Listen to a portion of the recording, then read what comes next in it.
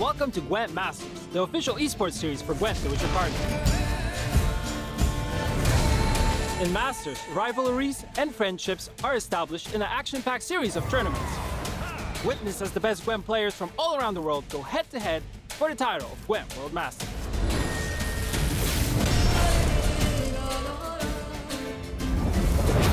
GWENT Standard Rank Play is the entry point for all players wishing to join the world of GWENT esports. Each rank season lasts 1 calendar month, and its highest achievable rank is the Pro rank. To remain competitive throughout the seasons, players will need to actively participate in the rank play, reaching Pro rank as well as constantly vary the factions and deck types they use. Every ranked season players will be rewarded with crown points accounting to their achievements during GWENT Masters and its events. Players will receive crown points for placing in the top 200 of the Pro rank at the end of each season, official GWENT Open tournaments organized by CD Projekt Red, licensed GWENT tournaments not organized by CD Projekt Red. You will be able to check how many crown points you have at any time at masters.playgwent.com. There are 3 tiers of official GWENT tournaments. GWENT Online Qualifiers are the entry tier tournaments happening twice a month through the GWENT Masters competitive season.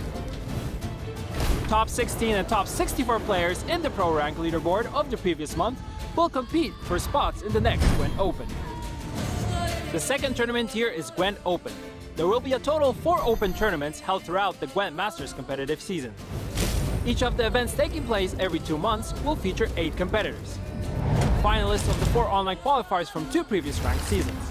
They will battle it out for a share of a prize pool and a spot in World Masters event. The GWENT Masters series will conclude with GWENT World Masters, the final tier of official GWENT tournaments.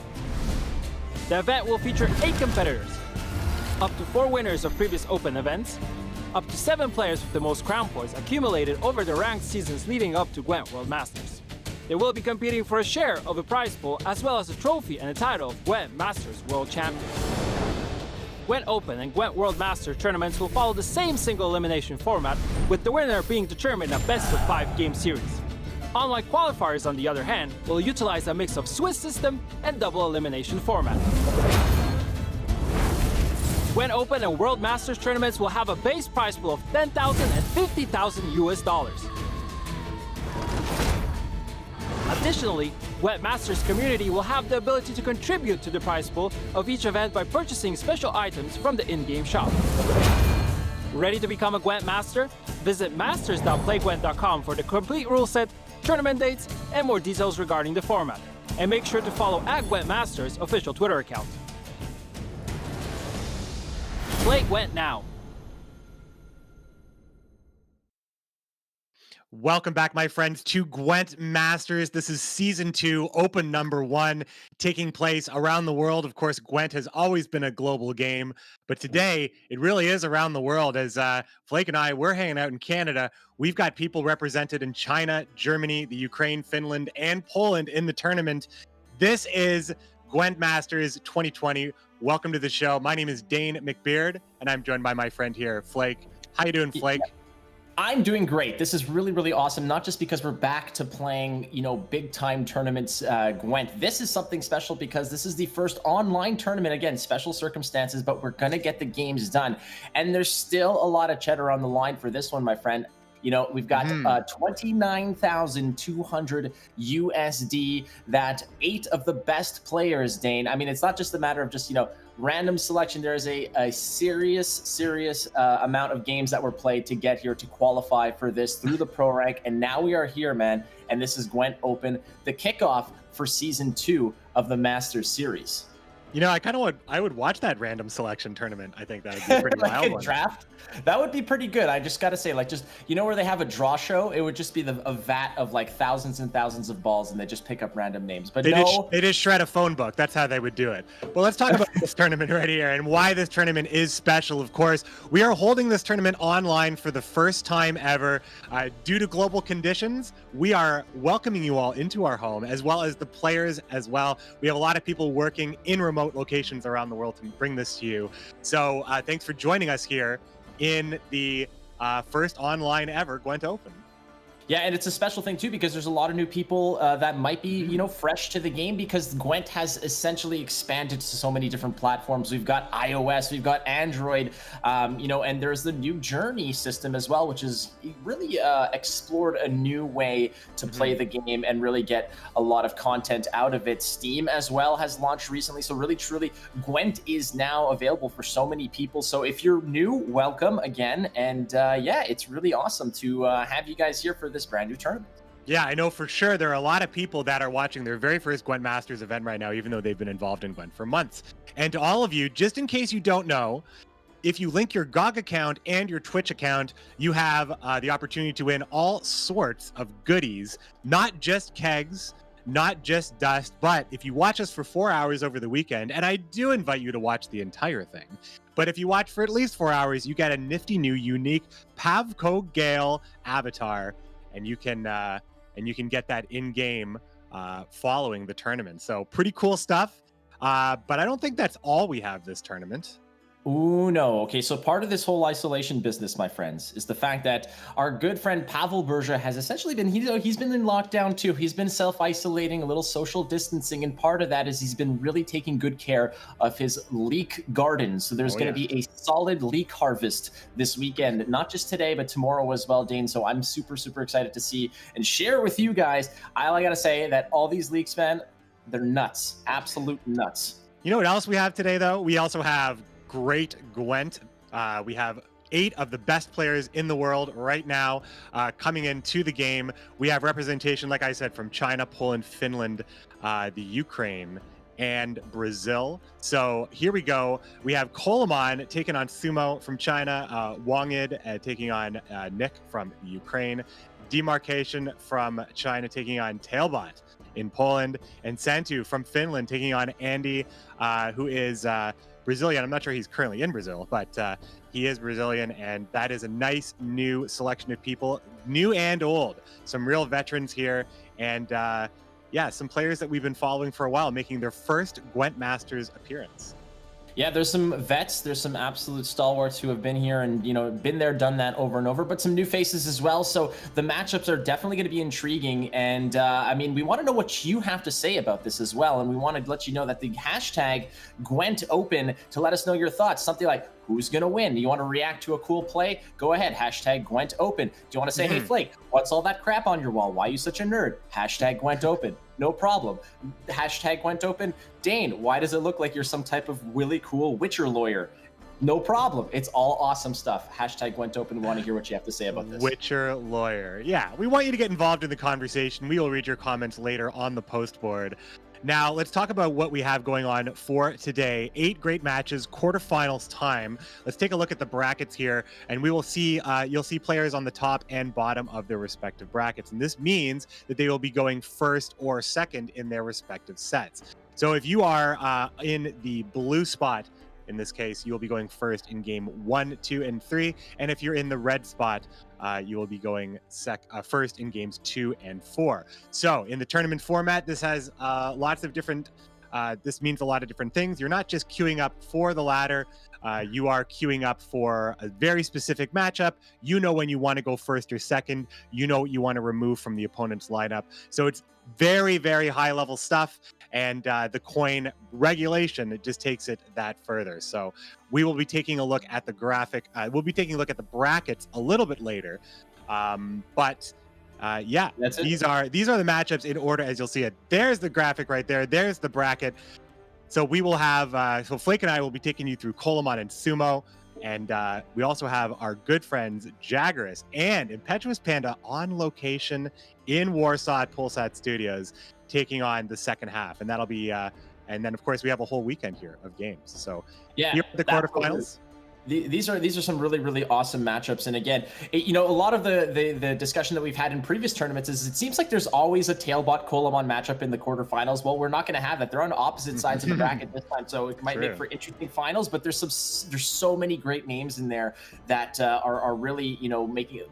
Some of it is just a matter of just wanting to make a name for yourself. You've got to the show, so why don't you just go straight to the final dance and take it home the whole way? So, but again, all of this is it just means nothing right now because we haven't played any games. But we do want to tell you, if all of this is just sounding like complete Klingon to you because you're brand new to the game, we want to make sure that you guys can go ahead and play the game as well. Go to playgwent.com and you can go ahead and download the game, take a look at it, take a stroll through it, browse all the decks and all the great resources that are available to you there, as well as on Twitter at playgwent and on the Facebook page.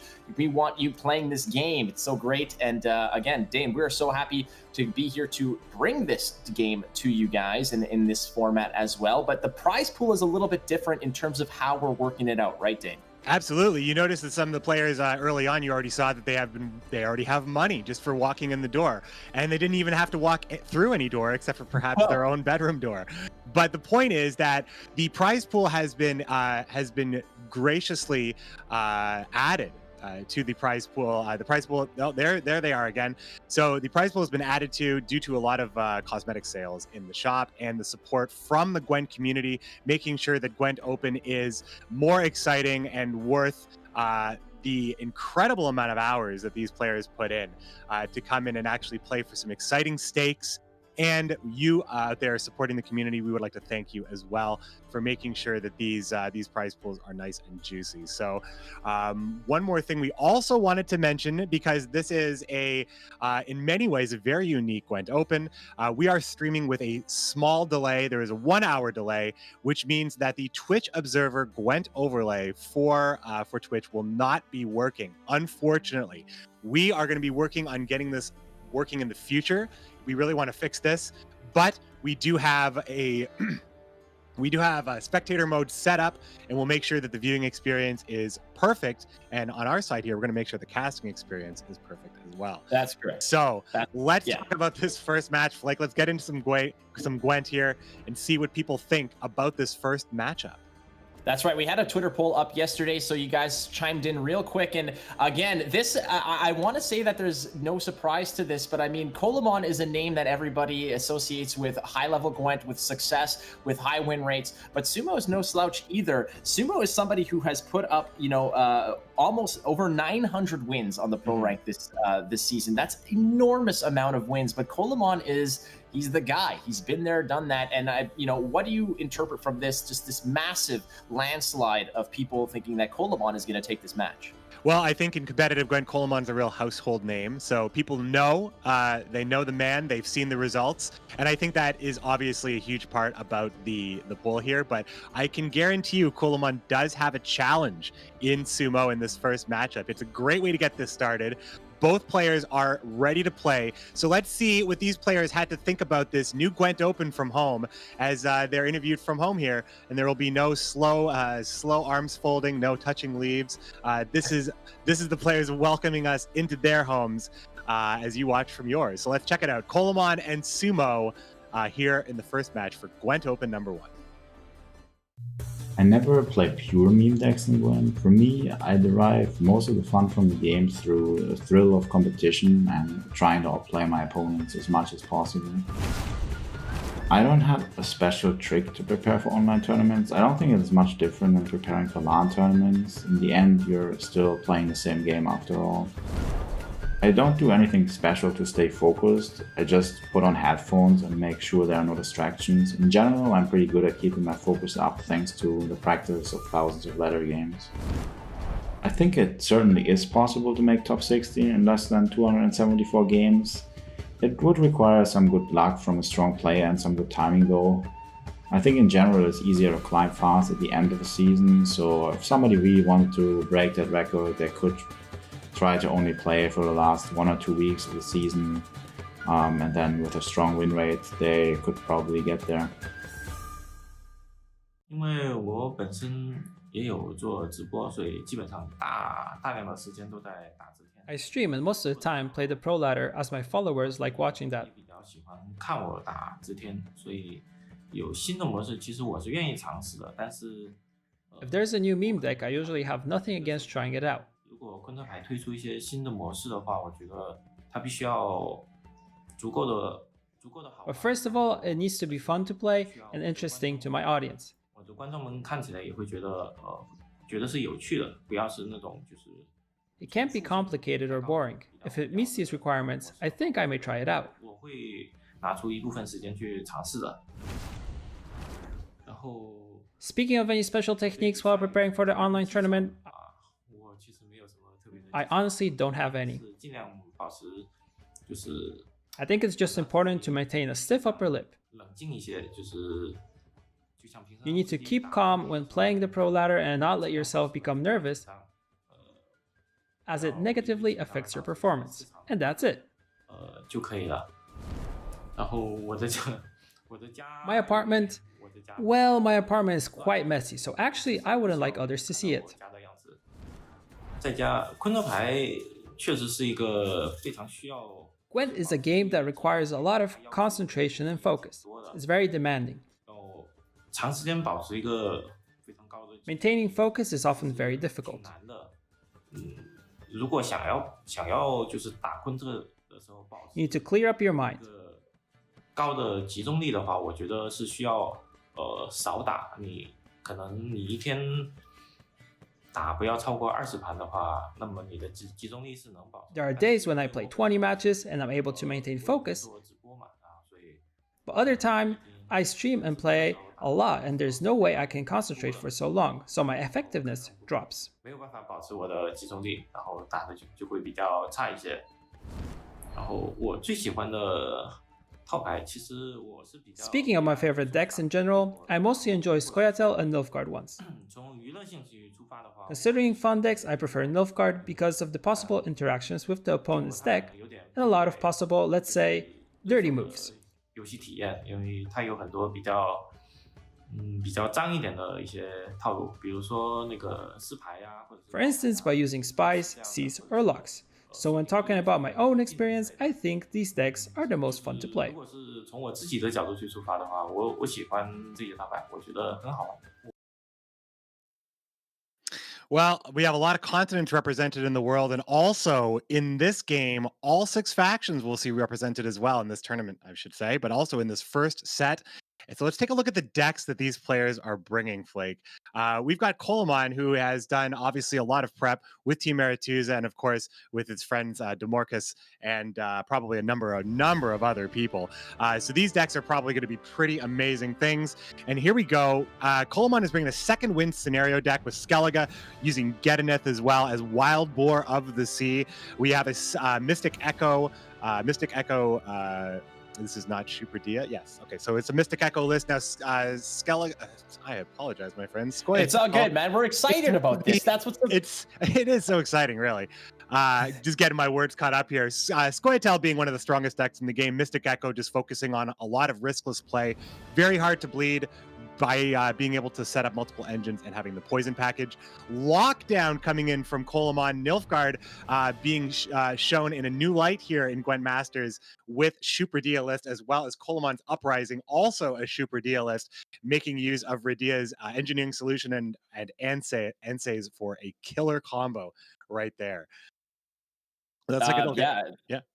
No, these decks are looking pretty solid, and again, props to Coleman bringing Lockdown, the first appearance for that, absolutely, that ability in any Gwent Masters tournament, so that's pretty fantastic. But looking at Sumo now, this is a great thing. Again, second win represented with the Gedoneth and a lot of the usual suspects of Morkvarg, Wild Boar of the Sea. Hemdall's going to be in there. Deadeye Ambush is the selection for Scoia'tael in this case. Feign Death with Radia is a great combination to ensure that you're getting a few procs off of that scenario right off the bat, so that there's, protecting that value, getting it right, rolling right away. Imperial Formation with Damien de la Tour, getting a second round perhaps with those leader abilities, and Blood Scent Monsters getting a little bit of vampire representation. You've got Mata, Oriana, a great engine piece with the Defender as well, protecting it. A lot of big boys, Egerd. You have the Osril potential finisher, and just in case you've got Karathi Delete Wave in case you need to get out of a sticky situation. Just a nice, clean and clear delete button. It's true. It's true. Yeah, monsters showing up. The Chinese players, I do like to bring these monster lists, and I'm excited to see them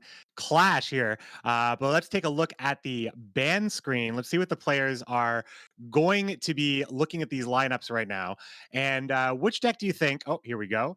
And no Scoia'tael. Flake, I mean, it does seem... I would say it does seem like Scoia'tael is the strongest deck, and it looks like both of these players are respecting that. What do you think about this ban here? It's worth noting in this case that I believe there's might be a little slight error because Blood Scent should be represented instead of, I believe that is Imperial Formation. Sorry, Tactical decision, my bad. But yeah, I mean, in this case, it's just the tale of the tape of what Gwent has been for a little while now. That Squirtle is just a very powerful faction.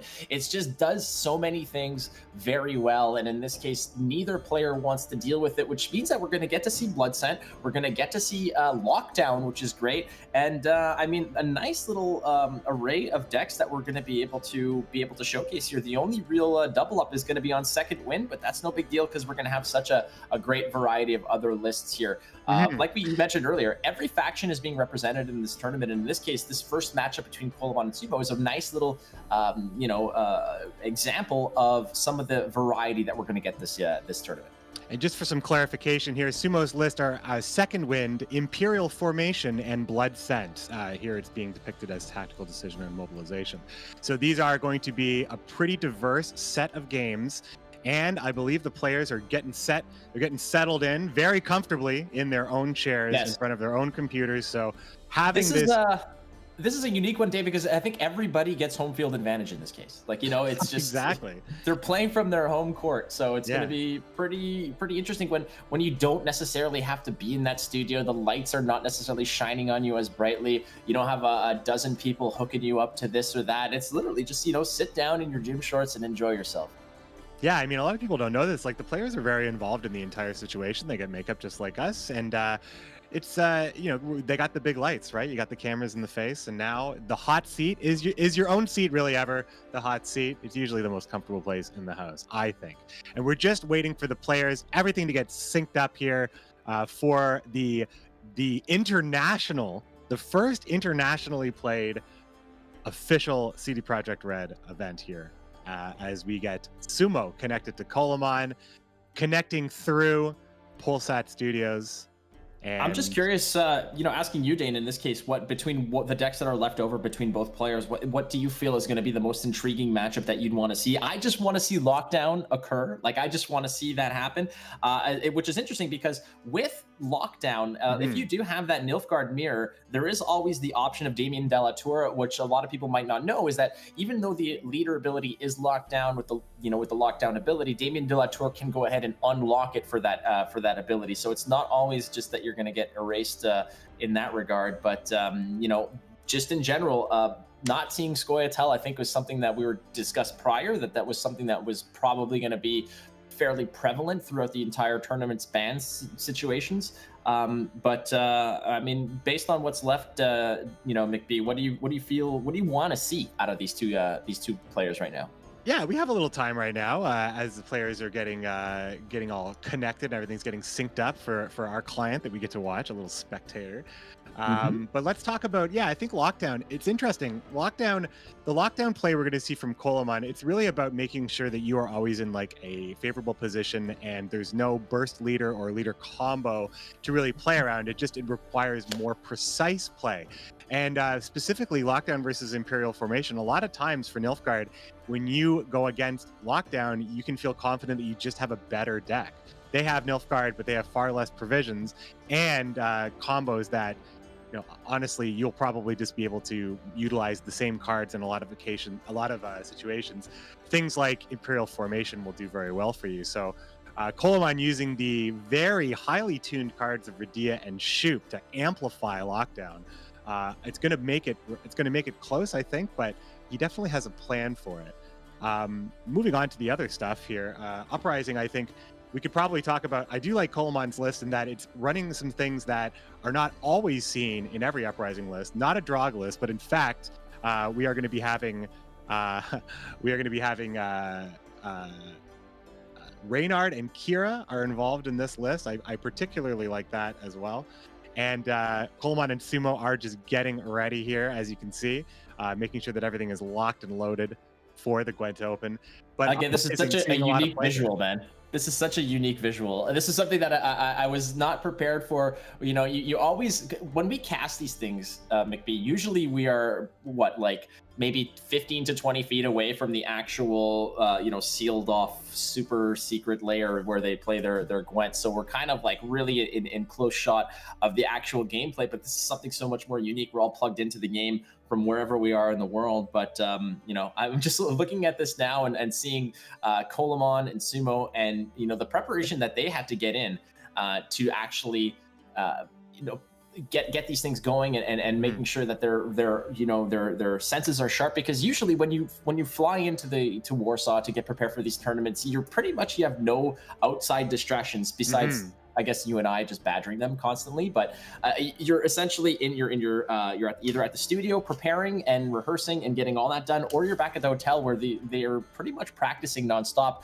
within a very isolated atmosphere of people who want to talk about Gwent, who want to focus and help them prepare. Now you're at home. Like, I know that back when I was in school and whatever, I needed to leave the house where there's internet, where there's my Switch, where there's the computer, where there's God knows what else, and baseball on TV. Like, I needed to get away from that. So preparation for these tournaments are going to be very unique for these players who are I think they're just getting set again. This is the first time we're doing this from a remote location, so we're still working out a little bit of the ripples and wrinkles in the operation here, but it's gonna happen, and we're very, very, very excited for this. And going back to these lists, as I believe Sumo is just getting himself hooked up and ready to go. It's all good. It's all good. We can chat a little bit. I mean, this is the first Open in a long time, and there's a lot to consider with the differences here. Me personally, I miss the fact that we can't really easily just sort of like bump into the players in the hallway and be like, hey, I just wanted to ask you this quick question about your deck. I just, we're thinking about it, talking to other players, and I was just wondering about this inclusion. But these natural organic conversations, they don't really come up when we're at home. So it's a different feeling. It's more of an isolated feeling, but at the same time, somehow we're all very connected as we're waiting for Coleman and Sumo to connect from across countless kilometers. Right, and it is also worth noting, ladies and gentlemen, that usually the way that this works is that the deck lists are fairly secretive and not given to the players in advance on day one, and on day two, obviously, the cat's out of the bag, and they'll have all that information. For this tournament, all players have agreed that all deck lists are open to them. They had, that is definitely, or at least something their opponents' deck lists are open to them. I'm not sure if they know everything about everything, but they definitely know what their opponents are playing. Correct. So basically, that's very new. That's right. Which is something that is only really reserved for day two. However, in day one, this is something that was proposed to the players and discussed amongst the players and CDPR, and it was agreed upon unanimously between everybody that this is the way they wanted to do it. So on day one, no secrets in this case. So depending on how you look at it, that maybe it adds some extra layers of intrigue here, because the players, there's no magic tricks, there's no secrets that are going to be coming out of left field. And I know that, Dade, you and I have casted so many matches together. We've seen some of those secrets that we have waited to surprise the players. I don't know if you remember that Freddie Babes Angulem situation back in the day that could have been a complete home run, but it was essentially, a strikeout in every case. But in this case, actually, well, not every. He was hitting with it. He just didn't win, I think. But he was the strategy was playing, and it was definitely fun to watch. But I know that between you and I, we were talking about that first moment when that, what we thought at the time might have been an obscure card selection choice, but it was a very unique one. At that point, we're just waiting for that moment where that card hit the board and just seeing the reaction of like, wow, okay, like that's a bold play. It worked out or it didn't. In this case, the deck lists are well known between all players, so there is going to be none of those surprises, which could make for a lot sharper, a lot cleaner, a lot less risk-taking Gwent, I suppose, in certain cases. But nonetheless, I mean, you have the top 8 players in the world, all qualified via the pro rank in the qualifiers, to be here right now with, some hefty stakes on the line. Absolutely. We are just making sure that there is something able to spectate at the moment here, but we're just gonna entertain. Look at this. This is a little impromptu Gwent talk show right here. I'm telling you. I will say this. Talk show. This is the talk before the rock right now. We are making sure that you are extra appetized for this match. So I do want to talk a little bit about the monsters list that we are going to be seeing coming from Sumo. I think that it's really interesting that the meta in China, or at least around, I think that it's known more of a Chinese deck, this Chinese Blood Scent Monsters deck. And I think that that's very interesting that it's been a while, I feel like, since a region has dictated what what could be considered competitive enough to bring to a tournament here. So seeing a Blood Scent list, yes, the graphic for everybody. Seeing the Blood Scent list here for Krathy Heatwave, Igurn specifically, and then looking at the inclusion of Mata, and I was talking about this with you guys the other day. Mata is not like a sure thing in this deck. You have Krathy and Igurn at the top, and you have Naglfar as well, which is another way to tutor your gold cards to the top, and Cave Troll, and of course a number of various 9-point cards in Oriana and Azrael.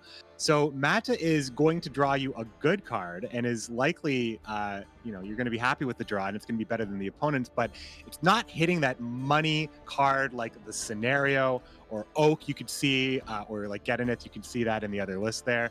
There isn't that super build around, I need everything to draw. I need to draw this card in this match for my strategy to occur type of card that Mata tends to be in a lot of cases.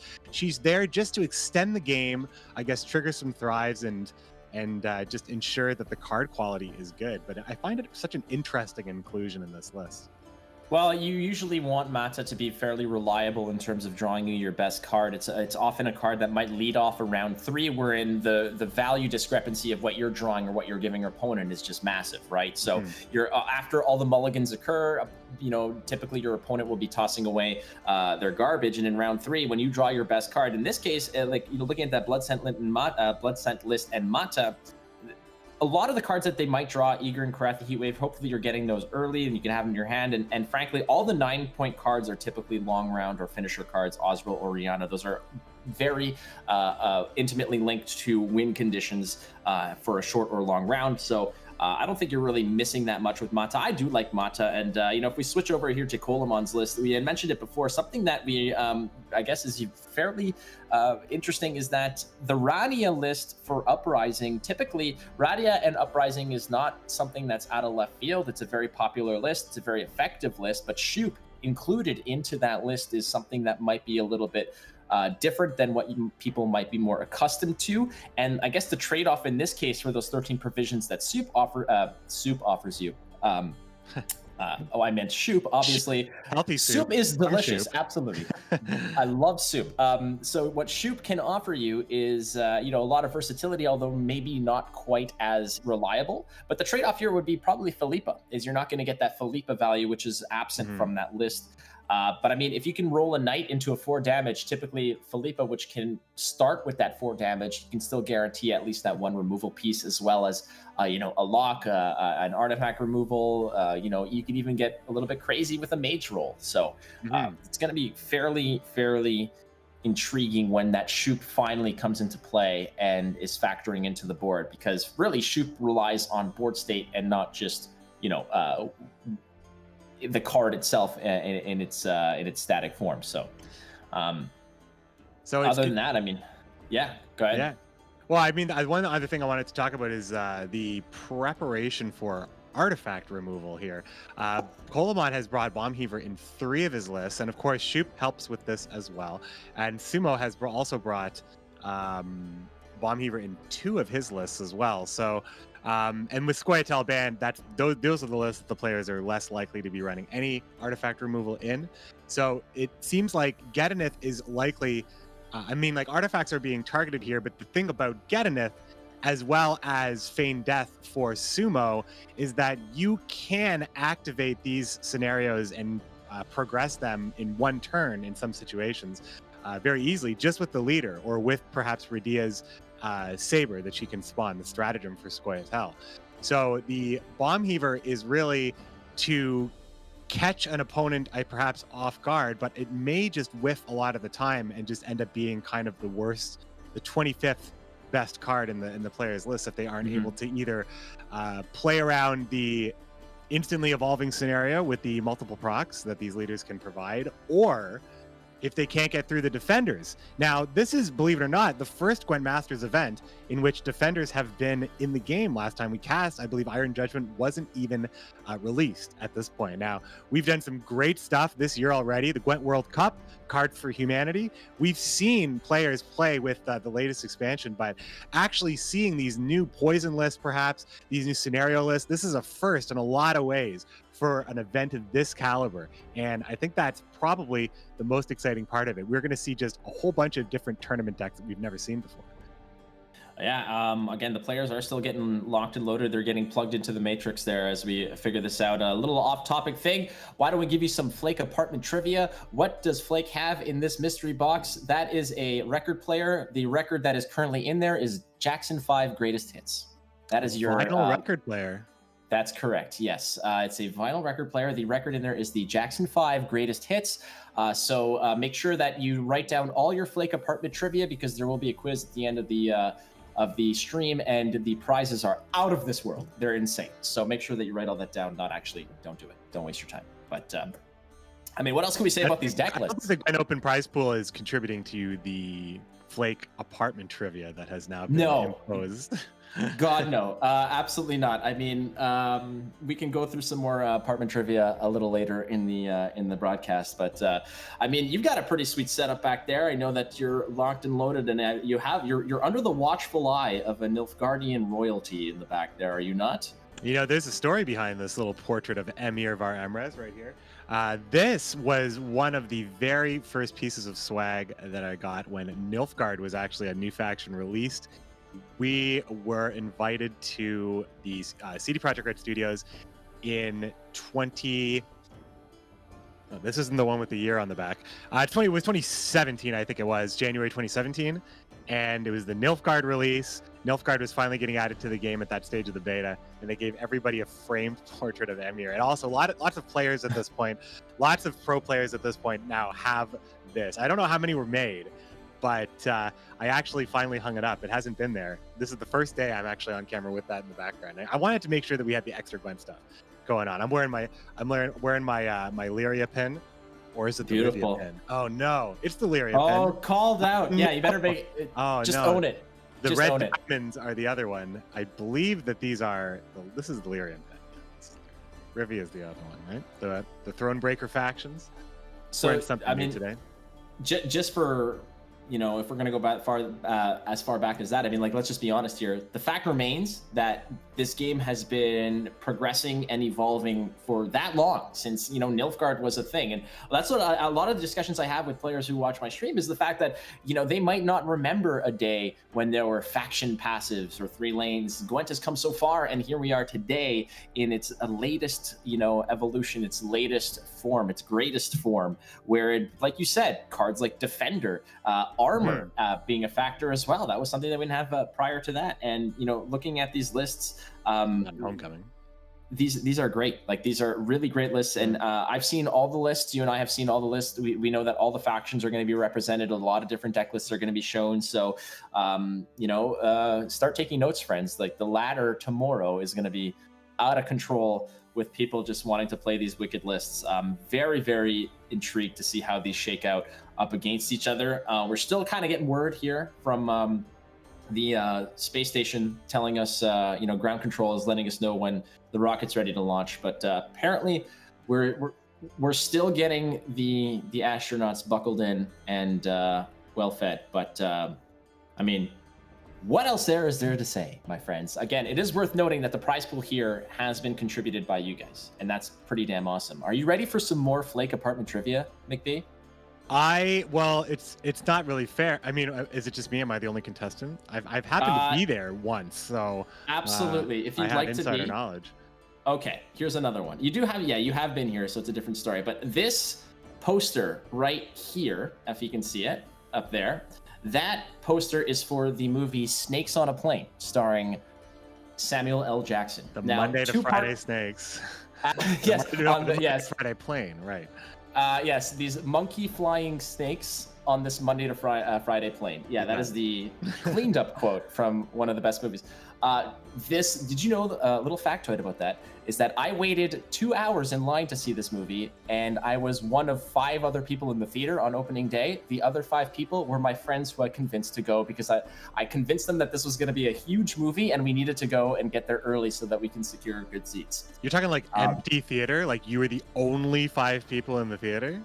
This was at a time, ladies and gentlemen, where you didn't have like pre-selected seats. You had to actually go to the movie, and if you didn't want to sit like straight up away in the front, like we had done this prior to like to see all the Lord of the Rings movies and whatever, like these big massive releases, we'd show up early so that we'd wait in line, so that when we had our tickets, they'd rip your tickets, then you'd wait in line in front of the theater doors, so that like when they let you in, you have your pick of the litter of the seats. We'd always want great seats to see these movies, and I had convinced my buddies. I said, this movie is going to be out of control. Look at all the This is like when they were trying to make things super viral, and they wanted to really have like these massive social media pushes regarding this stuff. The internet was really trying to push these movies. Anyway, long story short, as you can see, there's the Discord, ladies and gentlemen. Now there's me in various different ways. Yeah, I convinced my buddies that this was going to be like the biggest thing ever. I'm like, this is like the next Star Wars. So we all showed up at quite intriguing times. It was like 2 hours prior to the movie, and we were there, and everybody was walking around looking at us like complete, idiots, because we were waiting for a movie that basically had less than 10 people in it, 6 of which were us. I think 2 of them were ushers too, so I don't even think it matters. Absolutely. I mean, I don't know. Like, it's funny. I will be.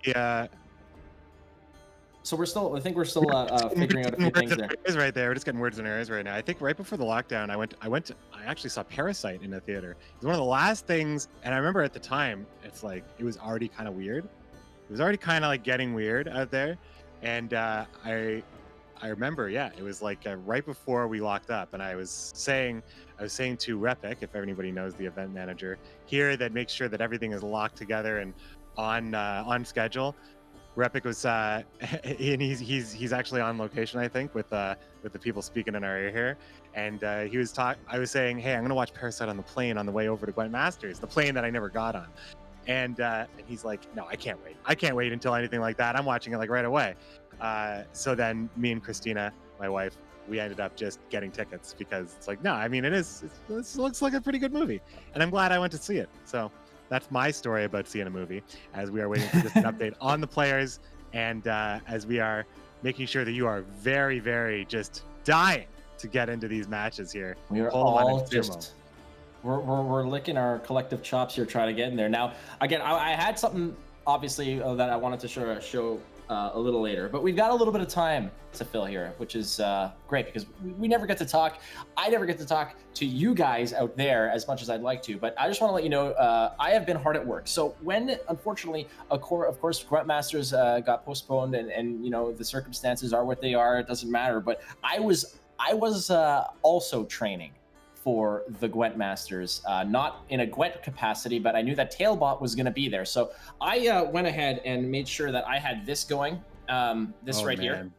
Yeah, so I wanted to make sure that I had the, like the Eye of the Tiger kind of Cobra Kai sensei thing going on. So I'm bringing in the Tailbot, because I just wanted to make sure that I was ready for, I don't know if you guys have seen the epic showdown between Demorkis and Tailbot, the arm wrestling competition, but I was trying to train. I was trying to train. So every day, you were there, you saw that massive, the Clash of the Titans, sure, maybe it occurred in a It was shortly format. after the push-up competition. Oh man, so much alpha. So much alpha at that Gwent Challenger 5 after party. It's like fishing stories, right? Like where they always get exaggerated, and like before long, it's like, yeah, they were We're not. There's no exaggeration of what we're saying. Like we were out drinking, and all of a sudden these dudes start doing push-ups in the middle of the square. And I have the video. The videos do exist. There's no exaggeration. I like to relax after a hard day work with a beer, but no, they were like just the feat of strength all day long. Yeah. Just Challenger 5, Challenger 4 was like that too. Mogwai put me in a chokehold. Oh, poor Shinmiri. Anyway, but for some reason there's a lot of alpha in the room, and it was just crazy. And like before long, you're there just like having a drink, and you turn around and like Demorkis is like squatting a Volvo on his back. You're like, what the hell's going on here? And he's just a classic. He's got like a rum and coke in one hand, and and everybody's having a good time. But I figured like that was something that I wanted to make sure and bring in. I wanted my own little victory. So every day I was just sort of like doing the old the pumps for Tailbot, but unfortunately that never happened. So I only have more time now to train for that, to get that level of embarrassment against the old tailpipes himself. I think we're good to go, which is the players are ready to get started. Finally, the technical difficulties have been sorted out here, so we are going to take a look here. Coleman, you can't yawn, man. You didn't have to get up at 6 o'clock in the morning for this thing. You're not allowed to yawn, Coleman. Yes. So we are hoping that everything is going to be connected here, but this is it. This is the moment we've been waiting for to get started here with Gwent Open Season 2. Coleman and Sumo being a hell of a headliner. You know when Coleman is the first player on the list, that it's going to be a spicy lineup. Well, that's the thing, right? And when you look at these matchups, a lot of the time, it's like, what's the recognizability of these names? And you can go past that and actually dive into the stats. Obviously, everyone knows Coleman because he's been to so many tournaments. What more can we say? He's recorded so many interview videos and such. But at the end of the day, it comes down to the performance. He backs it up, and this last season is no exception. Coleman in this past pro rank season has the fewest ladder games out of all 8 contestants and the highest win rate. He's got a 67.3% win rate, with only 559 games played. If we're going to contrast that to Sumo has the most games played, but we're finally here and we're ready to rock and roll. The Mulligans go. Mulligans be damned. We are in the game. We are actually seeing the players live choosing cards to mulligan and redraw. This is a really cool effect of the spectator mode. You can see the cards go in and out. This is awesome. We are officially connected. Thanks for hanging in with us, my friends. At the end of our invocation comes in. The Van Muller Hunter goes out. I love this. I love how we get to see this here. So, we actually just need to let you know, my friends, that Sumo is the top player here and Coleman is the bottom player here. There's going to be a quick now the game perspective is actually fair. So what I said is not true. Now you've made a liar out of me. Coleman is, however, acting first in this game 1. So he is not really in the red position. He is in the blue position and acting first. That's the only thing we need to correct. As the Nausicaa Sergeant trades with the Magni Division, both engines leading off here. Nausicaa Sergeant, a pretty good inclusion when you are running a Shoop list specifically. And I do like that we actually end up getting to see the Nilfgaard mirror we talked about earlier on. The Nilfgaard mirror that we assume that Sumo would just have the better deck with more provision. So watching Coleman here on Blue Coin shall be very interesting as he locks down this Magni Division. Yeah, that's a good trade right there. Dropping in the easy soldier lock, you're getting another point off of the Sergeant, and you're just shutting down the Magni Division. Again, you are on Blue Coin here if you are Coleman, so you want to make sure that you don't want to fall too far behind as the poison is easily deposited on that Sergeant. So no real issue about worrying about that for later, because you always can follow it up with the other poison that you've got in deck. But as I mentioned earlier, McBee, I was very intrigued to see what the lockdown, how the lockdown would perform. And this is a matchup for the lockdown where on Blue Coin, sure, no problem. But if you are Sumo, you always have that Damien and you do have the Fion in hand to protect it. So you're not completely shut out of using your leader ability in this case because the Damien will unlock it for you. So it's not completely wasted, completely out of your reach to use. And there goes the Crossbowman, again a great soldier piece, and that's going to drop 2 damage and go ahead and boost the Sergeant as the genie is rubbed out of that lamp, and the final poison completes the package on that Sergeant. Yeah, we're seeing a lot of bronzes get traded here, low commitments just to stay into this round, as now Coleman is able to at least maintain his lead and opt for the pass here on even cards at 7. That is always an option, I think, in any game. You can make a consideration, especially if you are in the position of going first.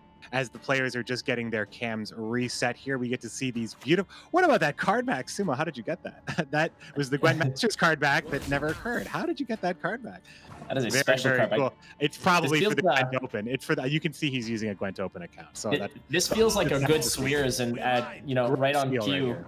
That's a fantastic seer because it also comes in as the soldier goes ahead and gets the trigger on the crossbowman, and there's another crossbowman in hand again. So if we're talking about little flipsy dipsy There over we here, go. okay. So Let's get reoriented here.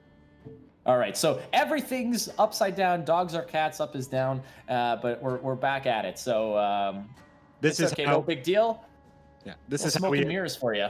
This is how, of course, this is how the bracket does look. Coleman being on the blue side and going first, as he is now making his decision on what to do next. Now, what I do like for Coleman's position here is that he does have a Purify for any sort of defender. He does have Yennefer's Invocation as well to remove anything else that might be in the way. So the options to deal with defender protecting stuff like Damien, or perhaps protecting something he needs to remove, the options are there for Coleman as he's still going ahead and playing low provisions, big points. That Ardfane Tortoise comes down, and Damien now going for the squeeze here at the 5 cards. Now, this is important. Coleman needs to deal with removing this or concede the match here. Now, doing this, of course, it's a great pickup here. He can't do very much for it, but it's his only way of solving the problem with Damien on the board. Right, there's the pressure of either passing in that regard if you're Coleman and in terms of nullifying the effect of the Damien, but at that point, just stealing that card, it's not a big pickup in terms of other things that you could have lifted off that board. For instance, the Fion, let's say, but at a certain point, the value that it could represent is always important for Coleman. Yeah, I mean, the big difference would be, let's see here, Tourney Joust. Absolutely. I mean, there's Hefty Helga is another huge threat, but a Tourney Joust does exist for that threat. And I suppose you could say Moral might have been a good pickup as well. But honestly, that is probably the best target, like as far as just sheer removal that Coleman wants to take off the board.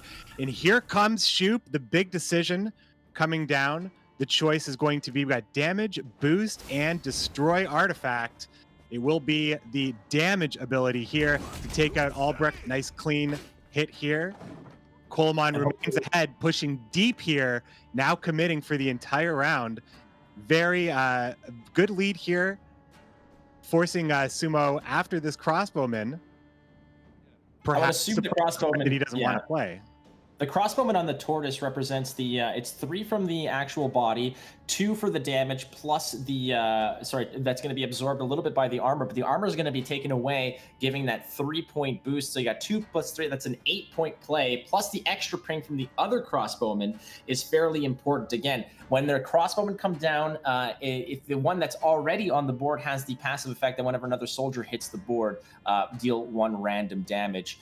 So that crossbowman can be a pretty big play, but Fion coming in really. Fion and Damien in this round. This is big. This is some big red coin energy right here. Nothing to really protect. Nothing to I mean, he does have Royal Decree, so he's looking for. Let me just double check here. He is looking for something like Moral, perhaps, or Hefty Helga to protect on the back row. There is no Skeleton to protect, which is the first thing I thought of when I saw the ranged Fion. But this is only getting ahead by a point, but just forcing Coleman, just saying, you must keep playing.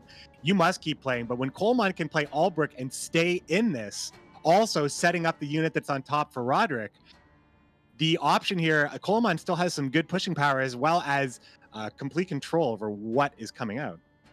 Right, and worth noting, Coleman does have Lacerate in his deck, so it's possible that Sumo wants to make sure that he's just sort of spreading his forces between 2 rows to avoid a potential big Lacerate. I think he's going to start depositing more of those units on the range row in case that becomes an issue. But coming down there with the Albrecht just to squeak ahead and set up your next draw and put that card on the top of the deck. There's the other crossbowman, hits the tortoise. Again, a big boost. That's a nice Fion, nice and protected. And this is a scenario where you're like, I wish I perhaps maybe had that Yen's Invocation, but that was used on Damien a few turns ago. And still, Coleman is down by 5. It's, that is a fairly nice looking Fion in the back row. You've got 2 of the crossbowmen are just more stacked on top of each other, and a Royal Decree. You have a tutor and you have an answer. You're looking really, pretty solid. I mean, it does look like Sumo's hand is much stronger here. The Roderick does represent points, a big amount of points here, and of course, this was already set up. This was already set up here, and now that's going to be the pass. The passing just occurred there very quickly, and it looks like Sumo on even cards is going to take the first round of the Gwent Open, which of course puts him in quite a huge advantage. As we see the draws, Triss Telekinesis put on top of the deck for Coleman, Damien de la Tour being drawn. That was the Yennefer's Invocation draw. And now we are actually seeing the mulligans in real time again. If you're not used to seeing this, you can see what the opponents are choosing to keep and throw away in real time. I think this is really cool. The Damien's not going to do too much for Coleman. The extra lacerate also not appealing to the German champion. And just dropping the cutthroat there, not much value that he's going to get off of that, I feel. But you do have to just deposit something on the board and see sort of pay the toll into round 3, dropping the body on your way and off to round 3. And Coleman's in a little bit of a tight squeeze here. He does have Radia, he does have Triss Telekinesis. The Roderick's going to go ahead and find him a good option here. The Purify possibly. There is Razor Ramon, and he's got he's got some soldiers to back him up there. But is that, you know, you're gonna have to sort of look for something a little bit better than that. So Coleman is in a pretty rough position. We talked earlier on, if you're locked down, sometimes you're just playing the worst deck in the mirror. And now Coleman does not have last say at all. So this is going to be a pure value situation in which Sumo, arguably in round 1, when the pass occurred, he had a better hand to begin with. So we still have the mulligans occurring here. They fly in and out of the hands. A pikeman showing up. Lots of interesting bronzes in Super lists because you do have to go singleton. And it looks like Coleman does have a couple of engines and decent units for Ramon if anything is played on the melee row here. In the long round, you don't mind having Triss for Lacerate, and perhaps the Tourney Joust might be required if the Royal Decree is used for Hefty Helga. I think that's, I mean, in terms of the actual, so once the crossbowman's gone, Razor Ramon has fewer targets that he really wants. And in this case, I feel like that pikeman, if the opponent, if Sumo wants to go ahead and commit to the front row, that is, you know, something fairly, I don't want to say game changing to a massive degree, but it might keep him in this if Sumo wants to go ahead and actually commit to that front row. But this is an issue now for Coleman because he has to play first. And as you can see, Sumo just go ahead and deleting that unit, deleting the Magni division, and now he's back on a proactive play. He could drop the Radia potentially, but again, Radia oftentimes is a play you want to have and find an answer for, perhaps by playing it on the range row and having a myriad of options versus putting it in the front row with the lock. And there's Razor, and he drops the pikeman, so this is going to dissuade Sumo from playing to the front row. But again, that could actually come back in spades, because if he goes ahead and stacks the back row, Triss can find that lacerate and get some extra value. That is a good point, but of course you do have to play on melee right away if you do want to do poisoning, which looks like Sumo is not even interested in doing. He just wants to make sure that he has an engine on the board for his assimilate, which is not going to be it's not going to be proccing very much. I think we have a little bit of bribery, but it is just like what Sumo is doing is playing very, very low commitment, because Coleman's running out of cards at this point. Like the assassinate, lead off, that just means that Coleman has to play proactively and continue to play proactively. And here comes Razor Ramon. You started it now. He's the bad guy. He's the bad guy. He's the bad guy. I know, it's true. As another Ardfane crossbowman comes down, and now Lacerate, it doesn't even matter sometimes, because the armor is such a pain for Lacerate to get value, especially when you're just running out of cards like Coleman. Painted into a corner, perhaps. Crossbowman is such a great target for Razor Ramon there to clone and start dropping those out, because without any option to deal with it and protected by that extra little bit of armor, it's pretty nasty. That is a great Swears to pick up and go ahead and steal that well-protected crossbowman. And now, you know, it's looking a little bit better for Coleman. Still a lot of pieces left for Sumo. Again, there was no Royal Decree left for Sumo. That poison, he's just kind of banking by playing the cupbearer in the back row, and you know, putting all his eggs in Moral's basket to complete the poison. You know, Coleman still has that Purify, so that Moral, which has a deploy effect of give a poison, and an order effect of also poison a unit. He himself can go ahead and complete that 2 poison sequence, But with that, without a third poison to perhaps back it up, Kolomon's Purify might come into play here and maybe protect some very important units, but he hasn't really committed anything too tall right now. Well, the unfortunate story here is Sumo's double last say. Morale can be played, Kolomon forced to pass. Morale can just trigger, I think. I think that it's almost a sure thing that Morale actually resolves right now. It just the sequence of the other 3 cards is all Sumo has to think about. Kolomon also has to have has the Diviner to hold on to, but if the poison is never applied until after that play is made, looks like, yeah, there's the Diviner right there, trying to get it maybe a little bit of extra value from Triss's play and Radia's play, or Triss's Everyone's play favorite specifically. card comes out. Bribery. I think just going straight up points, but the All crossbow. bronzes. It's interesting. Bribery does roll lower against Shoop Radia lists, as Bribery does not look at duplicates. So that means that because it doesn't look at duplicates, it's going to be looking at every possible bronze and gold, as opposed to perhaps half the amount of bronzes. So you're less likely to roll a gold against a Shoop Radia list, and that's what we saw. 3 bronze options. And just take a look at that back row now, and talking about avoiding the pikeman pings by just staying into the ranged row opens you up to a potentially devastating lacerate. But with all that armor, they've got they're well equipped to deal with that scratchy in the back row. I've heard it. I heard it yesterday, referred to as Triss Scratchy, yeah, and I kind of liked it too. I was sitting on that one, and I was like, Triss Scratchy. All right, I feel it. But again, with all that armor in the back row, it just makes it so bad. Where you're probably going to get a scenario where Triss is probably going to go ahead and opt for something like Assassinate or Tourney Joust versus the Lacerate. There, Kolomon going for Radia, just finding the lamp and just taking that 13 points she's known for in some situations. And it looks like Triss coming down. The best you're going to get from her, I think, is 4, no matter what you see. And Assassinate never gets. Maybe Assassinate gets 5 on the Cupbearer, but the Lacerate just gets 4.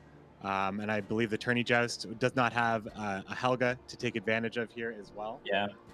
Worth noting as well, both crossbowman pings hit the Radia, which kind of robs a little bit of the poison value or the Yen's Invocation value. But I mean, those are end notes to a game that has essentially been dictated since Chapter 2, when going down by 2 cards. Kolomon here is just not looking good. But the Triss Telekinesis does find the Scratchy, but the... Gonna take the Assassinate on the Cupbearer, I imagine, for 5.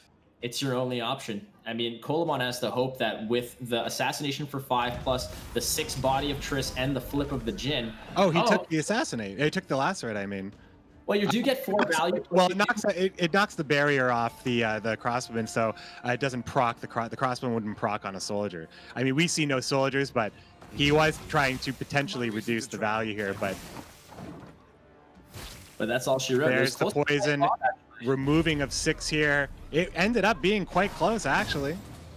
And worth noting as well is that it had Kolomon chosen the Assassinate and executed it on the Cupbearer, that would have been only a 1-point victory, because the Lacerate was worth 4 points and the Assassination on the edge of the map on the Cupbearer was worth 5, and ultimately that one was dealt with, but or that was turned out to be a 2-point win. But again, tough place for Kolomon to be, being bullied a little bit in round 1 there on the blue coin, and you're making the best that you can with the scenario that you have, going down 2 cards against that list.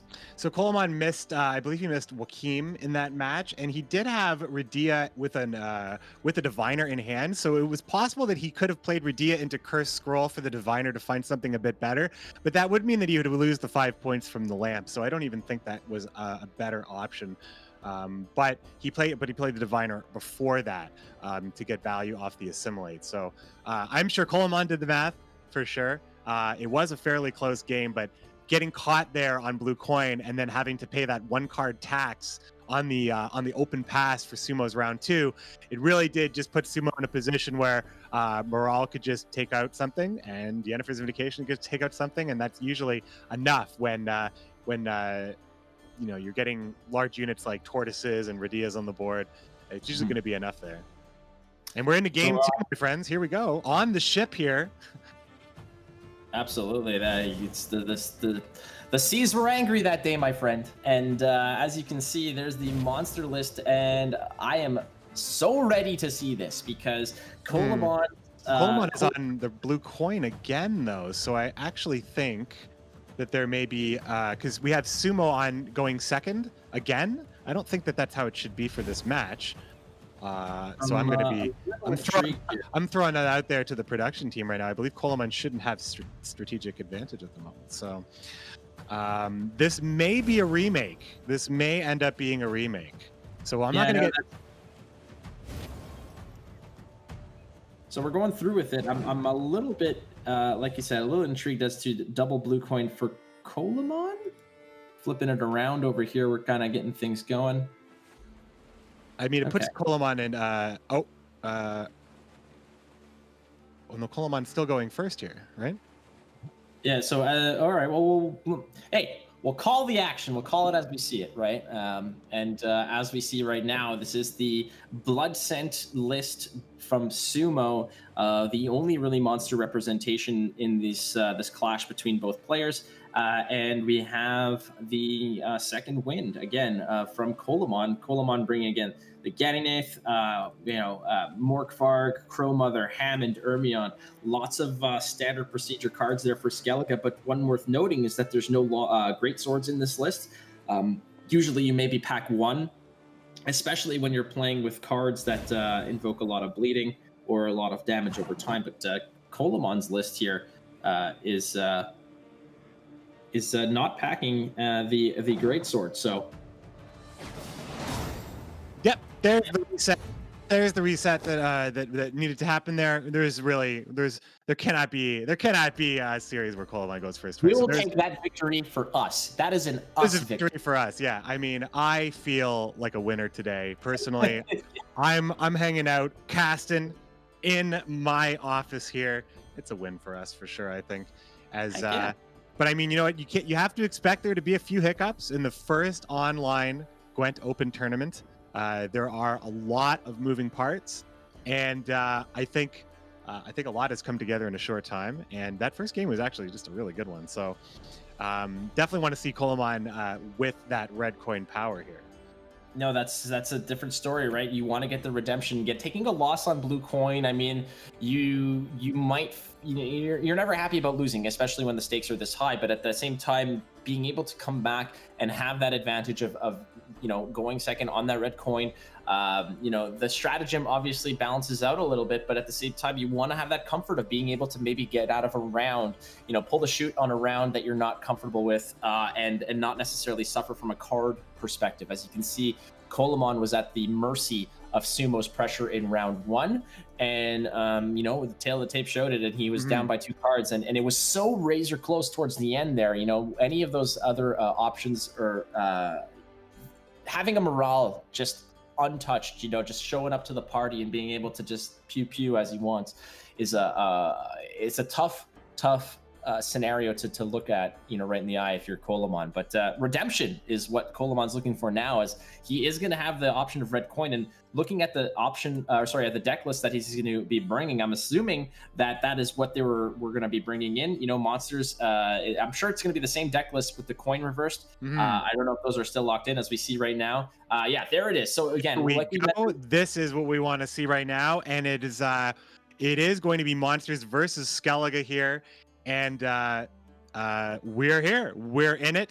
Colamon is going second in this game, so that looks good to me. And we're going to get to see a little bit of monsters action. That's right. Monsters is double Plumard in the hand. Nice little. Those hands look great. In all honesty, you have the nice little boat package. The yacht club is in full swing there. It's getting warmer outside, and you want to bust out the old yacht, but a nice little Plumard with no one to really connect with is okay. He's going to drop in there, but that second Plumard is going to be nice to sort of double up on that bonded ability, which gives 4 turns of bleeding. But in terms of proactivity, nothing really you want to play otherwise, right? Yeah, I mean, again, you want to lead off with low provision stakes. You don't want to make sure that your opponent is getting more out of the game than you specifically, especially now when you, and on the red coin, you do have that option to push ahead when you need to. But yeah, a proactive play here that at least increases the bonded ability as Skellige starts off with the most popular opening play right now. Skellige seeing so much power from the ships these days, Uncrate Longship and Longship, the standard Longship, as well as Wild Boar of the Sea. And we are still in this game, my friends. But yeah, Wild Boar of the Sea and Longship, just the whole naval game from Skellige stepped up in the last little bit as a Parasite quickly sinks that ship.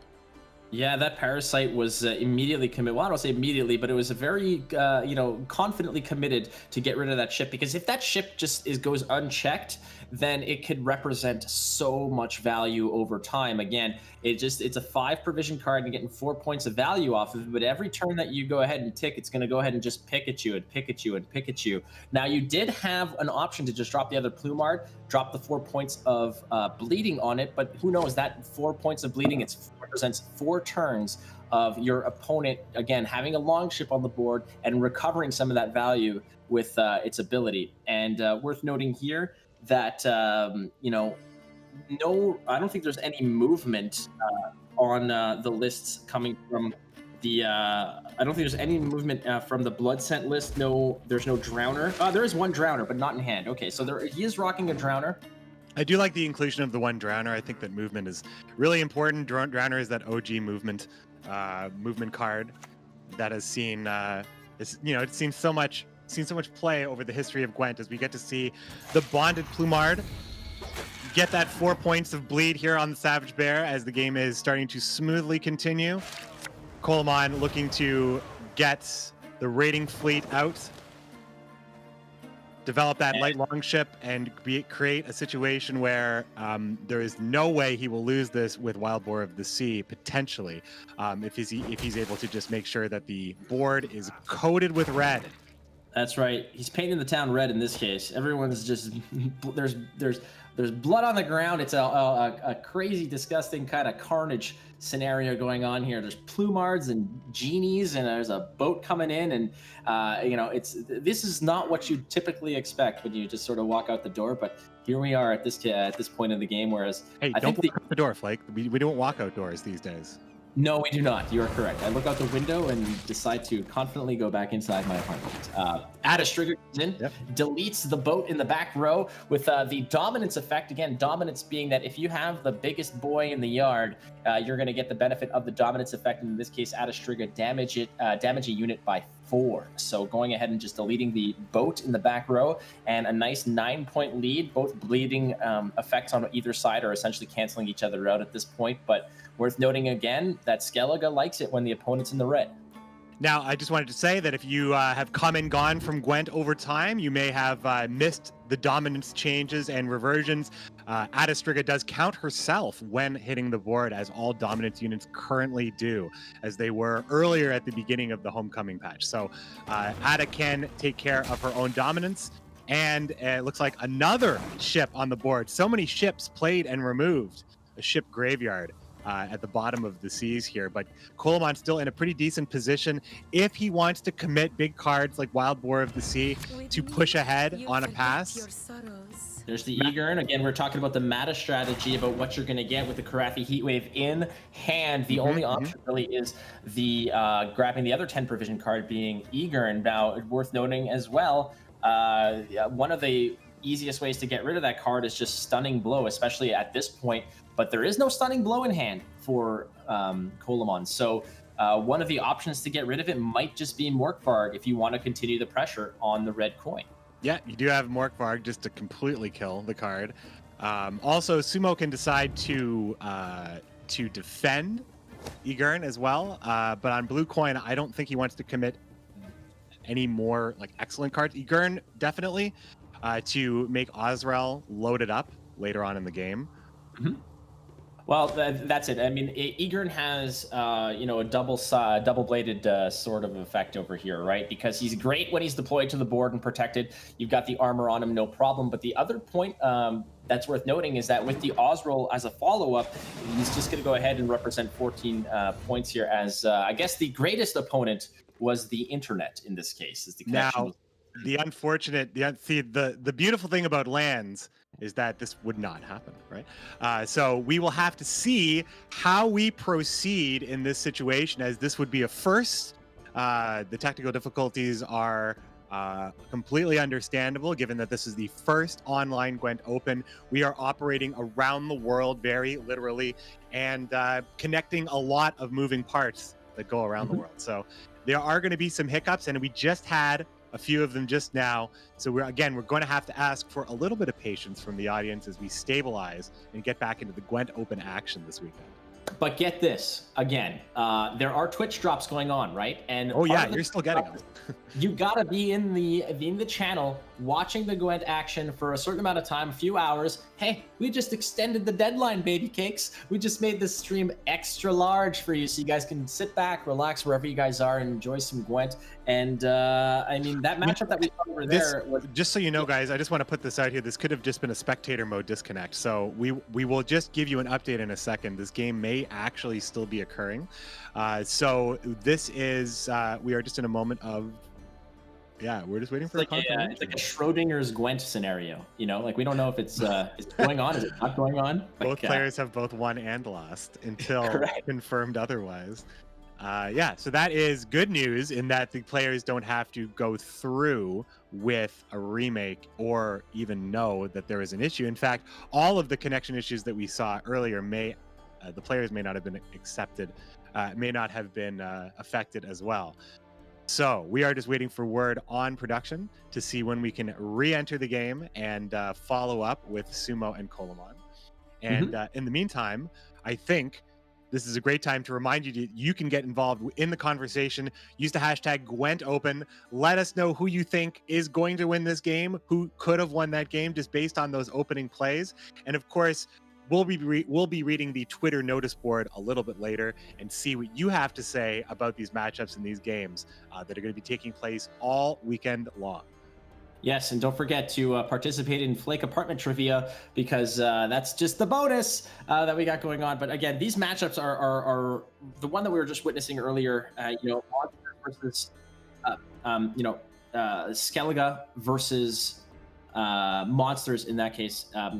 With the bleed factor, the one issue that I find is really difficult for Monsters to digest, especially since they really lack a lot of control options, is that when you're playing against a Skellige list that operates with great sword value and that type, it's a really difficult matchup to parse out if you are Monsters, to sort of make sure that you're not giving your opponents too many options to damage you and get the value, especially since you don't have many control options. But in this case, Coleman is not bringing any great swords to sort of trigger that kind of value train going on over the damage and beats.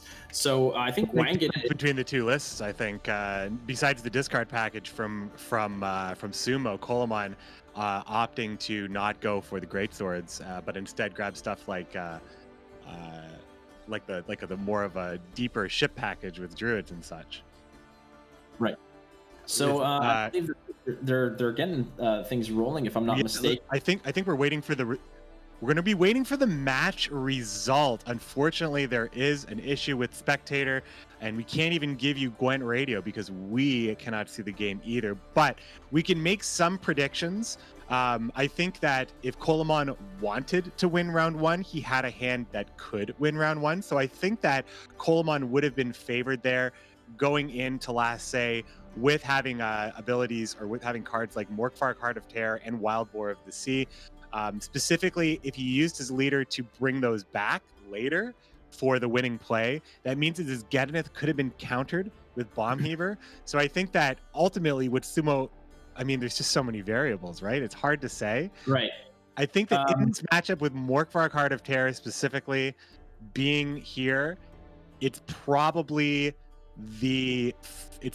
favored that if Coleman wins round one, he should be able to take the match. But it's just a prediction here. I'm not really sure about the matchup. The Blood Scent list I haven't really played a lot of myself. Well, Blood Scent exactly is something that I don't really have many reps with. I've played Blood Scent. I've watched a lot of Blood Scent. I've played against a lot of Blood Scent. Being able to go ahead and quickly just drop 3 instances of bleed, dropping your Orianna behind a defender represents just a really big 3 turns that can really just snowball for you in great ways. Again, but if you're Coleman, you want to also make sure that your Morkvarg is in a placed position to go ahead and just delete that Osril. I mean, Osril's greatest enemy is Morkvarg.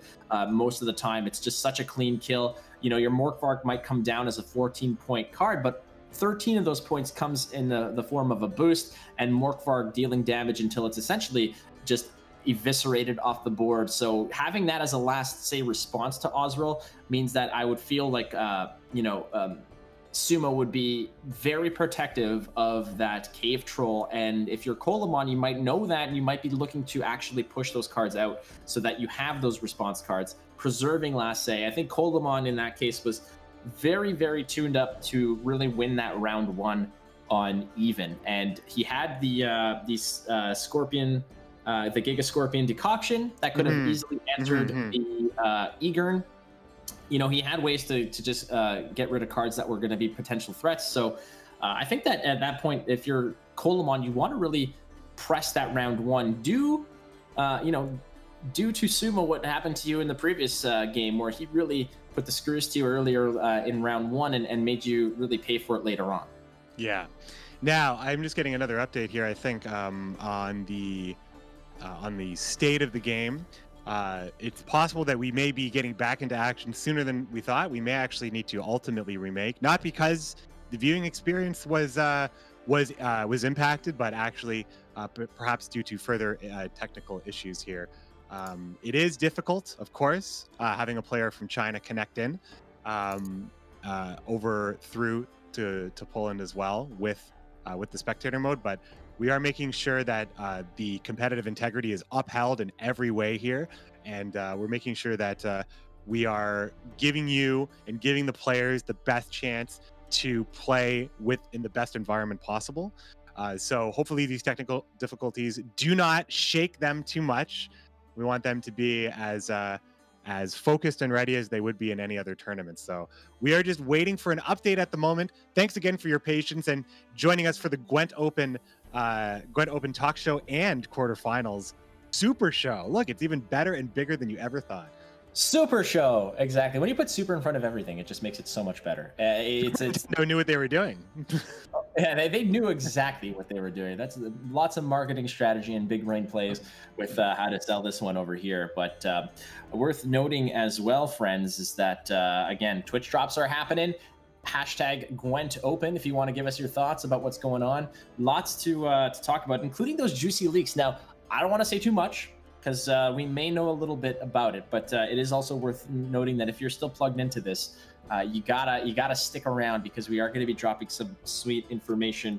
And if I'm not mistaken, also we're going to be having Jaggers and Panda cast the second match, so you're going to get to catch up with them as well. So lots to still happen over here at the I'm at home, so I mean, I don't know what to tell you. Usually it's like live from Warsaw, but that's not the case. It's live from apartment 1203. So that's kind of what we're doing. It's like the Saturday Night Live at home kind of situation that they were doing. Right. I think I usually love to open up with live from the Gwent Tavern in Warsaw, Poland at the CD Projekt Red Studios, but I didn't even think about that opening this time.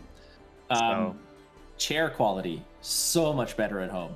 Well, just saying. This is some inside baseball. Only people that have sat at the desk in the Gwent Tavern know that we are very happy to have our own chairs. They treat us well. We're happy. These, I could do. Oh no. This is comfortable. I can handle this. They're absolutely great. And again, I would rather that the competitors have the nice, comfy, big chairs. They get the thrones. They get the thrones. We sit on like a torture rack that you see in a medieval museum, but it's fine. It keeps us on edge. It keeps us focused. Keeps us, in the game. But it's all good. They treat us like, they treat us really, really well over there. But now we're at home. Still recycled bicycle seats, but it is home, right? In a lot of ways, it's our second home. So it is. I mean, I'm very, very upset that I'm disappointed that we couldn't get to go, all things considered. But we will be back at some point. Sure. Yeah, it's gonna happen. And like we said, we're waiting for that match to resolve. There are some technical issues, I believe, with some of the connections. Like Dane said, is that we're all around the world, and all this, it's going to space, ladies and gentlemen. It's got to go to space and then come back. So we're making sure that this is as clean and smooth as possible. This is the first time we do this kind of thing, so bear with us here. We're getting it done, but you get to see our homes, which is fantastic. And this is my little isolation chamber. This is where I've been, waiting out the zombie apocalypse. But we're doing good, and I'm feeling good, and that's what matters.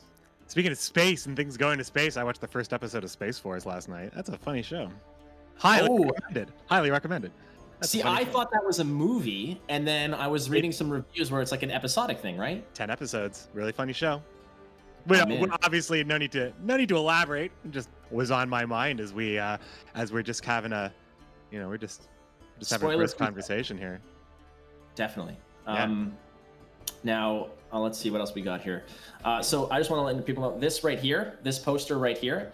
This is the artwork of Todd McFarlane. If anyone wants to know, very, very important figure in Spider-Man history. He made his debut in Amazing Spider-Man number 290. He's a Image Comics man to me. Like, I know him mostly for Image stuff. That's weird. Well, he does a lot of the figurines and stuff, but his major contribution to the comics world, what really solidified him as a real legend in the comics industry, is the fact that he redesigned Spider-Man to give him really like exaggerated articulation and put such detail in the webbing, where it was it's such a different story. He took Spider-Man and took him to a dark place and really, I'm going to embarrass myself, anamorphosized, is that the correct word? Sort of made him more spider-like in terms of his. Sure. So that's a poster of his. Exaggerated, like, yeah, if you need something in tatters, McFarlane is the guy. He will draw that for you. So many tatters. Also, creator of Spawn, which is... Yes, of course. Yes, that's why Image Comics. More of an Image Comics guy. Never really got into the Marvel universe that much, but now everybody is these days. Now everybody knows who everybody is one way or another. It's one of those things where I wish I went through high school this decade, not like in the early 2000s, late 90s, right? Like back then, when you're doing book reports about Star Wars and Star Wars books, you're kind of in that nerd territory where it wasn't nerd chic. Now it's like, oh, you like Marvel? Sweet dealio. But as you can see, I'm I don't exactly live in an apartment. I live in a nerd museum, but feels good. True, you're just one of the exhibits in the Nerd Museum. There are a number of artists and other nerds that you can walk by and tap on the glass and feed them Doritos and stuff. Doritos. You just go and there's an option. Would you like the Cool Ranch or would you like the sweet chili heat? I'm like a hologram greeting you into the place and one of those things. So if I'm not mistaken, look him in the eyes. Yeah, it's like do not feed the nerd. Feed all right. So I think we're just getting confirmation about what is occurring. I can't really confirm anything yet, so I don't want a mystery over here. I can't wait to find out who did it. What exactly? What is the truth? What is the nature of this game? It is the ghost game at the moment. Did it get played at all? Okay, it is 1-1. Coleman did end up taking this game. Unfortunately, we did not get to see that game. You got to hang out with us, and now, so now we have everything. Let's get us up to speed. We're gonna get everything back on track here, smoothing out here. Coleman takes the win with Skellige's second win after the Scoia'tael ban, and Sumo had beaten already Coleman's lockdown with Imperial formation, and we are going to go into game 3 here, and we will be spectating this one from the beginning, and hopefully everything is smooth from here on, and the players are going to get started up one more time. Well, hopefully not one more time. There's many more games to go. There's many more, but this is the pivotal one. This is game 3. This is where you can start to get the chokehold on the series. So I'm very, very intrigued, very excited for what is about to occur. Again, excuse me, we don't know what happened. We didn't get to visually see it, but in our mind's eye, we knew that it was fireworks and rainbows and just pew pew all over the place. And it was a spectacular victory for Coleman. He came back and evened the series. So now we're going to go to that all important game 3. Now, Dane, you probably have heard this a million times in sports where they're like, this is a must-win situation. Now, it's not must-win until you're actually, against the wall here, and a loss means that you're out of the tournament. But when it comes down to it, I mean, you don't want to go down 2-1 and then be, at the mercy of really having to come back and win those 2 other matches. This is a very important matchup coming up. In a conquest format, you do have more opportunities to come back, and getting a win, I mean, obviously it feels very bad to be down 2-0 in any kind of series, for sure. That's a very common thing in sports.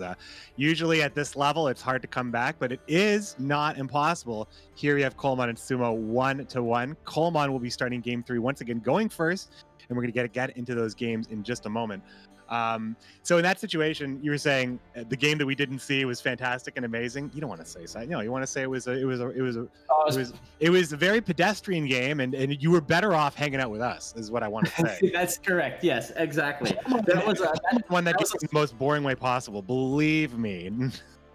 It was awful. It was just all players just discarded cards until Coleman had last say and played a 3-point bronze, and that was it. Not important. Swipe left on that game, not important at all. What's really awesome is what we're about to see, which we're going to see Triss lacerate swipe left perhaps and take a huge series, perhaps one way or another. So, lacerate swipes right though, does it not? Hey, don't the joke. Wait, is that so? Wait, what is the good one? The good one's swiping right, right? Well, I mean, right around the time that app came out, so I've never used it. Swiping right is, which way is me likey, and which way is no thank you? Me likey is right, and so Triss, which is also Triss Scratchy. So Triss Scratchy swipe righty. She likes everybody. She has low standards. She's like, oh wow, everybody swipe right.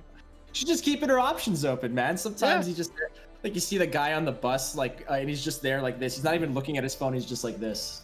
And it's like, come on, man. Like, just have like a little ounce of integrity on that one. Just at least look at their names. Anyways, so yeah, Triss Scratchy is swipe righty, and I mean, I'm glad that we've sorted that one out. We have been live for approximately an hour and a half, and we know about what's on my wall. We know about what's on Dane's wall.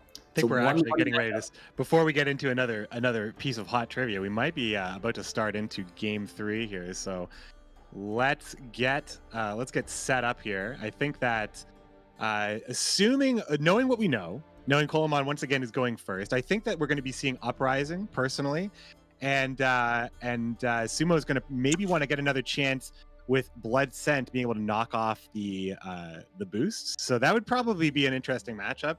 The green numbers versus the red numbers in that situation. So that could be the game we are about to load into.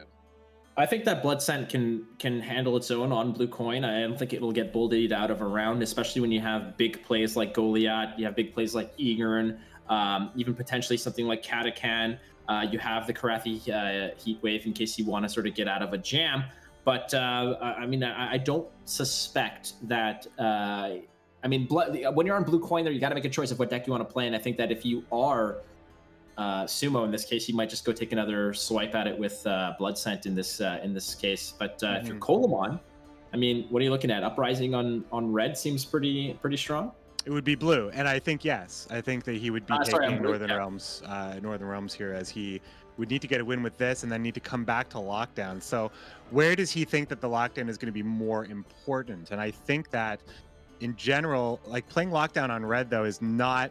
We already saw Coleman try to get that win first of all, so it could just end up being lockdown again. But knowing that Blood Scent could be coming, I think that the choice may be different, but I'm not sure. It's up in the air, and I mean, we'll never know until it actually occurs, and they kind of toss it out there for everybody. But one thing that Monsters is, well equipped for is just kind of making big plays that don't necessarily require a lot of setup, right? You have the big plays in Goliath and Eager, and obviously we mentioned those, but even things like Katakan, which is just, it's such a nice spread of points. You've got the 6 points in the 2-point body. You've got the Thrive ability. One of the best proactives, yeah. Yeah, and great point recovery in case you just want to get rid of the Katakan. It does drop out another Ekimar in that case.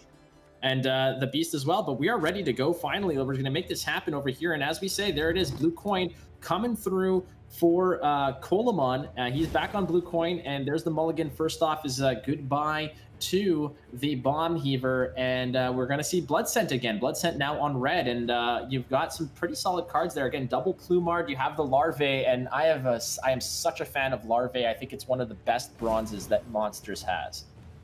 You know, a lot of people would agree with you. I think Larva has one of, you know, the stat line, like the points that card represents at 5 provisions is, and its stickiness is just, yeah, it stands very tall as one of the best cards out there. As we do end up seeing blue coin, blue faction, where we have the Northern Realms play now coming in on blue coin. Coleman opting to go.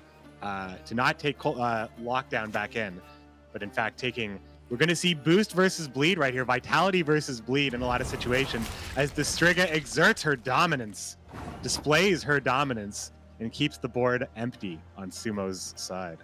Yeah, that Radovit's Royal Guard is a nice proactive play, something to just drop onto the board. And if it stays, great. If not, no big deal. It's not really a crucial part of the puzzle, as we go ahead and see the Caro Ballista in the back row.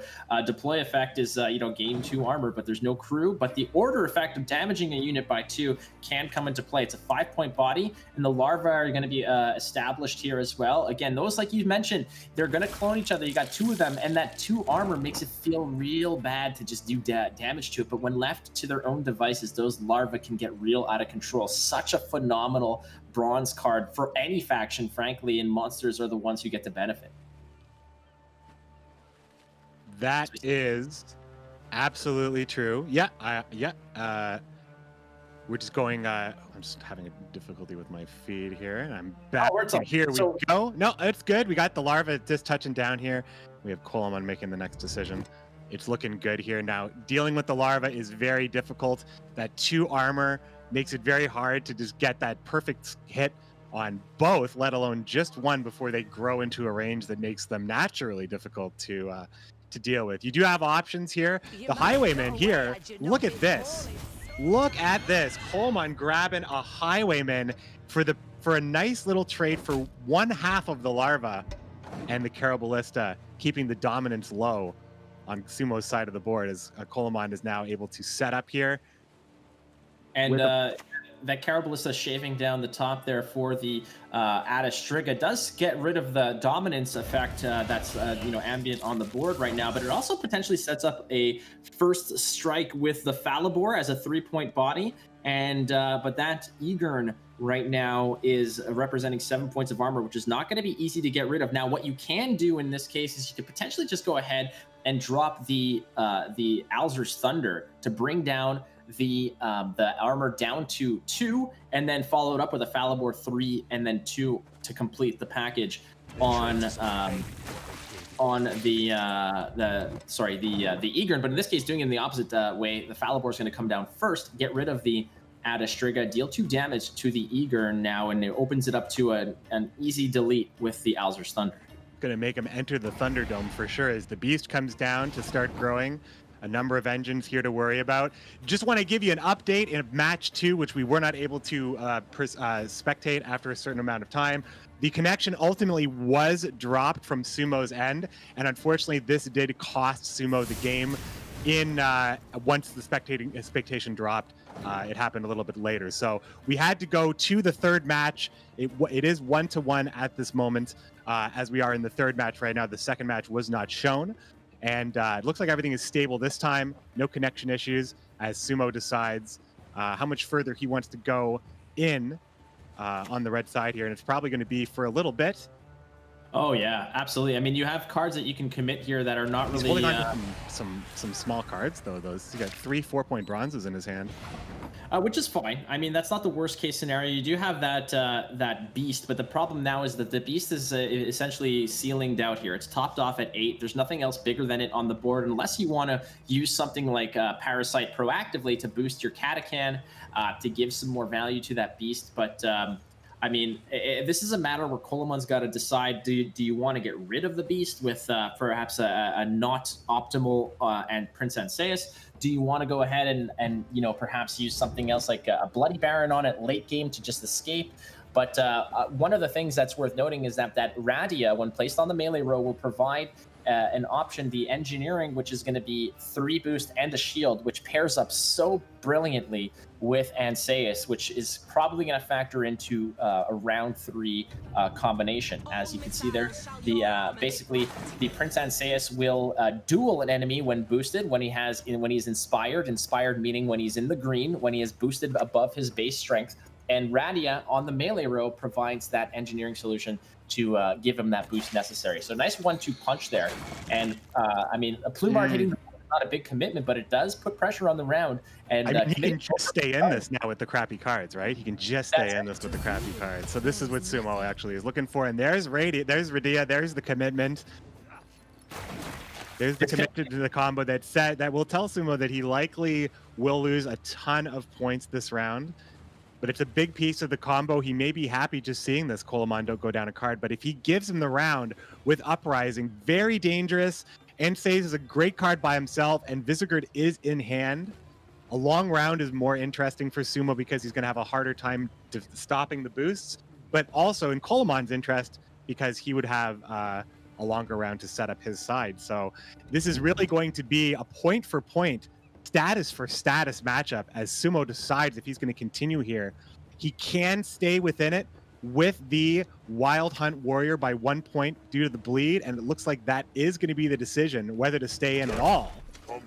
Well, what's interesting here is that the cards that Sumo's committing here, basically sometimes in these scenarios when you have the safe play, you're basically looking to you're committing small cards for a big card return, right? So basically those bronzes are buying big cards out of your opponent's hand. So Sumo is, pay a small provision price to get that Anseus out of the hand. Next, he's going to play the Plumard, another 4 provision card, potentially to get a Baron out of the hand.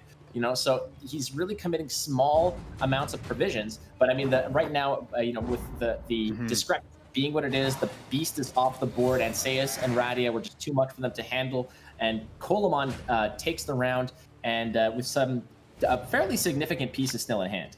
Yeah, I mean, I think it's great that he still has Baron. That is great on last say for monsters. Should Koloman keep that last say, you're able to completely answer Azrael.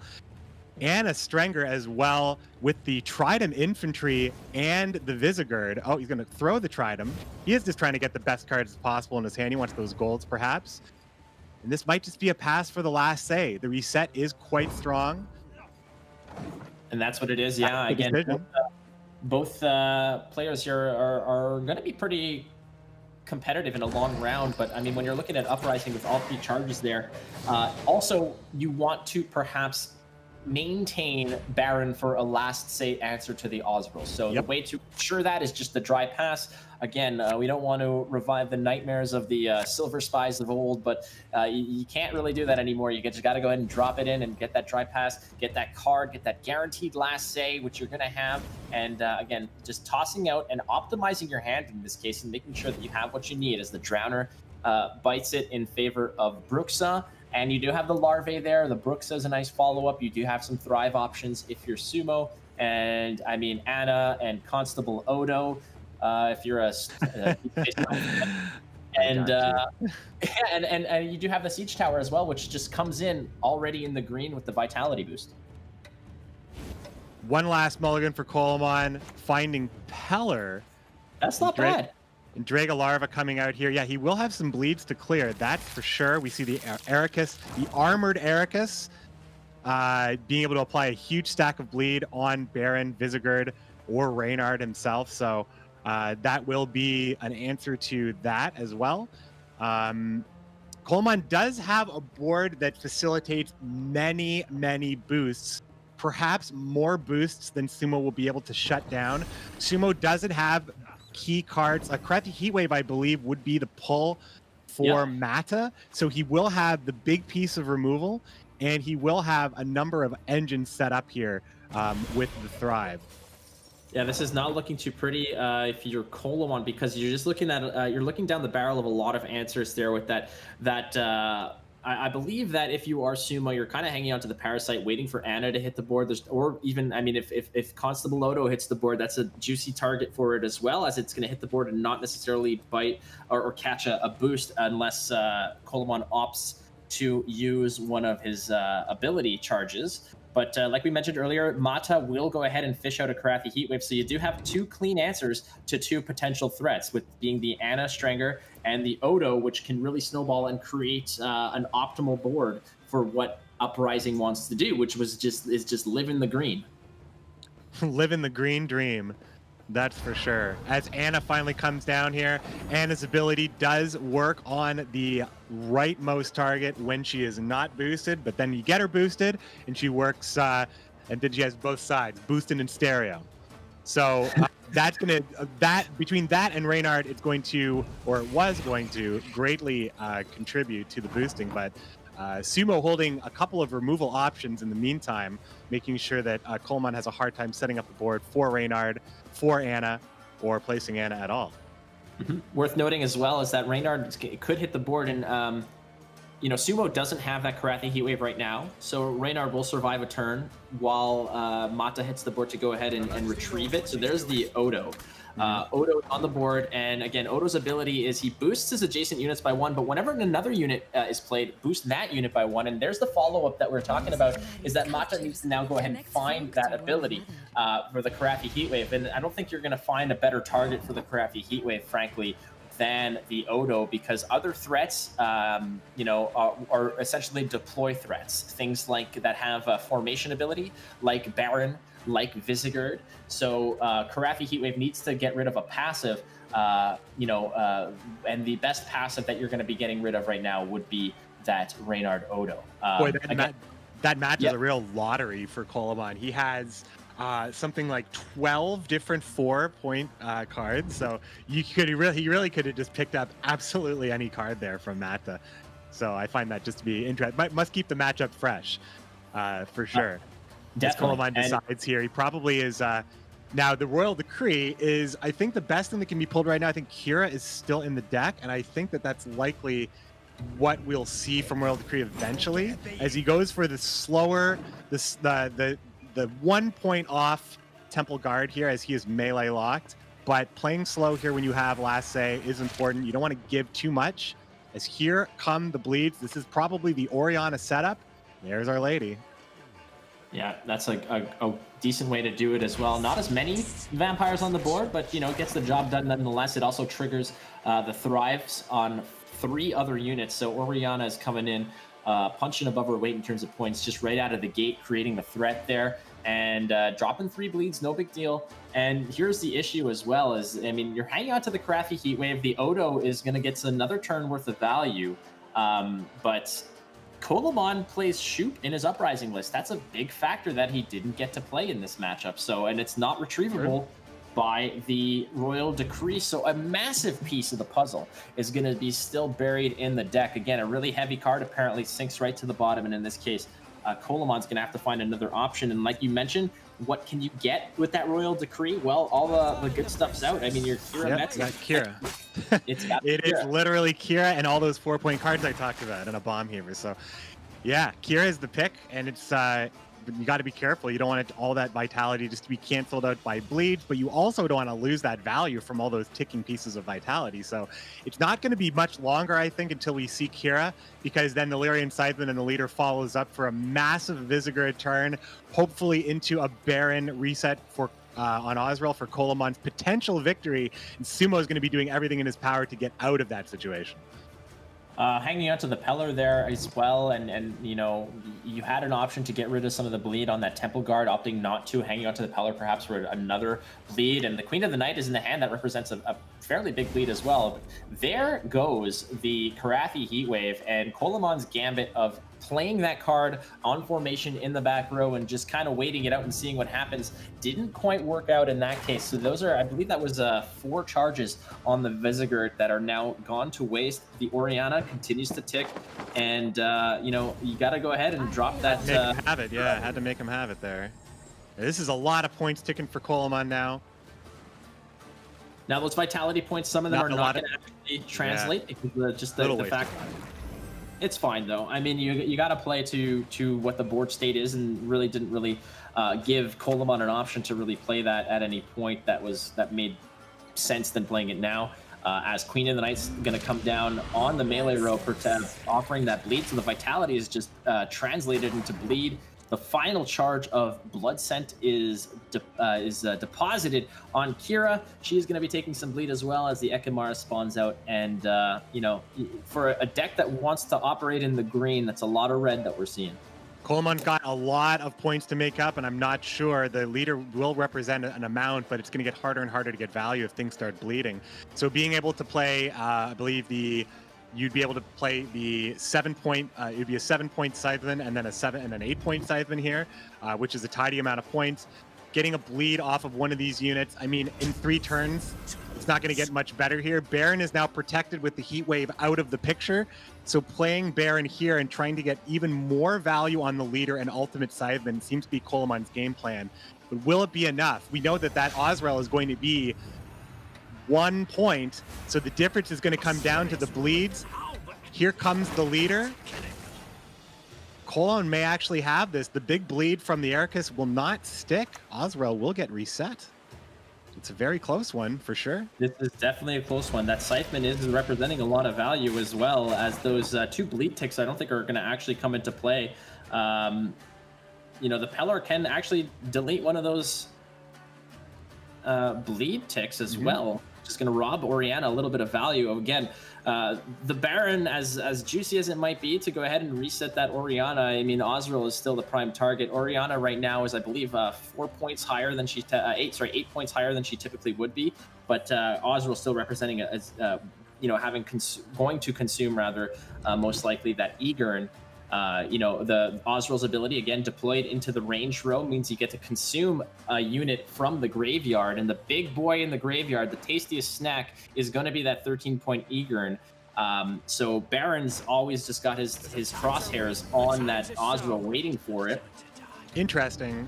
I find this interesting. I thought that for sure this would be the Pellar into the bleed, which would get boosted by Reynard, and only to have a taller Scytheman.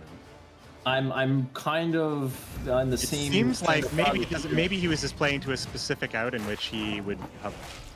It's probably something like where he knew he was winning anyway. But does he win here? He gets the. No, he does not, because it is going to be not enough. So if he plays the Pellar first, oh man, I'm gonna have to think about that one, my friends. I feel like a bleed tick when it didn't need to, but Sumo does get the win. He did have just enough points on the Open champion Coleman, so that was a pretty close one right there. Vitality versus bleeding, putting Sumo up 2-1, and now it is match point. Going into blue coin, Coleman once again will have a red coin opportunity to win. He still has Uprising and Lockdown to do the job, and Sumo will now have to get his win. I believe he has Skellige left, second win. He'll have to win with his interesting discard greatsword scenario list with second win. A lot of options there. Coleman still has his Uprising and also has his Lockdown that he can play. I think in the previous one, again, with the Pellar I mean, you could have played the Pellar a little bit earlier, and not only is it nullifying the bleed, but it is also nullifying the boost that Orianna is getting because that bleed is no longer there. So I feel like had Coleman actually played that Pellar a turn early, you're robbing the bleed tick, plus you're robbing the 2 turns of Orianna's point boost, or the turn of Orianna's point boost. At the very least, that represents 2 points, which could have actually translated to a tie in that case, which we all love ties, ladies and gentlemen. But in that case, it was that close in that regard. But I mean, well played on both sides. You know, some very well placed bleeds here and there. Visegard was committed fairly early, feeling it was a little bit protected, but in certain cases, it's not how it works. But again, Coleman down now 2-1.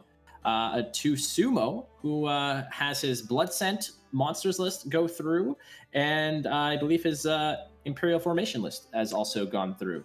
Yep, has to clean it up with Skellige's second win. Coleman has to defend with Uprising and Lockdown, so the players are just going to get reconnected for game number 4. It's been a close one so far. I mean, we did have a disconnect loss, unfortunately, from Sumo's side, but the but the games involving Sumo, they went the distance, have been very close wins for the Chinese player. So this has been pretty good so far. Technical difficulties aside, I think that we have started to get into a groove here, and we're going to get Game 4 started in just a moment. I think the Blood Scent list showed quite a bit of strength right there, just in the points overall. Really did a really good job keeping Coleman struggling to make, first of all, getting the pass in round 2 there. Very confident play from Coleman, but ultimately coming short in points after all. I wonder how much practice he's had against this particular deck. The other thing that's definitely worth noting in that previous match is that one of the biggest weapons that Coleman has in that deck is Shoop, and he did not have access to it. He's got Royal Decree, which essentially pulls out every single card but Alzur's Thunder or Shoop, and he managed to get everything but the Shoop. I mean, like, he got all his golds out minus Shoop, and it was just a sea of bronzes in his deck. And other than that, it was just Shoop that was just kind of late to the party, unfortunately. But sometimes that happens. And again, as reliably consistent as some of these decks can be in terms of draws and mulligans, whatever, sometimes you're just missing that main course. And in this case, Coleman was left out to dry by Shoop, who just decided to, I guess, just take the day off and, never showed up. But we're going to be going into Game 4 shortly. Again, so Sumo missed. Yeah, so Sumo missed. Sumo missed. What was it? Goliath. Let's say, like, if we were just talking about cards that were missed. So yeah, it was a slight. Coleman missed a little worse there ultimately, but yeah, the bronzes did a lot of work for both players in the end, I think. And I think we're getting started here now, finally, for Game 4. And Sumo is going first in this game on the blue side. That is correct. Yes. And I mean, just in general, you're up 2-1. If you're Sumo, you're feeling kind of confident. But now it's a matter of, you have one deck, one option left. One arrow left in the quiver to sort of fire and get that kill. So. But you have two options. You have two swings of the bat to get it done. So Coleman has been in this position before. I mean, he's got the experience, he's got the pedigree, he's got the games, the reps at this high level. I don't think that he's necessarily worried about it. It's just a matter of maybe, just kind of calming down and making the plays. You could get a little bit rattled sometimes when some of the big cards that you really build your deck around do not appear and do not make it happen. But, you just got to work past it. That's something that that comes with experience. And if anybody can do it, I feel like Coleman is certainly well positioned to come back from a 2-1 deficit. Mm-hmm. Now let's talk about the second win matchup versus Uprising. I think which we may end up seeing. Well, actually, you know what? I don't think we'll see that. We may see the lockdown against the second win, because the lockdown does greatly hurt the ability to play out the scenario. It also hurts the ability to replay a very, very important card. And finally, the Bomb Heaver that would be in Coleman's list would be something that would be greatly beneficial. So I think that Coleman lockdown versus second win is what we're going to see. And I think that actually might be favored for Coleman, especially on the red coin. I like it. I mean, locking out that second win ability of bringing in that card that's, it really sucks to see Morkvarg twice. It sucks to see Wild Boar the Sea twice, especially since those cards are really deal with two completely polarizing positions, where you have one super tall unit or a board full of baddies. And both of them could really deal with both board states, and being able to play them twice makes for a very comfortable position, especially if you have that second win ability, you just pull it out of the graveyard and get the benefit of that card twice. Lockdown just says, no, you get one, and that's all you get. So we'll see how this one, shakes off. Again, this is, Coleman is also rocking Shoop in his lockdown list. We saw it in the first game, where he had to actually commit Shoop in round 1 to just, stick to what's going on. But in this case, we'll see how he decides to, utilize those resources. If I'm not mistaken, I think the game is about ready to go. Yeah, we're just getting confirmation. There we go. We're in it right here. This is going to be Coleman needs to be. Yeah. No, this is right. Yeah, Sumo's going first on the right side. We are down on the blue side here, and we are checking out these mulligans right here. Heme Scald going out, looking for some better cards, better stuff. Although he does have Burna in hand, so he doesn't need the Scald. You like that extra tempo for thinning early on with Burna and the discards. And I think that's probably, man, I'd really like that. I really love those live mulligans as the Ancrate Longship starts down here. Nice proactive start here with the Ancrate Longship. And this will now prompt Coleman to answer with the lock. You know, he had the option of removing as well, but I think he's gonna go ahead just with the lock. A lot of lock opportunity between the Van Morlhelm Hunter and, of course, from the Alba Armored Cavalry as Burnabrand comes down looking for the discard, deciding between the Skirmisher and perhaps one other thing, likely the other Scald. A small graphical area here. We couldn't really see that other card that was drawn. It appears to be Giga Scorpion Decoction. And we are now, so that nice 8-point draw 2, discard 2 play. I personally love playing with Burnabrand. I don't know about you, Flake, but Burnabrand with Skirmishers, it just feels good, especially when you can Drapir out, thin the deck, get the tempo, as Coleman tries to develop an engine of his own. If anybody knows me, they know that I have a very distinct fondness for Skellige and Skellige tactics. But Burnabrand is a card that really can go ahead and cycle through the deck and provide a little bit of consistency and you know, cycling through some of that trash that you don't necessarily want to see. And a lot of the times it's not just tossing the trash out, but recycling it. In that case, the Skirmisher that gets tossed out just reappears right away. And you know, that's a good move because you're getting rid of some bad cards that you don't necessarily want to play, thinning the deck out, getting the value to recycle back to the board, and finding those impact gold cards, as you can see here, as his hand looks mighty strong. You've got Morkvarg, Wild Boar, the Sea, Decoction, you've got Hammond and Gedineth and Ermion. I mean, it's a powerful hand. Powerful enough hand to strongly consider commitment as well. Although having Ermion in the graveyard is usually good, not having access to second wind changes the way that you might consider playing these tools that you might want to be accessing later on in the game. So that does change a lot of stuff here as another status comes down on the board here. The best intruders. That was the most immediate gigacock of all time, of just deleting that Nausicaa Sergeant in the back row. I don't think there was even an option for the game to recognize that the card was played. As soon as the bleed was deposited, that the engine piece in the back row for Coleman was just wiped out by the Scorpion Decoction and gone as it could possibly be. And like we mentioned earlier, again, the lockdown in this case is so important because a lot of the times this Skellige deck is not afraid to commit those big pieces to make big board swings and press to really apply pressure on these rounds, wherein you're just relying on the fact that you can just easy peasy get it back with your leader ability. In this case, now Sumo has to really, you know, decide what he wants to commit, knowing that as soon as he deploys these cards, they're gone forever. Coleman's going to take the pass here. And it's going to go through into round 2. This is once again match point for Sumo. He's up 2-1 in this first quarterfinal series. We're just getting started, my friends. A whole weekend of amazing Gwent matches. Crowmother, a card you're always looking for with Skellige, finally in the hand here of Sumo.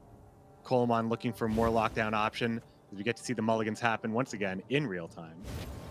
Blessing goes in and out of the hand and back again. There she is. It's a Hobbit's Tale. There and back again was the Freya's Blessing. It's back in the hand as we go ahead and see some of the soldiers swap in and out as well. Shoop is there.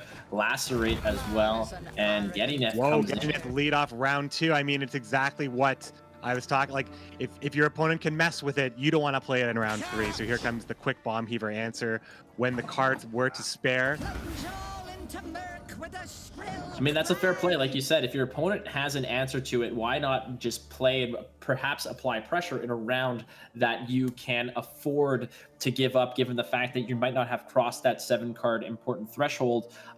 You know, and if your opponent does not have an answer to it, maybe it's a good time to sort of push and see what you can bleed out of your opponent and maybe go for the 2-0 if possible. But Bomb Heaver had come in, again, deploy effect, destroy an enemy artifact, a real polarizing card in the community, but that card gets it done, gets the job done. Especially with lockdown. It's like especially with lockdown when there's no defender to worry about. It's just that's the way it has to go down here as Coleman decides how he wants to proceed here, because at this point He could be bled. Sumo's going to make that decision to commit going under 7 cards, which would require him to maintain the lead or lose last say, which is always a strong advantage.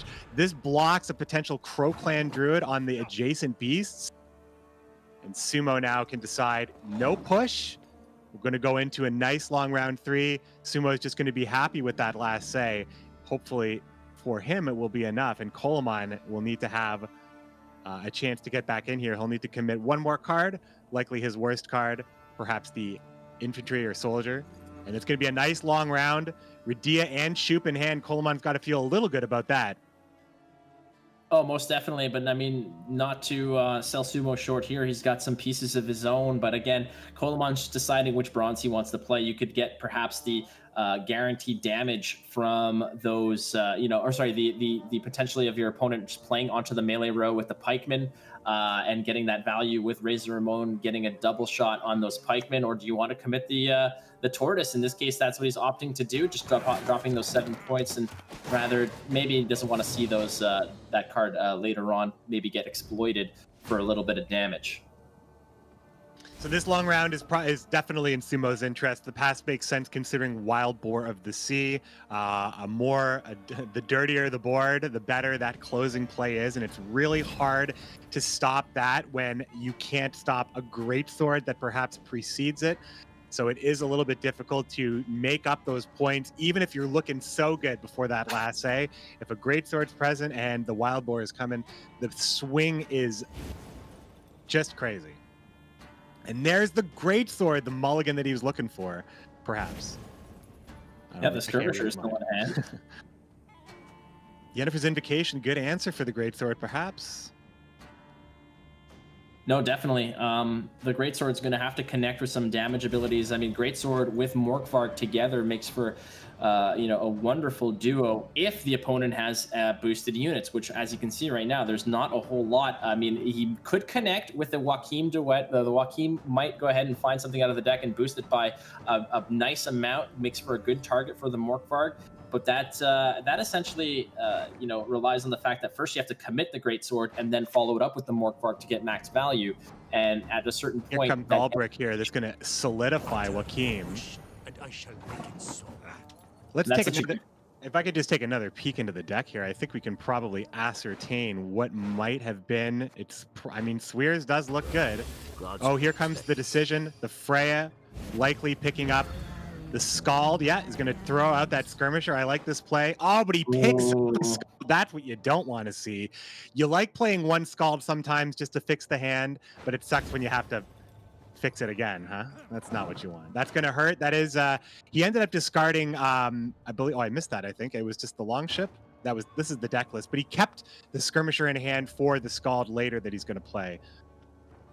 But that could have been a little bit better. That could have been a little bit better for Sumo. Yeah, that was definitely a low roll in that regard. But I mean, you can overcome that I don't want to call it an error, but that misfortune in that regard. And that Crow Mother going to the front row means that the pikemen will have something to connect with. The problem there is that the Crow Mother has an option to come back later with the play of an alchemy card, if I'm not mistaken. So the Alba Pikeman, of course, when played on the melee row, will deal 1 damage randomly to an opposing unit on the opposing row. So a little melee on melee crime there, but the pikeman again is not necessarily finding the optimal target to deposit those points, given those points can come back.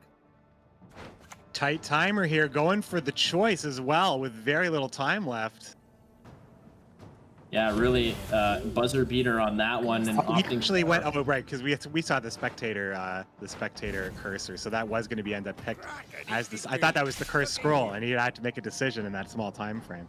But no, the ceremonial dagger just acting as perhaps a little bit of extra removal, a little bit of extra reach, perhaps for the Alba spearmen, the three strength. Mashed potatoes and thick gravy right there. That's so right, yes. Bringing something within reach to perhaps be stolen by Swears or killed by the ceremonial dagger. At least it can all be done in one turn. So another extra little bit of flexibility for Coleman, the ever adaptive Coleman, as Razor Ramon is dropping one of these. It's going to be the pikeman. Extra engines never hurts. And that's a good way to do it. Now that there's extra meat on the board, he can go ahead and start poking at it with the pikeman. Another pikeman in board as well, but a stunning blow in the hand of, and there it goes, deleted. Good night, goodbye, kind sir. But there's another one in hand. I mean, Sumo knows that there's another pikeman there. So I think this might just be a follow-up by Colamont to just play it again, proactive into reactive into let's just do it all over again. Back to the dance with the pikeman. His brother shows up to exact revenge. Hammond is going to quickly move it to the back, I imagine. I don't think there's a lot of movement that Colamon is affected by other than this. So that is an effective shutdown of a number of points right there, at least 4. And the board continues to get bleeding. Mm-hmm. And also worth noting is that breaks up the soldier sandwich that the Spearman would otherwise have benefited from to deal the full damage there. Again, the Alba Spearman does 1 damage on its own, but if it's adjacent to soldiers, it increases 1. So he's gonna go ahead and drop the recruit there. That's another soldier. There's the great sword, quickly played. Yeah, so well, he wants the big answer right here. Yeah, that was a quick play right there. The greatsword is gonna get a boost from that bleeding damage. Steal it, right? You can steal it with Swears with the ceremonial dagger. If Swears is indeed on top of the board, you could do that. That's pretty. What? That would hurt, I think. What? But I don't know if that's good. But it is an option. Imagine you're in a situation here, McBee, where you yoink the spearman, the greatsword, and you're so far behind that you have to roll shoot mage damage 13 randomly and hope to God that most of it goes to your opponent's side so that your greatsword can sort of get a little bit of that juice. I mean, you'll play Hunter and go for the row effect or the damage. I mean, you have ways of making it good enough, I think, especially even he has an instance of damage on the spearman as well. So, I mean, it could be. He's doing it, I think. I think that's what's happening. He does take the hit on the greatsword. Oh, he's just going to go for the kill. That's a lot less committal for sure. But it's a good play. It's, again, like you said, a low commitment play. And again, the Radia might have not found the ideal scenario there that he wanted in the back row with the 3 damage. But at the same time, I feel like if he didn't want that damage, obviously, because if he wanted the damage, he would have just played Radia into the front row to get the damage and the lock that Nilfgaard gets off the Radia. So I think that he low rolled that in the back row. Didn't really find anything that he might have liked, off those options. Again, the boat comes into play, front row center, going to be start high-fiving every single unit that hits the board, and that's not a fun thing. But 2 of those units are spies for Colamon, so he's playing to his opponent's side potentially for the next couple turns. And we're not seeing a lot of damage yet on Colamon's side of the board, but Hemdall can create a lot of damaged units for Wild Boar of the Sea. However, Morkvarg and Gremis don't seem to be superstars here. Gremis isn't going to have any key things to purify. There isn't any defenders or anything like that. There's not any heavy bleeds or poisons in this matchup. And Morkvarg is not going to have a large boosted unit to hit except for Joachim's target. Well, there is at least that. It is Swears on the grab. I mean, you might want to take the Crow Mother here, I would imagine, but it would have been nice to perhaps steal that boat if that was still an option. Even steal perhaps the Greatsword if it was set up properly. But again, you don't want to take those risks. Close game here. This is getting very close. Yennefer's Invocation also doesn't have a big, tall unit to grab because Colamon does not have last say. He won't be able to grab well, no, of course Hemdall's going to come down before Wild Boar of the Sea, so he will grab it. But he also has Roderick as well to use whatever he grabs as well. So there's a lot of options still that Colamon will have to play into here. Like, he can go ahead and, I mean, you could take the Hammond. That's a guaranteed potentially, 7 or 8 points with the bleed. You could take Morkvarg, but there's no value off Morkvarg. Wild Boar of the Sea would look pretty nifty. But there are, only 1 damaged unit, and 2 of them are, 2 of the units have armor, so you're kind of losing value on that. Heimdall, perhaps. I mean, you do have options, and he's going to go and take the boat. Yeah, going to Yennefer the boat away. He didn't want that to get any extra value. I think Hemdall here has a chance to create 2 more or 3 more damaged units in however he wants to do it. More likely to create the 2 more on the front row. And that might be the play here for Sumo. Gods, not a moment's pace. Just going to go ahead and just play. We're seeing a lot of these cards that just weren't seeing a lot of opportunities. Everything's coming down early. The big play saved for last. No surprise here. What is Roderick going to end up being for Colamon? It is Triss Telekinesis 100%. So that is going to be, I believe, lacerate opportunity here. There is a lacerate. Yes. Shoop comes in, opting for the knight. Some safe points there. Boost an ally, destroy an artifact. That's long gone. But boost random unit in your hand. You don't want to do that. So you're going to go ahead and boost an ally here. So you might want to go ahead and hit that Swears perhaps and rescue some of those damaged points that might be susceptible to a second swing of Wild Boar of the Sea. Boosting an ally. Probably the best opportunity here. Now, as we mentioned earlier, or we saw Grimace being committed to the front row when really it has a ranged row effect, but the ranged row effect was not really going to have an impact. So, spreading your units out a little bit to, protect against a lacerate, but Roderick into the back row, into Triss Telekinesis. It's going to be an 11-point play, but I don't think it's going to beat the boar. Yeah, you give 2 to your opponent, Triss comes down. Oh, no, it's a 13-point play because you scratch Roderick, of course. There's going to be a 13-point play here. Sumo's going to have to make up 11. Going for instead the golden froth. It's completely possible. Not going to be enough though. Sumo takes down the champion of Gwent Open number 5, if I'm not mistaken. Coleman, definitely a champion in his own right. And like I said, Coleman favored, but had a huge challenge in taking down Sumo. So here is your game winner. Congratulations.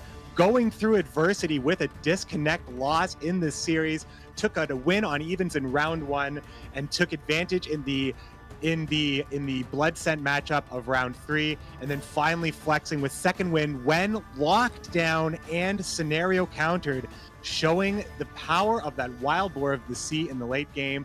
Sumo played it really well. Played really well against Coleman, and yeah, I mean, what else is there to say here? Well, not really much else to say. Again, like you said, adversity comes in so many different ways, shapes, and forms from so many different directions. Sometimes you got to overcome something that is completely out of your control, like a bad connection, which, unfortunately for Sumo, he had to take the L on one of those matches purely from the fact that, a bunch of gears and sparks didn't line up the way that they should have. But he comes back and wins in spectacular form over there, and getting a win on one of the great players in Gwent history in Coleman. So that's gotta feel good to get through to day 2, and doing so by taking out like a mountain of a man in terms of Gwent history and Gwent pedigree. So we're going to be, if I'm not mistaken, talking with Sumo. So we're going to get that set up. We're going to ask him a few questions about just the uniqueness of this tournament and his win in general. So we're going to just wait on word for him. He's probably just kind of breathing a sigh of relief. You know how it is, Dan, when you just kind of, you get that final boss. It's like that game that in that, when you go from rank 2 to 1. Final boss. That's the first boss for Sumo. He had to get things started with Coleman. So I'm dying to know what he has to say. And little shades of Challenger 4 right here. You're going to have a chat with the winner of the game here, who is Sumo. And this might be the longest distance interview you've ever done. This is a big one. And you're going to be aided by our good friend Hesser in the chat, I believe, with some translation. But here comes the interview, and Flake, take it away, my friend. Oh, I think they're just getting things set up real quick over there. Standing by. Yeah, we're getting them set up again. The champagne is being popped. The confetti is falling down. There's all kinds of great things. High-fiving the fans, obviously, from a 6-foot distance. The air high five is going on right there in Sumo's apartment right now. But we're going to be going right now and talking to the winner of the previous match of Sumo versus Coleman. Of course, Sumo taking that one 3-1 against Coleman. Let's go ahead and talk to the winner right now as he's getting connected through. Again, this is all going to space. So once we get this all said and done, we're just going to make sure that. Okay, so we're here. So I want to ask you, first of all, congratulations, Sumo, on winning. And I want to ask you, it's your first big tournament. When the draw show, occurred, when you found out who your opponent was, what was the prep like? What was the reaction when you found out it was someone with so much experience and tournament, pedigree as Coleman? 这是你第一次来参加公开赛，你知道你的对手要是 Coleman， 你有什么样的感觉？你怎么准备的？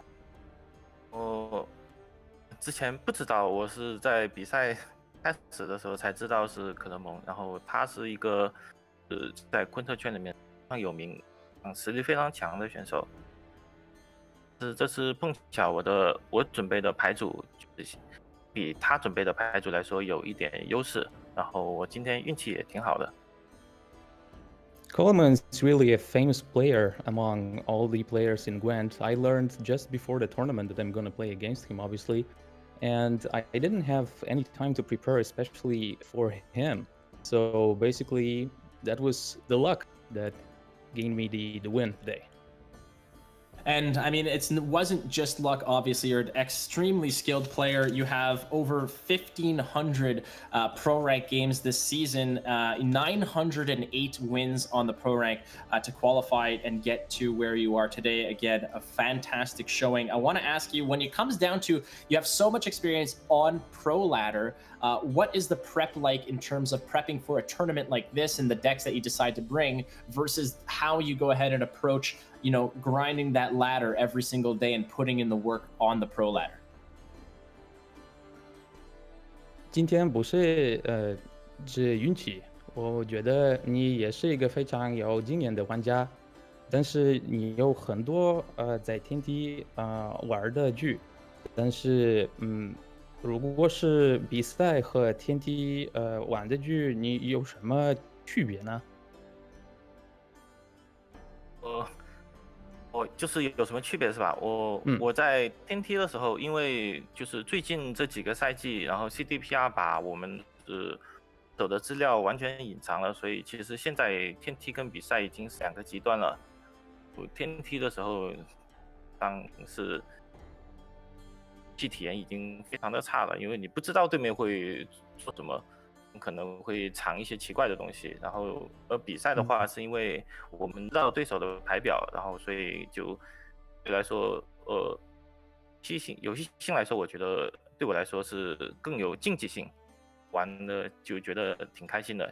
相比天梯来说，我很开心。I think that actually currently playing on the pro ladder and in the qualifiers and in the tournament is actually pretty similar because you have to play online qualifiers as well. But during playing on the pro ladder, you don't know who your opponent is.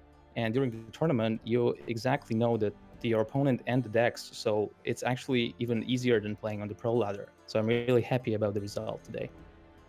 Well, that's excellent, and again, a great show, and dealing with the adversity of a disconnection and that kind of thing. So, congratulations to you for moving on to day 2, Sumo. Well done. Good luck in the next round. And if you had to have a dream final, if you had one player that you want to beat to win it all, who would that player be?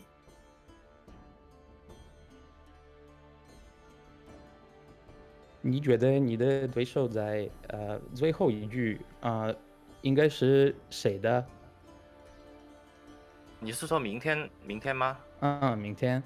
人的对手，我肯定会支持我们自己国家的选手，是我非常喜欢的选手艾迪。I'd like to actually support the player from my country, Wang ID, and I would like to face him in the final tomorrow. All right, well, we'll see how that shakes out again. We'll see what occurs. Moving forward, again, congratulations and good luck in the next round. 恭喜你，我们明天希望要看你。谢谢。Thank you. Excellent. So there it is. That was Sumo, who just took down Coleman to move on to the semifinals, which is going to be occurring tomorrow. So he's got some breathing space now, a little bit of relaxation. He's at home. He just got the win, so he's going to probably take a few hours to just chill out before he starts going back to work. I know how these players are, Dane. You've seen them in person right after day 1, man. They are, nose in the books and studying deck lists and guides here. So I don't suspect that it's they're taking any pressure off the throttle moving forward. But I mean, we've got the first one in the books, Dane. Absolutely, and I think that we have a pretty good. We've got everything started, and now I think things are going to go smoothly. Let's get a little recap on what we've seen already today. So this was just the first match here. Colomon taking on Sumo. Some money has already been distributed. You can see here Colomon winning one match does get a slice of the pie here. He will be going home. Oh, he's already home with 3,025 American dollars. As Sumo is going to go ahead, he will not get his dream finals because he may have to beat his countryman Wang ID in the semifinals as he takes on Nick, and that's going to be coming up next. All these players, of course, with money walking through the door because of the GWENT Open stimulus, you could say, thanks to the GWENT community. So coming up next, our friends Jaggerus and Impetuous Panda live at the Pulsat studio. Going to be taking us through Wang ID versus Nick R from the Ukraine, China versus Ukraine for the second quarterfinals game of the day. And let's see. Well, hold on a second. There's one more thing I wanted to talk to you about.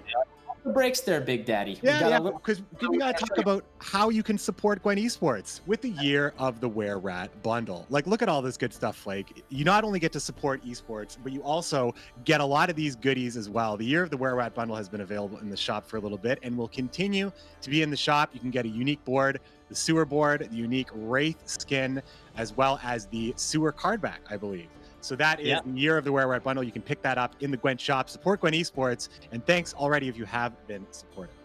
Oh, good old candle hat over there with the lanterns. And I love this skin. I love this skin. It does look pretty spooky. It's really, really nice. Very well done. As you can see over there is the card back with the rat and like kind of like the broken sewer kind of thing. And apparently, if I'm not mistaken, if you look real close, you can see a Ninja Turtle in there. No, I'm just joking. But and again, a new board as well. And again, all the proceeds that go to actually purchasing these cosmetics, again, it goes to supporting the esports scene and really inflating the prize pool for these players who have put in so many hours, hundreds and thousands of hours of actual effort into not just playing but preparing. I hundreds and thousands. There you go. Yeah, that works. Cumulatively over their lives, it's completely possible. But there you go. Support the Year of the Were-Rat. But we have another match that we're ready to go ahead and go through, but we want to meet the players first. So how about we take a look at the second matchup and meet the players involved in that? The fact is, I don't consider myself a pro GWENT player, and I always play for my enjoyment. Even when taking part in the qualifiers, I just wanted to show my viewers on Twitch great matches with the best players in the world, and didn't even plan to qualify for the second day. My stream's title was actually Trying Not to Lose 0-4. In the end, it all got out of control, leading to me being here now. There are no special preparation secrets. I simply train with my teammates from Gwendetta, who are the best sparring partners in the world, and usually it's exactly what's needed. To stay focused, I just tried to hide the TV remote, because there were some issues with that before. Yes, actually there is something I'd like to show you. These are probably the most important prizes I've won during GWENT events. And after that, it was really difficult to find motivation for participating in tournaments, because I thought I already won everything. I used to like playing fun decks before, but lately I don't do anything like that. It's simply because there's not so many players anymore, and to increase the efficiency of the climb, it's better to play stronger decks. There's no time to play meme decks. There's no specific technique to prepare for a tournament. You simply play pro ladder and that's it. From time to time, you also might want to check other players' decks that you haven't played before and try them out for yourself to see the power level. If one deck feels okay, you can start using it. Usually when I play GWENT at home, I stream all my games and I'm not that concentrated. But on the other hand, I'm already used to this way of playing, so it doesn't affect me that much. If I start to play worse, I just turn off the background music. There are some people who play and listen to music at the same time, but I don't like it. I would just focus on the music. I usually turn some music only for my viewers, but don't listen to it myself. 这样的话可能会更加专注一点。最喜欢的卡组 My favorite deck would be Harmony, because it's a really strong top tier deck, and Harmony is a perfect refined mechanic. 它强度很高，然后 It may add a lot of value to your low cost cards, and therefore has a strong round 1 push potential, 将你的一些低费的铜卡都能发挥出 which you can use to your advantage. 而且它赢下第一局的能力很强，这样的话就 That's why I like this deck a lot. 我比较喜欢这样的卡组。 The most important skill when playing Gwent competitively is probably the comprehension of the possible threats. During the match, you need to understand your win conditions as well. 越局中你应该要知道你这道牌怎么。 Let's say you're playing Harmony and your opponent is using Greatswords. 就比如说你是一个 In this case, Skellige is extremely good in a long round, and even Harmony can't keep up with this pace. So it's clear that you have to win the first round. Then you can push the second round a bit and you should be in a better position. 然后在第二局进行 If you let your opponent win the first round, then you will struggle during the rest of the game. 如果我们轻松的就放掉了第一局的话，那么 So to sum things up, understanding your opponent's deck is extremely important. 应该是比较重要的一个技术。 And welcome back, ladies and gentlemen, to this, the second quarterfinal of the first ever Gwent Open of Season 2. My name is Jaggerus, and I'm joined, as always, by the elusive, the empirical, Impetuous Panda. How are you doing, Panda? Very good. It's great to be back. It's been, again, a bit of a delay. We had some unforeseen global circumstances, but we've adapted. We've switched to online, and we had a few hiccups in the first series, but I think that's going to kind of be ironed out already, and we'll be ready to go a lot smoother for the next, for this match and for the rest of the tournament, hopefully. Yep, you've got at least 2 meters of distance between us here.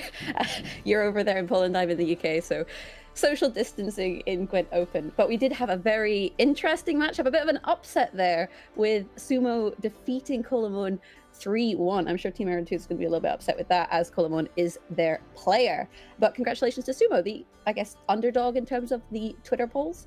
And do bear in mind that as you are watching the Gwent Open event, we do have Twitch drops. So if you're watching through on Twitch, make sure you link your GOG account to your Twitch account, because what is available, Panda? Well, we see a great avatar here from someone that looks very familiar. I don't know exactly who he might be, but maybe someone in chat can point it out. We see some kegs, we see some powder as well. So a lot of rewards here, a lot of Twitch drops, and all you have to do is just watch. I mean, it's that simple. Just watch. You can sit, you can relax, you can watch some great Gwent from some of the best players right now in the world. So very simple and very easy to do. Yep, if you tune in for 4 hours, I believe it is, you will earn that Pavko Gale avatar. There's also Meteorite Powder and kegs, I believe, as the standard drops for watching Twitch. Exactly. But game 1, that's in the past. We're on to game 2, and we do have Wang ID versus Nick. And let's have a wee look what the people over on Twitter have been thinking. They got it wrong last time. Are they going to get it right this time? I have a feeling that Wang ID might be ahead here, because he is kind of the player that showed up at Gwent Open number 8, I believe it was, in Season 1 still, won that, qualified to Challenge number 5, which is the last tournament we saw in September, here in Warsaw, actually. And, I mean, he's just more known. Nikar has been a player that's been on ladder, grinding, but never really broke into that top 8 that you needed before in Season 1 to qualify. This time around, qualifications have changed. We have tournament qualifiers, so now some players that maybe weren't putting as much time into the ladder grind or weren't as consistent in that regard can kind of show up in this tournament format with Swiss, with a bracket elimination, and play better, maybe have better tournament prep and qualify for these events. So Nikar, finally, representing Ukraine, kind of like Pro-Neo did back in the day, coming to the tournament and qualifying, but has a very tough matchup against Wang ID. Yeah, well, hopefully we will get to see the results there of the Twitter poll. And as you said, 77% in favor of Wang ID versus 23% in favor of Nick. And he was actually streaming, Nick, the draw show from Burge's channel, and his reaction, Wang ID was the one player that he really did not want to face out of the remaining 6, and unfortunately got him in the first round. So, that may also contribute to the fact that Wang ID is favored, given that Nick, that wasn't who he wanted to face, so maybe doesn't rate his chances as much. But with that said, this is Gwent and it's all to play for, so we'll have to wait and see as we get into the games. But before we do that, maybe we can have a wee look at what is in store in terms of the decks. What are people playing? Anything spicy? I think with the fact that it's open deck lists, the spice factor is reduced quite a bit. There's no surprise factor. You can't really sneak in, things like Igni, things like, just the wilder decisions overall to get that surprise factor win in the quarterfinals. So I think we're going to see more standard lists. We see YID bringing Bloodscent Vampires. Not a surprise considering he's favored this in online tournaments a lot, and we saw Sumo bringing as well. So maybe just a Chinese thing overall in the meta for Gwent over there. Mystic Echo Harmony, again, no surprises. Best deck in the game. Most of the time, you're going to bring this if you want to play a Squirtle deck on Bluecoin, for example. And we also see Lockdown, again, a very good tournament deck, I think, on Redcoin, for example, and can really have Shoop and Bomb Heaver for things like scenarios, which, wink, wink, are a pretty prevalent thing in the game right now. Yeah, these Wang ID's lists are looking quite, similar in some ways to Colomon's, other than the Bloodscent, which is a bit different. But when we come to Nick's lists, there's Second Wind, we've got Deadeye Ambush, Tactical Decision, and Mobilization. And this Mobilization list I find very interesting because it is a Siege list. And Siege is the Northern Realms scenario that really fell out of favor when there was the nerf to the Reinforced Trebuchet. How do you feel about this list in the tournament? I think it can be very strong in a long round, and it kind of plays differently than most of these mid-range Northern Realms lists we're seeing from other players that have normally, Shoop and Rodea. Maybe we'll see a Drog later on in the tournament. We'll see later on. But this list is quite different in how it plays out. It has a very strong long round, but it is, again, very inconsistent. You have two win conditions, the scenario and kind of the gold package, the high-end gold package that every Northern Realms deck has, and the rest of your deck is unsynergetic, bronze cards that aren't so great. So I think we're going to see that on Redcoin. And I think it is strong because you can play, of course, Mobilization with the scenario, allowing you to kind of progress that quicker and play around Bomb Heaver. Same with Getty. Most decks that are bringing scenarios have a chance to kind of cheat the system and get more value out of them before they get destroyed, possibly. That's fair to say. And in terms of the bans, I imagine we may see Nick opting to ban the Lockdown list of Wang ID, because that is a list that you really don't want to see when you're playing something like a Siege scenario, because it stops you from being able to trigger the scenario in the turn that you play it. And that is one of these things where you play around Bomb Heaver, or you don't mind bringing scenarios because you don't allow your opponent to remove them.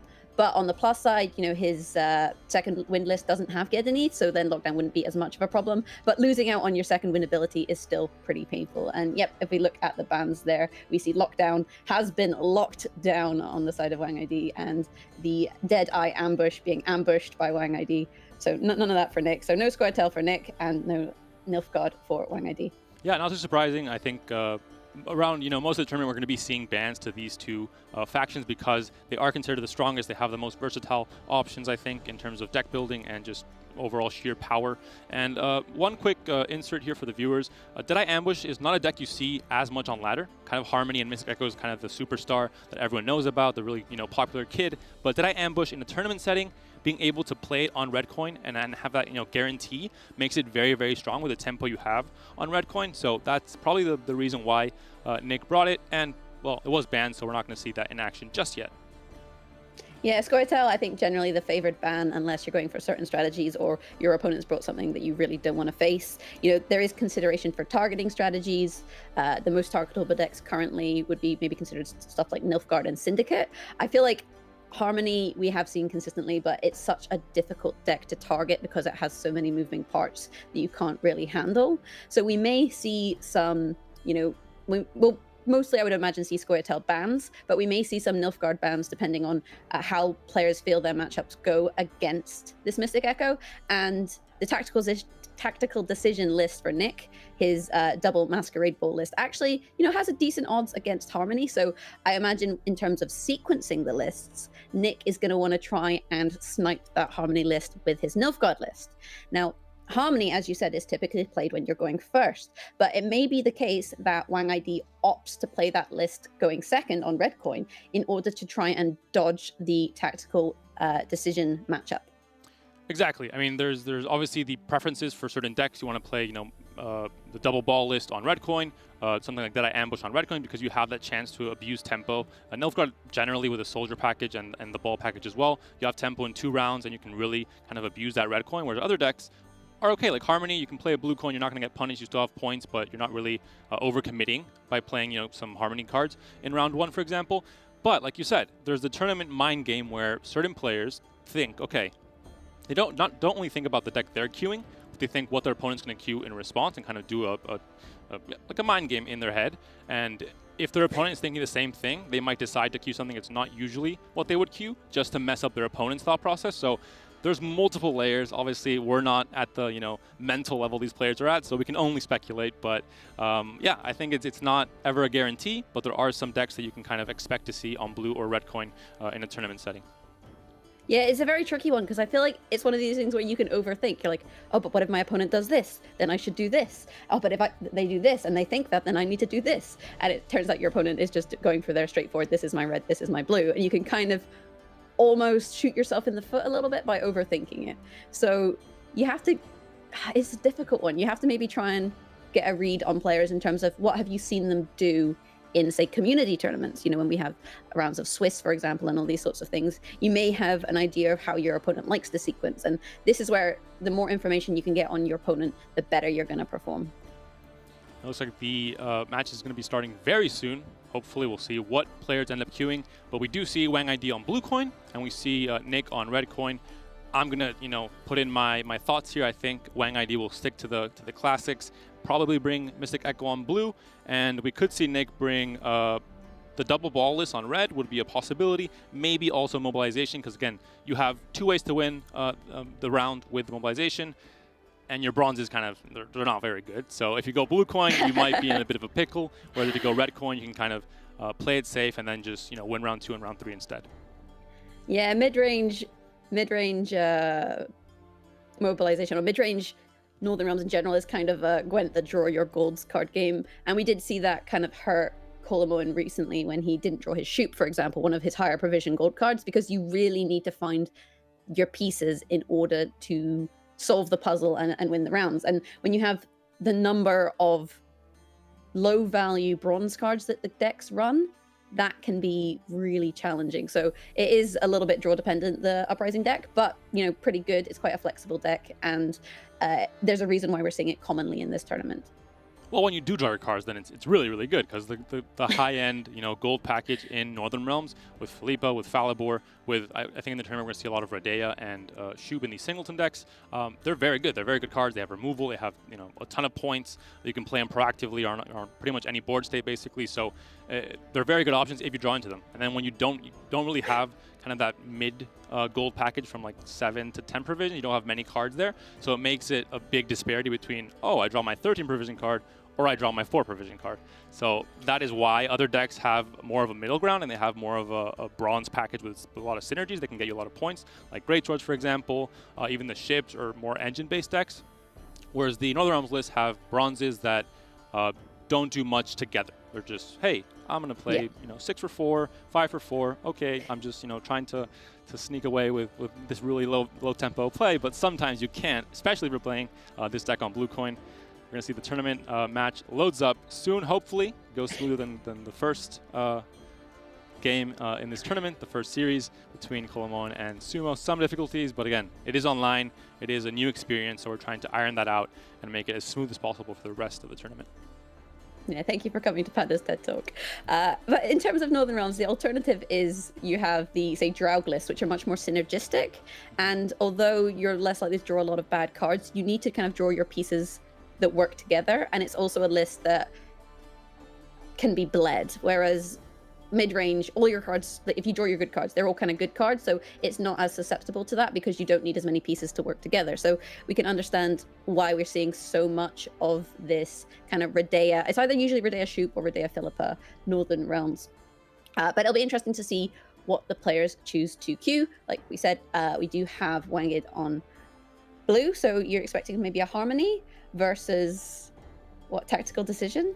Yeah, I think double ball is one of the options. Again, mobilization might be another one.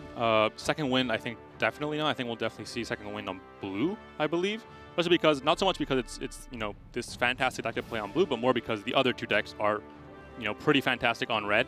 So I think it just kind of forces you into playing that on blue.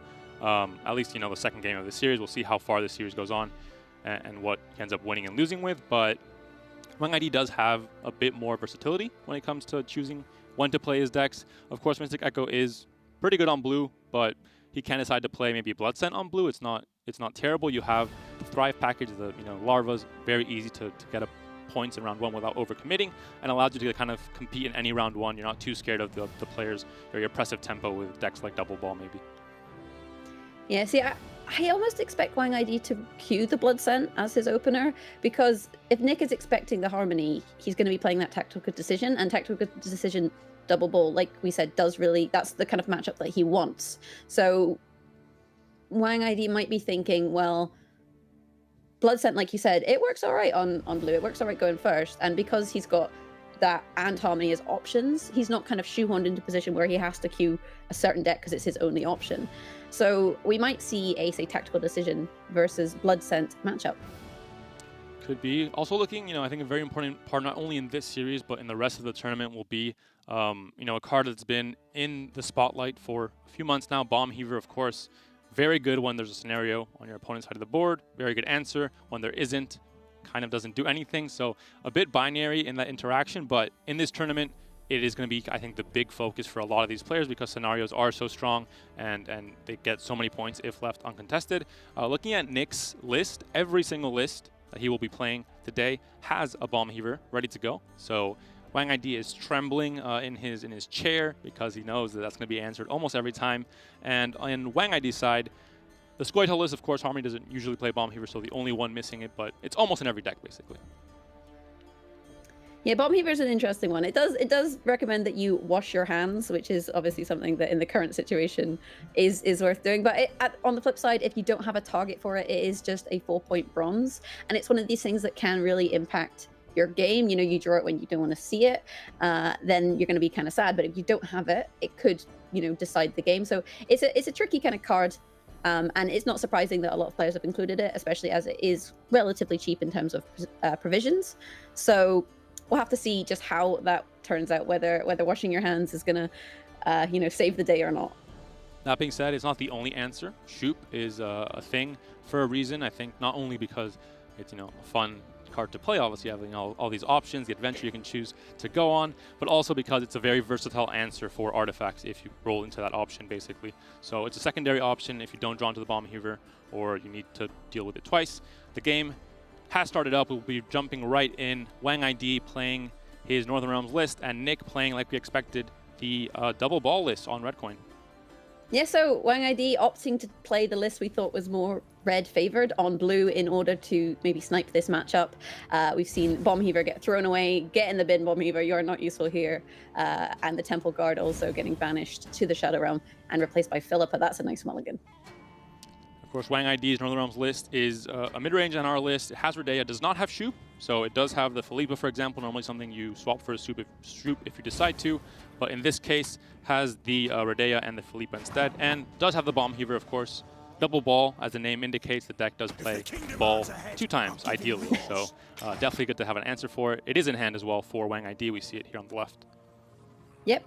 As well as Mata, so he's got the setup at least partly to cycle it. You just need to find the Asir. But with that said, there is no Roderick, so it's harder to find. Although you do have the Tactical Decision, you can go looking at what's in your deck and stuff. We see a Tortoise come down here on the side, just kind of playing relatively slowly, kind of waiting to see what it is that Wang ID chooses to play here. And of course, generally round 1 in Gwent is the game to not overcommit. You don't want to spend more resources than your opponent. The provision systems makes it very interesting. Each deck kind of has, each card has a certain value, and you want to win the round or lose a round, but without overspending. If you play, your super cool finisher in round 1, all of a sudden you don't have that super cool finisher for round 3, and you might lose the game.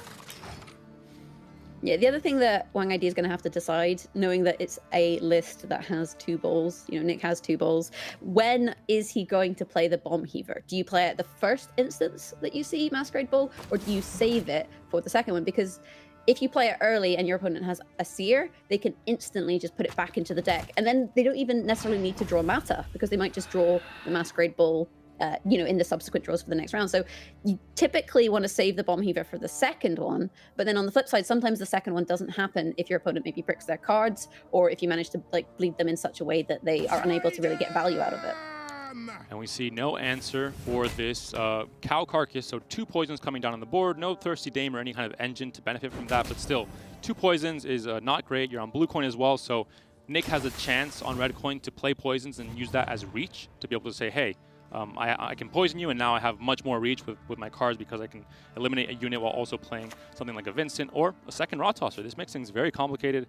Wanged can't defend both of these Rot Tossers right now. He doesn't have something like a Cursed Knight, for example, to transform it, which would be a great tech option. And we'll see what he decides to do here in this position.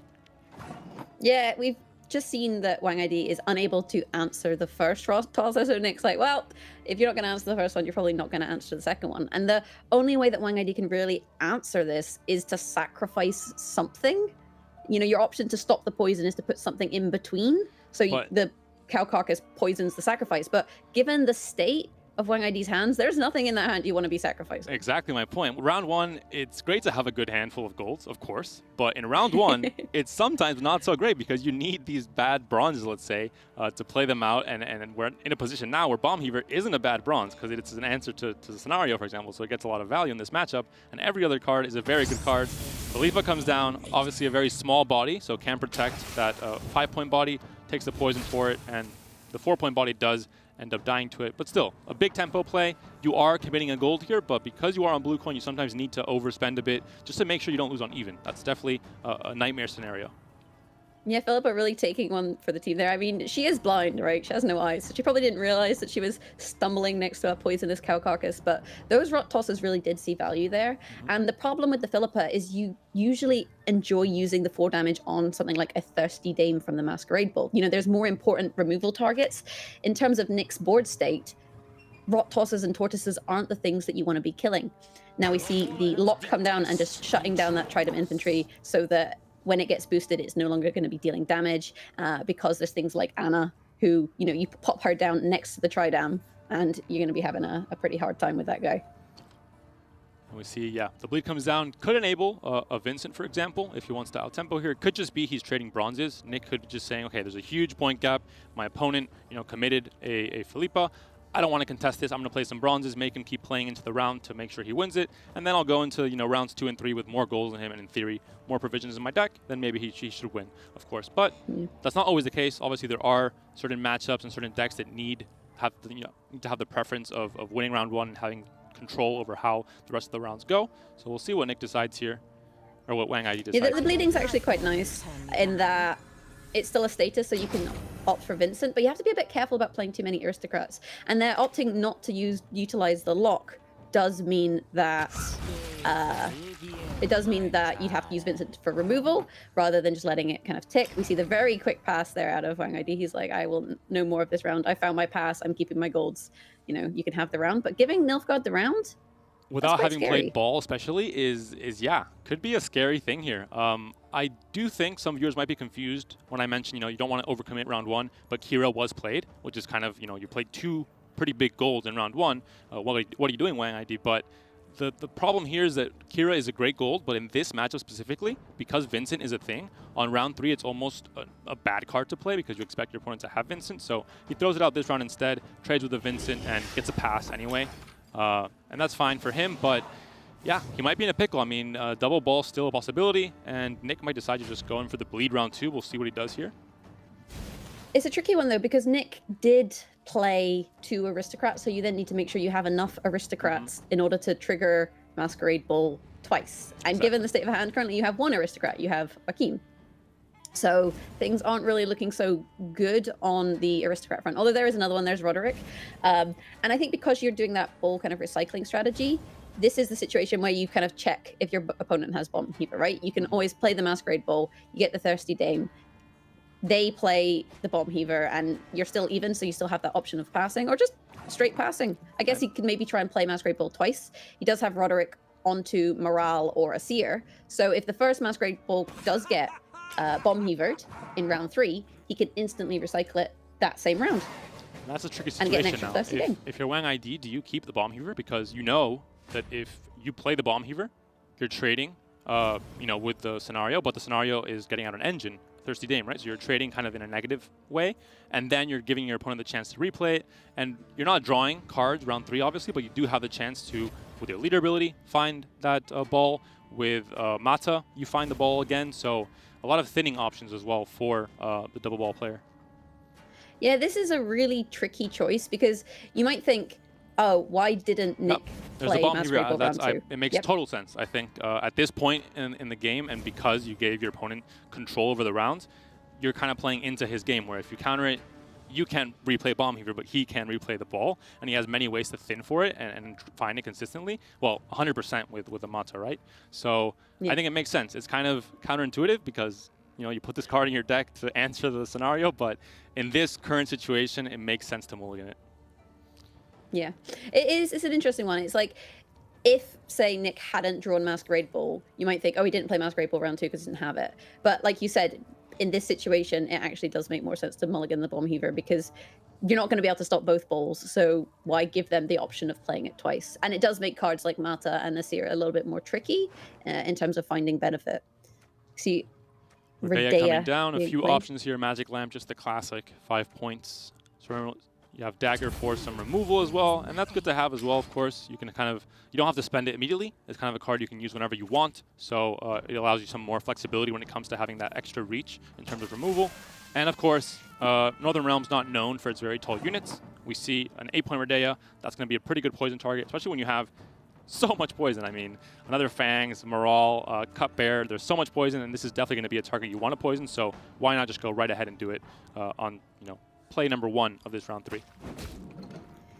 Yeah, Redea is a lovely poison target. And in terms of the deck as well, for Nick, you have a lot of options with how you want to play cards out. Like, you might think, oh, what if the Roderick, gets bricked? At the moment, Roderick is drawing a Seer, right?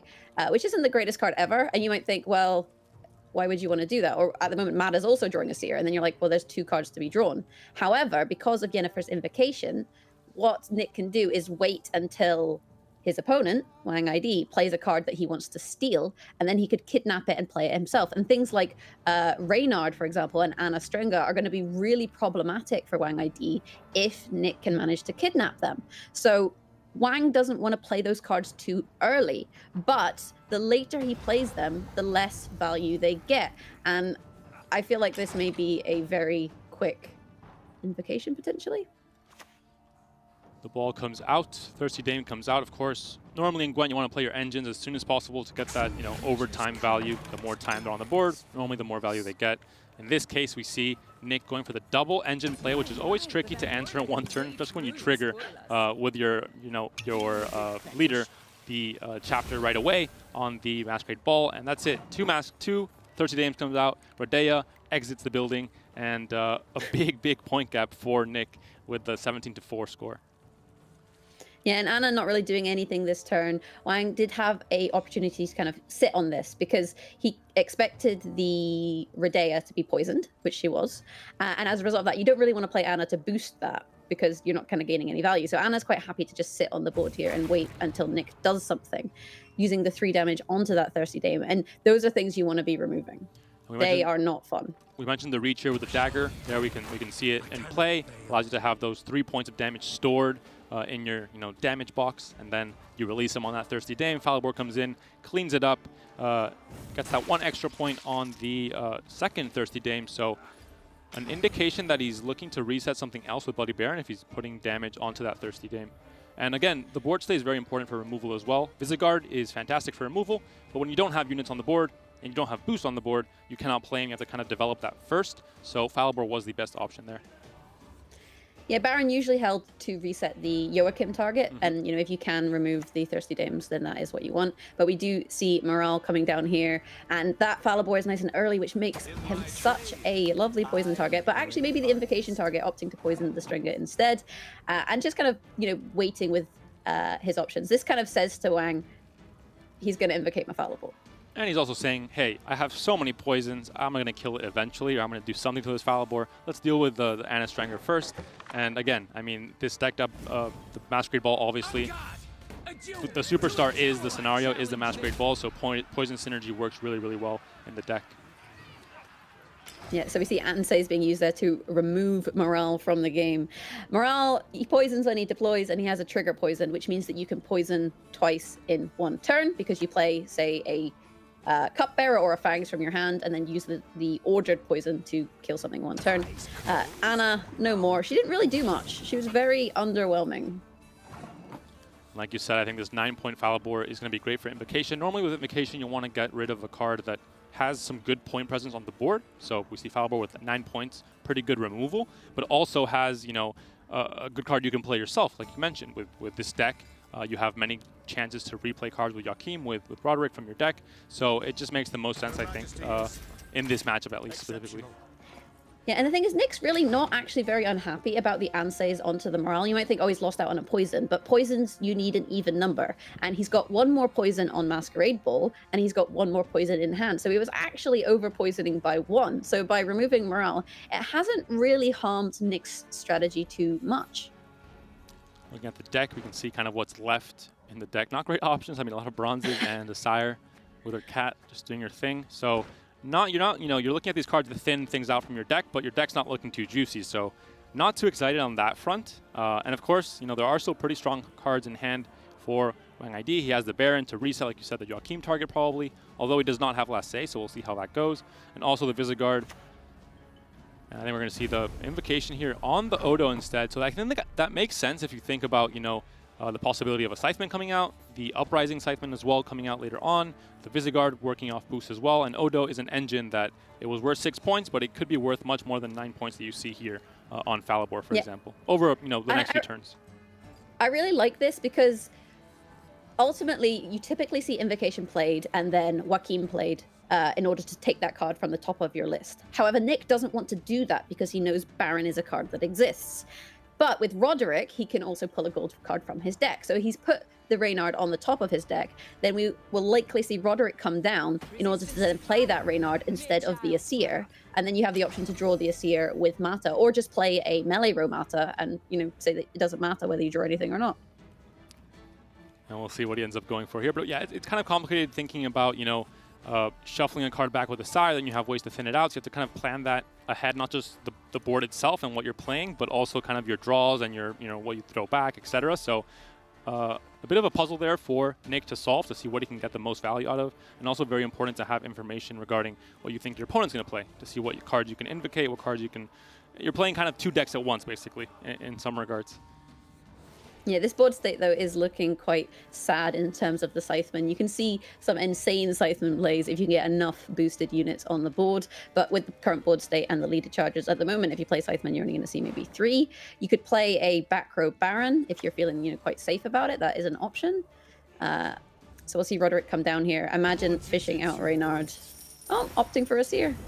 I guess you Manta then the Reynard. You do have the Aristocrat tag on the Roderick, so you see the poison come down, and now finally Falibor gets his turn drinking from this green chalice of poison and murder, and probably gonna die. There's another Fangs of the Empire in hand for Nick, and there isn't any kind of draw to transform this Falibor into a healthier non-poison Revenant, for example. No kind of Purify to just cure that poison from the Falibor. Yeah, so interestingly, oh, this is such a nice play from Nick. So Nick has used a Sire to put Invocation back into his list, which is a 50-50 draw off of Mata. And then if Mata draws Invocation, you can invocate your opponent and Joachim,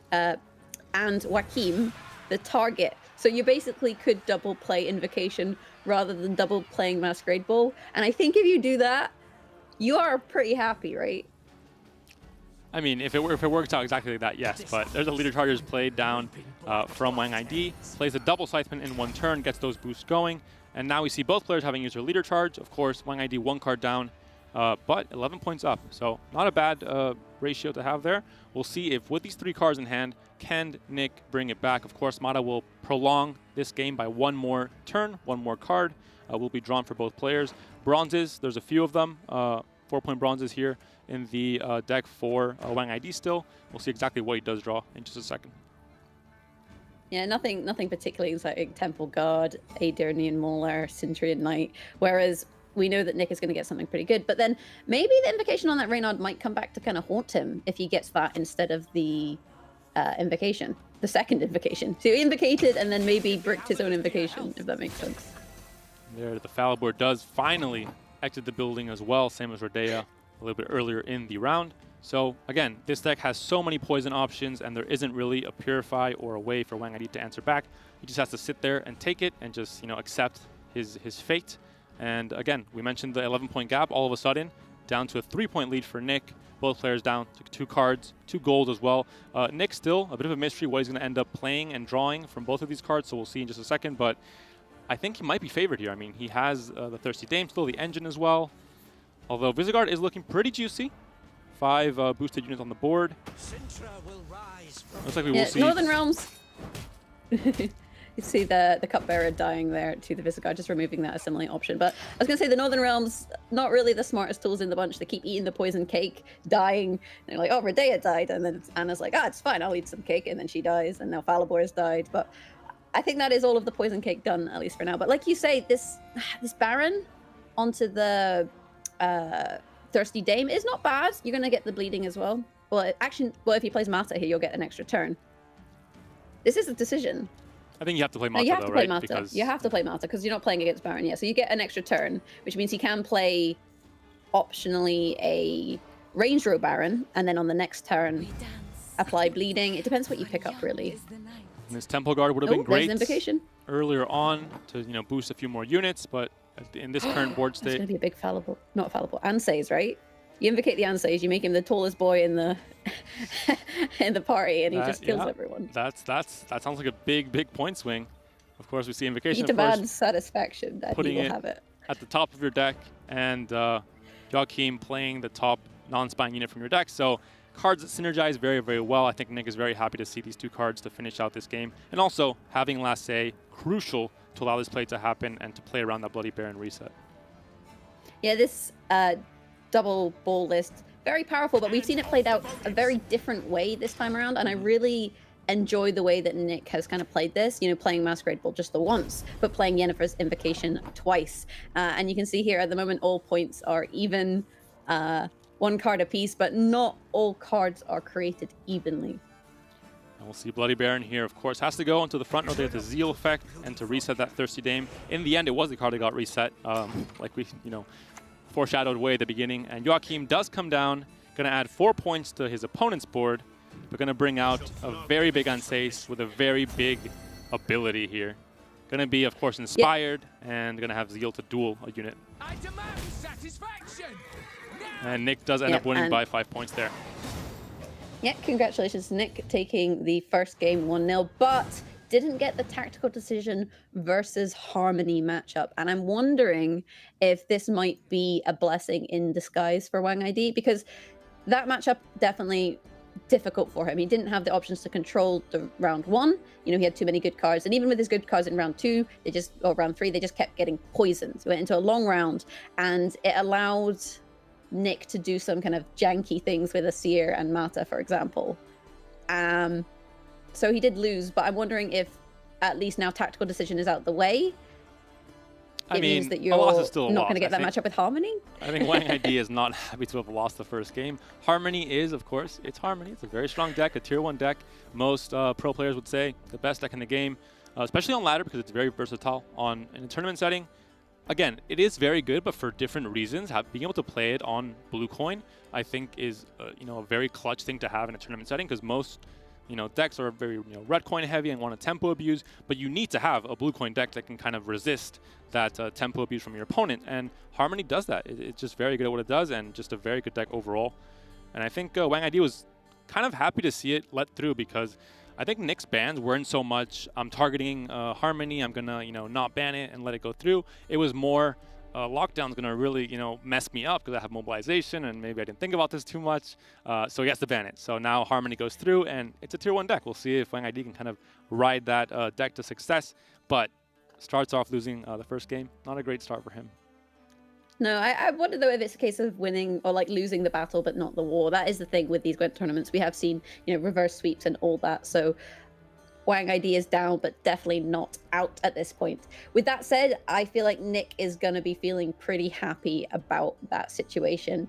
As a new player coming into the tournament scene, we have in the past often seen players tilt, shall we say. Like, new players coming onto the tournament scene aren't familiar with playing in the studio or, you know, wherever we happen to be for challengers, in a mine or whatever. I mean, I don't think anyone's, you know, familiar with playing Gwent in a mine, but in this situation, because we're online, people have the comforts of playing where they play Pro Ladder, where they play online qualifiers. They have their kind of home environment, right? This is where the players are used to playing Gwent. So I feel like that does help out the newer players to give them a little bit more of an edge compared to the veterans, like Wang ID, who every time he's come to a tournament, it's been in Poland, right? It's not been at home in China. So good for, I think that was a kind of a good momentum game for Nick. And when you're coming off of a win, you tend to feel a bit more confident about your matchups.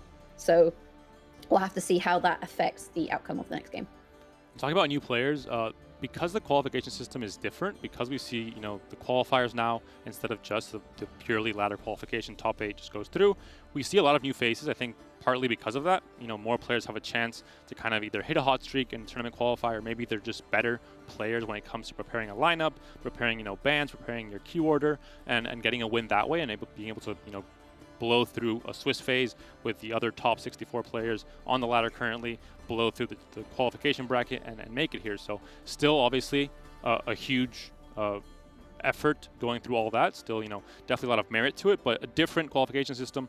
And we see 5 new faces. We see, well, Wang ID, Colomon, and Tilbot are the veterans, but every other player, his first time playing in, you know, a big tournament setting, and I think that may be part of the reason. So a bit of a different process in Season 2. I'm personally a big fan. Seeing new faces, giving new players opportunities is always going to be great, I think.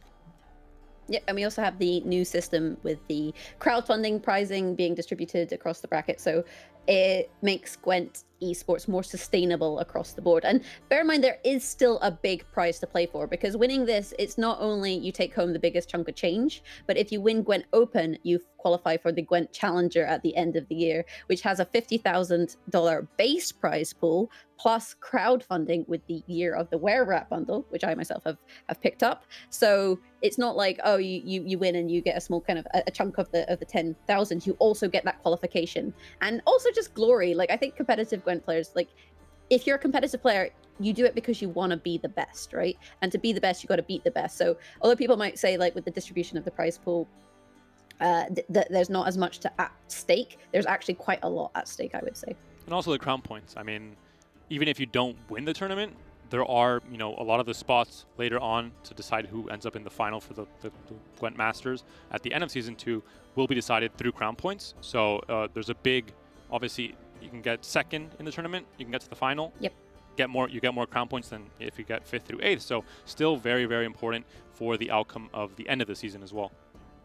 Yeah, it's big. You get crown points from ladder, you get crown points from these tournaments. Like, even if you don't necessarily win, you can still make it to the challenger as well. So there's a lot to play for. And also for you guys at home, like, you still have options to qualify for these tournaments. You know, you play through the pro ladder, get top 64, win a qualifier, then boom, you're here. You know, we talk about veterans, but there's a lot of space for people to show up. Looks like we're jumping into the game at the moment. We see Nick R, unsurprisingly, on his great swords, on his, you know, blue coin deck, which was, you know, very expected from us. And we see Wang ID on his comfort pick, I think, his, you know, very favored Blood Scent Vampires deck. He loves this deck. He's played it when other players haven't even looked at it or touched it. He was there playing it online, and he's playing it online now as well in Gwent Open #1 of the 2nd season. Yeah, and we see the mulligans. And Osril, you might think, oh, Osril's a great card, you know, but that's a great round 3 card. And so if you think you can find it again, then that is a good mulligan target. And swapping it out there for the Ighern makes you very happy, because Ighern is one of these round 1 cards. So if you swap a round 3 card for a round 1 card, I don't think you're going to be too unhappy.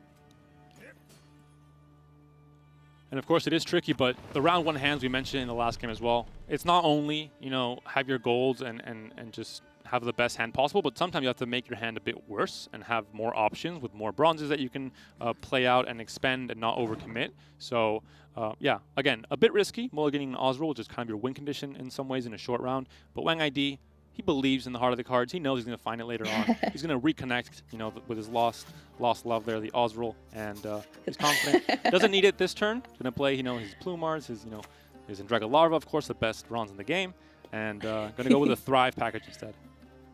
Yeah, meanwhile, we see Nick starting to assemble the Skellige fleet. And for those of you who know me, know that I have a deep hatred of playing against the Skellige fleet, because these boats are the most obnoxious thing in the entire game, and they keep coming back to haunt you, you know, with the resurrections and whatnot. But we do see here a Frost coming down, and this is quite nice. Is enabling him to, ooh, there you go. I was going to say get lucky and kill a Endrega. It was a 50-50 there, and Avalak, he flipped the coin and he won. And removing these Endregas as quickly as possible is such a key play, because like you said, they're like gold cards in disguise, you know, like Transformers are robots in disguise, Endregas are gold cards in disguise. Yeah, and a very unusual play. You normally don't see Avalak played, 1, so early, and 2, played for Frost instead of Rain, because you normally want the damage ticks for the Greatswords instead. But of course, these players have to adapt to their matchup, to the different situations that arise. And in this case, Avalak into Frost seemed like a very, very good play. Removes one engine, and that's kind of what you want to look at in somewhat of a long round. You want to play your own engines and try and control your opponent's engines. Of course, in this case, for monsters, for vampires, although it seems like all the engines are going to be, vampire and bleeding based, Thrive is so strong that you have to play it, even if you're not playing the usual maybe Gurnatora deck instead. But Endrega Larva very strong, Bruxa still very strong as well, so the Thrives come in, but a big point gap for Nick right now. Did commit a gold though, did commit Avalak. Yeah, and we see the tactical advantage being played a little bit later in terms of boosting the boat, the Uncrate Longship. And the reason I think for that is this allowed it to get a few pings out, whereas if you straight off boost it, it becomes a very tempting heat wave target, right? Because although heat wave is nice on things that you second wind, heat waving a boat like this on round 1 just removes it from the game, which means it also stops your opponent from developing a graveyard. So by delaying the TA, what you allow yourself to do is get a little bit more value from the boat, and it becomes a less lucrative target for your opponent. Exactly. And the only removal in the deck for Wang ID for something like this Longship would be the Heat Wave, which would, of course, instantly remove it, but it's a big commitment to round 1. And then the Striga, Parasite, and Thunder can all deal with it at the moment at this point gap right now. So Nikar knows this. He says, okay, I'm going to boost this up. You want to deal with it? Sure, you're going to commit a gold. And then if not, you just can't deal with it. So I'm going to get the value anyway. So very smart play from him. Definitely a key use of that tactical advantage. And Wang ID can't really deal with any of these boats. We have the Heimei Protector there sitting next to the Dimming Longship. So every time the Dimming Longship damages itself in order to deal damage, the Heimei Protector is going to get bigger. And Nick can place the other Longship on the other side of that in order to keep boosting this. And there's not a whole lot Wang ID can do. So it might be the case of you play some bronze cards and then you get out of the round. But if you do that, you haven't necessarily set up some graveyard targets for things like Ozro. Yep, and of course we see the Goliath here, and this is kind of saying, you can try and deal with this round. It is a gold, but like you said, you're kind of setting up your graveyard for later on. It's kind of a card that has a big drawback, so you want to play in a round where if there is a drawback, you can just pass and not worry too much about it. Instead, in round 3, if you play into that drawback, then you give your opponent a ton of value. So kind of like Kara in the last game where it was played round 1, is a card where there is a drawback, there is, a chance that it's not going to get its full value in round 3, so I'm going to play it in round 1 instead. Yeah, on the plus side, Wang ID does now have dominance, so the Striga is going to see a little bit more value, and we do see that coming down to sink one of these boats. The Skellige fleet at least has been partially sunk, but in doing so, you also boost that Protector. And Nick still hanging on, 3-point lead, equal cards here. Turn to play is for Nick here. Got to, he has to try and win this round, of course, because playing with the Great Swords, you really, really value, Last Say, of course. I mean, both decks do with Ozreal as well, but Great Swords, I think the points you can get with Last Say and with Second Wind are immense if you have Last Say and no chance for your opponent to counter. Yeah, it was getting to a little bit of an awkward position with the hand, but using the Giga Scorpion decoction there to kill the Goliath. When Goliath dies, it will pull the highest strength unit from your deck, which at this point was the Defender, and the Defender is now also defending the boat, and has given Nick a lot of tempo, because Nick, playing Great Swords, you really do want to have control, but you also want to hold off on the Stunning Blow, because Stunning Blow, for example, is really nice against cards like Ighern, because you can deal 7 damage and kill it, because Ighern will die when its armor is removed. So I really like this. I think like utilizing that to thin your Defender is actually pretty good. Even though you do lose out on the Defender against the Great Swords, you gain control of the round and the game, which is what you really, really want.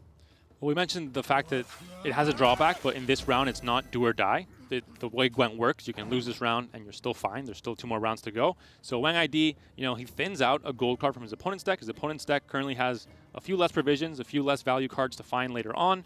And by playing this bronze now and playing these kind of less valuable cards, he might be saying, hey, I don't care too much about this round. I'm going to trade with you. You're going to play maybe your Wild Boar even to make sure you can win. And then I'm going to get ahead. And the thing with this monsters deck is if your opponent passes right now, 11-point gap, most decks can't deal with that. But Wang ID has the Yigern, so he has a ton of reach if his opponent does end up passing, which is, can be very scary for Nick. He can't just pass even if there's a big point gap.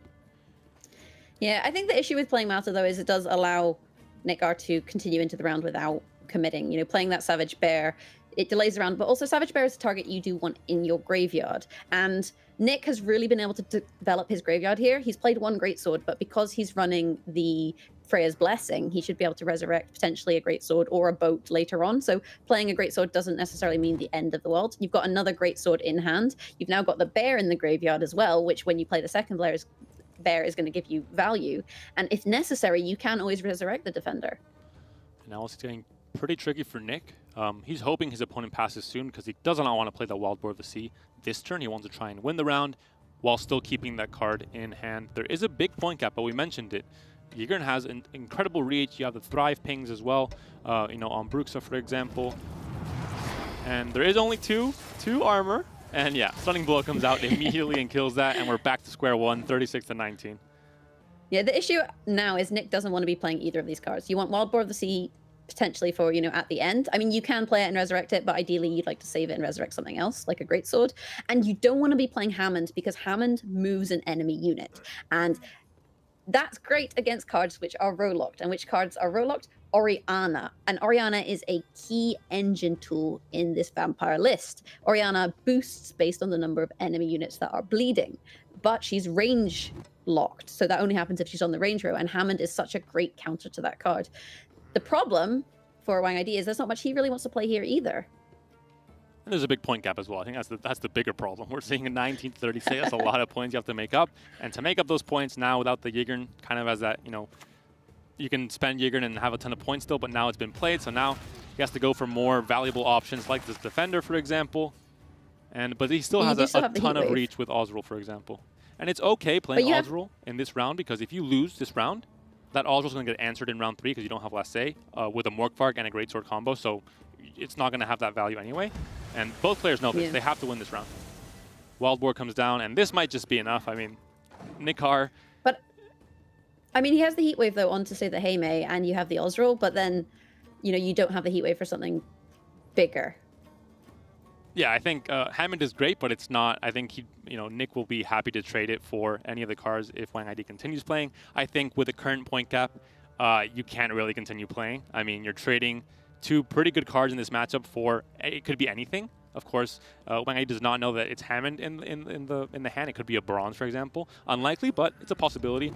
And I think with this point gap, you don't want to be trying to trade up and trying to win it here, even if you can make it in 2 cards. Yeah, I think if Wang ID wants to make it, I believe he has to play both cards, one of them which is Ozreal, and a leader charge. But then the question is, what do you put your opponent on? Do you put your opponent on Hammond? Do you put your opponent on Oh, he's going for it. Where do you put him? Oh, I'm going to go speed Gwent. Click as quick as you can. And like we mentioned, I think, he knows that if he loses this round, it's just not great to have Ozreal in round 3 anyway, because you're giving the Greatsword and the Morkvarg more value. So, but he doesn't get the leader charge. He does not. No. And the leader charge won't tick on the next turn. That's true, but he could still take it right now if, of course, Nick decides to pass. So at this point, I think Wang ID just decides, hey, I'm going to lose this round if I pass right now. So instead, I'm going to trade my Ozreal. But I don't think Wang ID wins if he plays Heatwave. He plays Heatwave onto an 11, puts him on 42, and he can't play a leader charge because the bleeding won't tick. He roped. That's a misplay. But the Hammond will still be played. I mean, Nick will trade anything into, but if Nick doesn't trade because he needs the Hammond for Orianna. No, but I don't think he'll decide that. I mean, last say in round 3 is much more important than having a Hammond for Orianna, I think. So, and just the point gap, that was Wang ID's thought process. He said, Ozreal is going to be answered in round 3. So you either lose on even or go a card down and tie. That is very surprising. That is fantastic for Nick. And like I said with Wang ID, if he'd used one leader charge in the previous round, then he would be 1 point ahead. He probably did the maths, but I think ran out of time. Yeah, I think it was just, I really just think he was thinking, there's no way my opponent passes. He's going to, trade whatever he has in hand and just commit it, even if it's a, pretty good gold. And Hammond is great, but it's not, the most fantastic thing in the world. So the Heat Wave does come down. And Wang ID is currently thinking here, he's roping. A short round, I have to say, does benefit Wang ID, but he has played the Oswald already, so it doesn't. Going to bleed here with the leader ability. Going to use all the leader abilities to get that, Vampire Akimara ping to win the round that way, but it is a big commitment. Is last say that important? We'll find out very soon. Does take that round, so we're going to see a semi-long round 3. We'll see if he decides to bleed or not, but bleeding without leader ability in round 2 is much, much harder for Bloodscent. Yeah, that is so painful, especially as you've already committed Osril. You've already committed, a lot of your big boys. You've also committed Heatwave, so you don't have the greatest of options against your opponent. And again, this is the fact that deck lists are open. It allows Nick R, when he saw there was an 11-point gap, to say, okay, my opponent doesn't have any card that could do it after playing Osril and Yigern, so I'm going to pass here. And I'm going to put my opponent in a bit of a pickle, and I think Wang ID was thinking there's no way my opponent passes, so I can't get punished for this. But his, Nick took kind of the bait there and passed. And Wang ID was, in a very uncomfortable position. Loses out on all his leader charges just to win that round 1. And last say is important, but I think he might have committed a bit too much. We see, a dry pass here. Yeah, and it makes Orianna so much less impactful. Dagger being played and then sets up the graveyard for the Resurrection final play, which is quite nice. You have options with your second wind now in terms of what you're going for. And we've all been in that position playing Gwent. I've definitely been in that position playing Gwent where you're like, oh, I'll be greedy. My opponent's definitely going to keep playing. And then they pass and you're like, oh, God damn it. Now what do I do? It's one of the best things, I think, in Gwent, the mind games and the bluffing. And many times, you're getting bled round 2. Like we saw there in round 1 as well, you have to catch up, and you're like, I'll catch up in 2 cards. It's fine. My opponent won't pass here anyway, so it's whatever. And then he passes, and you're like, did I just throw the game? So yeah, I think that was definitely caught Wang ID by surprise. The pass there. Normally, Greatswords really wants to win round 1, so they normally never pass, especially not in that situation. But Nick, read the situation very well, read the point gap very well, knew exactly what cards his opponent has in the deck, so it allowed him to pass and get in a favorable position now. I mean, he doesn't have last say, but being mulliganed. Yeah, I mean, because she does nothing. You have no bleed, you have no leader ability. No, and your opponent has Morkvarg, so you're just kind of sad. We did see the Ancrate Longship being mulliganed there.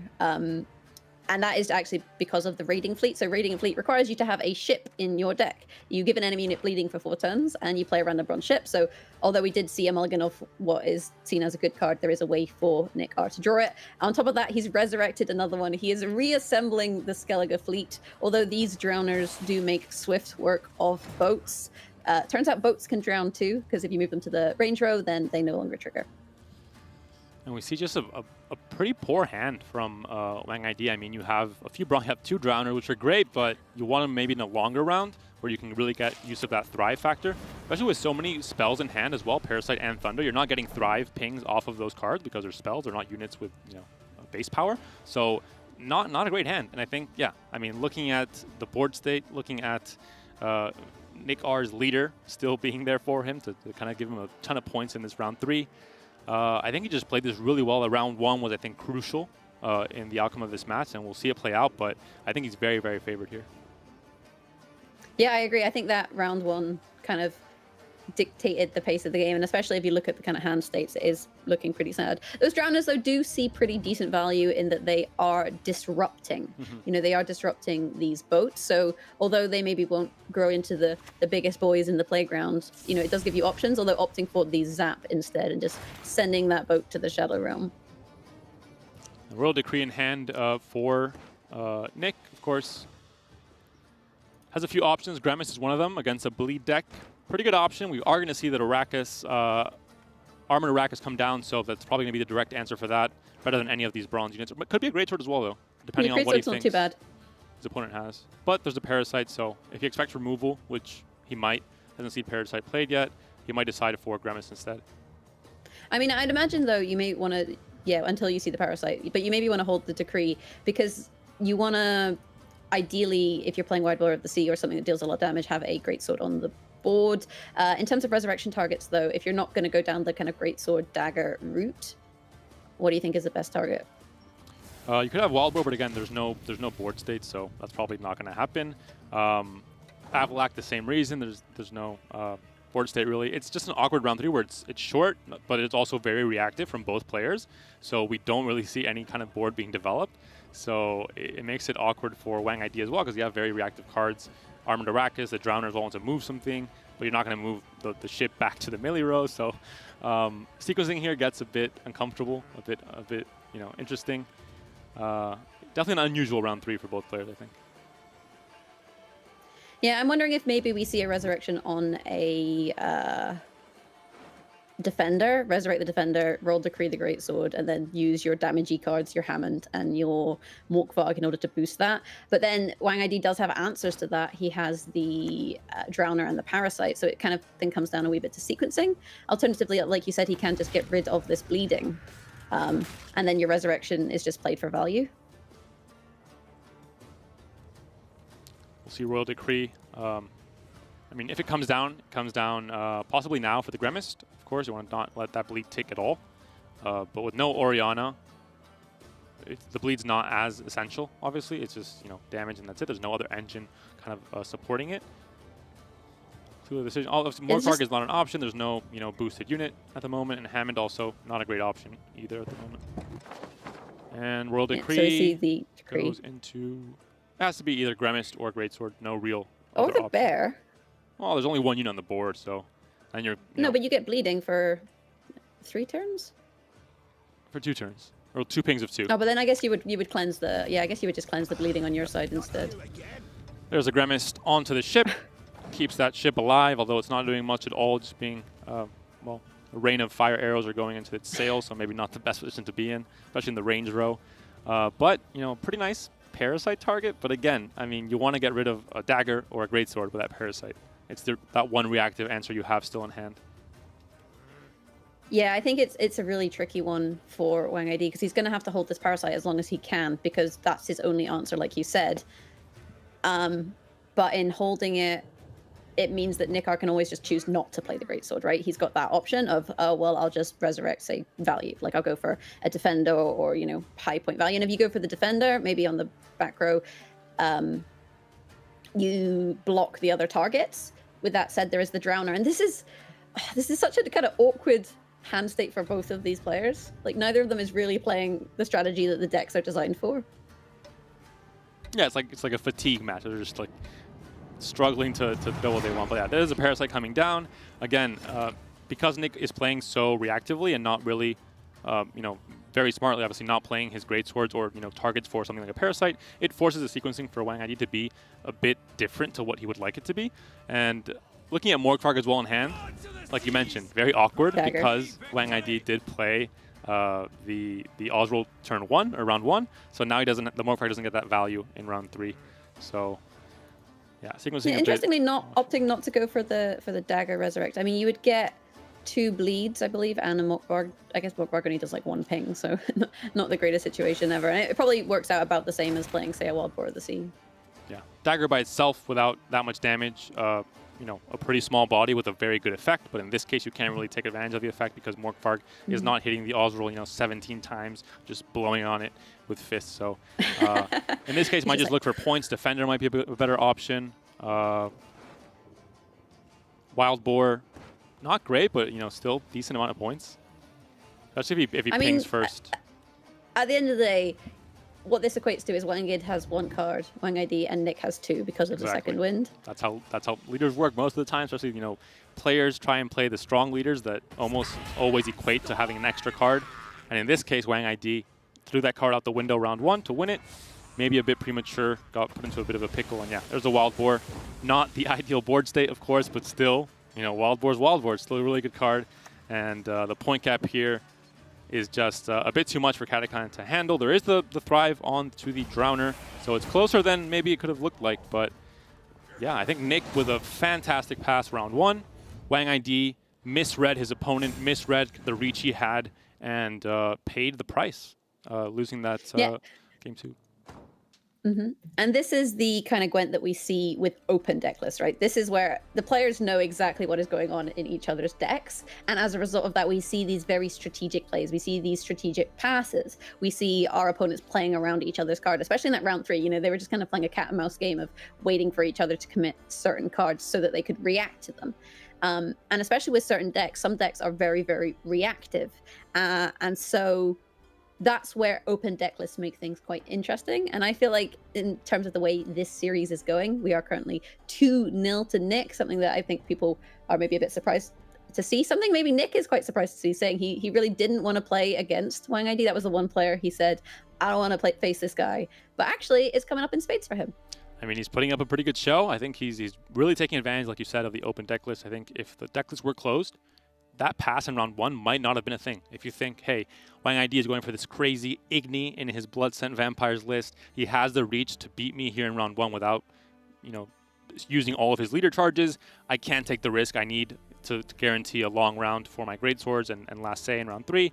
I can't pass here. I'm going to play Hammond instead. But with open deck lists, it's, you know, it's math. You look at the cards, you see what he's played, what he hasn't played. Does he have 11 points?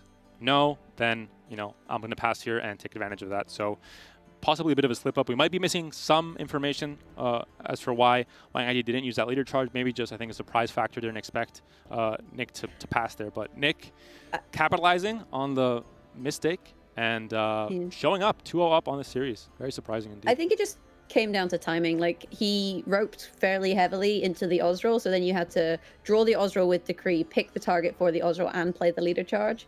And I think that is something that is pretty tricky for your players to do.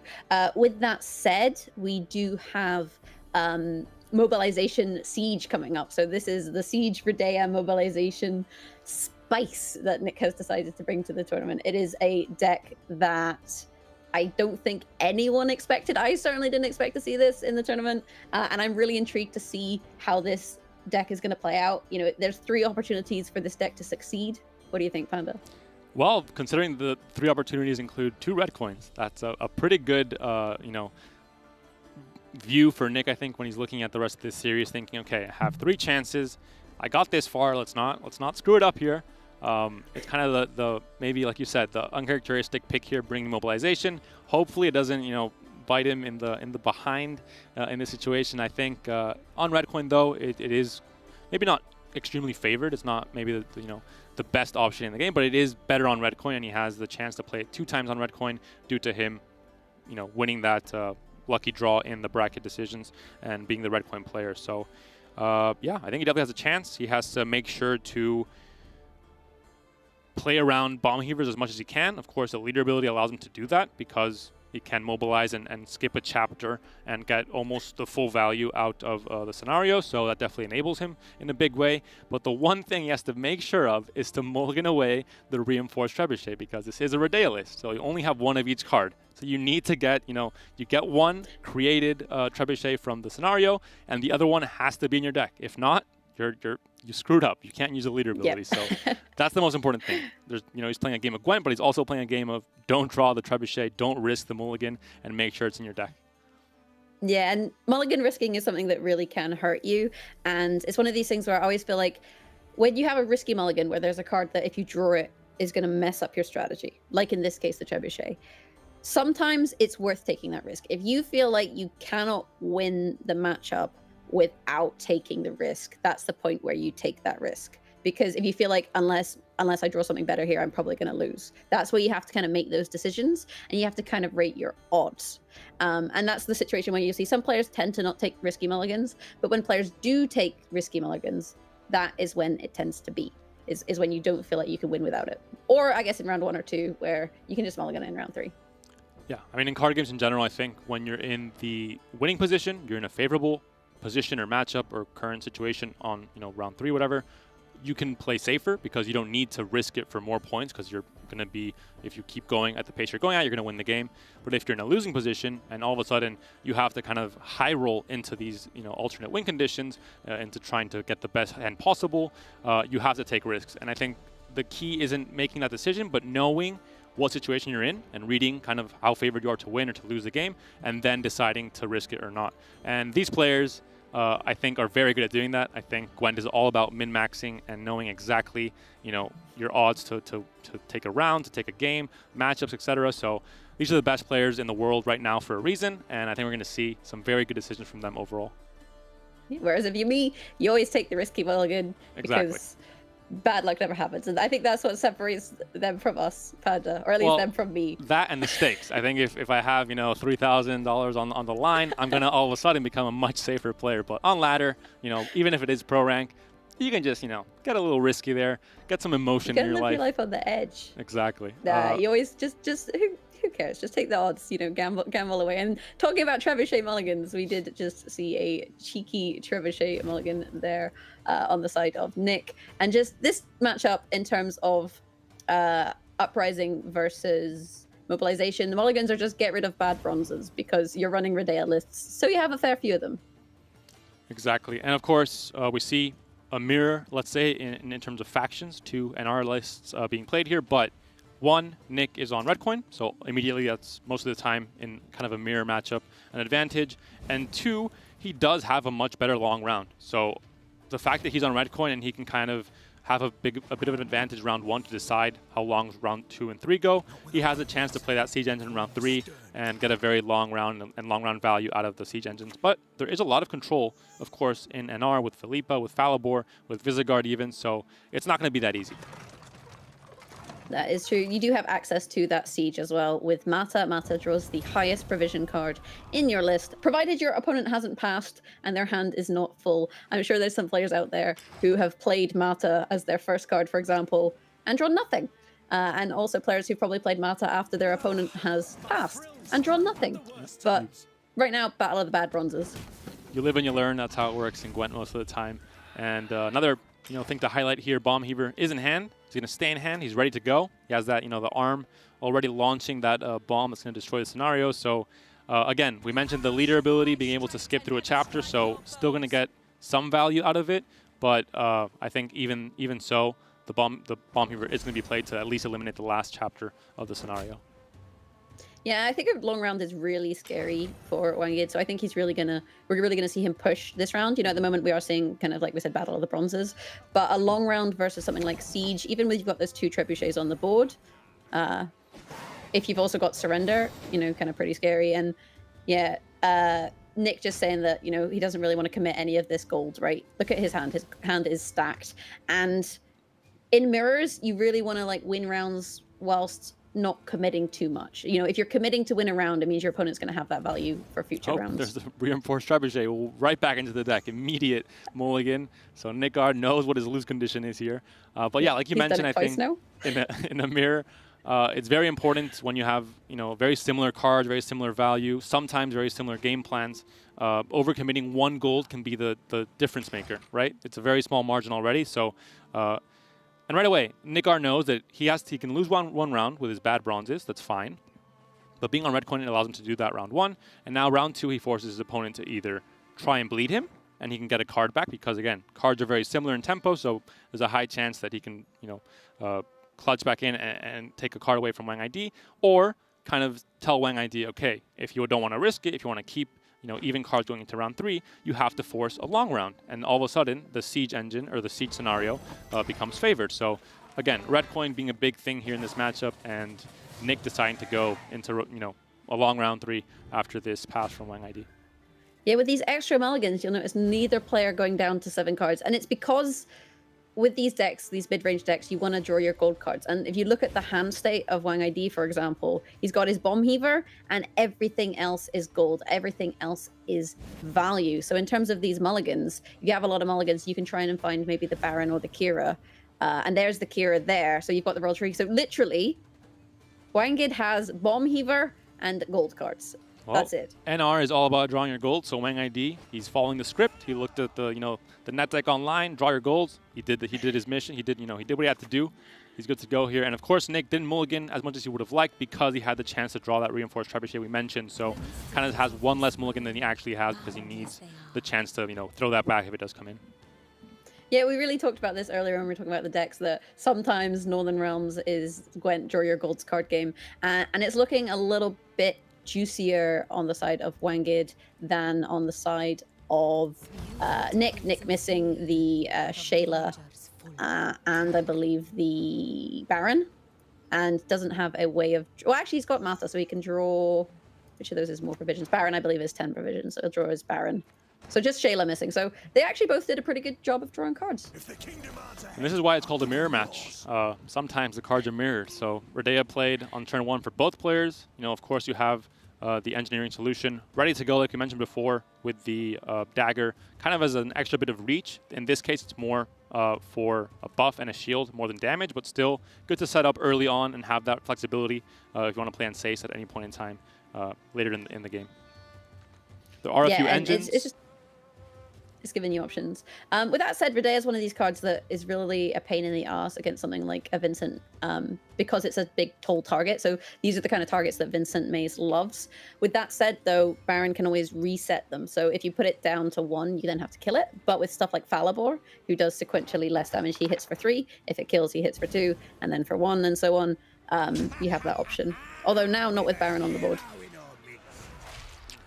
It's a very, very early Baron and a very, very early, well, trigger of the Baron as well. Interesting. Not what you see every day, definitely. Normally want to save it for kind of a, a finisher later in the round. But I think Wang ID had a bit of a very reactive hand, or wants to save some engines for like Reynard and like Anna for a bit later. And also he knows that NR generally is not a faction that you associate to really big boosts where you really need a reset. And there you mentioned that Vincent comes down and the Bloody Baron was used. So Nick R says, all right, well, we got the green light. All right, let's go, Vincent. You're get into the board, do your thing. Right when you mentioned it. So yeah, very good foreshadowing there. I think that's just one of these things of players, waiting for other things to come out. And we saw it in the previous round as well. They're kind of tactically playing around each other's cards and waiting for the answers to come out. So for example, Nick with his Siege is unlikely to play this too early because he knows Bomb Heaver is a card that exists. He has seen Royal Decree though, so he probably expects Wang ID to have Bomb Heaver in hand, because if Wang ID doesn't have Bomb Heaver in hand, he wouldn't have committed the decree so quickly, in which case Nick is going to wait as long as possible to play this Siege so that Wang ID thinks that he doesn't have it, and then maybe just plays Bomb Heaver as a stalling tactic, which would be a mistake. Exactly. And we see Unsafe coming down. Of course, you have engineering solution to, well, create a solution there, boost up that Unsafe, get it Inspire without having to use a leader charge, which of course you don't have in Mobilization. It's not Uprising, and they get a nice damage ping there with its ability. So just really good value combination overall. Redea and Unsafe has been, it was a bit more popular back in the day, but still very strong for NR. Yeah, it's just really nice because it gives him the shield, which means if you're dueling things, you can go really tall with it, really because he's no longer taking damage. We see the Anna coming down and the boost being used there, and the shield is going to make this quite awkward for Nick to remove. And every turn that she exists boosted, those units either side of Anna Stringer are getting Stringer and Stringer. And I think it's like we saw before with Vincent and Bloody Baron, it's the same interaction with Unsafe coming down, then you have like the green light to pull down Anna Strenger, and your opponent has a few less options to deal with it. So looking to just board control here for Nick, eliminate one of the units on the left side here, but of course Wang ID can answer back with a second unit. His board is not very developed, so something like a Visigourd isn't very strong at the moment. You do have still 2 Uprising pings, so you can Inspire Unsafe to do a bit more damage with their dual ability instead. Also Kira, a bit awkward now because you can't play on the left or else you lose, obviously, the Vitality pings.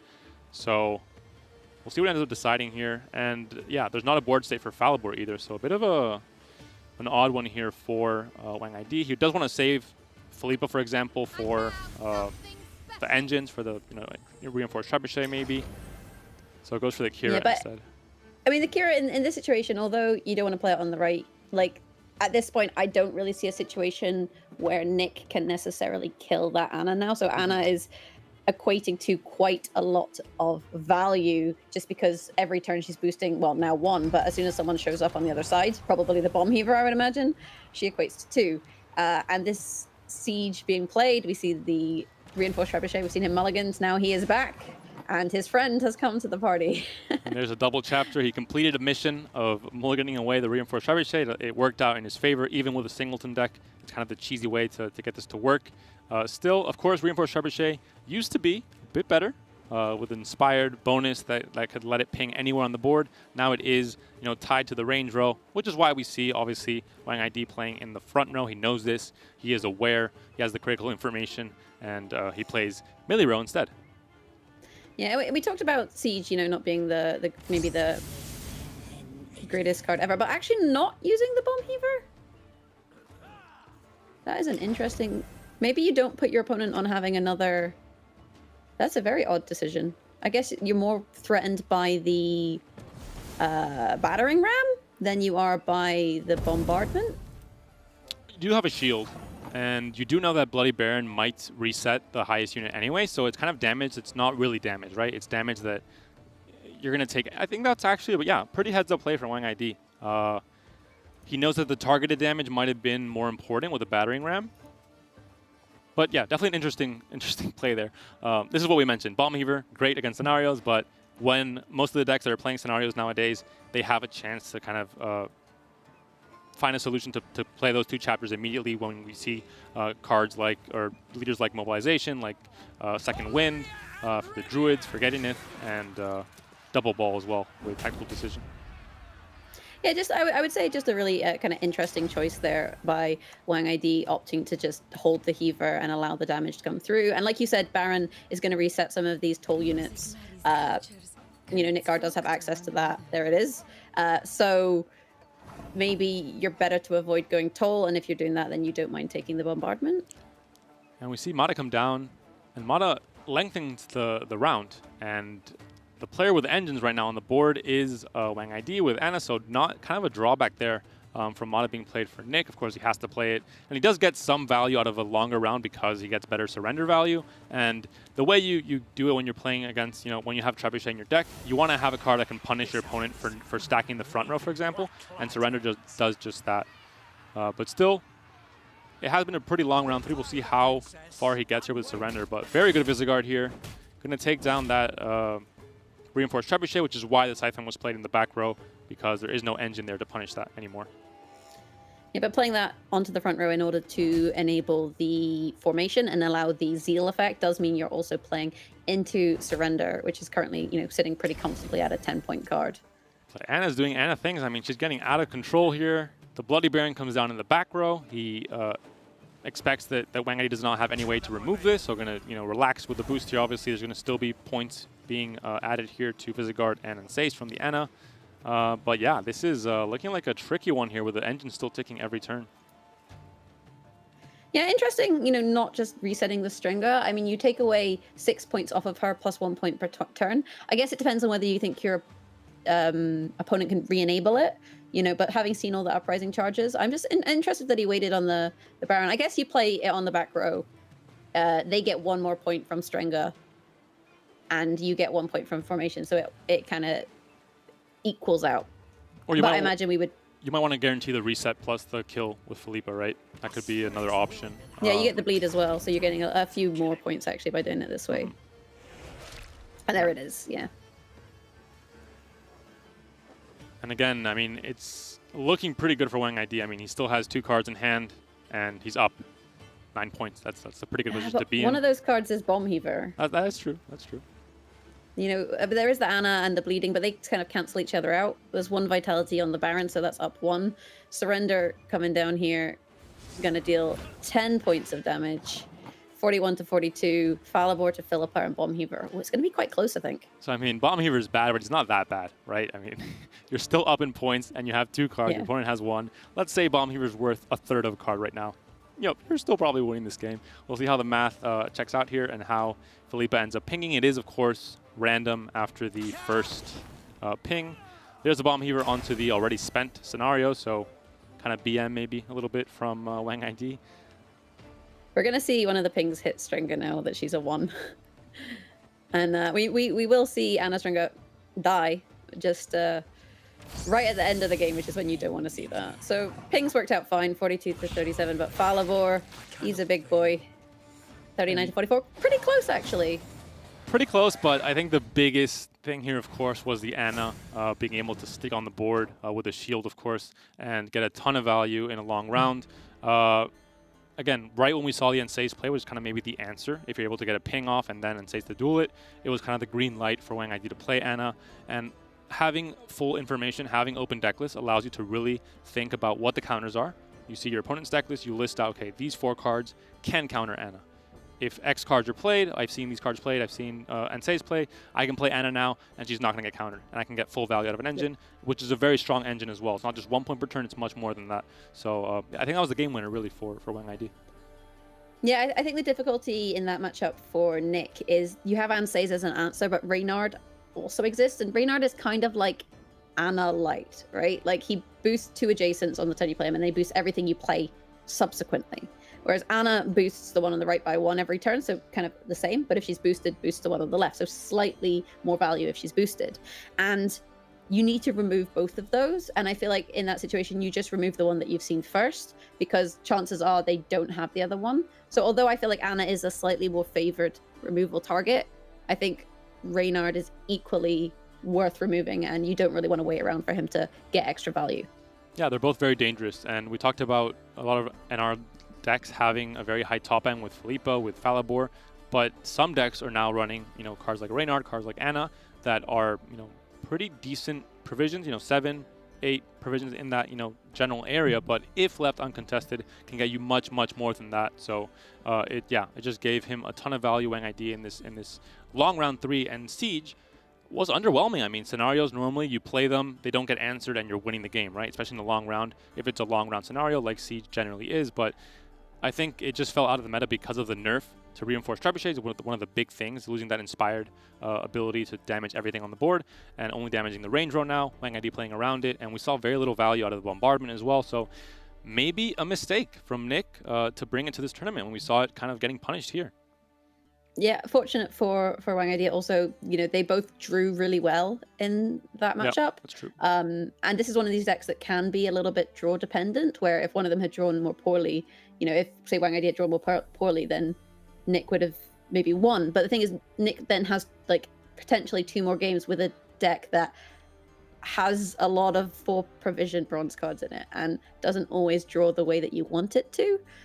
Whereas we still have, I believe, Harmony. We haven't seen any Harmony, and we have Blood Scent from Wang ID. So tough matchups for sure. Yeah, and I think that's the big thing with kind of these dangerous mulligan cards, where you have a very good card, very good combo, Siege, Mobilization, great, but there's like a tiny little, asterisk next to it and says, hey, you can't have Reinforced Trebuchet in your hand. And in this game, we saw Wang ID could use all his mulligans, has the perfect chance to draw his gold. He did. Nick cannot use all his mulligans. He has that dangerous element of risking it and finding a trebuchet and ruining the game, literally just losing on the spot, basically. And that, I think he had a Royal Guards in hand for round 3, so had a bit lesser value in hand, and maybe, I mean, we saw the very small gap in points at the end of it, so the reason he lost the game. So some players sometimes underestimate this. They think, oh, I'm a lucky player, I won't draw my trebuchet, it's fine, I don't need that extra mulligan value, but could have punished Nick in this situation. Yeah, I'm actually really intrigued to see the Harmony versus Siege Mobilization matchup, because that is the one list that doesn't have an answer for the Siege, and it's also a list that has a lot of row-specific cards. There's a lot of stuff that goes on the range row. There's the Piggy. Admittedly, he heals himself when he moves back to the range row, but there's stuff that goes on the range row in that list. And it also row stacks, which gives Surrender, quite a lot of potency. So that's the situation where I'm going to be quite intrigued to see how that kind of plays out. Blood Scent does have a lot of answers to Siege if necessary, although, like you said, we do trigger scenario 1 or chapter 1 on the first turn, right? We see that on the you play the scenario and then you play your leader. So we'll have to see how the value kind of plays out with that matchup. Also, Mystic Echo Harmony also has a lot of movement, and not only are the cards being affected by Reinforced Trebuchet, range locked, and that's where you get the punishment from, but Reinforced Trebuchet itself is a range locked card, so that once that card is moved to the melee row, it gets disabled, so that's also a way to deal with those engines as well. And we have Malena in the deck for Wanging. We have, of course, the Trained Hawks as well with the Harmony procs.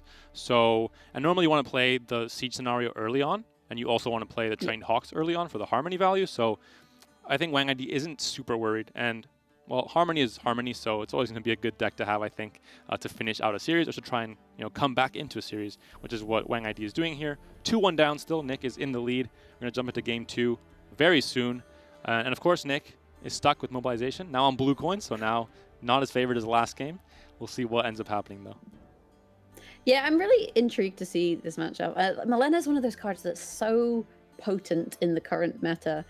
She's an elf, so you've got the elf tag. She moves units every turn. You can synergize her with your Trent board, so every time you move your Trent board to the front to deal damage, you bring it back. You can disrupt your opponent's strategies in terms of roll-up cards. You can move defenders around. If they move your defender, you can move it back. Like, she's just so good, and it's like I feel like we've been in a Harmony meta. Like, I don't even remember when we were last not in a Harmony meta. Harmony is one of these decks that, like, regardless of what happens in Gwent, the elves and the dryads will persist. It has been nerfed, but it's still it's sticking strong. It's still surviving those blows from the dev team, and still a very, very strong deck. Of course, cards like Waters of Brockulon, cards like the Great Oak, even if they're nerfed a tiny bit, they're still great contenders to be some of the best gold cards in the game. So still sticking strong here. Also to mention, yeah, we have seen Harmony for a long time in the meta, but it has kind of been optimized and slowly refined over time, and has kind of adapted to the meta as it changes over time. Cards like Milena weren't run at all a few months ago. It was more maybe Ida for Purify, even Isengrim's Council for more consistency, which some players may be running in this tournament. We'll find out throughout the rest of the day. But yeah, Milena has been, as far as I know, a fairly recent addition, maybe 3-4 months ago. So it's nice to see also. We're still in the same expansion, same card pool, but the decks are changing as players kind of react to the meta and play different things. Yeah, we had a wee break when dwarves was the thing. Good old dwarves. Oh, it's Squirtel's one of these decks that, like, it just seems to always be kind of about. And then Monsters is one of these decks that seems to be like up and down all over the shop, but still shows up in some format in tournaments. Sometimes does amazingly, and sometimes just like falls off a cliff. And it'll be interesting to see whether Wang ID opts to go for the Monsters or the maybe more consistent Harmony in this next match. He does have to win with both, of course. He's up against the wall, currently down in terms of total games in the series. Nick is, he was 2-0. He was, giddy with excitement, about to win his first series in his first official tournament. All of a sudden, loses that first game with mobilization, and now he's playing it on blue coin. So you think you have 2 more chances, but really you have maybe 1.5 chances because you're not maybe as favored right now on blue coin with it against a red coin deck. So it's going to be tricky for him. Hopefully he has the mental power to stay in it and not, like you said, get pressured or feel nervous because he is a rookie. And Wang ID trying his best to use his veteran experience to claw back into this series. There we see it, Reinforced Trebuchet immediately flies out of the hand. Yep. Nick R knows what he's doing. He knows at least what he's got this down. His win Click condition the green card. Yep, pretty much. Osroll there. We've seen that mulligan before, and mulligan once again. Often you actually do see the Noonwraith also as a mulligan target. It seems to be a bit of a filler card sometimes, I feel like, in Monsters, in that if you kill it, your opponent kind of gains a benefit. Although sometimes you can do interesting things where you try and like flood your opponent's board. But there it goes. Sorry, Noonwraith, it's past noon, and we're going to replace you with the best bronze card in the game. It's a bronze, but it's a very, very good bronze. Some would say the best indeed, Jagras. And we're probably going to see it played, right away. Some of these cards, you know exactly when they're going to be played. There's no other option, and Dragolara is one of them. Obviously with a Thrive on 2 bodies, it's like playing 2 engines in 1, and they have that armor as well to survive. Kind of the power creep from Neckers to the Dragolarvas here. But, and again, NR, Nick playing this deck on blue coin, it's going to be very, very tricky. Not only because he's on blue coin, but because his opponent is playing red coin with the Thrive package. And that is a package of cards that can get out of hand very quickly. And he has great tempo with cards like Yigern, with cards, with just cards that trigger that Thrive and still get you a lot of points on the board, like the Katakan, for example, as well. Yep. And we saw the Parasite being used there to turn off the Iron Falcon infantry. The Barricade ability at the end of turn, this unit will boost if it has armor. So if you can remove the armor with something like a Parasite, then you are going to turn off that engine. And Nick's list doesn't have a whole lot of those kinds of cards other than, say, the Trebuchets. So, that's a pretty happy Parasite target there. Falibor being utilized because there was no boost on the Endrega. It meant Falibor was still available. As an answer, you kill one of them, you do, I believe, 2 damage to the other one, and it sets it up so you can usually quite easily kill the next one with something like a Shayla de Tarnsville, for example. And some inexperienced players may think, you know, what's Nick doing? He's overcommitting. He's playing, you know, Falibor. He's playing Sile as well. Like, he's going too far into this. He has 20 points already. His opponent only has 3. But Nick, obviously, he's there for a reason. Qualified to this tournament, playing a ton of games over a ladder season and the tournament qualifiers online. And he knows that he might get out-tempoed very quickly if he lets these Thrive units get out of control. So he has to waste a few golds here, guarantee he doesn't lose on even, and can go into maybe a long round 3 with the Siege scenario. Yeah, I think you just have to commit against Endregas. Endregas are one of these annoying cards where you often have to commit quite a lot to remove them, but if you don't, then you often end up losing the round, just because although they're 1-point units, they have this Thrive tag. So one Endrega can equate to, you know, 10, 12 points, depending on how many times you're able to boost them. And now, of course, that Nick has kind of lengthened the gap between him and his opponent, he can go back to playing bronze cards until his opponent decides to maybe play a big tempo. Because, of course, you've overcommitted 2 gold cards. You don't want to do a third one. That's, you know, it's enough for now. You have kind of a protective range with this 20-point difference between both players, and now you can go back to playing bronze cards, especially because your opponent is probably going to not try and win this round and just play bronze cards himself.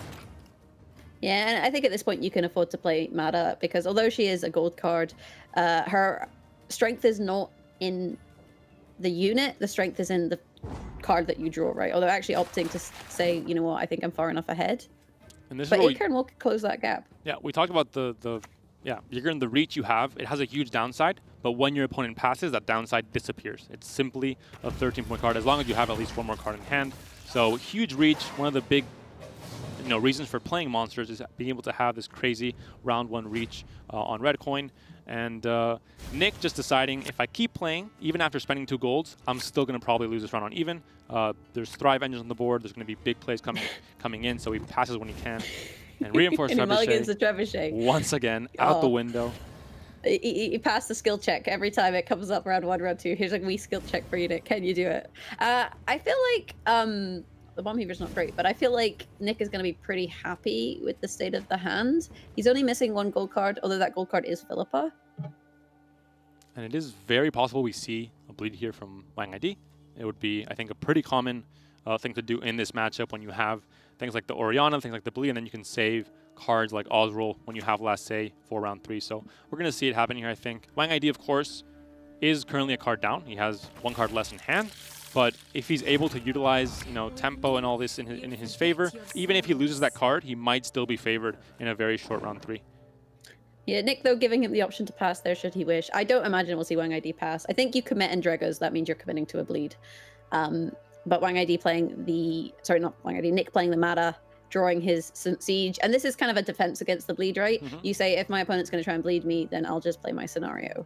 And then I'll be a card up, right? So Wang ID knows that Nick has the scenario, and he has to decide, do I think I can survive this? And he does have Bomb Heaver in hand, but if Nick can stay ahead here, surrender. It's a very interesting surrender. Normally used in a long round to deal with, you know, a very stacked row, but in this case, the value of killing 2 engines was too great for Nick to pass up. Decides to just trade it for the Endrega Larvas there, but does give Wang ID the chance to pass.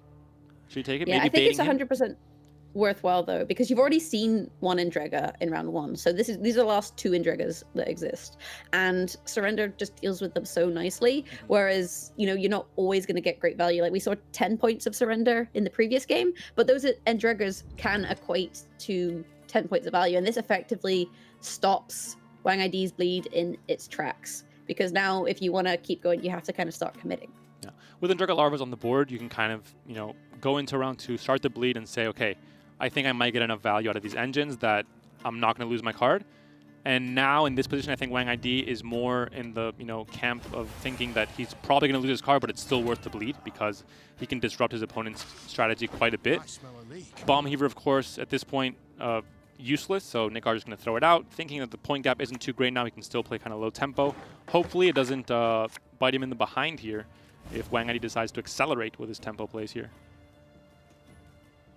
Yeah, and Roll Decree into Arrakis does kind of equate to a lot of points in a long round, so he has started to accelerate the tempo, and Nick's like, right, anything you can do, I can do better, or at least answer. So thinning the trebuchets, getting a lot of points on the board, and effectively keeping up with the bleed.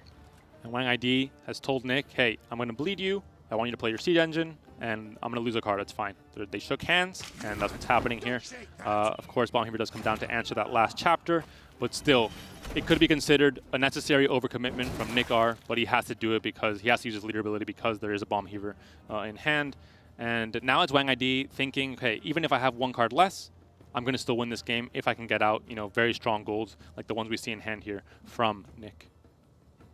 Yeah, but with that said, it's a little bit tricky because Baron exists, and Baron is an answer to Orianna. So typically what you want to do is you want to Cave Troll, but with Ansei's and Radea, you have the answer to Cave Troll in hand. So Nick does have a bunch of answers here to Wang ID's strategy. Wang ID, I think if you go one more card into this round, you maybe play Mata, but then your opponent just plays the bad bronze that you draw. Yeah, it's tough because in this position you either want to try and continue to tempo and make it and try and claw back into this round where you're not losing a card. But at this position and with this hand especially, if you had bronze cards, he would keep playing them because the opponent, Nick is forced. He can't just hero pass with 4 cards left. He's forced to continue playing. But because Wang ID has gold cards in hand, he can't really continue playing. So a bit unfortunate. I also don't think that you put Nick on such a juicy hand, given the list. The list has that many bronze cards that you would think, oh, he probably just has bronze cards. So even if I do continue the bleed, I'm going to be trading gold for bronze, at which case it's no longer worth it. Pellar draw actually really nice because Pellar can purify that defender, which means you are free to play your Baron and your Ansei's onto whatever targets you like. No Philippa, though, unfortunately. So we do start to see some of that bronze come back into hand, but given the state of the deck, it's not very surprising. And no mulligan minigame anymore for Nick. He has already played a leader and siege combination, so that allows him a bit more freedom in round 3 to try and find all his gold cards. He hasn't. He still, failed that skill check, but I think it's the same for both players, although maybe a better value hand for Wang ID, but also 1 card less, so that's a pretty big deal. Yeah, and just opting to get rid of the Ozreal, I guess he doesn't feel that he can last play it. It's an interesting choice, the mulligan on the Ozreal, because Heatwave is the highest provision card for Wang ID, right? Yeah, so Ozreal's 9 and Heatwave is 10, you're right. But Bloody Baron is a thing as well, so maybe he knows I don't have Lassé, my opponent's going to be able to Bloody Baron and yeah, probably but deal on the with my flip side, defender. the Orianna's a thing, so That's there's true. always going to be a Baron target. So just an interesting choice there by Wang ID. Whereas if you have Ozreal, they can only deal with one of the 2 evils. I think Wang ID now is going to try and bait out the Ansei's before he plays the defender. And it's going to be kind of like the green light situation we saw last game with Vincent and Ansei's as well. Or Bloody Baron, rather. Whereas the moment that maybe Nick decides to overcommit and play that Ansei's early, the defender is going to be a snap play and then be able to defend the back row for Orianna. Yeah, I feel like Nick can just afford to stall, though, right? Like, he has multiple answers for the defender. He doesn't need to spend Ansei's. He can just hold on to the Pellar. And if he does spend Ansei's, it might make Wang ID think, oh, I can play the defender now. And in doing that, is going to spell disaster because then it creates space. And Orianna was one of these cards where you don't really want to last play her. Like, you can with your bleeds, but you'd rather play your bleeds earlier. It's just kind of awkward. And we do, of course, see also great targets for Vincent, for example, in this matchup, onto the Goliath or defender even. Of course, Vincent has the power of a non-boosted enemy to 1. So against monsters specifically, very, very strong because there's many very high base power units. Yeah, you can see Nick playing some speed Gwent here, just throwing cards down. I mean, at this point, he's just playing bronzes. These aren't really reactive bronzes. The only one that you kind of want to hold off on is the Pellar. So he can kind of afford to just chill and wait. And the Heatwave could answer the Baron if Nick, is a bit greedy and decides to play him back row to get the Inspired. But probably not. Yeah, I will say the Vincent on the Goliath combined with the Ballista, actually a really nice option as well for Nick. So Nick has so many answers to everything that Wang ID has. It's gonna be interesting to see how the sequencing comes down, because you could play the Ballista now, for example, just for the 1 damage and then bank the 2 damage. And of course, having open decklist here and both players being, I'm going to imagine, very experienced in this matchup and pretty much every matchup on ladder, he knows not to play the Pellar now, not to use it on the Enchantress. It is, a great play. You get 8 points out of your Peller, but you know a defender exists, and you know that's a much more important card to try and purify. Yeah, there it is. He's come out to the party. Cave Troll. He doesn't get a name. I want justice for Cave Troll. Why do all the other trolls have names, but he doesn't? Well, because it's not very CDPR, useful. please. Does come down, does not defend very much. Some kind of mage with some kind of red flower magic defeated him. He's a Peller. He's a red flower He's friends magic with Princess. mage. Come on, Panda. Know your Witcher lore.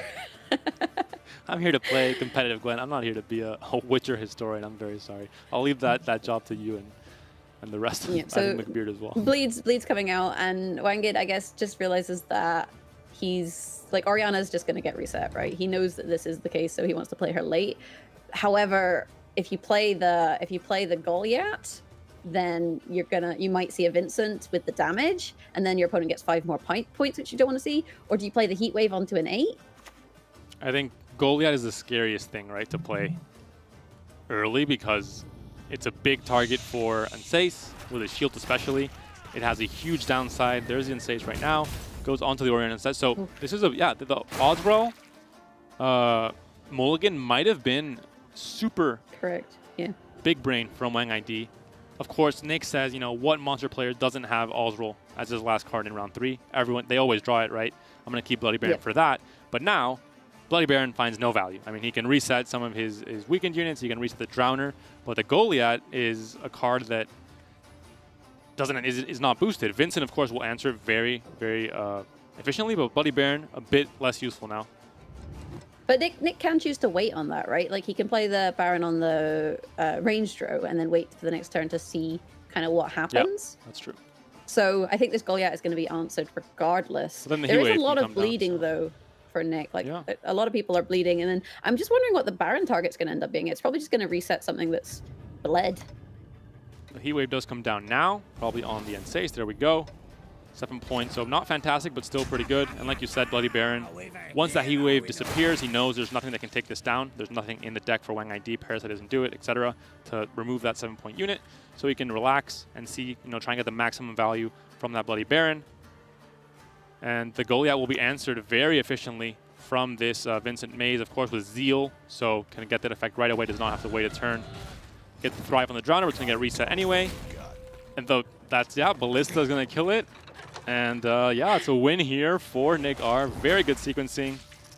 And the bleeding come in, but not quite enough. Look at that. Ooh, 22 to 21. What a upset. Wangid, a player renowned in the Gwent community. He qualified for so many events. He's been at Gwent Open number 8. He's at this Open. He's at the next Open. He's into a challenger. Nick, a new player from Ukraine, showing up and schooling Wangid with a very surprising lineup. And I remember Nick, he apparently said that if he lost today, he was going to be casting tomorrow. So fortunately for us, we keep our jobs. I mean, I can't cast in other languages, but we get to stay to cast another day, and I think that's going to surprise a lot of people. Yeah, that's a great win for him. Obviously, like you said, we said the whole series, he's a new player coming into an official tournament scene. He is playing from home, so a bit less stress, a bit less pressure maybe, but overall, it is always when you're a veteran, when you have experience, you're more calm. You can maybe play in a much more collected fashion.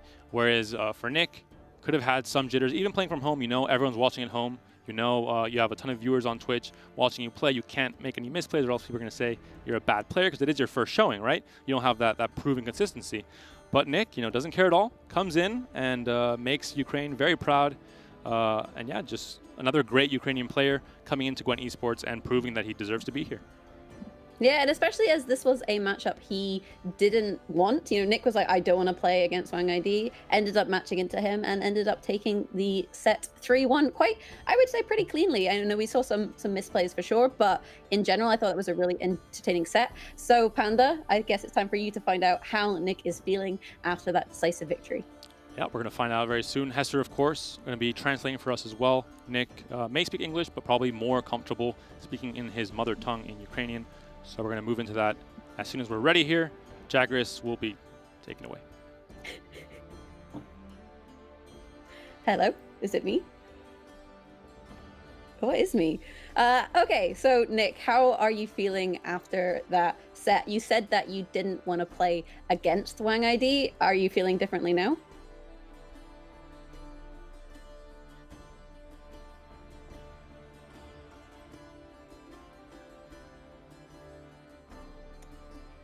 Okay, so I think we'll be getting Расскажи нам into немножко, that. как ты себя чувствуешь после этой игры. Ты сказал, что...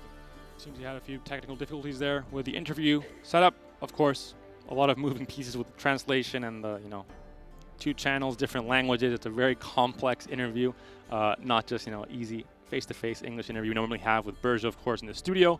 In this case, we're online. A few different things on how things work out. A bit more complicated, but hopefully we can solve that very soon. Overall, though, I think Nick R put up a really good showing, and I think he should be really proud of advancing to the semifinals.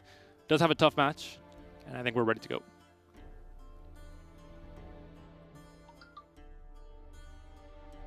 Так, ну давай еще раз расскажи нам тогда.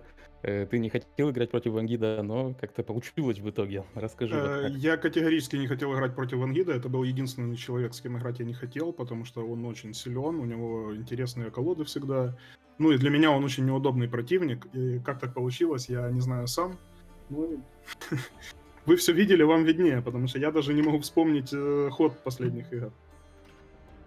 I really didn't want to play against Vangit indeed, and he's a really great player. Actually, he's got a really interesting deck. I felt really uncomfortable playing against him, and I don't really know how did that happen. I can't even remember my last move. You probably know more than me. And in terms of specific moments in the matchup, there was a situation where you managed to pass with Hammond in hand with the Skellige player, and your opponent obviously had Karathi Heatwave and expended all of their leader charges in order to take round 1. Is that something that you expected? Like, were you thinking about where your opponent was with that read? Because, you know, as casters, we thought maybe you would keep pushing to guarantee the round, but actually the pass ended up, you know, being really powerful for you.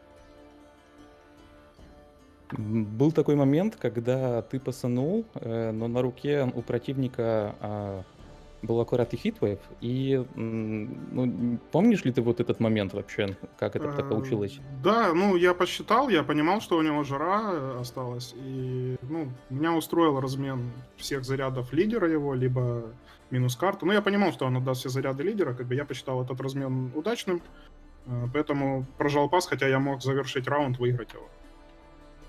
Yeah, I decided that actually this exchange using all the leaders' charges will be successful for me and comfortable. So I kind of expected that he's got his Karat Heatwave, so I thought this is going to be fine for me. So in terms of your Northern Realms lists, I think some people will be surprised to see the Siege list, given that it's something that maybe isn't so common on ladder, for example. What made you pick this Northern Realms list over some of the other options? Я могу отвечать сразу. Давай. Мне просто нравится эта колода. Я понимаю, что она не про победу, но я пришел получить удовольствие и взял колоду, которая доставляет мне удовольствие.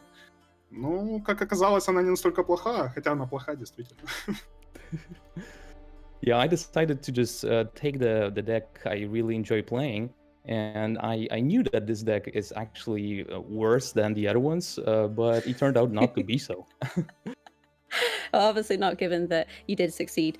Last but not least, how are you feeling about tomorrow with your match against Sumo? Что ты думаешь по поводу завтрашнего матча против Сумо? Мне показалось, я посмотрел кусочек игр с Калимойном, мне показалось, что лайнап Сумо мне подходит, но мне точно так же казалось, что мой лайнап подходит Вангиду, и мы видели, чем это закончилось, поэтому, ну, будем играть, будем готовиться, будем получать удовольствие, как и сегодня. Посмотрим, чем закончится. I actually managed to watch a part of the game against Kalimoyan, and I think that my lineup is pretty okay against his. And I will be just getting all in the enjoyment and having fun, and we'll see how it goes. It sounds like you're really enjoying the tournament. So congratulations once again, Nick. We had a fantastic set, so thank you so much. Thanks.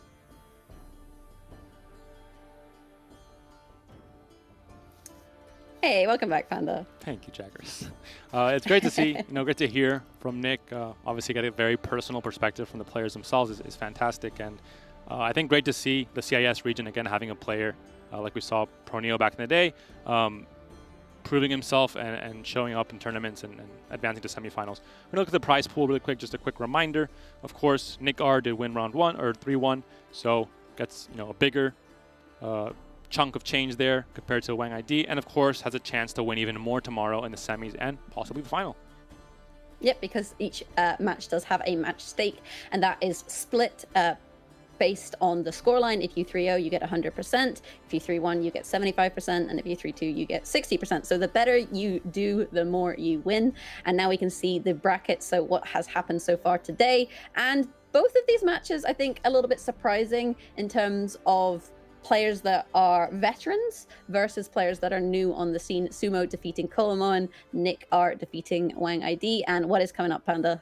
Yeah, the fresh face is taking over. We have another fresh face to tournament play, at least, or official tournament play, with Demarcation against Tailbot in the third quarterfinal of this tournament. Of course, casted again by McBeard and Flake. They'll be returning shortly. But before that, we have a pretty big thing to talk about in Gwent. Not only has it released on a few more platforms, on iOS, on Android, and on Steam, but also had another bit of a content drop, not in terms of an expansion, but in the journey kind of, it's not a game mode, but a cosmetic content drop that allows you to play how you want to play with different avatars, different character models, etc. How do you feel about that journey in general, Jaggers? Journey is a fantastic option for Gwent players. You only have 1 more month, though, to complete your Gwent journey. It is effectively like a battle pass feature, so for some of the newer players who haven't seen that before, let's take a wee journey and find out a little bit more about what's going on with that.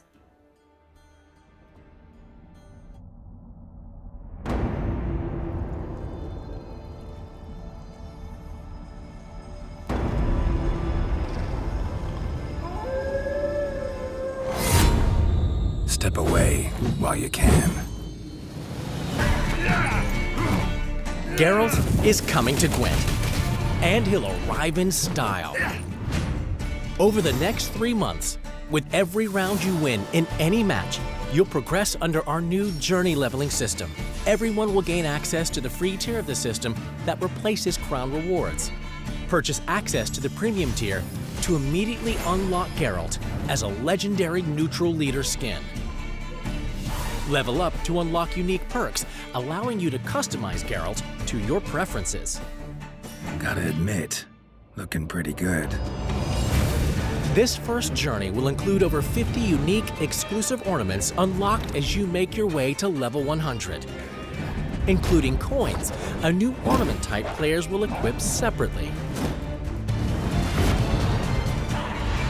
With Journey, we'll also introduce our first animated avatar and border combo. At the start of each week, we'll unveil a new part of our story focusing on Geralt, with new quests to help you progress faster. By completing new contracts, you'll earn resources for more customizations even after your journey ends. Interesting. Could be material for a ballad, that.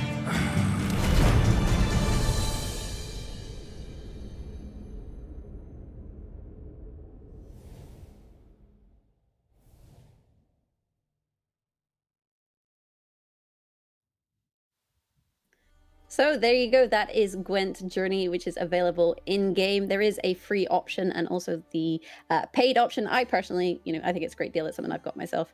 Panda, what's your favorite Journey item? I can't say I'm a very cosmetic-based player. I'm not, some people, they love their cosmetics. They love, expressing themselves through that. I just like playing Gwent, so I don't focus too much on the cosmetic side of things, but I know a lot of players do, so I think it's a great addition to have in the game for people that want to choose to, that love adding new cosmetics to their collection, and being, collectionists that love having all the avatars, all the titles, all the character models. So always a great thing to have that option whenever you're playing a game that you put a lot of time into as well. Yep, and so that will be it from myself and Panda for at least this set. We will be back later with the Santu versus Andy set, but coming up, a set I think a lot of people thought could be a final. We have Tailbot versus Demarcation. Tailbot, a Gwent veteran, we've seen him, he's won challengers. Demarcation has been tearing up the pro ladder. If you kind of keep an ear to the ground with the pro scene, he is a player to watch. So let's find out a little bit more about those players, and it's bye from me and bye from Panda. Do you still have time to play Gwent for fun with meme decks? At the beginning of season, I usually play some half meme decks, basically good decks with a few meme cards. But I don't really play anything that is like a complete meme, because at least for me, complete meme decks usually just can't win, and that's not fun losing. Do you have any special tricks while preparing for the online tournament? I don't have any special tricks for preparing for the online tournament, because I don't really have a whole bunch of time to test new lineups and complete new deck lists. So what I usually do is to bring ladder decks and change a few cards to better adapt it for the tournament setting. What do you do to stay focused while playing from your apartment? I don't really need any extra effort to stay focused from my apartment. I think I'm more comfortable playing from my apartment than like any other different setting, because like this is player stays the most. Is there anything you would like to show us? Sure. So as you can see here, this is a common room for like a 4-man apartment. But like for now, I'm the only one here because all my roommates just go home. They are local students, and I need to stay here for like a summer session. So it's pretty much empty. Well, except for my own room, which is a complete mess. So I would rather not show it. You spent a lot of time playing Gwent on Pro Ladder, competing with the best players. Do you still have time to play Gwent for fun with meme decks?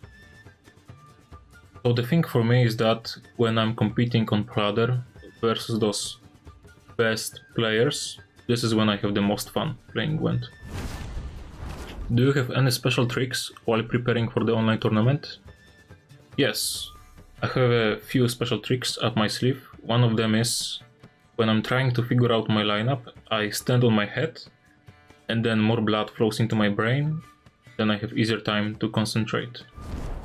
What do you do to stay focused while playing from your apartment? I like to listen to music and I'm not trying to multitask. We have the rare opportunity to see a part of your place. Is there anything you would like to show us?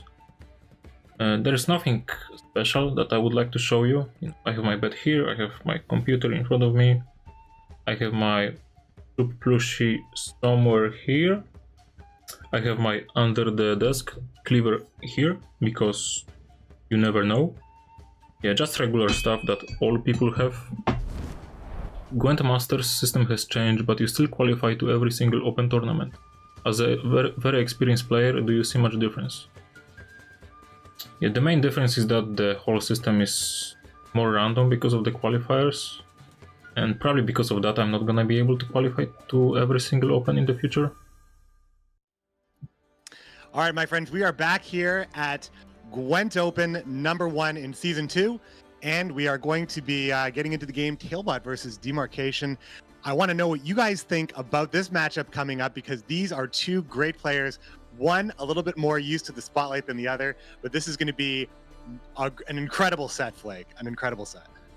Well, anytime Tailbot comes to the party, I mean, there's not just the matter of great play, but there's also a level of creativity that he brings to the tournament that a lot of people, are really expecting from him every single time. Again, last time that we got to sit down and actually prior to a tournament and just, asking him about some of the selections he's made, it's just like, he's so confident. It's like, why are you bringing this leader versus this leader? He's like, because he's the best. And you have that personality and that confidence that really revs it up. But again, the Twitter poll is what we put up the other day to make sure that you guys had your say as to who do you think is going to win. And I don't think there's a surprise here either. Again, we're really in this landslide, situation again. But last time it did not prove to be correct. And this time 79% are on the Tailbot train. Yeah, much like the Coleman situation, a household name got a lot of votes, and ultimately Sumo came out on top. Now, we are casting a similar situation where we have a Chinese player who is known, but not as well known as perhaps his opponent. So both players definitely into a huge challenge to overcome. And now let's look at these decks and see what these players have decided to bring for the quarterfinals #3 on day 1 of Open #2. So or Open number 1, Season 2 is what I mean to say. But yeah, the decks that we're looking at right here, Demarcation. Now, also, being a Chinese player, did not choose to bring Blood Scent, as we have seen. But here we see Wild Card added on for a Syndicate part of the lineup, using Passiflora, not scared of any Bomb Heaver, is running Flying Redanium as well, and a little bit of Philippa at the top end, as well as Mystic Echo. Again, we're going to see probably a lot of people trying to figure out how to beat or ban Mystic Echo. Imperial Formation taking up the Nilfgaard slot here with Damien de la Tour, and of course Uprising. We've seen a lot of that already, and I think we will continue to see it, even though it did get nerfed last season. Still the most popular pick for Northern Realms competitive at the moment. And moving on to Tailbot, excuse me. Uprising list again is going to be a Drog list, a nice little array of gold pieces there. The doubles up at the bottom of the list with the bronze package. No real huge surprises in this case. However, again, no Philippa in this list. Usually that is a choice you have to make, whether it's Drog or Philippa. You're usually leaving one of those high provision gold cards at the door. Wild card, again, Triss Telekinesis. There's no Passiflora in this list, so he's going rather with, you've got, Slander, some bounty going on in this one. Triss Telekinesis on part of the package. Deadeye Ambush without scenario. It's just a full-on swarm list without the Radia as a support in this case, going rather with just straight up elves. And Second Wind, again, we've seen it before. Gedineth, same old with Skellige and Second Wind. That's the tail of the tape for that one. Tailbot again coming in with perhaps a little bit more creativity, but it may be just playing it safer this time. Nothing really completely off of the beaten path with Tailbot's lists. And as we can see here, the bans are in once again. It is just a hatred of Scoia'tael across the board. No Mystic Echo, no Deadeye Ambush, as they opt to just leave green. Green means no-go in this case, as Tailbot and Demarcation, both of them banning Scoia'tael on either side. Yep, really, it could be hate, it could be respect, but it's for sure a lot to do with power level. Imperial Formation will be the difference here, as we do see two wildcard players. Tailbot has always been a big fan of wildcard in his lineups, and no changes to that list will stop him from bringing it to a tournament. And we're going to get these players all set up for quarterfinals number 3 here. In the back half of Gwent Open number 2. Yeah, this is the second part of the bracket, right? This is the bottom half of the bracket, so we're going to still have an option here. I mean, Kolomon's out. We're not going to see that replay, that rematch of Kolomon and Tailbot that we seem to get every tournament. But two great players. Again, Demarcation versus Tailbot. Demarcation comes in with 680 pro ladder wins, which is essentially a 64.3 win rate on the pro ladder to qualify for this, whereas our good friend Tailbot comes in with 536 wins, 64.3% win rate. Identical pro ladder win rates, down to the 10th of a percentage point. So I mean, even Steven in terms of what their performance is on the ladder, but this is a completely different ball game here. This is a whole different environment. This is going to be such a good matchup, and you can expect all of these matchups to be good, but there is something about this matchup that has gotten me extra excited.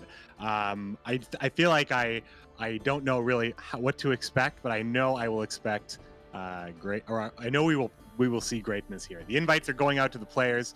I am just hearing this right here, and we should get into the game very soon. So leading off is, in this case, Demarcation. What do we think will be the leadoff pick for him? I think it could be somewhere. It could be between Nilfgaard and Northern Realms.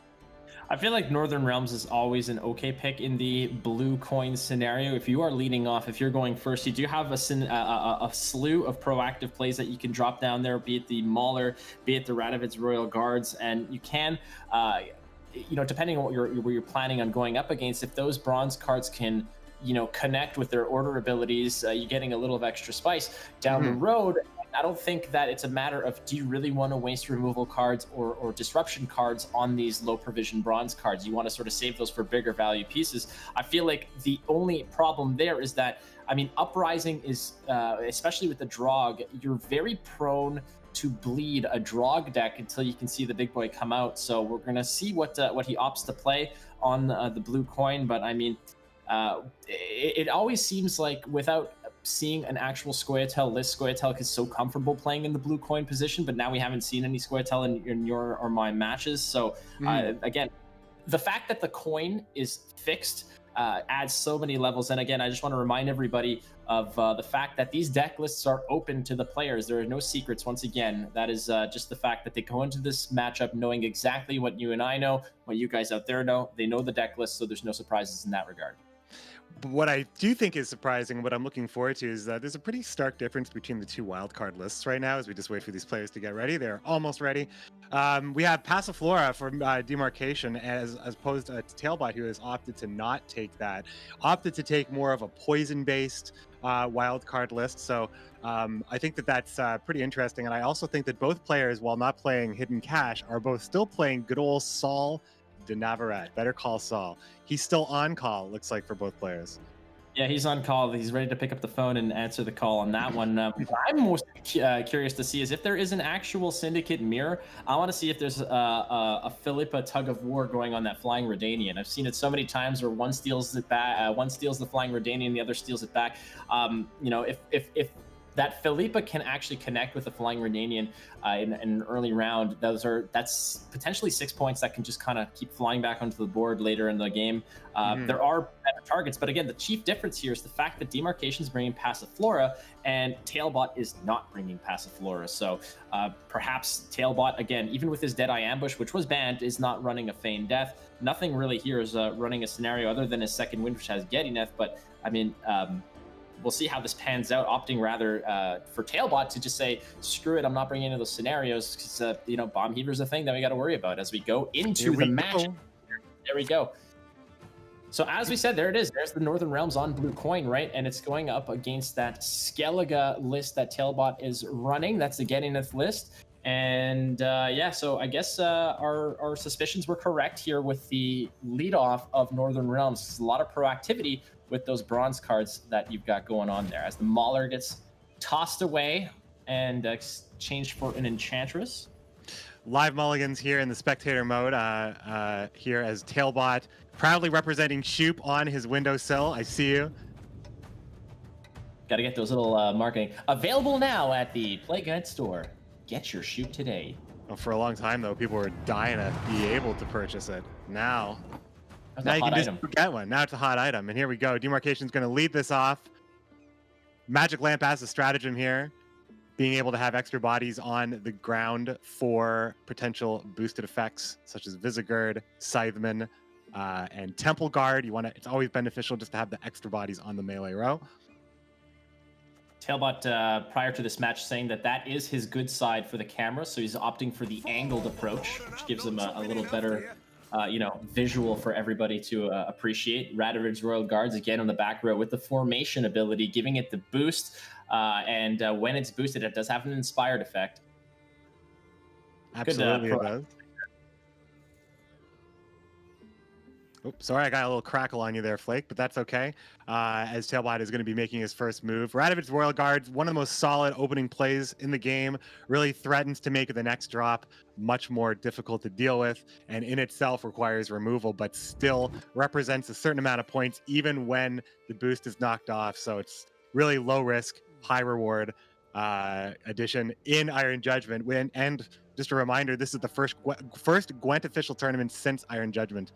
And that includes Merchants of Ophir. So lots of new cards being played and lots of old favorites like the N-Crate Longship leading off for Tailbot here in game one. Yeah, that's such I mean, it's just a very simple play. Players are not necessarily going ahead and committing much that is over the top in terms of dropping cards onto the board. I mean, the N-Crate Longship is a solid opening play. You see it all the time. The Radovid's Royal Guard, same thing, usually followed by a Mauler or something along those lines, but nothing really, nobody's really dipping their toe into the pool all that deeply right now. It's just the standard procedure of 1 into 2 here. Also just letting everybody know, if you guys have thoughts on this tournament, hashtag GWENT Open, if you want to go ahead and share your thoughts about some reactions, some plays, what you'd like to see, etc. And don't forget that the drops are, if you are hanging around for 4 hours or so over the course of the weekend, over the tournament, stick around. So it's not the standard procedure, but stick around. You will get those drops. It's you got to stick around for about 4 hours or so. So hang tight because they coming. They are coming indeed, as we are still getting to the beginning parts of this game here. Both players looking to play their bronzes, try to just get that extra little bit of value out of each and every card. Both players used to playing the value game. I'm very interested to see if Tailbot is going to be able to execute the turn, like the single turn Gedeneth. Like will it make it to round 3 with second wind still activated? I doubt it, because that is one of the win conditions for this deck, as the Royal Guard gets hit with a stunning blow, stunningly blown away here, as Demarcation is looking to make I would probably consider a Temple Guard here, but just trying to make sure that things stay stable here. See if it would be a good opportunity to continue past the 7th card on blue coin. Yeah, it's not a bad play. You flip the Jin there, rub the lamp, Genie comes out, you drop the Temple Guard, get a nice 3 in a row, and connect for a good boost, topping out the value for the Temple Guard there.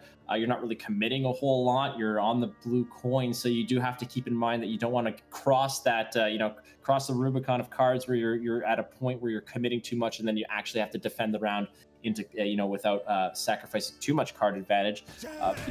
Passing at an opportune time is often it's a lost art at a certain point. So as again that long ship has just robbed the Inspire effect of the Royal Guard in the back row.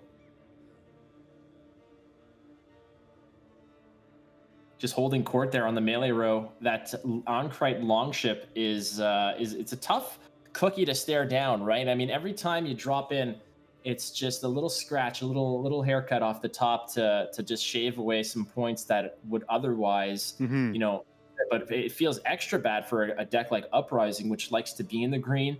So playing that Radovid Royal Guard in the back row, you just immediately negate that Inspire effect it would otherwise have the benefit of, being on with. Both factions kind of deal with their own counterplay. Northern Realms being boosted tends to avoid Bloodthirst. Bloodthirst tends to be annoyed by boost. So usually in both situations, it just gets a little less value. That's why it's going to be such a granular value game, I think, in this matchup. Every order, every ping counts, things being saved, Demarcation saying, I will keep this on the board and I will always threaten my reach with boosting and with damage. And if you're going to want to deal with this Ballista, you're going to have to remove it eventually. So always keeping that order on available really makes it always a threat, always a reasonable inclusion. And then if it's going to be multiple hits, is it getting 2 for 1? Will that reach allow Visigour to kill a super important engine? And off the votives. Temple Guard front row, again, takes a little off the top there from the Ankryte Longship, but it does connect for 3 boosts in a row. 1, 2, 3, and another boost from the Royal Guard, which is suffering from a little bit of bleed, and the Ballista is still locked and loaded, but finally fires the shot, takes a shot on the Ankryte Longship straight away in the opposite melee row, and suddenly a 10-point lead, I guess 9 with the bleed effect. And Tailbot is still has some cards to commit. I don't think it's too much of a scary picture for Tailbot here. He still has some cards that he's not afraid to commit. I feel like the other, the boats in the back row there just pinging away could be a decent deal just to sort of commit a couple cards over here, because he can, with that extra bleed, you can drop the boat, and should Demarcation pass, you just drop the other boat and you're ahead by 1, and that should be all she wrote. But again, sorry about that. No, go for it. No, I was going to say he could also be. I was just about to say, as he plays the Longship, he also could be looking to drop the Longship to be able to go for a long round with Wild Boar of the Sea, being able to bail him out, having that extra strength on red coin. He does have the ability to bring even these boosted units down to a state where Wild Boar would be able to probably take on any pass with the Royal Decree in hand. Now, should Tailbot at any point get ahead, this would be very scary for Demarcation, as we know Gedeneth is able to produce an explosive amount of points very quickly with or without Ermion. Yeah, that scenario, again, can be triggered multiple times just by the fact that you can get that sort of 2-for-1 play with the leader ability of resurrecting a card to get the second trigger, not necessarily being susceptible to any removal of that scenario. you don't need to be afraid of a bomb heaver if you get all your value in sort of one foul swoop here. But again, this could be a good pass for Demarcation. He's sensing that he doesn't want to commit other big cards, but opting instead to go drop the Enchantress, which drops 2 points of vitality onto that Ballista. Again, that Ballista possibly could go back up to into the green at 4, but that long ship in the back row is most likely going to take care of that. But an 8-point lead, effectively 9 with the vitality point, and Tailbot's got some work to do here. We're halfway through the round from Demarcation's point of view, having just 5 cards left here. Now, it is probably one of the safer areas to pass in if you are going first, as you will at least have 1 card to play before going down to 7 to protect yourself from bleed or falling behind. Northern Realms tends to commit in different ways. I mean, looking at this hand for Demarcation, he does have a fairly good hand to commit. He's able to create multiple units, no copied units for Voimir specifically, as in he doesn't have access to anything for that reason. But the reinforcements would help with that. Vizigurd could help take out any extra threats, or he could just look at the fact that he is ahead on even cards right now, and Tailbot would have to go down. But again, giving the game to Skellig a second wind is very scary. It's a very scary decision to make. Oh no, definitely, and that's where you have to evaluate Demarcation. Is if does he want to play that potential long round? Does he want to pass here, toss Tailbot the keys and let him drive round 2 and see what happens, or does he want to continue to fight and maybe commit some of those big pieces? Opting rather, gonna give it, gonna make Tailbot go down the card. Yeah, just pulls the shoot on the round and sort of takes his pass where he can, and opting to just hang on to some big pieces. I guess he still had reinforcements he could have played if he wanted to, but there are probably better options in there. Looking at Demarcation's, looking at his list over here, lots more humans that you might want to get a flip on with. He missed all his Caravan Vanguards specifically, and Drog as well. So Voimir isn't going to be played here. Vizigurd is far too valuable, and in the case of Bloody Baron, again, these are just big important pieces that not necessary to commit here. Tailbot now in complete control of the game. The decision to bleed will be here. Wild Boar of the Sea is still available on Royal Decree. Ermion in hand as well. Yeah, there's the complete scenario. Should Ermion be played here, but that would require Tailbot to go into the round specifically as he gets rid of the Freyas. You always want to make sure you have a Freya in the deck for Ermion later on. And still no Caravan, and that might be concerning for Demarcation because having that easy duplication effect of those cards and just flooding the board with units that you can later on flip with Drog it's an important factor, especially if you have Voimir and get a lot more value off Voimir. But unfortunately, he's just not finding them, and that reinforcements is oftentimes the best place for that reinforcements to connect with is that that Caravan on the back row, getting the bonded ability, the boost, the extra body. It's a good thing, right? And unfortunately, he's just not finding that. Oftentimes, it's just you never want to really hunt for bronzes, but that's such an important piece. So in this situation, Demarcation can potentially use Scytheman, Leader, and reinforcements to have a somewhat decent Voimir, as Tailbot is deciding to push into this round, which means that that could be the best possible way to get value from Voimir. We don't know how far Tailbot is going to push, but we do know that he does have excellent access to really annoying cards. He does have a Freya for the ship, and he has Ermion as well to play.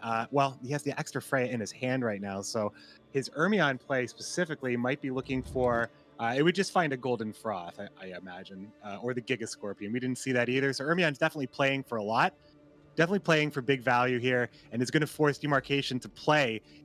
Won't be able to establish anything due to the removal of Stunning Blow, Giga Scorpion. It's going to be a tough position here. Tailbot's going to be able to own the board for a little bit of time here. Question is how much is Tailbot going to be driving this round here? And it's going to find the Vanguard with Decree. Okay. And that's that always feels bad. You don't want to use a big provision card like Royal Decree to go find a low provision card like the Caravan, right? Like you're paying 10 10 provisions just It's to go ahead. representing a lot of points though because of what reinforcements and Voimir is now able to produce, and then that follows up, of course, with Visigurd. So I think that this one actually is magnified and probably the best use. Gives up Falborg, gives up Adalia. Adalia becomes a later worse draw, and that's something Demarcation doesn't want. But I think in this point, aside from the option of relying on Scytheman, which he won't want to do, going for this is probably the best way to get that value.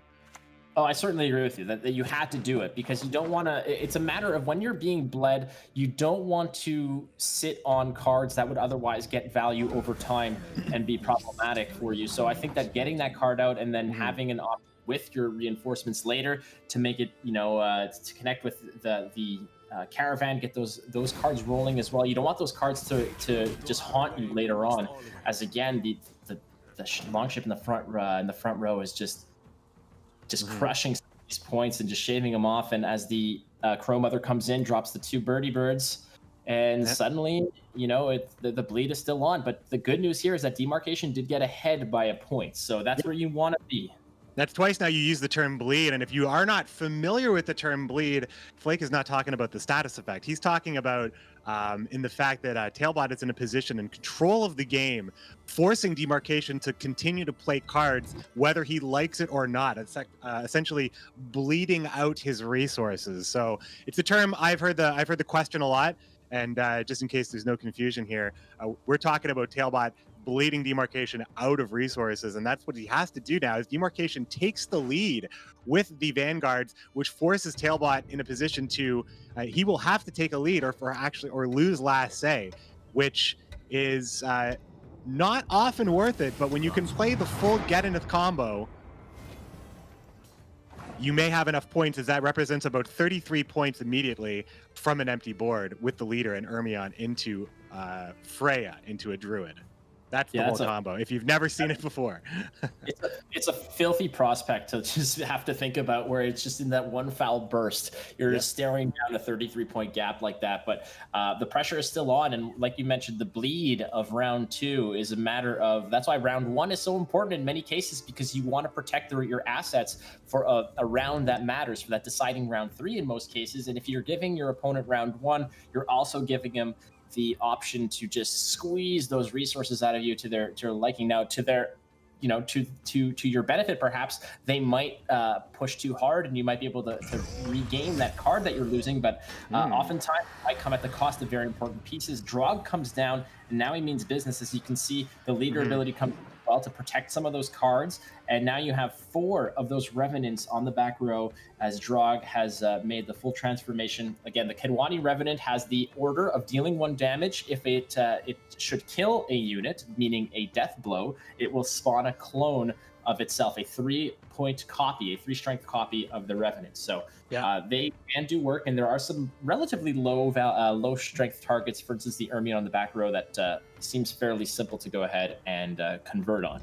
Well, I feel like I could see the choice that was being made there. Do I play Voimir right now, get the boost, make my Scytheman amazing, hold on to Drog for later, or do I play Drog and use my leader to stay ahead? You'll notice that he just wanted to get that 1 point ahead, but actually sacrifice part of his leader. Now, this is the kind of thing Tailbot might be happy to see, in that the leader is being used, as he just continues to play cards here, now allowing Demarcation, as you said, to pick off Ermion and get a lot of extra value, and get a lot of extra value from Voimir, because now that the Vanguards have been played, reinforcements have been played, and Drog has been played, there's not a lot of other options to get that good value out of Voimir, and this might be the best time to do it. Ping off Ermion, get another Revenant, and then protect. Yeah, this is, again, a scenario where Tailbot could perhaps convert some of those bronze cards in his hand, like that stunning blow, into bigger pieces out of Demarcation's hand. There are still some bronze pieces that Demarcation could commit just to stay ahead by a little smidge there. But eventually, he might have to commit bigger pieces should Tailbot want to continue to throttle down and continue to squeeze some of those pieces out of Demarcation. But you still have a Scytheman, you still have a Mauler, so plus a Voimir here feels really good as well if you just really want to nail it shut. But there's still some small pieces that Demarcation could commit, and it's not going to really feel that bad. For instance, that Mauler. Exactly. Even though it took a 1 point clip there, there's still a 5 point benefit to Demarcation in this case, including a 1-card advantage as well. It's a difficult spot that Tailbot has found himself in because he will have to either cede the last say, which again, because of Gedeneth's point value, it could be enough. He may be happy with what he's seen. He has seen Drog, but he hasn't seen a bigger cards such as Vesemir, Visegird, which do represent on the right board a ton of points, but 2 points of the leader as well does make Visegird a little more awkward to play later and doesn't represent the threat of removal that Demarcation will need.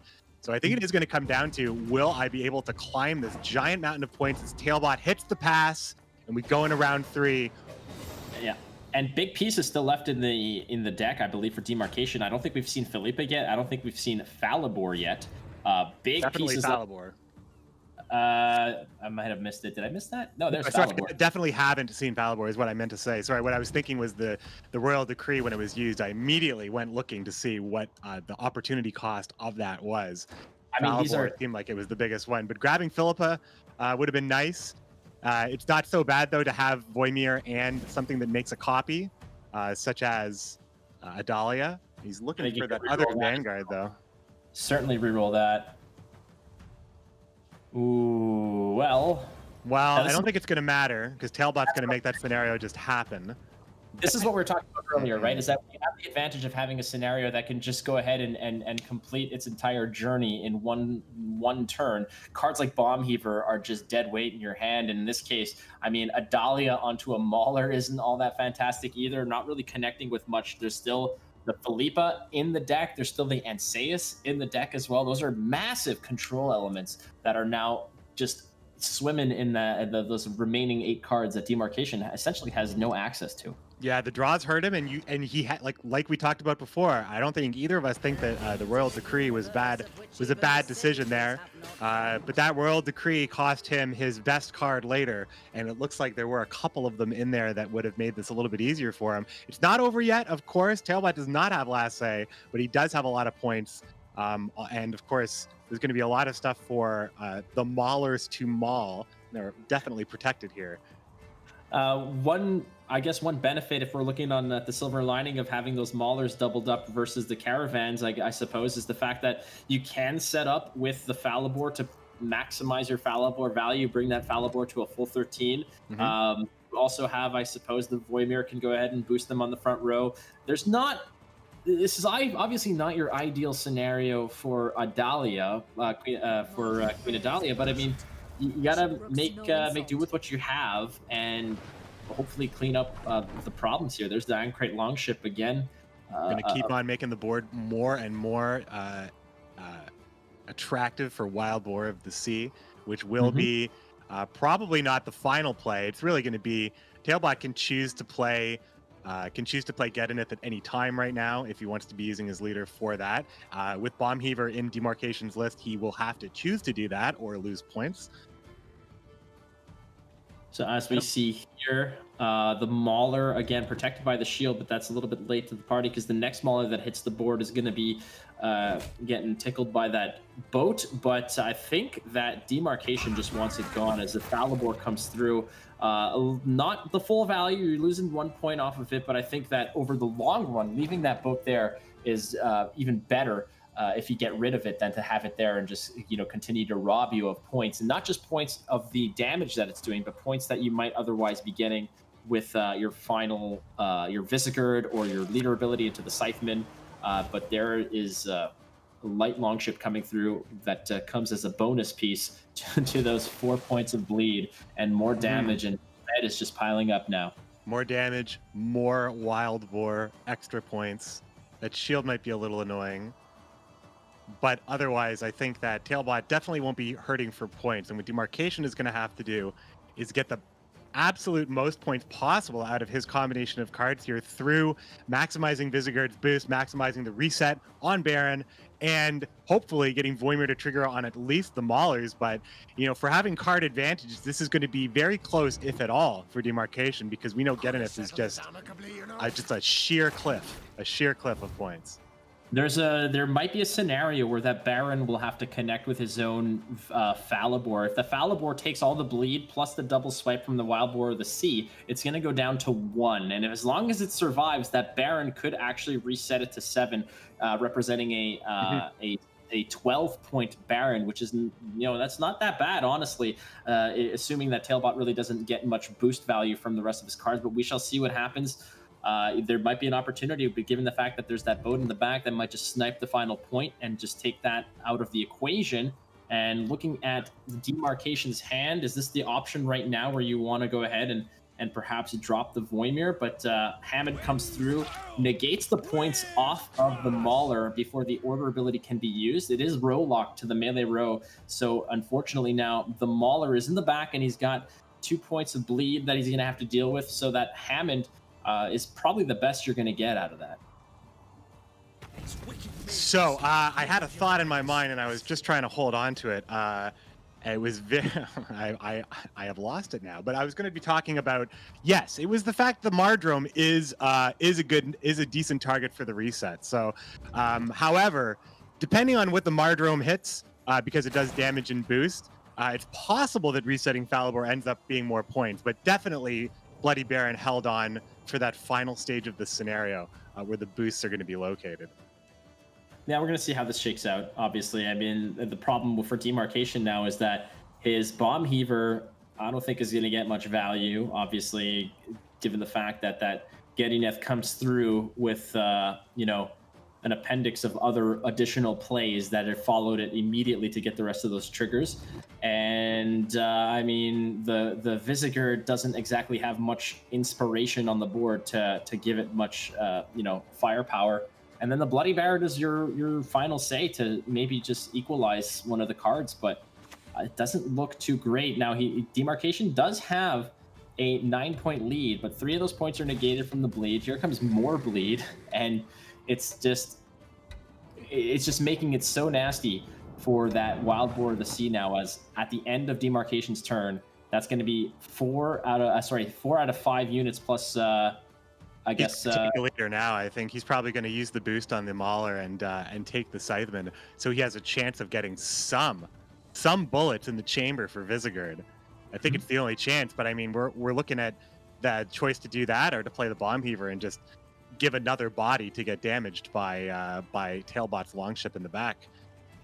No, you have to do it. I think you absolutely have to do it, just from a perspective of maximizing the value of your leader ability, because next turn you're going to have the Mauler or Voimir are going to be in the red. You can't really bring them into the green with the boost, so you have to use it now. There's another boost from the Bloody Baron in the back row. I don't think he's afraid of really all that much in terms of getting it deleted off the board, but I think you absolutely have to use your ability there, as he does, boosting the Voimir, dropping the 6-point Scytheman, and the bleeds come through, and unfortunately for Visigour, it's not going to look too pretty, because I believe this might be the Wild Boar of the Sea turn. Yeah, this is going to get Wild Boar of the Sea is going to get a decent amount of work done here. I believe it hits for 6, 7, 8 points. It's 12 points altogether right here. You could do not much better. Oh, I'm also not counting. I guess you could knock the armor off with the Longship and make it a little bit better. But generally, though, the Wild Boar is going to miss on some of those armored units. So this might be the best time to play Wild Boar, because you're going to be playing Gedineth last. But I guess there's no reason to play Gedineth last. If you could get any more points with Wild Boar, you go for it. So it looks like Tailbot is going to be playing Wild Boar last. What world do we live in where a scenario is like your big finish play, right? This world. We've been in this world for a while. I think Gedineth has only ever dropped in popularity because of people just not playing it. It just feels like, well, you got an Osro. Well, I have a 3-turn chapter play that I can do in one big sweep. As you can see there, the birds come by, the murder of crows, followed by the Crow Master. There's a boost on the boat, and it might actually come down to it, maybe, where, as we can say, remember that, so the long ship is only 4 above its natural ability, but he chose to actually reset it. I mean, it's probably the most value you're going to get from Bloody Baron. Visigour going all the way, trying to get, again, we're playing the granular value game. This last card here, Visigour in the back, does mean that he's going to get just that extra point. But this does prevent that extra damage from Wild Boar. But here comes the giant, the giant finisher. So 2 finishers back to back for Skellige. What sweeping demarcation out to sea here. Play it. Just play it. It's not going to be enough. Show it to him. Yeah. Yeah. But this is what we're talking about now. See, as you see, the Falibor there is at a 1-point play. The Baron could have represented the 6-point reset versus the 4 points that it reset the Longship on. So again, 2 points. At the end of the day, they don't matter clearly. But again, sometimes we've already seen matches today that have been decided by the smallest, slimmest of margins of 1 point, 2 points, etc. So that's just a decision that he had to make, and in this case, it didn't really factor into the final tally. But as we see there, the Wild Boar, the Gettyneth was just too much. At a certain point, Tailbot was playing from behind up until those last 3 cards, and then wham bam, thank you, ma'am. That's how it works. Yeah, just mail it, put a stamp on it, mail it. I think it's the best part about that match was how Tailbot judged the bleed in round 2. He knew exactly how strong Gettyneth was. He was able to get into a situation with Wild Boar where it was just absolutely massive. And even when he was when he risks the card, he risks the opportunity to be up, have last say. He'd rather just get everything out, and he did. Got Drog, and Demarcation had to deal with the fact that he was missing Vanguards at the right moment, and Tailbot just jumped all over it, made a great pass, and then slammed the door with those big points that Skellige has here. So we're going to be getting into game 2 in just a moment. But I think, I think it was probably round 2 where that was the best, where the best decisions were made. Well, again, it's a 3-round game, right? And you want to be able to be strong in all the games. Round 1, you want to pressure, make sure that you're not committing too much to that round 3 strategy of that's usually the round that matters. Is when you get to round 3, that's the one that counts, man. So everything else that happens prior to that is out the window. It doesn't matter. Having an effective bleed is such a underrated skill that a lot of new players just completely forget about. I know some people were discussing it. Most recently, newer players was like, what's this whole thing about not dry passing round 2? Dry passing seemed to be just the way to go for a long time, but bleeding these decks is such an art. It's such a underrated skill that really separates the advanced players to the elite players, to know exactly that, finding that spot, finding that slim margin to slip through and hit that pass button when you just got enough out of them, and the cards that you have remaining, even potentially without that last say, will carry you to victory. As we saw there, it wasn't even close in that case, even though Tailbot was down a card and was in control of round 2.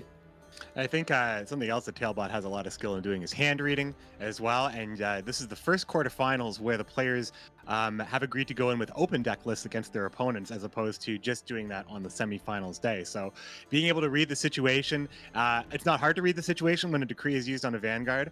But I think that the 2 big things there, draws and the round 2 bleed, kind of telling a story that Tailbot definitely liked the sound of. Yeah, I mean, even reviewing that past round, even if you were to, have an ideal hand, if you're Demarcation in that case, have an ideal hand. If one of those Maulers, let's say, was a Philippa, or that Adalia was let's say, an Anseus, I don't think it would have changed a whole lot. It might have obviously been a little bit of a closer game. You maybe have a different dynamic here or there. But if we look at what happened, a lot of those points that occurred were off of just the massive sweep of that Wild Boar of the Sea, followed by the massive point generation of a 3-tick Gettyneth in 1 turn, followed by the massive sweep of the Wild Boar of the Sea, and there's just nothing that could happen over there because you have a Visagard that's essentially shooting blanks, you have a Bloody Baron that's not really doing a whole lot, and you're kind of playing not from a panic perspective, but from a controls perspective, where you're not necessarily effectuating your own strategy. You're just trying to deal with the chaos that's occurring at that point, and you see it coming, but there's not much you can do. Absolutely, and I know some start buttons are being pressed. So around the world, 1 revolution around the world, and we'll be getting started into game 2 here. Demarcation versus Tailbot. This time, Tailbot will have to face going first, and we'll see if Demarcation will bully him in the same way.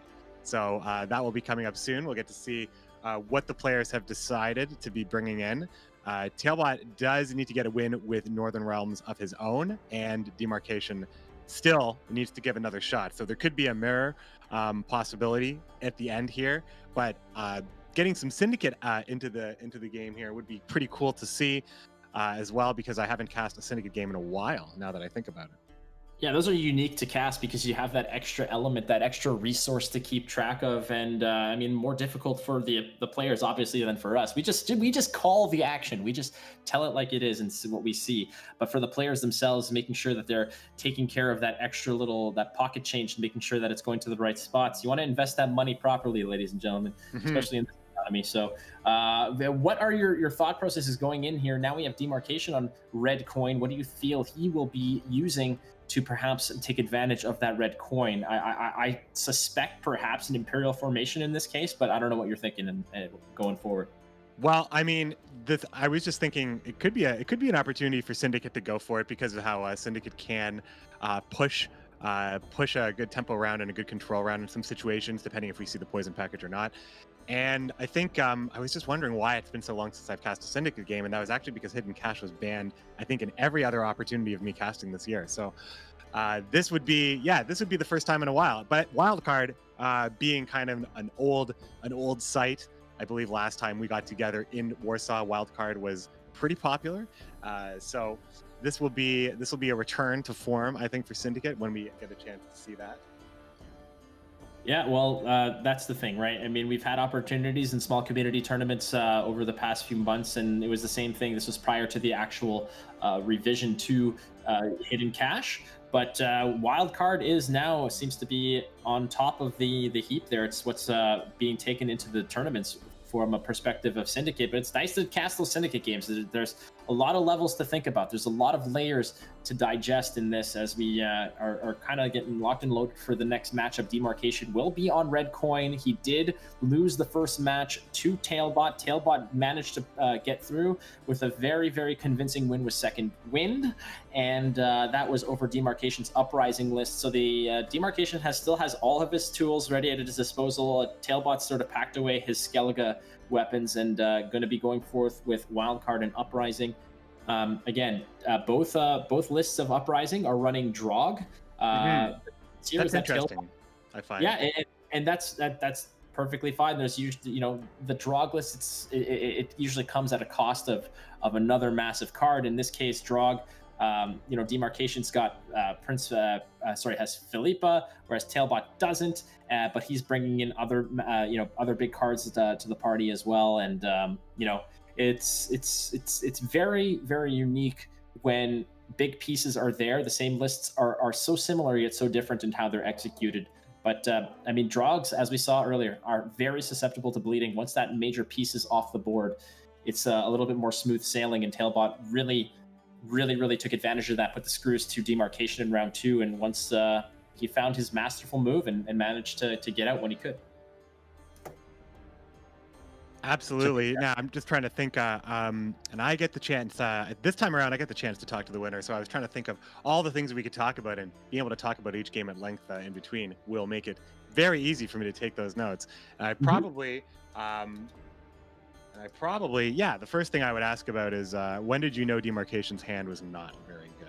I want to if it came down to Tailbot winning, and if it came down to Demarcation winning, I would say, how did you detilt after missing all those draws?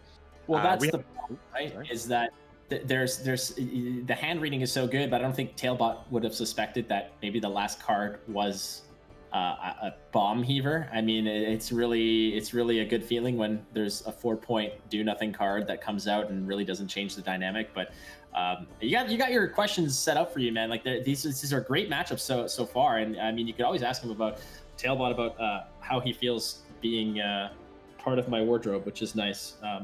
He did. We spent like 60 hours. If he loses, he'll probably say it was a curse. You got to be careful. You've started something here.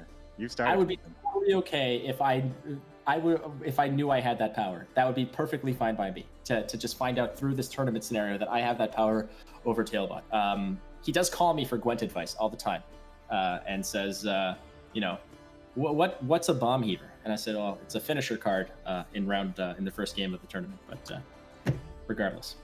we're still getting set up for the next round. Again, technical difficulties. This is all fantastic. Tweet at hashtag GWENT Open. Do you have questions? Do you have reactions? Do you have I don't know? Tweet at hashtag GWENT Open and send us a picture of your face doing this. Perfect. Do that as well, and we'll go ahead and see your reactions as to what's going on over here. There it is. Use the hashtag.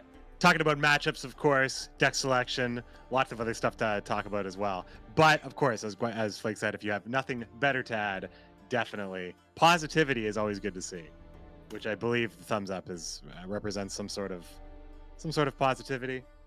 I don't. I've never used it, so. You've never used a thumbs up in your entire life. You're telling me right now that you've never used a thumbs up. To indicate my mood. Yeah, well, the only time I've ever used it is if it was like a signal that was required for a specific job or something. Like if I had to give the signal and the signal was a thumbs up. I think that's the only time where I think I've ever actually non-ironically done it. But I don't know. I've been alive for a while, so I'm sure sometime in high school I gave somebody a thumbs up, and I'm gonna hear from him very soon. Just getting email. Hey man, December 5th. 1996, we were hanging out, you gave me a thumbs up and you don't even remember. Total garbage. Okay. I hear this McBeard guy is he didn't give me a thumbs up once, or he did, and that makes him a certain kind of person. There you go. Tweet at McBeardCH with a thumbs up of you guys giving him a thumbs up. That's the new thing. All right, friends. Again, we are getting things settled over here. It's a different situation because we're all plugged in all over the world. All these crazy things going on, and the internet's a thing that is not always the best thing. It's not always the cleanest thing. It's not always the most stable thing, but in the most cases, again, it's such a wonderful thing because we get to connect from where we are, and given these circumstances in this tournament, otherwise would really not happen unless literally there's probably about 16 CDPR employees in a small bunker somewhere responsibly handling this as best as they can. No, they would be obeying social distancing, and that would not be obviously be what they would be doing. Of course not. They're in hazmat suits, and they're followed closely by some type of drone that has a camera that's connected to the government to make sure that they're all, handling things. But we do have. You know what I think would have been a great idea, though? You know how in Gwent Challenger 2, they had the drone that flew over. They flew over the castle. I think it would have been great if they each sent us a drone, and then we could take a flyover video of our shabby houses. And that would be the way to tantalize and excite people about Gwent Open. They're like, look it from this thing. Yeah, exactly. It would honestly take about 7 seconds for that drone to cover the 400 square feet of this Toronto apartment. So it would just do one loop and then it would just land. It would be the most unspectacular thing possible. You'd see a hell of a lot of comic books and Han Solo garbage all over the place. But man, oh man, would it not take a lot of time. And, spending this time wisely is super important as we're still waiting for the pie in the sky to tell us what is going on in terms of what the matchups are looking like. I believe that Tailbot might actually be blow drying his hair again. He's going ahead and just sculpting and shaping it into the most perfect aerodynamic way to just cruise through this second game with most efficiency and least amount of drag. So that's possible over there. He might actually be switching his camera to the other angle, showing off the other side of his face.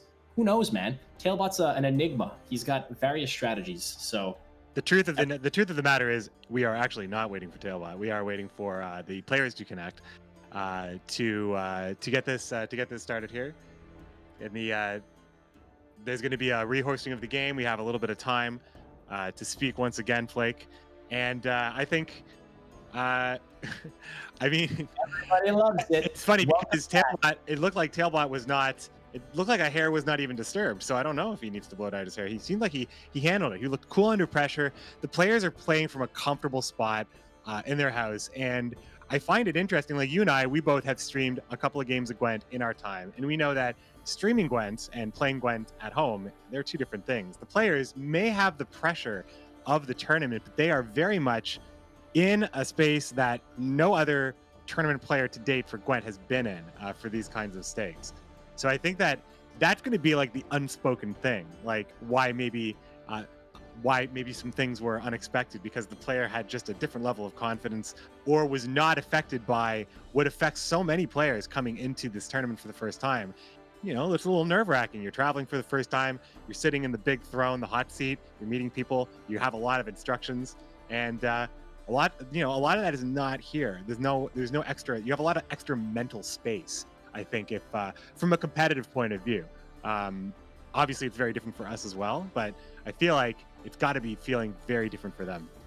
Yeah, well, the other part is that when we're in the studio, you and I and the other casters are literally just a couple meters away from the actual competitors, and I don't know if Tailbot, if whether he knows I know it or not, but usually when Tailbot's playing, he's making direct eye contact with me the entire time, which is very unnerving and weird. But as you can see there, the hair he looks like he just got out of bed and directly in the wind tunnel to make sure that he's got that perfect swoop going on. As on the other side, Demarcation is looking like he's ready to go. He's got the earpieces in, locking out all of the outside distractions. Clearly, perhaps some art on that wall. That wall looks a little bit needing a little bit of artistic love. Unfortunately, it's a little barren, but sometimes simplicity is good. Little basic reductionism. That's not bad. But Tailbot's got his Shoop on the side there, looking at him rather fondly. Yeah, I have mine also as well in the background, trying to make sure that we always have some strong troll representation in all of our streams. I think it's gone on too long. I think that the trolls have been helping the humans for a really long time, and I think that goes underappreciated.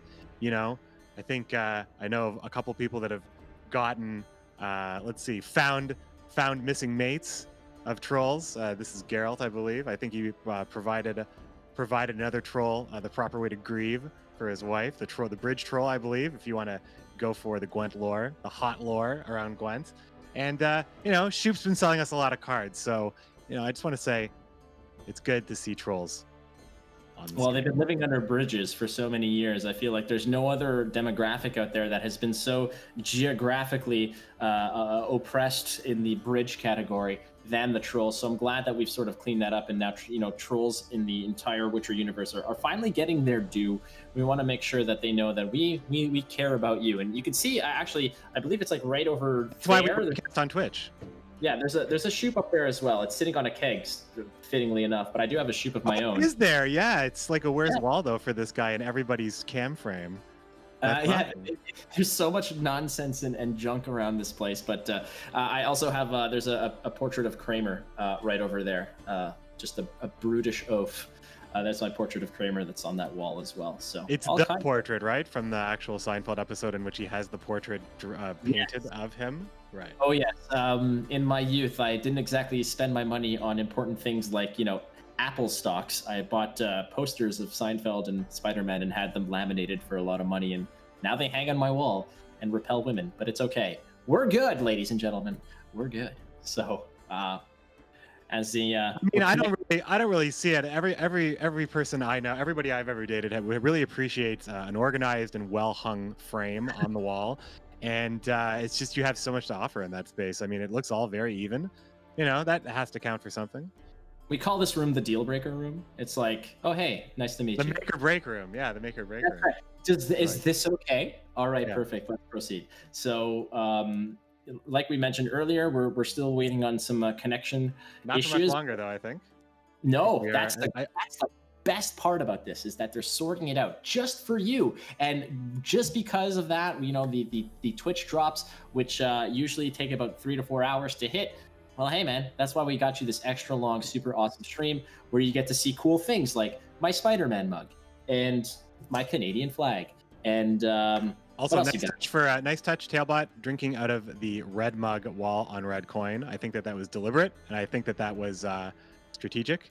And I want to know what's in there: coffee, water, other. Do you think that he'll have a blue? If he busts out a blue mug on blue coin, that'd be phenomenal.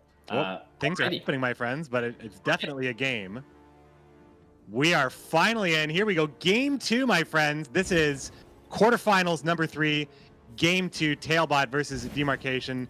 Tailbot now on the blue side. Nilfgaard taking on Syndicate. And there we have it. So there is the Imperial formation that I suspected would be played on the red coin, and it's showing up. That's a good pressure faction right there, because you can go ahead and use those leader abilities to just reach a little bit further into that round.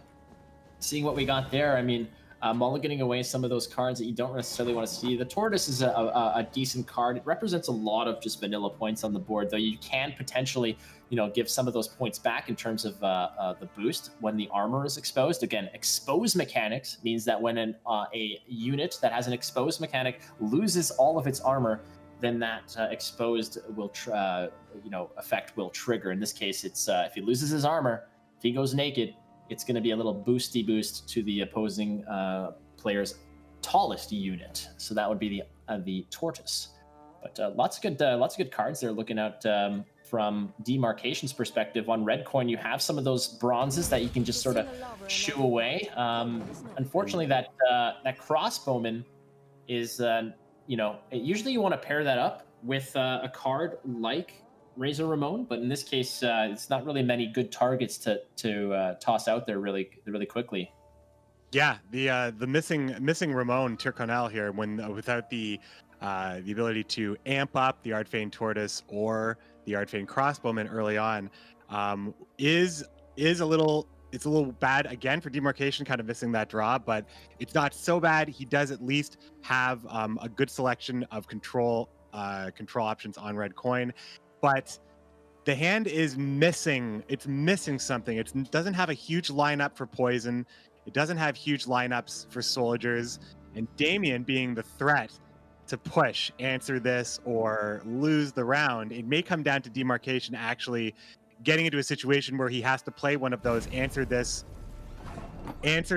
or lose the round, as he decides to play Yennefer's Invocation on Imka, preventing any further gold gain from Tailbot here without him. So he will have to actually put in the effort to gain money. He's gonna have to go to work.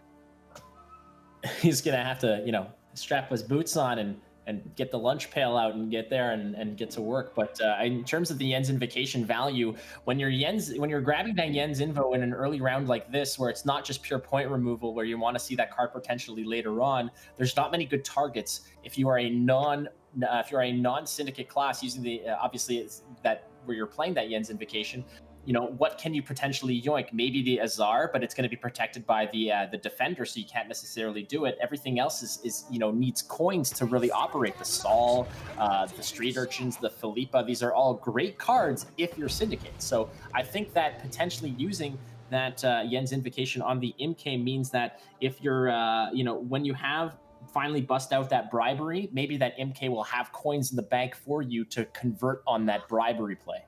Now, we were talking earlier about there potentially being like a Philippa tug of war if there is a syndicate mirror, but I did notice in that moment that Demarcation does not run Swears in his Nilfgaard list, which if he was expecting syndicate, although given the amount of syndicate in this tournament, maybe you wouldn't be expecting syndicate, but it would have been an interesting inclusion to go up against here, being able to take away that the Flying Redanian, because we know that boat will keep coming back every time Tailbot hits 9 coins. The boat will recur from the graveyard, giving a lot of extra points in all rounds.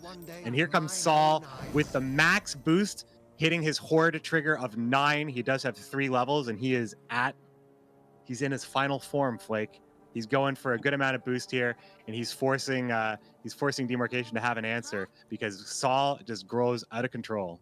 I'm telling you, man, how good do you feel on a Friday night when you just got paid the day before, right? When you got a bank account with some money to spend, you're feeling great. And that's Saul on the back row now, just having a smile, and he's ready to rock and roll into the weekend. And he's just going to be boosting every single turn that passes. And now, again, that Yen's Invocation, which would otherwise be used perhaps to remove Saul in another round. But again, looking at Demarcation's hand, what do you got? You got no poison really to convert on. You've got, you can't really kill that. So seems to me like Demarcation's just going to probably, dump a few bronzes that don't necessarily do a whole lot to pressure the round, but at least keep them in it. You drop the Tortoise, you perhaps drop the Spearman. You even have Attorney Joust if you want to go ahead and maybe push a little more if you're close enough to make it close, if you're close enough to make it interesting. But At this point, with that Sol just rocking and rolling, for 3 points every turn, I don't know what you can do. But in the same vein, a lot of these cards that you're playing are going to have profitabilities. So you have to, if you're Tailbot, also you're limited in terms of cards that you want to play without spending some of those coins or profiting above and beyond the 9-point max. I think in the most case, Tailbot's got a pretty good hand. He's not going to be playing the Fist Tech, but he is very happily playing. He's very happy playing something like the Sea Jackal or Philippa to spend those coins ultimately. But he does want to max out his value on Sol, as here comes the Poison Defense. Don't think it'll be enough with Tailbot's hand if he wants to keep pushing. Again, 9 coins on that Sol just feels really good. Something, especially when you haven't seen a poison on it immediately. Because if he passes here, he's up to 18 points. You have a 6-point lead. Your opponent needs to play another card. You get a tick on the Magni division in the back row. So that 6-point lead is now 5. They got to play on top of your, again, when it swings back to Tailbot, another Sol 3-point lead, 3 points generated from there. So the 5 points, becomes an 8-point lead. So you really got to play 9 points right here off of a pass. If you really want to get ahead. It's a spooky scenario, but again, when that Sol just keeps ticking and ticking and ticking. Wow, and he sees it, and you're right. If he has to play that many points, he doesn't have that many points without using leader charges. So, this is a little tough. Passing when ahead with an engine ticking is a good feeling. On 6 cards here does mean that Tailbot will have the advantage of defending with a card up. In the situation, here comes the Artfane Tortoise. You get the Magni tick. Sol's going to say hello. He's got to drop the boost here. And then with the extra tick there. So like you were saying there, it did work out, but just by a hair. And I was missing the tick on pass tick of the Magni. So my apologies. Right. Demarcation. Right. That's why he's in the tournament. And there's a card like MK, like we said, and if we can find, so MK is going to go back to the deck. I don't think that's really going to be more than 5 points, especially without a bribery in hand to really convert on it. But there's some more poison to help out Morale, which would have been really nice to put some pressure early on, is now long gone as we switch up on the Spearman. That's going to become, there's some more poison. So finally, getting access to that nasty green vial of goo that just makes your enemies disappear. And both hands look okay. I mean, you have Fist Tech, you've got the Hounds there that can drop some poison. You got a Spender, you got 2 Spenders, lots of poison. Lots of steel, got a defender. We're just missing an engine piece, frankly. Yeah, it looks like Tailbot has a pretty good hand for defense, demarcation on the decision on if and how he wants to bleed. At six cards, he's enticed to play at least 1, unless he wants the extra mulligan. His hand looks much better now, being able to turn poisons around with Morale. Royal Decree now makes everything better for him, and of course, he does have Fangs as well. So this will be an evening of pure, unfiltered Nilfgaardian poison, no doubt. As Damien coming down as the 8th card played here, definitely telling Tailbot you need a solution immediately for this card, because I'm going to make things very painful for you this round if you don't. Well, he's got the perfect solution, right? In his hand right now, he has the option of just using Hammond to slide it to the back, and that pretty much locks it up for demarcation. And Tailbot, I don't think he's really that worried right now. Takes a sip of his Goblet of Justice and just waiting on how he wants to deal with this. Does he want to use his Hammond to move the Damien back? I guess you got to figure out what's the value. Is the value in disrupting the Damien, or is it in disrupting the Skellen potentially? But Damien, obviously, I feel is it's a guaranteed 8-point recursion of your leader ability, which also makes it so that it forces a demarcation it eliminates the option for demarcation to use those leader abilities in this round to pressure Tailbot further. So you got to get rid of Damien now. Bad on a number of levels. So this disable is probably the best form of defense in this case. And it's going to be another situation. Answer this right now, or I'm going to make this really painful for you. So I had a feeling when Damien came down that it was going to be much more commitment than just Damien, because he knew that he would start seeing the answers to once you see the answer to one problem, you have to propose maybe the same problem. Maybe there's no answer here. The only answer would be a double Fist Tech Poisons, perhaps.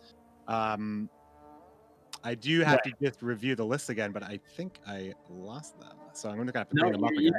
Well, that is one option. You can go ahead and just dig out one of those cards to drop the poison on it. You don't have the coins necessarily to steal Skellen. Not that it would really be a giant help to you besides just a raw point value, but you're spending a lot of coins purely for that. What Tailbot doesn't know is that there's not a massive, tactic in hand that is going to really turn the tides. He'd have to use his Royal Decree into Menno, perhaps to get bribery. So that's not a bad one for Skellen, but he's opting instead to just play a little bit of defense. That Skellen could really just clone that Royal Decree. The Royal Decree, if he wants to, can go get Menno, which gets bribery, which then the Skellen can go ahead and get a second swipe of bribery. And we know how that goes. But bribery against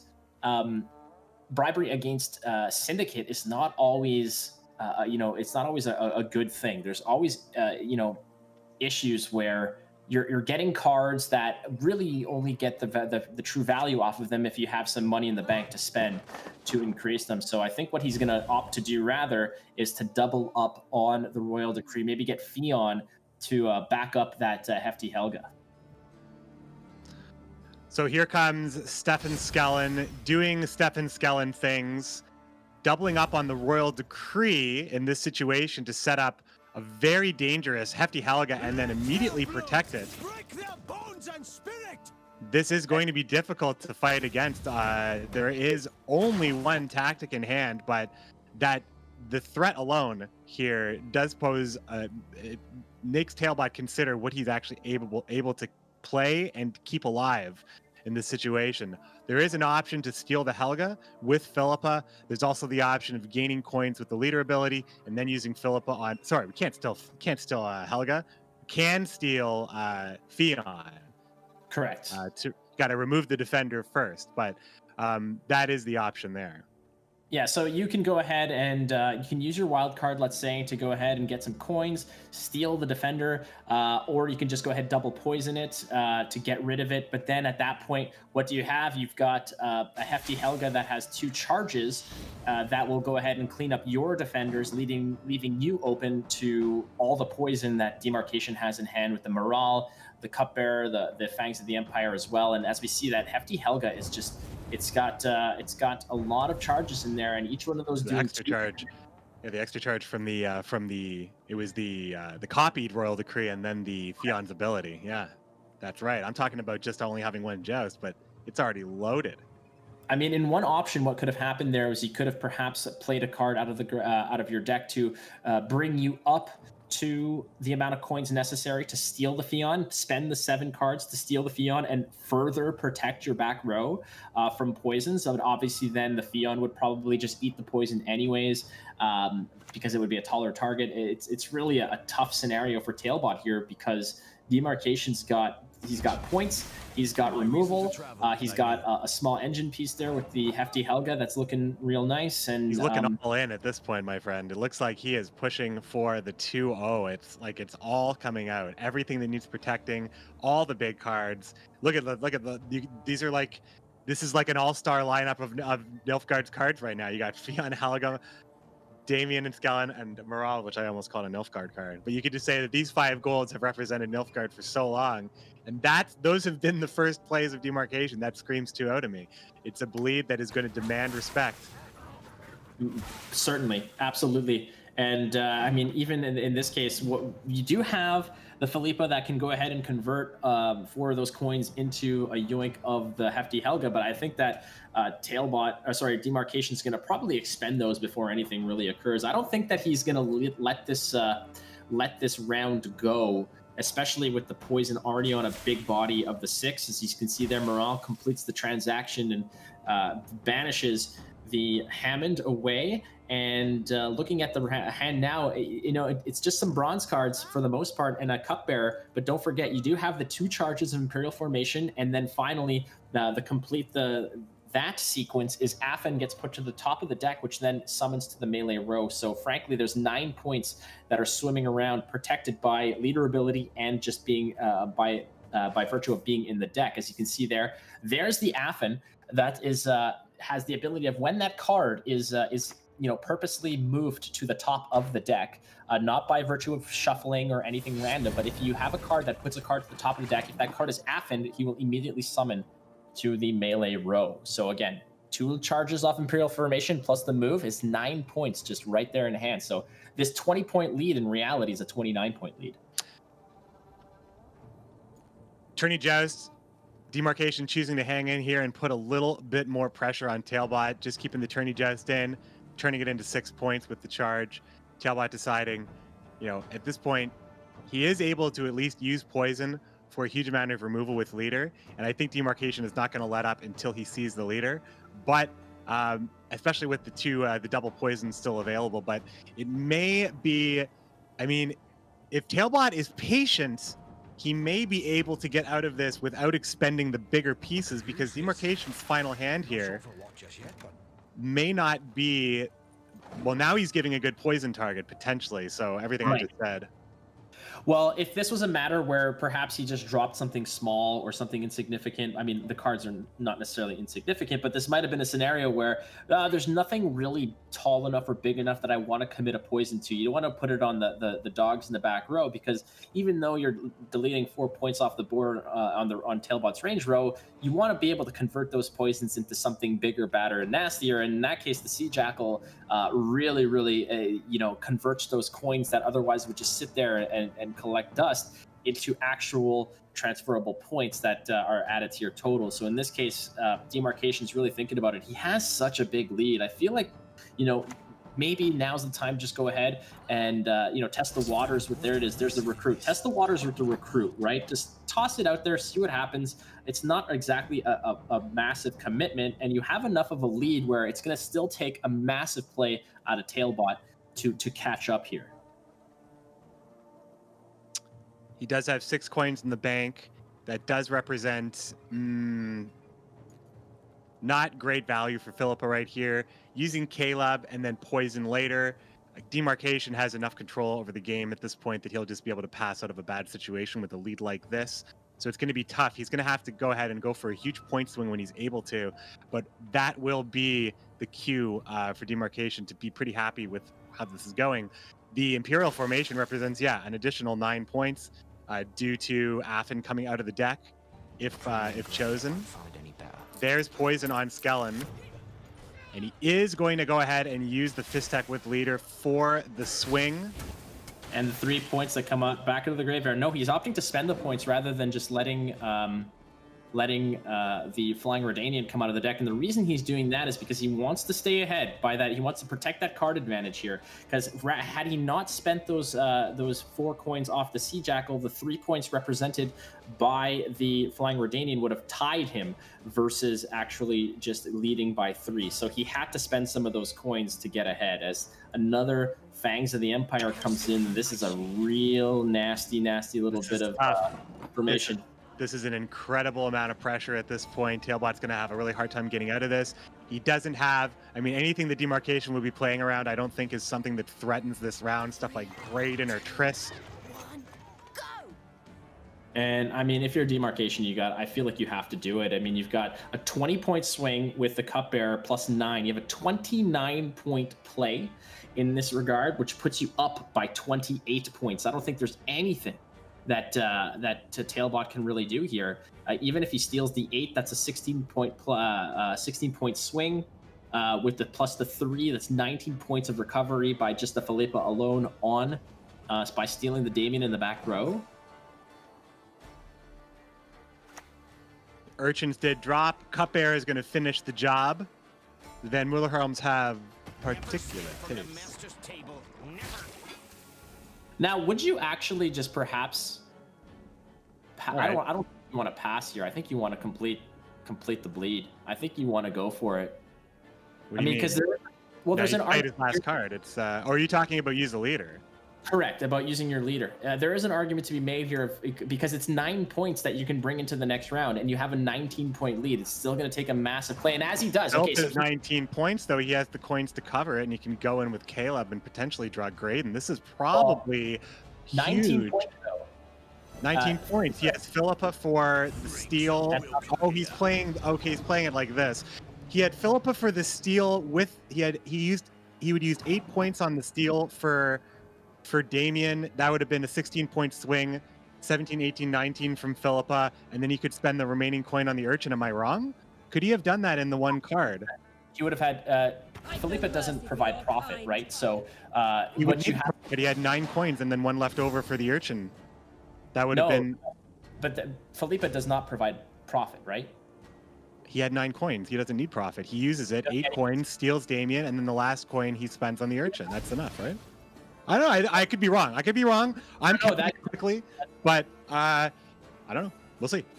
No, because if he did have 9 coins, you're correct. He would have spent the last coin on the Urchin. He would have gotten ahead. I thought he had 8 coins. I might have just, again, I have terrible eyesight, and so I might have just misread there. But on 8 coins, a Philippa play there would have spent all the coins. That would have been a 19-point swing, leading to a tie. If it was 9 coins, rather, you steal the 8 and you spend the last coin on the Urchin. You're up by 1. So you were correct in that in that calculation.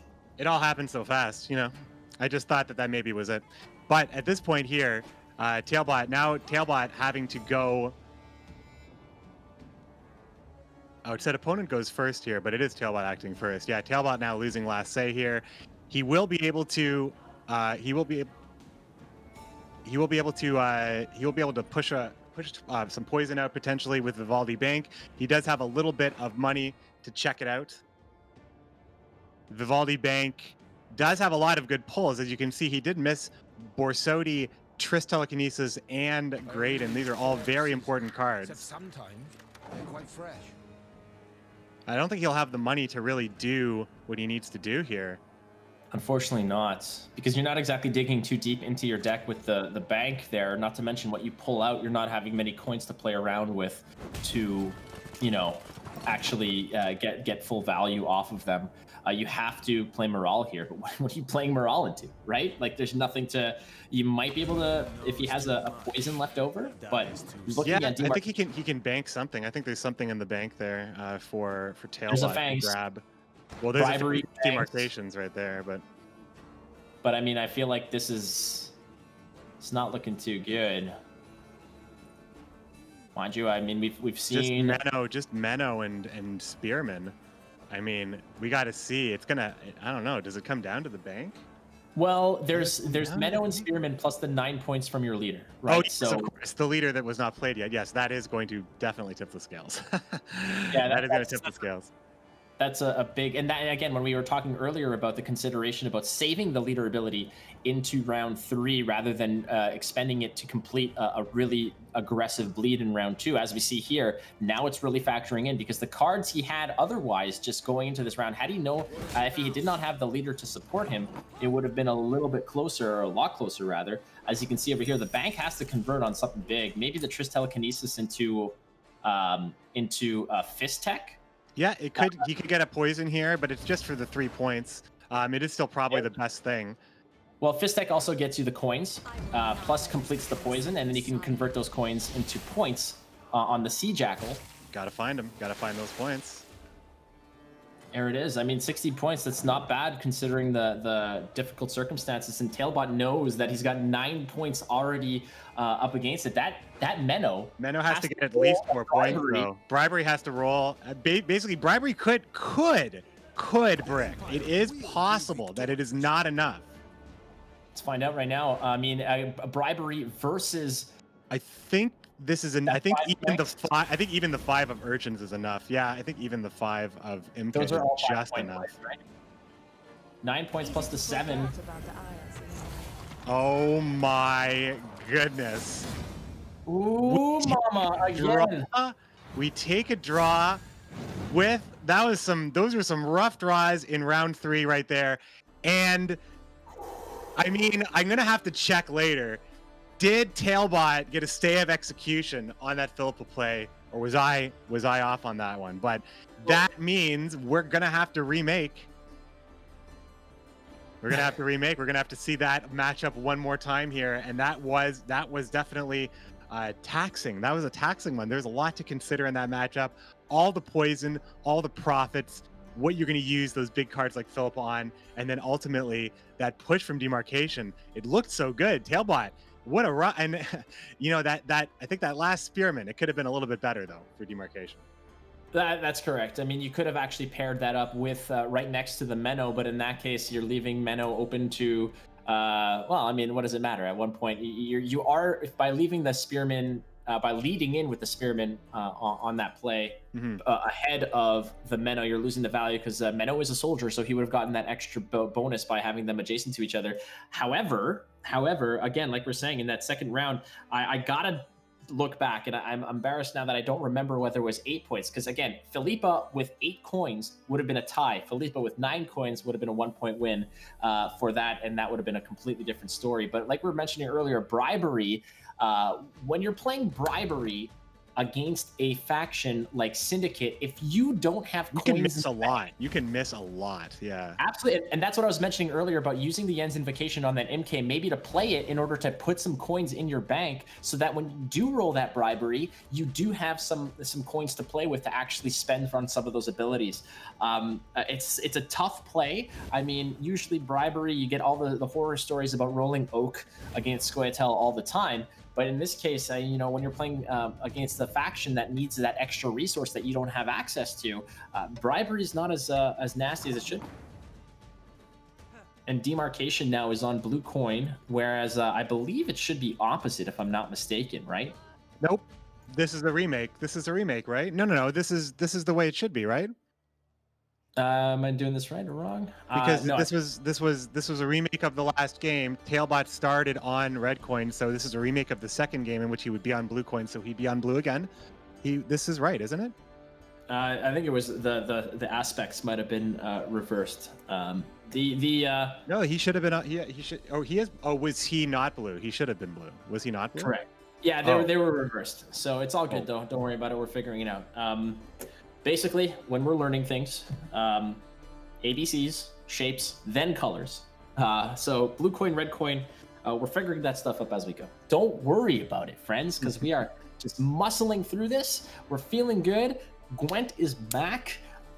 I'm back, you're back, everyone's back, everyone feels great. So again, my name is Flake, this is McBeard. This is the Open #1 of Season 2. It's really interesting how these are going to sort of be weaving into each other. The Grandmaster, the Gwent Masters for Season 1 has been postponed, but that doesn't mean that we can't bring you the first steps towards the Master Season 2. So we're going to be let's on with the show kind of scenario, and this is a new setting, a new environment for all of us. So bear with us again. This is we're doing this for the right reasons. We're doing this because we know that you guys want competitive Gwent. We want that to work out, and I mean, so far that game, again, it comes down to like just the smallest minutia of plays and decisions. And even though it was a tie, I feel like sometimes you're just like, do I pass here? Do I play this? Do I spend this coin? And that's the intricacy of playing as or against Syndicate. For sure. You said a mouthful there. I'm trying to think of where I want to get, where I wanted to hop in there. I had a couple of things I wanted to say, but I think the main thing is that, the fact that we have Gwent Open getting started now, this is going to be, it feels like we've been waiting a long time for this to get to this point, but really this is a beginning. We have leaks planned a little bit later this weekend, and there's going to be lots of things to talk about, I'm very sure, in between this Open and the next Open, which will be hot on the tails of this Open, because Gwent needs to move forward. Now that we have a format that is it is working for this purpose, and it will be working even smoother with each and every game we play, and then we will have an online opportunity to bring games for as long as we need to, for as long as we have to. And I think that this is a pretty good alternative. I think that at this point it's an expectation that the world continues online when it can, from home when it can, and I think that this is probably for all of its ups and downs, I think that this is still telling a really big story. As the length and the people that are involved to put together something like this, where we are all in remote locations. Flake, you've been there with me in the studio when we were all there, and that is still a lot of moving parts. So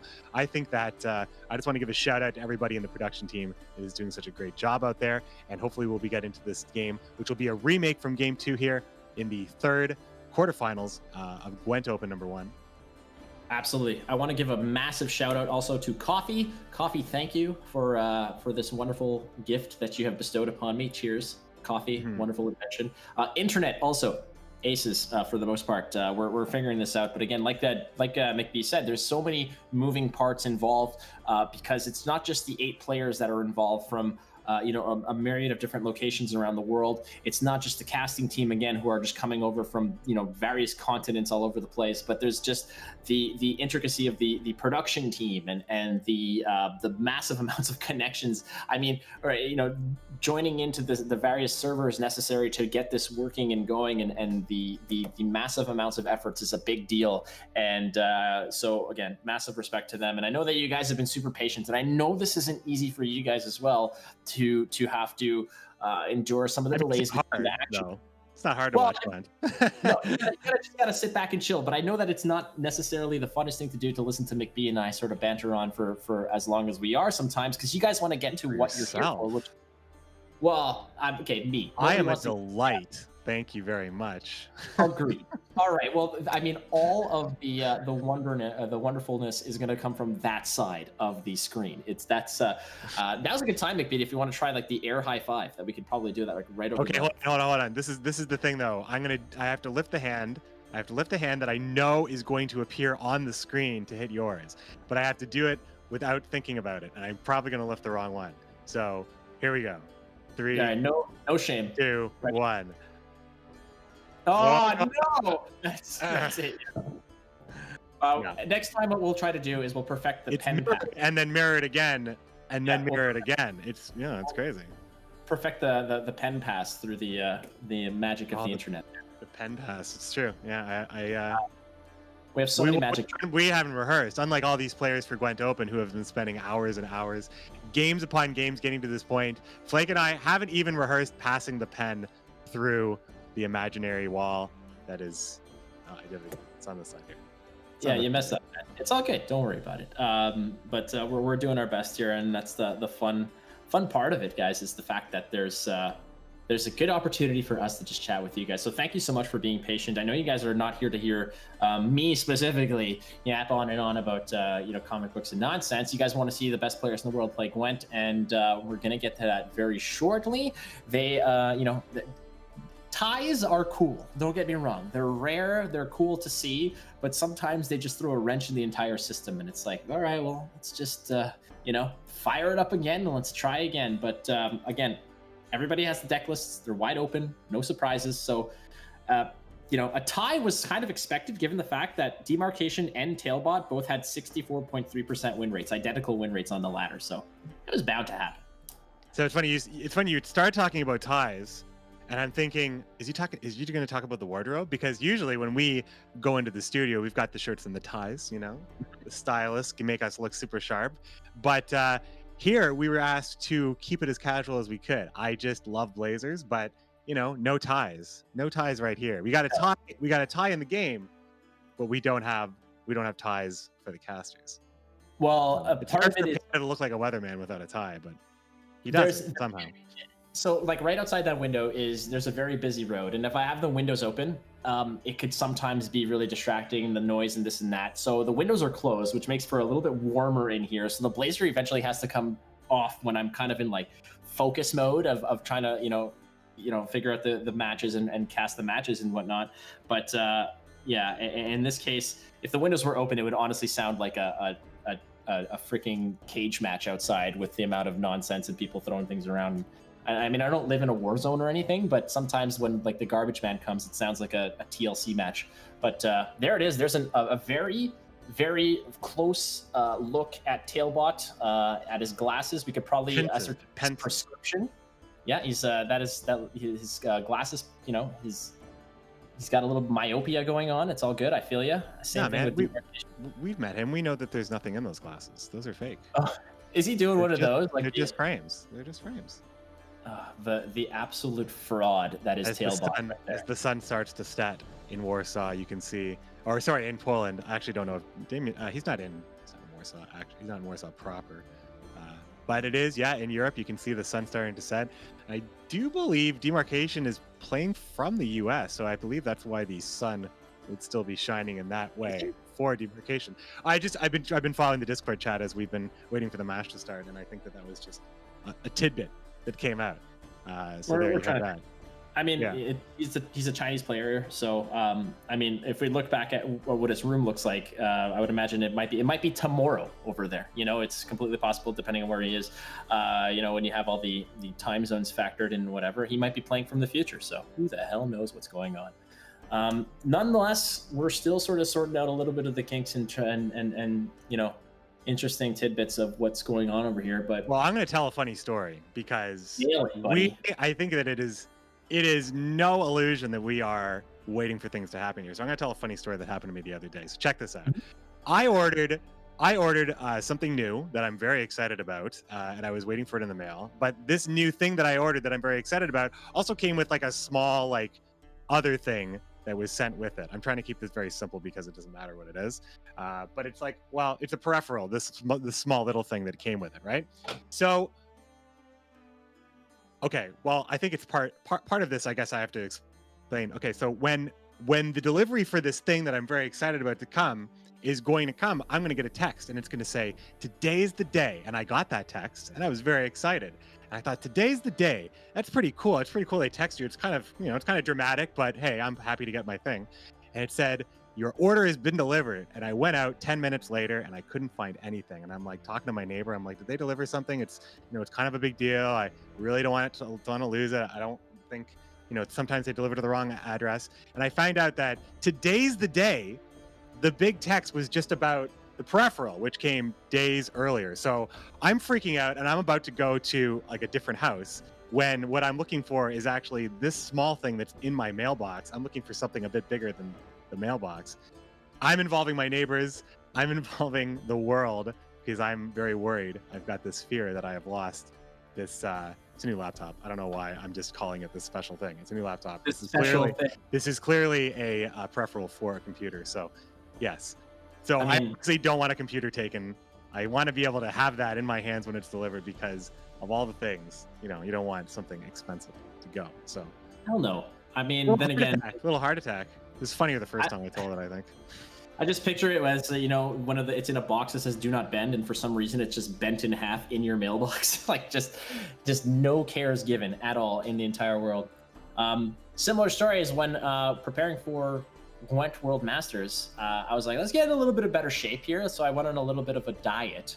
I just wanted to sort of, you know, slim down, shed a couple pounds. It's all good. And part of it was when it got canceled, I was upset and whatever, but I continued with the diet. But I said, you know what, today I'm just going to go ahead and call up some Uber Eats. We're going to go ahead and get the best food, as we can see over here, Demarcation and Tailbot. Just in case you forgot, these are the dudes that are going to be, you know, deadlocked in competition. Absolutely, they're both one and they're both I guess 1-1, yeah. Yeah, they're 1-1. It's 1-0. No, we did not get through the second game. That is where the tie occurred. So Tailbot is up one game in this best of 5. That's correct. That is correct. Again, keeping track of this stuff is something I should be doing better of. I do have a notepad, and a lot of it is things like, let's see, what have I written down? What do I want to eat?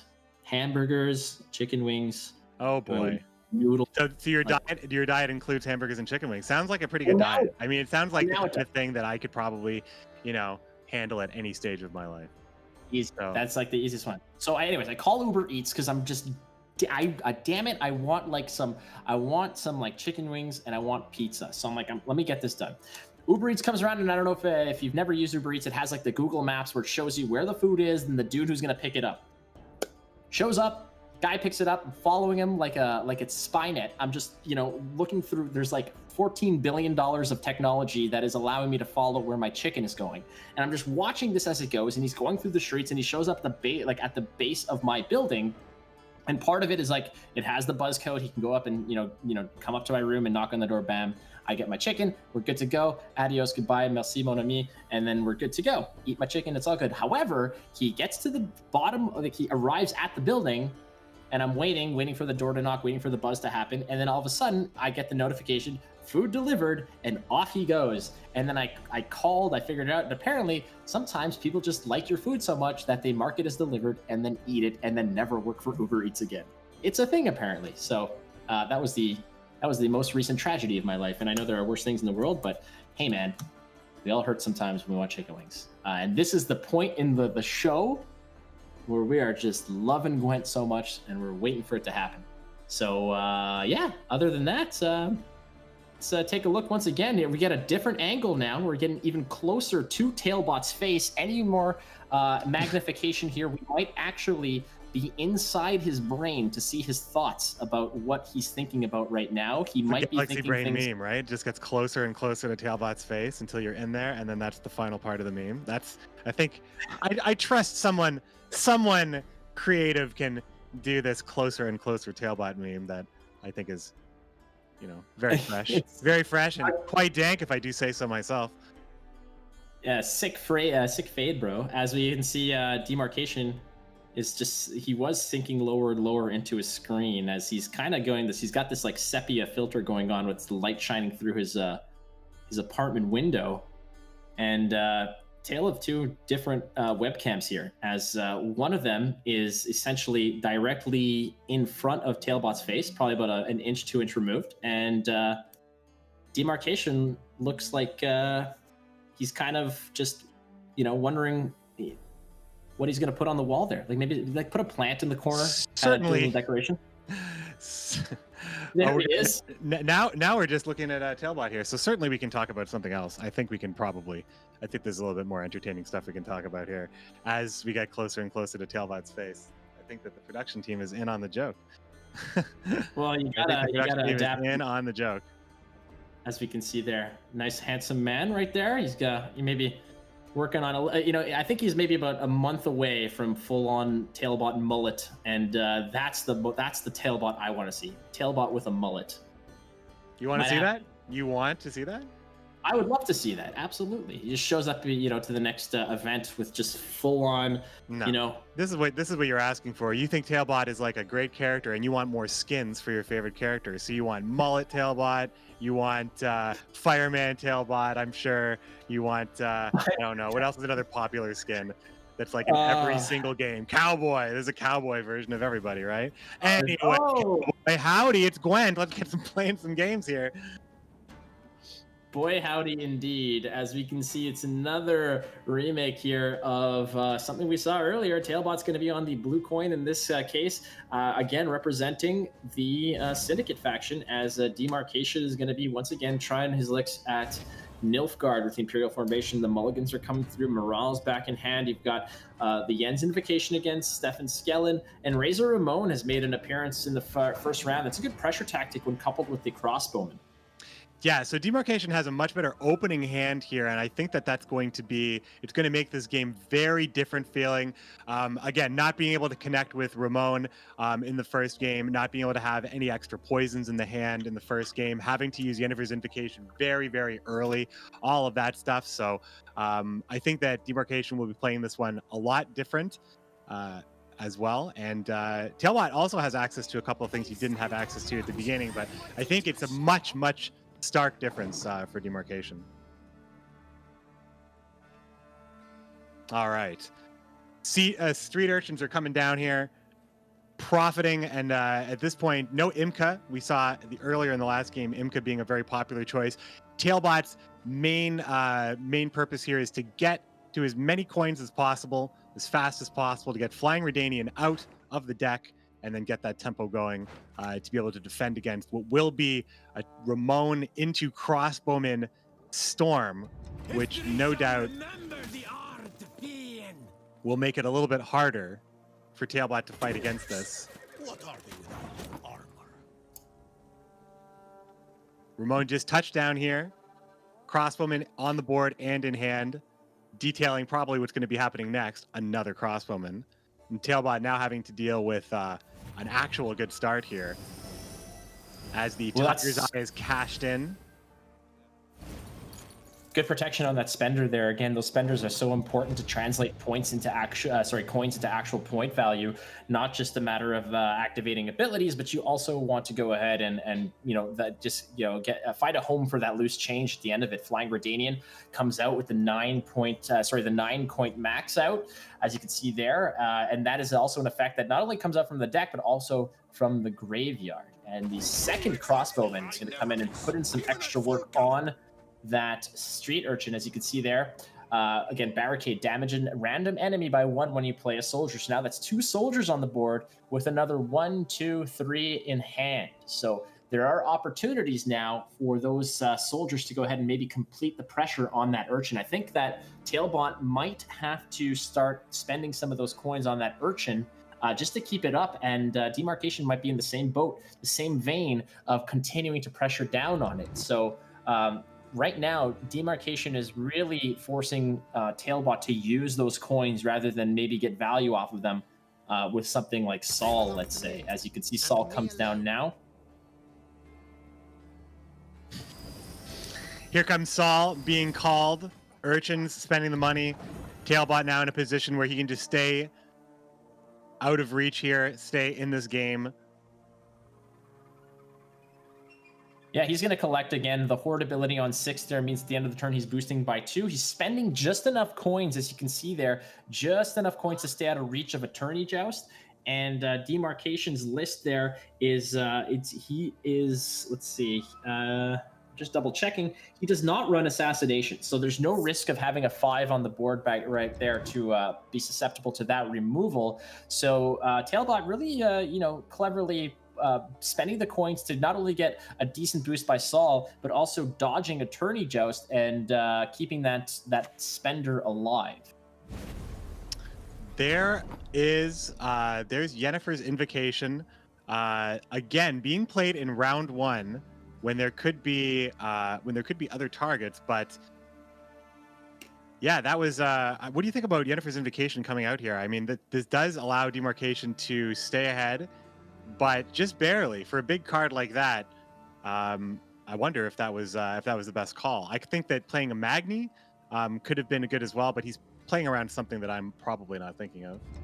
Well, I think that he wants to just maintain a decent lead here. The cards that he has in this round, in this game in round 1 versus the previous game are completely different. He has the ability to really pressure with those 2 crossbowmen and the good package of soldiers that he has going on. So I think that just making sure that he's got the pedal to the metal in terms of pressuring Tailbot by removing those point generators. And as you can see, that essentially just went ahead and said, all right, let's just stop playing games here. I'm going to go ahead and put all my coins in that basket, protect those points, and force you perhaps to commit some extra cards to get ahead here, because now one of those cards that are necessary is a removal of that defender. It's just a 1-point defender with 1 armor, but it's still a turn that you have to use to get ahead. But Seems like sorry. Go ahead. I was gonna say it seems like a pass play. Like you don't really want to play these tall units around a poison list, even if you are playing 1 defender. But just playing the 1 defender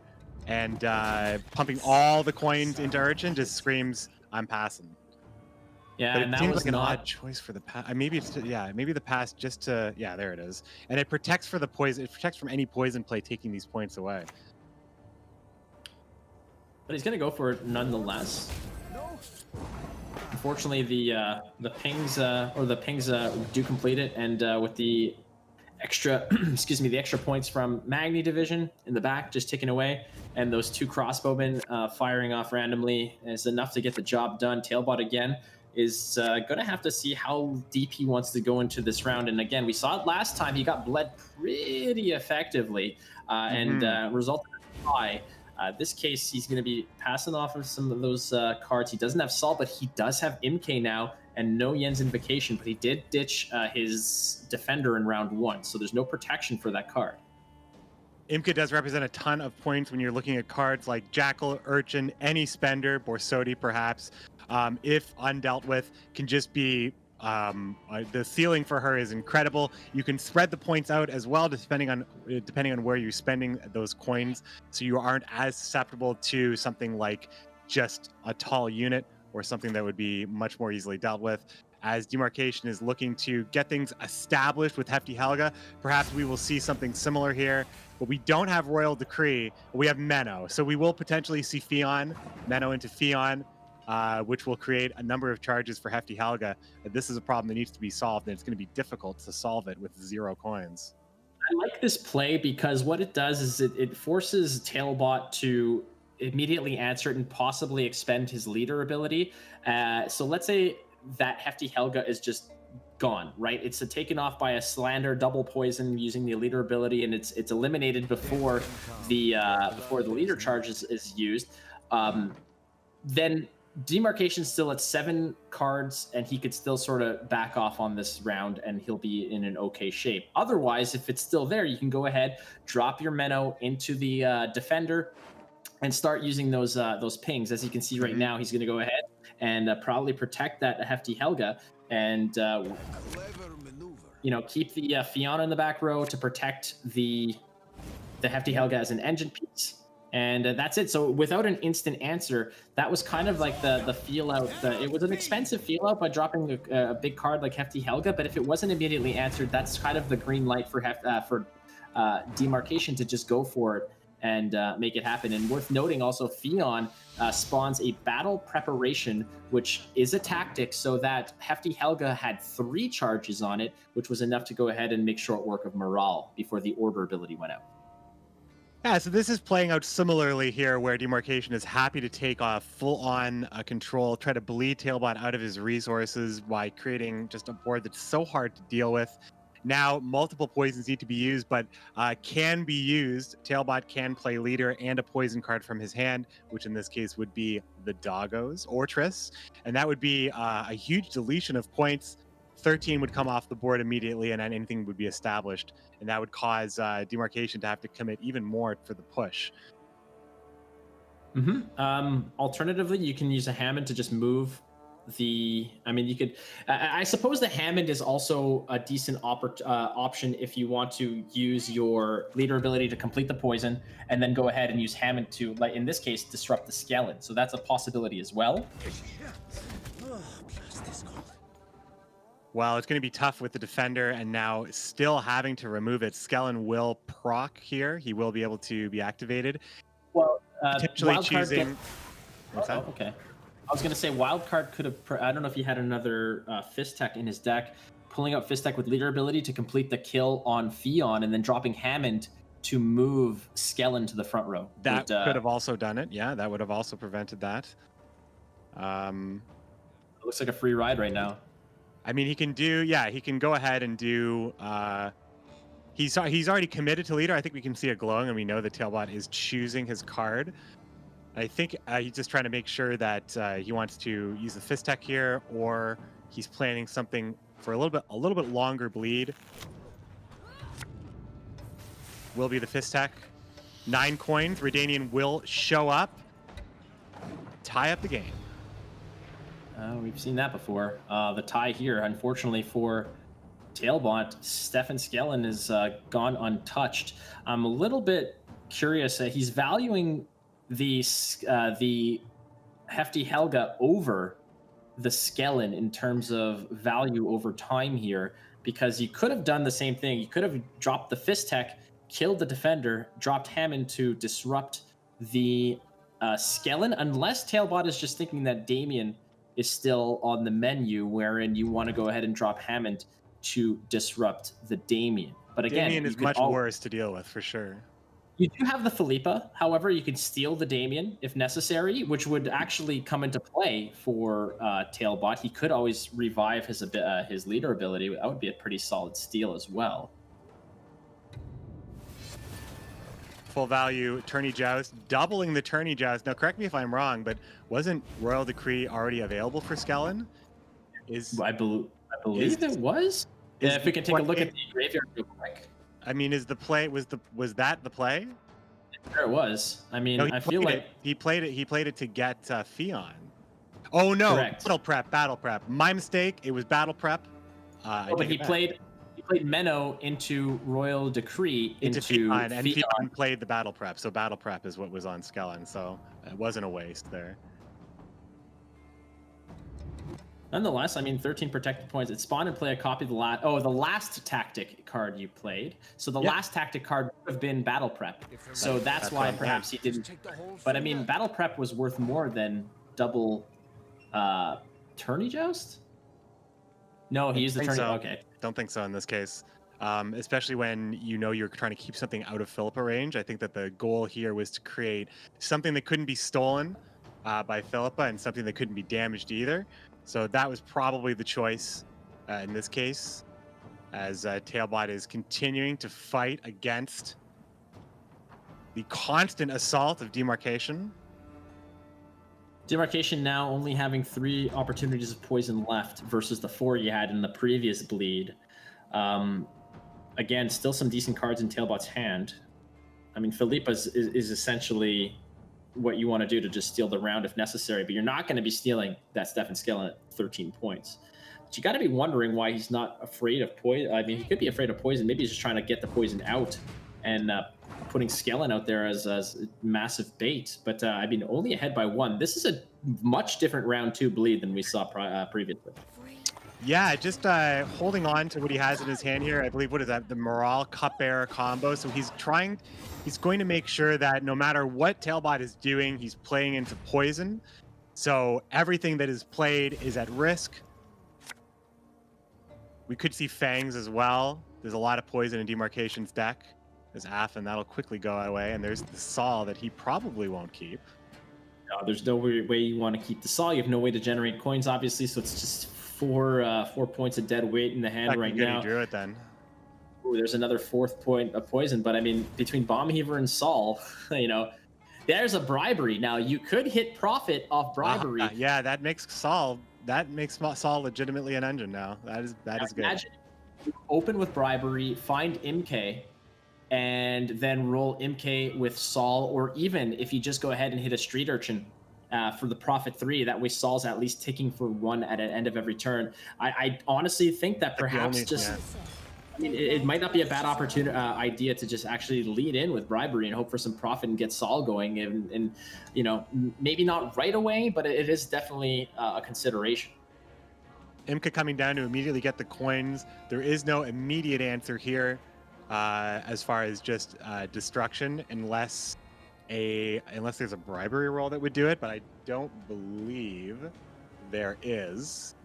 I mean, now we got to look at ways that Tailbot can kill his own units. Let's just find out, because that bribery is what we're looking at. There's not a whole lot that can do it. You don't have coins to really convert on a Philippa. You would get Hammond and you would move her. I think that's the only thing that you would do. But I mean, if you wanted to go, I mean, if we're looking for solutions to this problem, but it could be Marcation is just thinking, yeah, let's just kill it with poison, and that's just how we're going to have to do it. A nasty Philippa response, though, potentially, because you do have the. Oh no! There's the solution to that problem. You're correct about that, because otherwise, stealing that morale would deny your demarcation of a follow-up order on the morale, and it would open up your own Fistek Trafficker to complete a play with the order as well. Because right now, Fistek Trafficker, which gives poison to a unit, doesn't have a second poison to connect with, other than perhaps Triss Telekinesis grabbing a Fistek or using in the bank to go ahead and find it. As you can see there 1 left. Oh man, so Graydon has just not been seen in this. We've played this series, this game twice now, and Graydon just not drawn. So we're not getting to see like the big wild card plays, but at the same time, Tailbot has had his leader ability bled in both of these situations. Poison just goes ahead and takes MK out of the equation. There's a Purifying to protect the 9 points on the board. Philippa, I mean, if Demarcation wants to go ahead and just commit Saul, just to toss it out there, that is an excellent target for Philippa. However, I don't think that Demarcation's just going to give that out there, knowing that he has not seen Philippa yet. I don't think Demarcation wants to commit a card that he had, earlier stolen from Tailbot that might actually just go ahead and cross the boundaries again and go back to Tailbot's side. Philippa, of course, is a card that when deployed can actually take control of a opponent's unit, spending coins equal to the unit's strength. So that that Saul being 4, Felipe would come down, spend 4 coins, and Saul is now part of the team. Part of the team. I like that. It's like, hey, Saul, we have money now. Don't you want to stay with Nilfgaard? We've got this money. Where did you get that money? It reminds me of that Simpsons episode with the softball. I'll choose Jose Canseco. I'll choose Millhouse. I'll choose Ken Griffey Jr. Yes. A classic episode. I actually just read an article about Daryl Strawberry the other day. I'm not going to expand on that. I'm just going to say that it was topical somehow to my life that you mentioned that episode. Feeling a bit peckish. Poison coming down on the only tall unit for Tailbot. Tailbot's going to have to fight against more poison still, potentially one from Bribery, and Van Moorhelm's Cupbearer comes with his own set of poison as well. No other spenders in the bank for no other spenders on the side of Tailbot, so those extra coins are going to have to be used in a very particular way. If we check into the deck of Tailbot, I believe there's Uwald that's in there as another opportunity to go ahead and spend, but Tailbot is deciding. There's a good fist tech. Redanian comes out. Philip a prime to steal at 9, if that would even come up. It would be a very risky steal to steal those 9 points. I think those coins are better off used in another way. Or definitely not those 9 points. Those 9 points are dead, potentially. Well, by stealing those 9 points, you're also protecting. I mean, you're spending all those 9 points. You got to find a way to spend those coins, is what I'm saying. And right now, the poison on the Jackal are going to get just crushed by the Cupbearer. And how else are you going to steal those points? I guess you got to be very, very keen about how you're going to do it, because you don't want to over profit with the bank. Again, 9 coins is the maximum amount of coins that you can have in the bank, and the Vivaldi bank profits 3 right out of the gate. So you don't want to get a waste of those coins here. So you got to make sure that your Philippa is matched. This is terrible. This is no coin, right? It's all bad. This is exactly, but he gets a coin. He gets a coin. That doesn't matter for Saul. Yeah, Syndicate versus Bribery is always a treat. If you've ever had a chance to just watch Bribery whiff time after time, play Syndicate. Well, yeah, exactly. And what are you looking to actually get out of the deck that Tailbot's holding? There are poison. That's it. You're looking poison badly, but absolutely he can build about it. I wonder, now this is the consideration that Demarcation needs to make as well. Is it worthwhile for him to go ahead and perhaps purify the 9 points on the morale? But if that occurs, that's poison in Bribery he would have, but I think now that's no longer an option. And now perhaps you want to, like, for instance, if he purifies the 9 points in morale, that might be an opening for Tailbot to go ahead and actually just swipe that morale from his side for an 18 point a discrepancy plus the 3, a 21 point swing. He's gonna take the blacksmith, which he can use.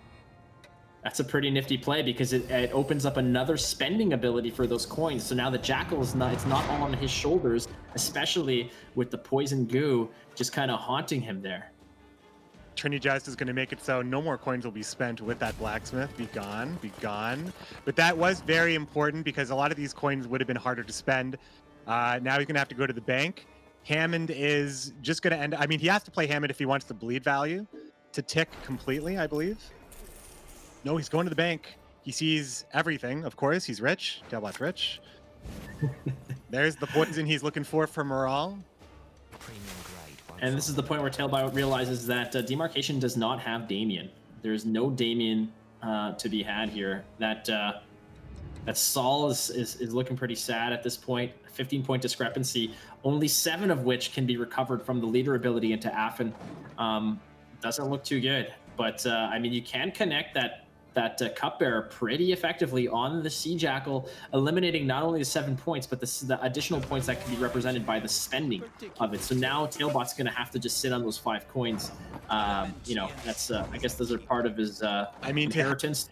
Look at this, Saul and the blacksmith to have 2 cards like that bad and still come out on top is pretty wild, right? Absolutely. Like he whiffed so hard in this last round, and I think that he gets it. Nilfgaard pretty strong. Demarcation's going to tie it up here. It is 1-1. Tailbot versus Demarcation in the best of 5, the third best of 5 quarterfinals here at Gwent Open #1 Season 2. We finally reached the conclusion of that game. And yeah, that Nilfgaard deck looked pretty strong at the end there. Poison is pretty nasty when you don't have a way to deal with it. Definitely, and there was a lot of really interesting avenues of play there. Like we were talking about, there were so many different ways you could have gone. Had Demarcation opted to go ahead and purify the 9 points, maybe Felipe comes in and swoops down, steals those 9 points for a massive swing. Perhaps if Bribery found something better, another Poison or this or that, that could have been a completely different story. But again, Bribery, for as much hatred that it cultivates in the community, sometimes it's just a matter of watching it fail so gloriously. It gives people a nice little smile and kind of takes a little bit of the edge off of that card. But I mean, for every awful Bribery that you play against Syndicate, you just hit a home run against another faction. But hey, man, this happens, as we can see right here. This is the tail of the tape, ladies and gentlemen. Demarcation has gone through with his Imperial formation. Tailbot has converted on his second win. Both players opting to ban each other's Scoia'tael. So now we're left with wild card for Demarcation, wild card for Tailbot, and of course, a little uprising power for both sides either. So it's going to look pretty similar moving through. Just going to be a possible pair of mirrors, or we're going to find out how this actually shakes out. So we're going to see what goes on in the following matches, as the players are just taking a quick water break. They're just taking a sip of water, getting relaxed here again. They're making sure that they're well energized, well hydrated, which is an important thing, McB, is drink your water and stay hydrated, wash your hands, do all that amazing stuff. So there you have it. Again, it was we took the long road, the scenic route there, but we finally got another win in the books, as the game is now tied up 1-1. So this is another pivotal match. Game 3 coming up. Game 3 coming up, and it's going to be, yeah, like you said, it could be a pair of mirrors, or it could be Syndicate Northern Realms. Both sides. The decks are different for sure. I think that the Syndicate decks definitely have the most difference between them. Demarcation playing a passive Flora list, whereas Tailbot was playing more of a poison-based list. But the Uprising, in both situations here, both players bringing the Drog, and we've already seen a little bit of Northern Realms from both players. So yeah, it's going to be, I guess. I mean, Syndicate did have a lot of extra love given to it over the Hidden Cache time, and those things have changed. We see Hidden Cache take a backseat to Wildcard, but Uprising remains a very strong Northern Realms ability, and we have seen it perform decently in this tournament, especially. But Syndicate has been a treat, and I think we have the games getting started here. And here are the decks that Tailbot has to win with. Here, the Wildcard and Uprising you see on the screen. We just saw a lot of the Wildcard. 2 games of that, and of course Tailbot has already we've already seen Demarcation's Drog list, and we have yet to see Tailbot's. Correct. Again, Drog is one of the avenues that you can go ahead and take Uprising, as we can see here. There it is. Tailbot is engaged his cloaking technology now. So he is no longer going to be intimidated by the fact that you can see him. He has contacted the Romulans and has all their cloaking technology. So he is effectively a bird of prey, is what he is right now. As you can see there, as he has returned, he is decloaked. He has shown up and he is ready to make, I guess, short work of the Demarcation. But Demarcation does not want to go down without a fight. It's a tie game, ladies and gentlemen. This is what we're all here for, is to see these two throw down. And quite the day of Gwent, as Tailbot just probably went out and, a couple reps on each side, get the blood pumping, and as you can have heard in his interview prior, he likes to stand on his head, get the blood flowing to his brain so that he can concentrate better. So that is possible. He might have went full inverted, 180 on the headstand is part of a good practice, I think, a good exercise practice, being able to, get those knees up on the elbows and then lift them all up, just using your core strength. It's good, yeah. Just do a couple of handstands. No big deal. I have absolutely 0 core strength. Not an ounce of core strength is within me. I have none of that. So I will leave the physical feats of strength to others who are better equipped for it as we go into the game. Yes, absolutely. Syndicate Mirror. This will be an interesting one because they are very different decks. We're going to see some similarities. We got Northern Realms. Northern Realms versus. It's weird. It's funny. I look at Caravan Vanguard and I looked at Temple Guard, and my mind just saw the oranges, and I feel you. I totally feel you. But yeah, we're gonna go. Demarcation's gonna go with the blue coin. on Blue Coin is going to be taking that Uprising. He's got some pretty big cards in the hand right there. Adalia can connect with a Vanguard. That's kind of the pairing that you want. Philippa for control. You've got Baron to take out one of those spenders perhaps that has gotten a little overzealous. For instance, Saul as well that can grow out of control. And Prince Anseus as well is a great card for just some spot removal when necessary. Typical opening here, starting off with the very good old trusty and reliable Radovid's Royal Guards.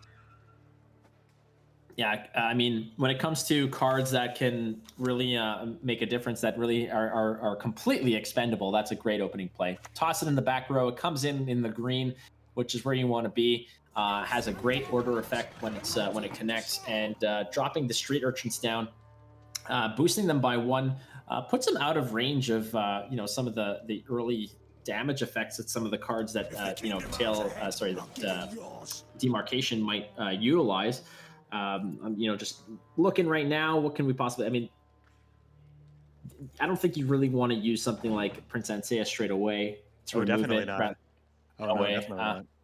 We're gonna just double up on the Radovid Royal Guards in the back, but if those 2 Radovid Royal Guards just remain untouched, you don't necessarily have to use too many charges on an Anseus to get a massive swing purely with the Anseus. Those 2 boosts can work out. I don't think there's any reason why at the moment you need to use those charges for the Radovid Royal Guard. So we're going to see how this kind of translates right now. The Enchantress is going to go ahead and drop 2 points of vitality on the Jhin. Rub the lamp and give him a little extra boost there. So a little 2 points of uptick as the Enchantress on the range row offers 2 points of vitality to that Jhin. I do like the way Demarcation plays his Northern Realms, how he forces the opponent to make answers, but he won't spend those charges. He has patience. It's like, this is going to still be a threat, so, eventually you might want to deal with it. So I do like that. I do like that a lot, and I do think that Demarcation has some options here. It is the blue coin, so the point lead. You want to be a little careful here. He is going to be expending a little bit here because he is running. He is looking for as many boosts as possible. Should he? Well, he doesn't really have a deck. He doesn't really have a hand that shows that he can really make use of the boost. But Tailbot doesn't know that. He definitely has cards in his deck. Visagurd, Scytheman. He's showing that he might have that in his hand, and Tailbot's a good hand reader, so he might see that and make some assumptions. Now, I like what you're mentioning about how the patience that Demarcation is exhibiting here by not using all the charges or holding on to a few of them, and a lot of that is because Tailbot's not really playing a whole lot of cheap removal. I mean, a lot of it what he's playing involves poison, and he's tempting Tailbot to go ahead and start depositing poisons where they are, and I mean, the one that we see over here onto the Jhin is a 7-point potential poison, but I mean, Demarcation might be saying, all right, you want to drop some poison on these bronzes? Like, go for it. As soon as you drop it, I'm going to use these charges. I don't need to use them right away. You're not going to use a Philippa for it. I doubt that you might, commit a Uald and start spending those coins just to get rid of a bronze like this. So I like that patience. There's nothing really dangerous about waiting on those charges, especially with that lead that he's holding right now, and really nothing of major value committed to the board yet. Yeah, exactly. Nice and easy. 4 4-point cards in a row with the stratagem is all that it's needed here to actually have a pretty decent board. Didn't even spend that charge on the Radovid's Royal Guard. Tailbot here now looking to just make sure that he is able to take the round in a card if needed, as being able to stay ahead is becoming more and more difficult. He is not able to access a poison, I believe, no, he does have the Fistech Trafficker. I say it as soon as it comes out here. So this will get the 10-point turn as this game gets a little bit closer.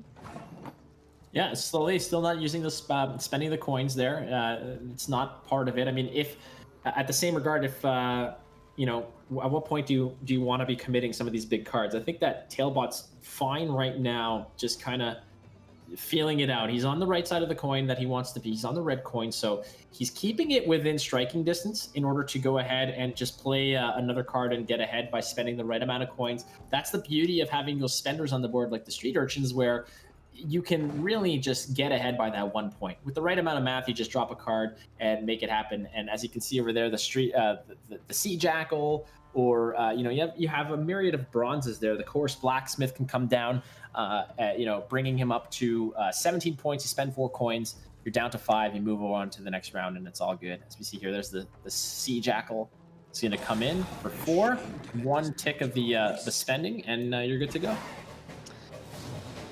Tailbot now has a chance to take it. He is down a card here, but he does have control of the game with a card to spend before he goes down to 7 cards, which is that crucial line that many players consider when they're looking to commit to a big push in round 2 to bleed out the opponent's resources. And that is all in Tailbot's mind right now as he draws some pretty decent cards here, Imka and Borsodi. Now, those work really well together. And if he is able to perhaps assemble a protected front well, you can't protect them both. They need to be on different rows, but keeping one of those protected and the other one generating coins or damage value is definitely going to be in Tailbot's interest. Caleb suggests that Azar is going to drop on the melee row, if anything.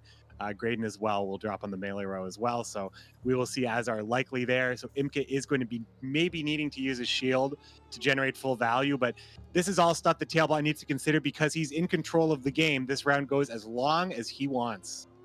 Now, I would actually argue that it might be better off to protect the range row and let Imke kind of have her way and be protected there, because I feel like the point generation, or so the coin generation, is a little bit more important, because you can always drop Uwald and spend all the coins in one foul swoop, and there it is. So there, you definitely called it. Yeah, so he's going to protect the defense at all, though. A little bit of that is about the money. Correct. Yeah, I mean, you got to have a way to spend the coins, and I feel like protecting Uwald but not your revenue source is going to be problematic, because like we mentioned, Uwald comes down and spending coins is essentially a quote-unquote zeal effect. Zeal meaning that you can immediately as you deploy it. So if you can just continuously have a massive bank account going, and then eventually drop the Uwald when necessary to just go ahead and start firing down what is problematic, that's one way as well. But Falibor makes short work of the... Yeah, that's a great use of Falibor. I don't know if there was going to be a better opportunity. I feel like Falibor is always going to be looking to just kind of go 3-2-1 on the defenders, and in this case, the Azar just dropping the 1 Scarab to protect, and Falibor puts him ahead, and now sure. Tailbot's at that 7-card threshold. So what Demarcation has going for him is definitely the fact that he had Falibor, and Tailbot would never have just played Azar in a critical situation, I think, with Falibor being an answer, but also Philippa. And the reason why this is so difficult for Tailbot is it's going to be hard for Tailbot to establish any units on a bare board, and because Demarcation has started with a little bit of control, he's kind of in a position to stop these. There are, of course, there's the shield, of course, which was going to be required without that defender, but it is possible.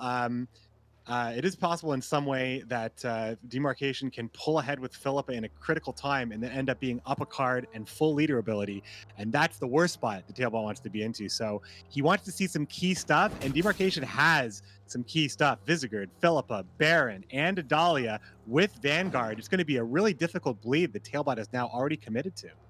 Yeah, the only thing really going for Tailbot in this case, besides that wicked haircut, is the fact that he's got the 1/2 of the crown already in the bank there. So with that ballista, again, you're going to ping off that shield.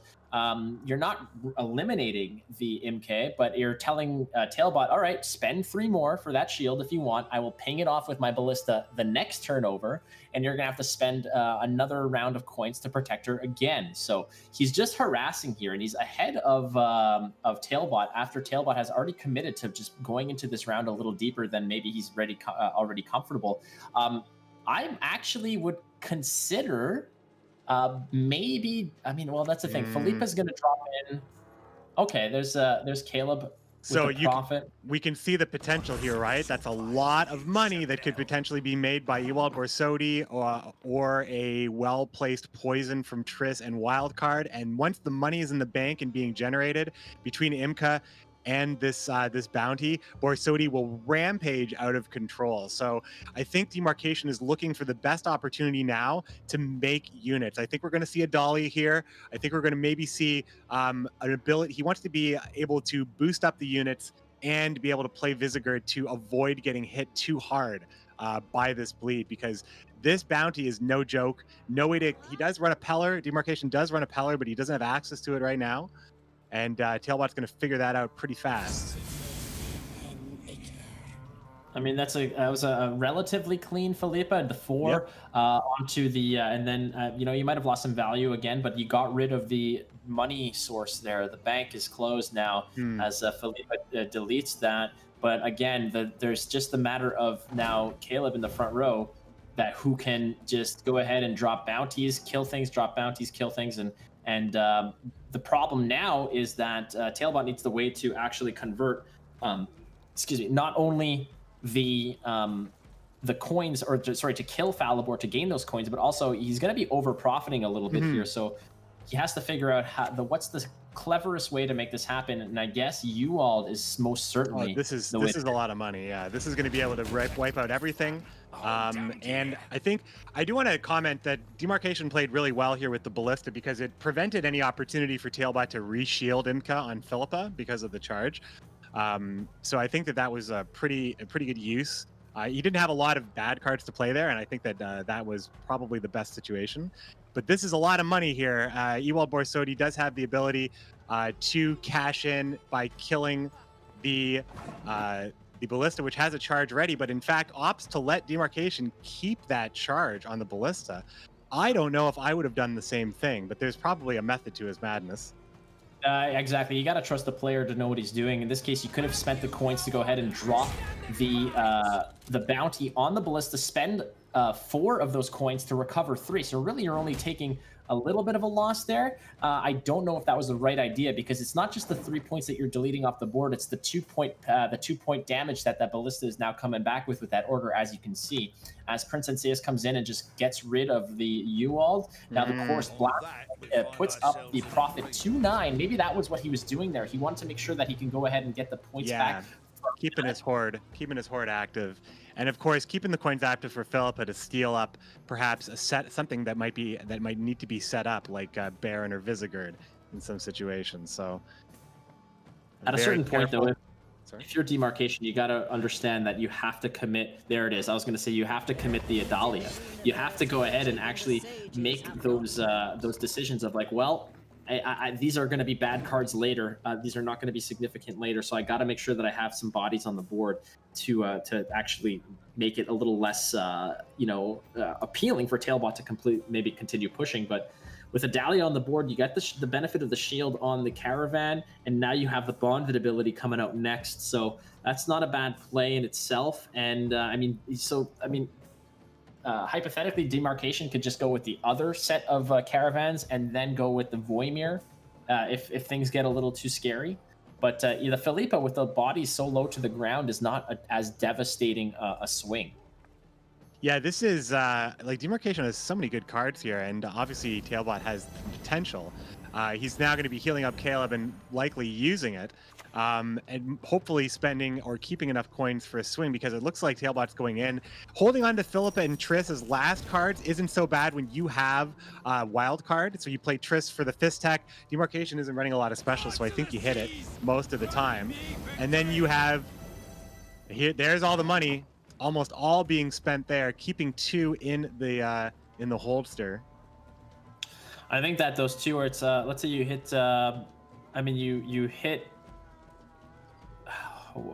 I guess you play Triss to see if you find poison, and then, but even now the poisons are not that great. They're not great at all. No, this would be, you would have to use Leader and Triss. And I think that's, Tailbot's counting on that, Leader Triss in the round 3, although he's perhaps spying an opportunity to take more away from Demarcation, but Demarcation's hand's pretty good. No boosted units on the board means that Visigurd's ability is severely limited, so Tailbot knows that if he's not playing around Visigurd or playing around a huge point swing that Visigurd can be responsible for, he's going to probably feel a little bit more comfortable to spend all his coins and get ahead by, he's already ahead, he's already forcing Demarcation to make a 10-point play here. From white sand So there it goes. The bonded ability from the caravans comes through. Bonded, of course, means that if a similar copy of that card is already on the board, you can trigger the bonded ability. In this case, it is spawn a copy and boost the original copy by 3. So a lot of the same dudes on the board now, meaning that Voimir looks a lot juicier, and I don't think you'll get a better option moving forward. And good pass there by Tailbot. I mean, he found his seam and he took it, and unfortunately he knew that it was probably going to be out of reach later to recover that card back. So Tailbot taking the pass, still has some cards in hand that are pretty significant. Things like Philippa, card like Triss Telekinesis that can couple up and just insta delete a card with the double poisons. And now just going to see what Demarcation picks up. Well, only 2 golds between them here. Scytheman's gonna go. Royal Decree is a good pickup. Only the Mauler is not that exciting. However, reinforcement for the leader ability on the Scytheman is the best thing you can hope for. There's what a hand. Tailbot overloaded with poisons perhaps, and Demarcation, not a bad card in the set. This is going to be a tough one. I'd like to see Demarcation's deck to see if he does. I think he might have another Caravan left in the deck that you could go ahead and potentially hit the Royal Decree on the Caravan, which is exactly what he does. And then he could reinforce onto it and then Drog, and then, Bob's your uncle, and you're good to go. And that's pretty much what's going to happen, because I don't think there's a one-hit kill, defense against this, because even if one of those Caravans is remains, that reinforcement will force the bonded ability as well. So you're gonna pretty much guarantee that you're gonna have a decent time with reinforcement connecting with one of those Caravans. We also have a potential to see a Slander Slander Leader Graydon on Drog, Slander Leader Graydon on Baron, which is a massive, massive swing in points. That combo alone is something that Wildcard is known for and has been known for in various states of power. The Graydon swing with Slander is one of the best swings in the game. Of course, since then, Wildborn at the Sea has come out, but I think that this and Getinith for leader combos, but this could potentially represent a lot of points. But with 4 humans ready to be converted on the board, no poison really threatening here, so losing it to Drog on the conversion into the Kidwini Revenants probably won't be a big deal. Yeah, I feel like you have to make it happen. Again, Drog has the deploy effect of transform all allied humans into Kedwani Revenants. Again, those Revenants deal 1 damage, death blow, spawn another Revenant. But what the interesting part about Drog is that Drog will then, upon the transformation of those humans, will negate and just nullify any of the status effects on it. So poison, lock, bleed, vitality, all that stuff goes bye-bye as the transformation effect occurs. So, Tailbot might be considering now, is it worth it to go ahead? Perhaps you could go ahead and use your leader ability to find another poison, let's say, delete one of those, delete the 3 with poison, and maybe play your Philippa to steal the 6, and that might limit some of the Drog points. But rather going for the Slander, gaining some coins, dropping a bounty, and that poor Caravan is now just collecting statuses. It's an absolute status symbol, that Caravan Vanguard. It's an interesting choice there. I think ultimately, I think ultimately he's pretty confident that. I'm just double checking the Demarcation's deck list. Triss is 100% to hit the bounty, so I think that having that extra Slander just doesn't mean as much. But this is going to be a wild Drog and a wild follow-up Visigour. This looks very difficult to handle. Now, being able to convert coins on Drog right now is possible, but the coins you spend are the coins you don't have for Philippa. Yeah, this is going to be tough. Well, no, between the bounty the bounty provides you with the coins, and then you would Philippa. But this 32-0, I've seen comebacks, but with the Sea Jackal, I wonder if it's going to be enough. There is a spot for all the coins. Keep in mind, it's 32-0 with 5 charges of Kidwani Revenant pings, as well as a 6-ping Visigour. So something's gonna die. Like, it's just gonna show up to the party and immediately just get gunned down in the name of Northern Realms justice. But I guess you just gotta sort of you can't give up. And in terms of making sure that this works out, I mean, stealing that Revenant is okay, but now you're leaving that Philippa open for more Revenant fire. Well, I have to play something, unfortunately.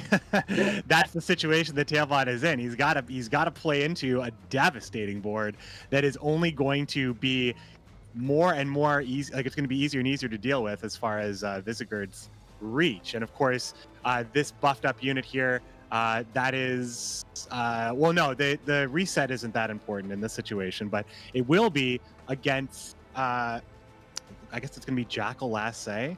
I mean, this is looking pretty difficult here for Tailbot.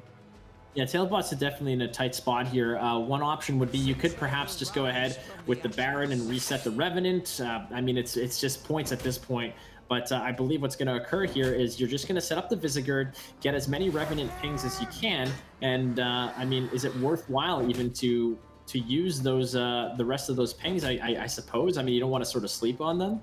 But you have 4 more, which is going to make that Revenant, essentially bring that Revenant down to 1 if he wants to expend the rest of those pings and rely on that newest Revenant, the 3-point Revenant, that just to complete to complete that play later. Still, I mean, you're in a hole here, and it's a difficult one to dig your way out of, as Tailbot is just facing down a real tough situation here with just a point deficit that is just so nasty. He's going for the poison play here because Graydon is susceptible to Baron in this situation. So if he was, and he didn't have the, well, no, he did have the coins for it, but probably just better off to go for the poison in this case. Get a ton of extra coins. You over profit a little bit, but you get the biggest Sea Jackal possible. But the Baron is just the answer needed. Or sorry, the Baron is not going to be the answer because it's not going to be last say, but there's just a few too many points here for demarcation for Tailbot to come back here. Yeah, there's not enough. That Sea Jackal is going to be a nice little option for him, but again, even with a full bank account, a Sea Jackal does not have that kind of sweet prestige to go ahead and buy his way out of this one, unfortunately, as Tailbot succumbs to Northern Realms Uprising, and no money was going to buy their way out of that Uprising. No bribes, no money, just action in that case. And Tailbot is now in a hole here. He's down 2-1 against Demarcation, and still going to have to rely on some of those decks. I don't know if he's going to go and revert back to his wildcard deck, or if he's going to sort of switch it up in this case. But Demarcation is going to be relying on his Uprising deck to get on his wildcard deck to get the job done. Yeah, and it is a very different deck. We know that Passiflora is present in this deck, and we're also going to see some other things, but we are going to see still some bounty cards. Graydon is present also in Demarcation's list, which is a very unusual inclusion just by itself these days. But Wildcard, of course, taking the place of Hidden Cash as the new king. Wildcard Graydon is that huge combo, and we see both players are into the big combos that kind of connect. We see that Tailbot loves playing the get into the combo. He loves playing Graydon combo here as well. Uprising, of course, Northern Realms a bit more mid-range, and of course Scoia'tael will, if we ever see a Scoia'tael game, I'm sure that one's all about just absolutely cheating with unfair points. Yes, that's why it has been banned, because it is cheat. And then, as we see again here, Demarcation. Demarcation is down to his last arrow in the quiver, which is going to be his wildcard deck, but he is ahead of the curve here. He's got 2 wins in the bank. He needs 3 to advance, and he's up against the tailpipes himself, man. And it's not just about a good haircut and massive biceps. You got to actually convert on the battlefield there. You got to make sure that you're winning the rounds and winning the games. And I mean, Tailbot, he's already punched his ticket to future tournaments, but I know Tailbot's a very competitive guy. There's confidence, there's some pride on the line. He wants to win every tournament that he takes part in. So you know that he's going to be making sure that this is going to really go down to the wire. I wouldn't be surprised if this goes down to a 5th deciding game, because Tailbot now has the option of deciding what he wants to bring into that final game against Wildcard.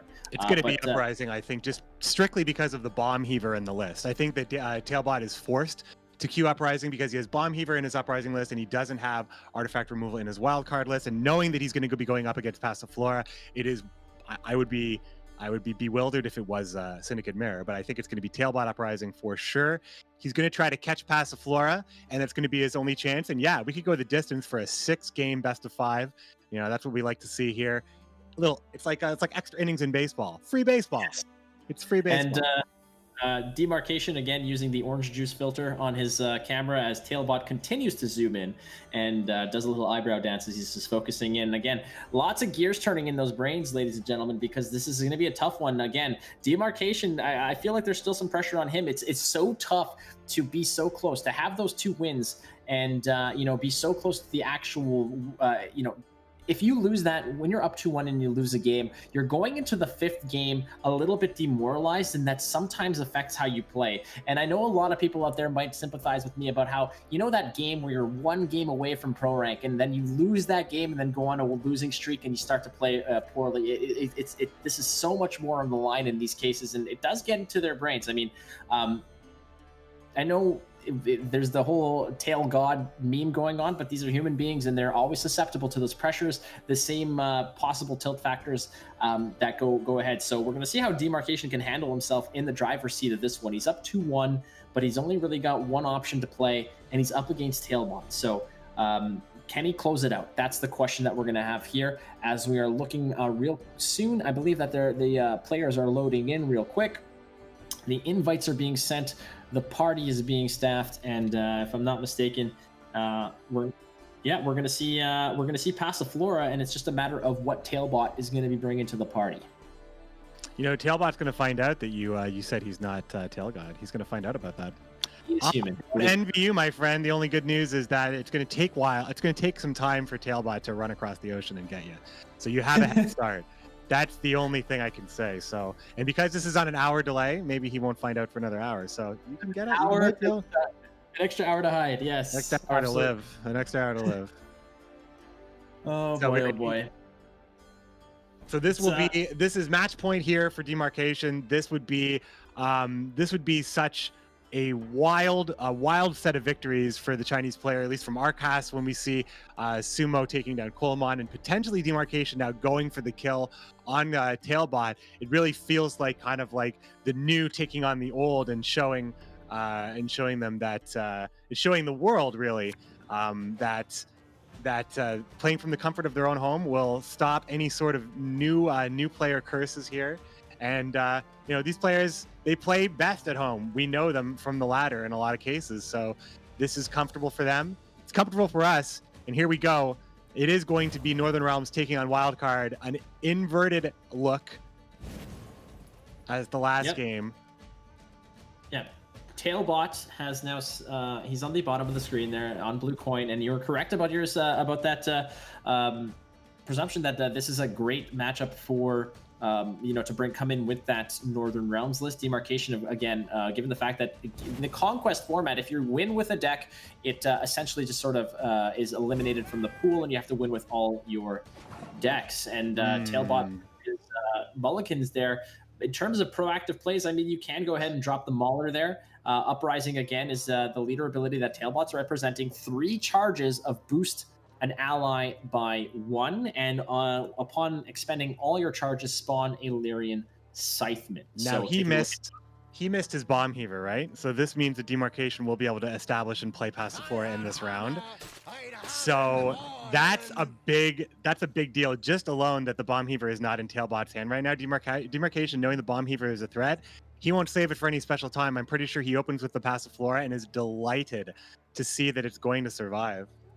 And it's not just a matter of whiffing on your Bomb Heaver. You don't even have a royal decree to sort of feel bad about pulling it out to complete that transaction there. And then the Mauler on the front row, owner of demarcation, is just kind of wondering, okay, do I lead in with Azar to protect the Passiflora?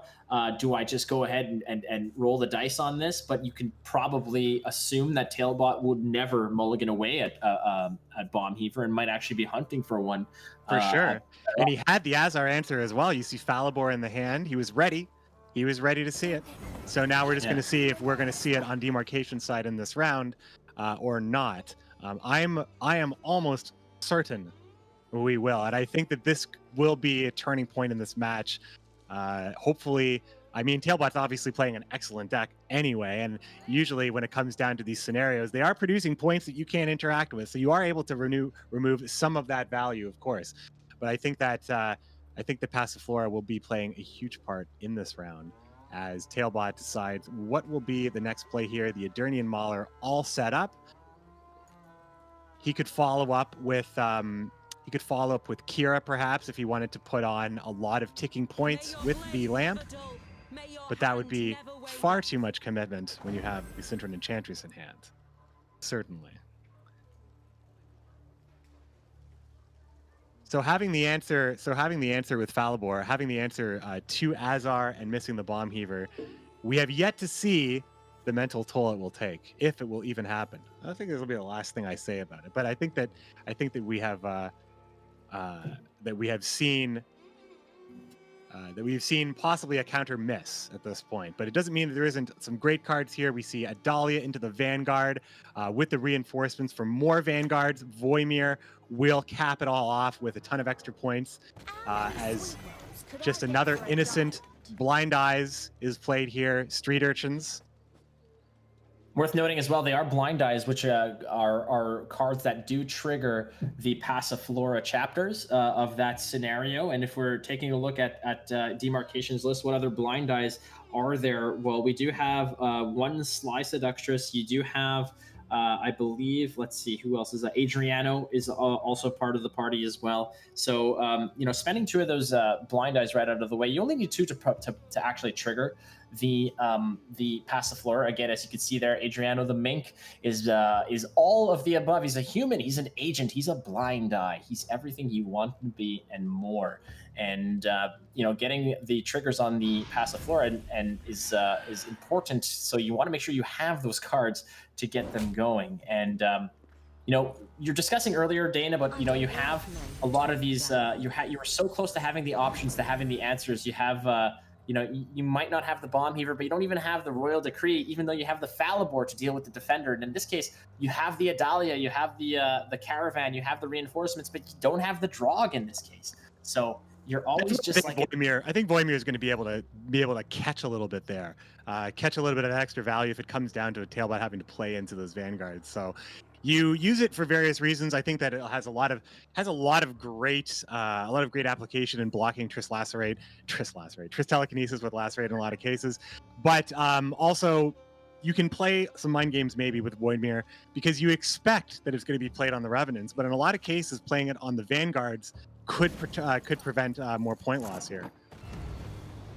There we go. The maxing out of the coins brings in the Flying Redanian. And the Flying Redanian, again, is a card that, upon the Horde ability, Horde is an ability that triggers when you have that X amount of coins in your bank. And the Horde, in this case, is on turn end, summon this from the deck and or graveyard. And the Flying Redanian just flies out of the deck, depositing itself right next to those Urchins, and a swift pass by Tailbot, in this case, with a very comfortable lead, and the Vitality ticking on those two other cards in the front row means that this is going to have to be some pretty slick math for Demarcation to make sure that he's getting ahead where he needs to be. He does have spenders on the board to really sort of make sure that he's getting just enough points, but he's got to factor in he has to factor in that he's not just down 14 points, he's technically down 18 points with the double tick of the Vitality. Yeah, this is a lot of points to make up here, but I really like Tailbot getting out of this round right now, because if he believes that the key is stopping Passiflora, he can't do it this round. He hasn't seen Passiflora yet. Maybe I'll just dip.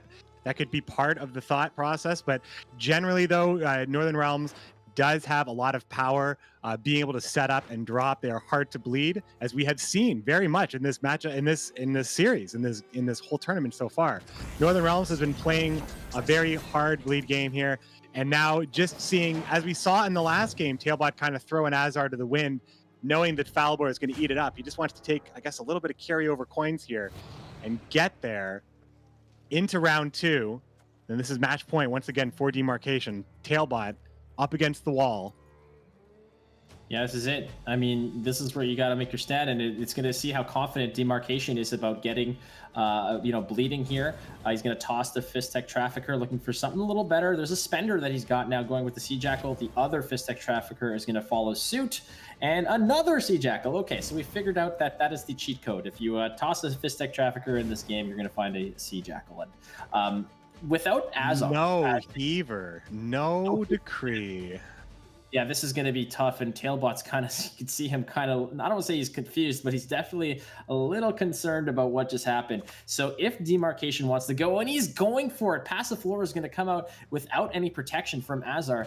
And, you know, you can answer. Tailbot is going to have to spot check some of these problems on the board. Passiflora again is a scenario which is going to spawn the next chapter for each time you play a blind eye. I love the premium. The dude in the back, he's like the clapping guy.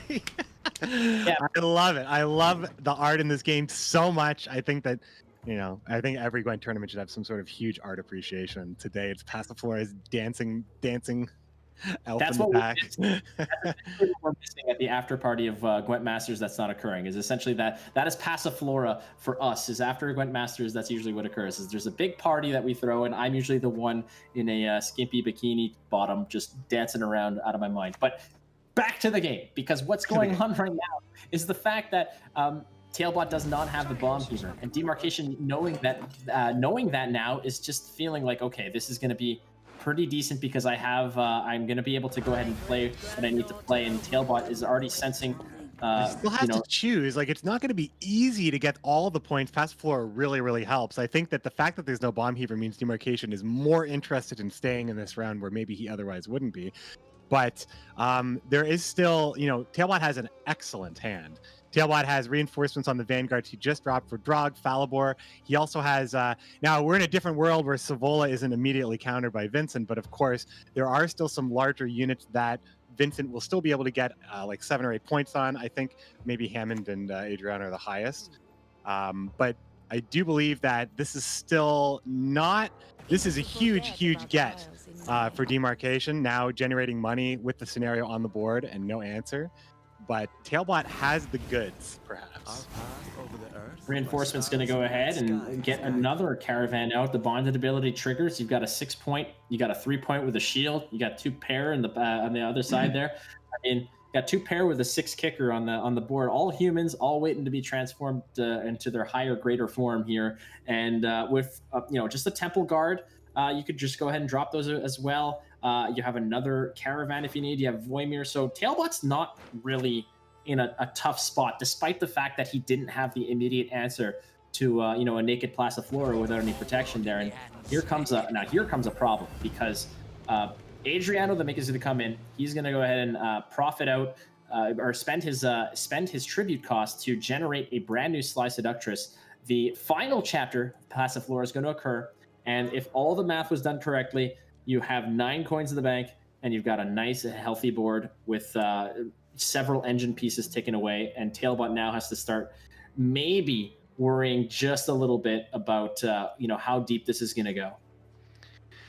So yeah, I mean, Voimir is looking, well, it's just looking better and better. Drog can only do so much. The Drog, the change with Rose, and it's, well, I guess it was so long ago this change was made, but you do have a ceiling on what Drog is able to do for you. And I think that this might actually be, you might just be going for as big and bad as a Voimir he can get, offering one more chance here for Demarcation to stop bleeding here, but why would he? 9 coins, Philippa, double Jackal. Saul hasn't even started his work yet, selling knives or whatever he does. He shows up at your house with the you know, those fantastic steak knives that you can saw through a boot, like you'll ever do that. But there's the Sea Jackal is going to make some of those coins you know, start to translate, because again, Imke is going to deposit 2 in the bank, but again, with a ceiling of only 2 coins that you can get there, you need to be able to translate some of those coins. You don't want to overflow here because your pockets can only hold 9 coins, so that Sea Jackal is going to be able to actually make space so that Imke can continue to go ahead and put money in the piggy bank. And again, if you're Tailbot, a Voimir here could be potentially okay, but you're running out of options. Eventually, you're going to have to start expending some big cards, making some bigger commitments, but you've got a nice setup. I mean, you have 6 of the same bronze piece, meaning that Voimir comes in as an 11-point gold card, also depositing some armor on all of those pieces. The question is, does he want to Drog first and then protect, or does he want to, let's say, Voimir first and then transform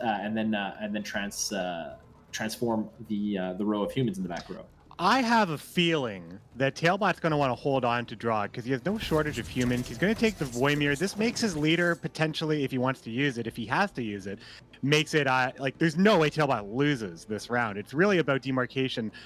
Famous last words, of course, from the caster. But I'm just saying that there's demarcation is forced to now put in expenditure. He is a successful business owner. Look at this. The passive floor, it's booming. He's got all these places to spend his money, and he just keeps making it. So it's favorable to consider. Maybe I want to steal a 7-point card, keep him in this with Philippa. Maybe I want to play the Jackal, spend all my money, and just make another huge set of big units. Vincent can't reset these units. He has a lot going for him here, but Tailbot's hand is very strong. Drog does have the opportunity to still convert a lot of points with Falibor and Vincent. And here comes Saul. These marvels, they dazzle. Worth noting here that the placement of Saul is actually important because the way that these points are essentially parsed out is it's left to right on the row. So what's going to occur in this case is that MK is going to deposit 2 coins before Saul triggers his Horde ability. So he's going to go up to 9 before Saul resolves the Horde ability. So the Horde, so with 9 coins in the bank, Saul goes up to 7. And that's probably going to tick for a while. As you can see, the placement is just right. The Jackal can go ahead, spend 2 coins to boost, and MK is going to put those 2 coins back. Saul's going to boost for another 3. You've got a passive 5-point engine just like that. That is a filthy occurrence. But Tailbot, again, is going to have to sort of figure out what's the cleverest way to get out of this. He still has pieces. He's got very powerful pieces, frankly, but it's just a matter of how you want to do this to maximize not only staying in this round, but also perhaps keeping pieces that you might need to win the next round. And worth noting as well, all 3 charges of the leader ability still intact. I feel like demarcation might not relent until he sees those put on the board.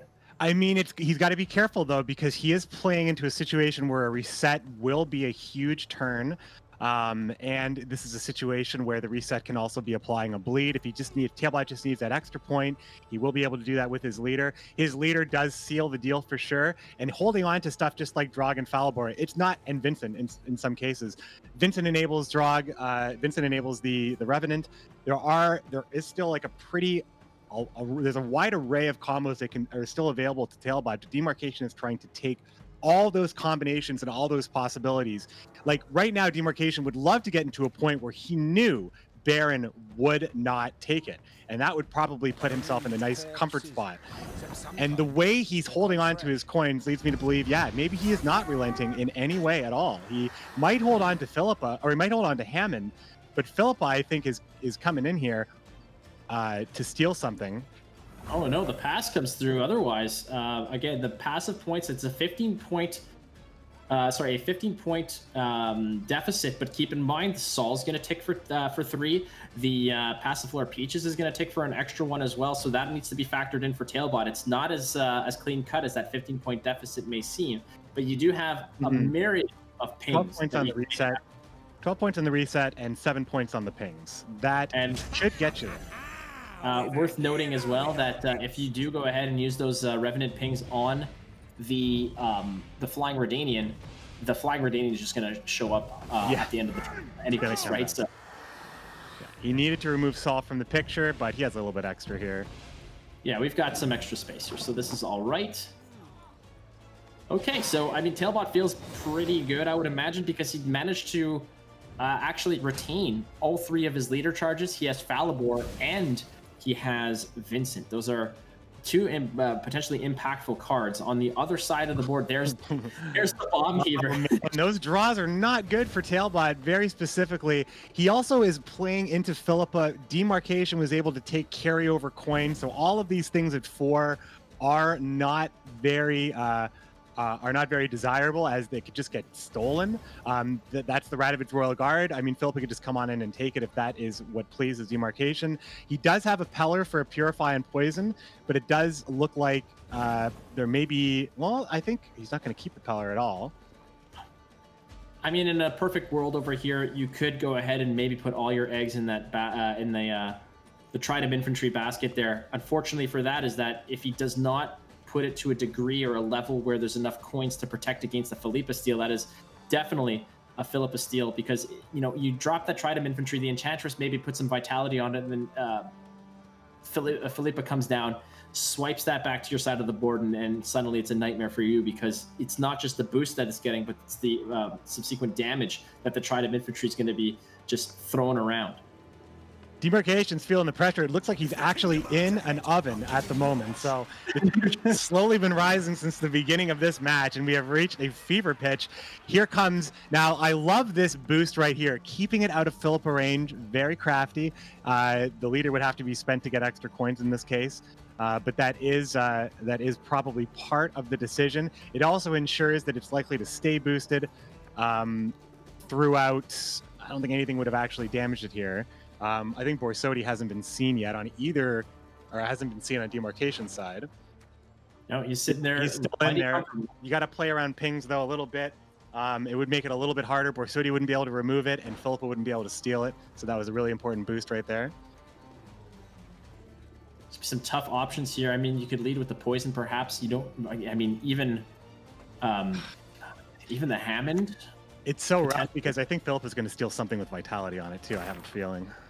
Definitely, I feel like that would most definitely be the target. And dropping the bounty on the Royal Guard in the back row there means that Tailbot's going to have to drop another card here. I mean, he's going to have to play proactively. His proactive plays in this case are basically the Trident Infantry. You could go ahead and maybe drop the vitality points on the Radovid Royal Guard, but then again, you're just going to probably steal it with Philippa and get not only the vitality and the base points, but also the order ability.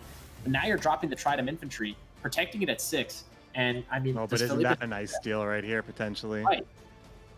You could steal, and I believe, let me just check Demarcation. Does he have something like, here comes... If he has the Blacksmith, I mean, that would be great, but I don't think Demarcation plays the Blacksmith. If he has any opportunities here for... Okay. Yeah, this looks like it's a tough position for Tailbot for sure. Do you think that throwing the... I mean, the Peller was only ever...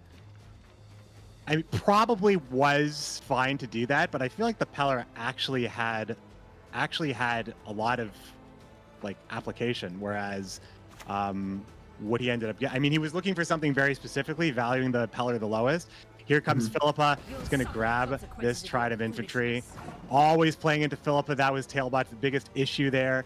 When Demarcation passed with the full coin purse and Philippa, it definitely became a lot more difficult to play into this. The Peller, I feel, I mean, you're always most likely, well, maybe not. I was going to think that maybe you're saving that Falibor for last to avoid allowing it to be susceptible to something like poison. I feel like you might want to roll on the Peller and hope to play Falibor late, like last, in order to preserve it and protect it from a poison play. But you still have the wild card ability. That has not been expended yet. So you're probably going to get poisoned either way. And more coins are going to show up. Demarcation has his his wild card ability to go ahead and pull a card out of the deck and gain the coins. Pair it up with the Fistek Trafficker, perhaps grabbing that poison. You still have the Vivaldi Bank too, and Hammond, which represents 8 points if played in a timely way. Yeah. So like Green's going to cash in that bounty, or Vivaldi Bank is going to cash in that bounty. The coins are going to be spent by whatever is not taken. So then you have Borsodi on the other side for either the bank or for leader. So it just looks like Tailbot is standing in a pile of rubble at the moment. It's looking like there's just going to be a lot of answers here. Tailbot isn't going to get a good hit with Vincent. Vincent's looking like it could be only 4 points, 6 points at the greatest. Oh, and that's the best Tailbot could have hoped for in terms of converting Vincent. You're probably going to get something decent here. I think you drop Vincent, drop the Hammond down to 1, and then I think you have to use your leader abilities in this case. I mean, just hope it's enough. Yeah, and hope it's enough, because then at the very least your Falibor connects with Philippa, you get a second one on the Hammond, and then you can drop the extra 2 points wherever you please. But it's going to be tough. I think that this is the Vincent on the Hammond, and then use your leader ability to just maximize what you got going. He might save it, we'll see, but I think you have to use your leader ability here. There you go. Yeah, I mean, you at least can boost up the Citron Enchantress before she takes the final hit. Only 10 points separate, and that bounty is glaring. Leader ability still available for Demarcation. Potentially, the Fistek Trafficker is a little on the low side, but that Graydon combo, Borsodi could potentially being a part of it. It's looking like it's Demarcation's game to lose at this point. He's going to use his ability here to go ahead and double poison the Rat of its Royal Guard in the back row, finishing the, I guess going with the Scytheman instead, poisoning that up, and then using... see what's in the bank. I mean, he had enough money to see everything here, so... Ooh, is Graydon right at the top? Big money. He is right there. Over profit, perhaps. Might as well pay the tribute. Go for it. Might as well. I mean, again, it boosts by the base value. Oh, but you shit. Still have, this yeah, is... And the poison is 9 points. The money has nowhere to go? Was I totally wrong about this? I don't think you're totally wrong. I mean, it's going to be a... Poison is... no, the poison... The money has nowhere to go. The bleeding is going to factor in. This is going to be a 1-point win for Demarcation, connecting with that final point. Oh my goodness. This was so close with almost a full purse.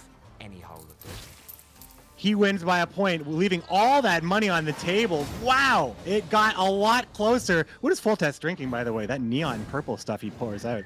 Tailbot being eliminated by Demarcation in a best of 5 that had a tie, so we still saw 5, but 3-2-1. There's Demarcation. He's going to get ready. I'm going to ask him a few questions for sure when he's ready to chat. Like how close to the sun he lives. Like, it just seems like the sun.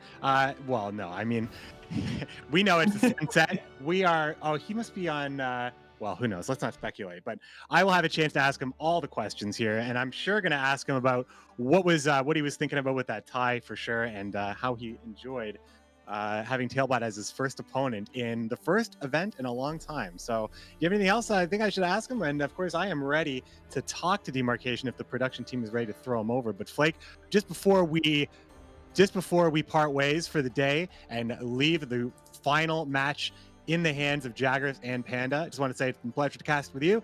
Pleasure to see you all for GWENT Open, and I am very excited to come back tomorrow to see all these games come together because this has been a pretty good match. This has been a pretty unique situation as well. Yeah, well, we're all trying our best here. I mean, it's not exactly the ideal circumstances. We've said that 1,000 times, so we're just going to stop saying that at that point because we're here playing Gwent, and then, again, that was a really, really great matchup. And again, the slimmest of margins, the slimmest of margins. We had a tie and we had a 1-point win. And again, if it comes down to the numbers, both players had identical down to the percentage, like the 10th of a percentage point win rate on the ladder. So I mean, in terms of questions to ask him, you nailed him right on the head about what my curiosities are. You know, you get to play against someone like Tailbot in your first official tournament, and not only that, but how do you recover from something like a tie, like something so close? How do you just sort of the endurance necessary in order to actually just maintain that mental acuity to just pressure through and just play the same game over again? These are tournament grinders. I'm sure they can handle it. But I mean, put us in that position. I mean, I haven't played a tournament in a long time, but they are long. So what's a long best of 5?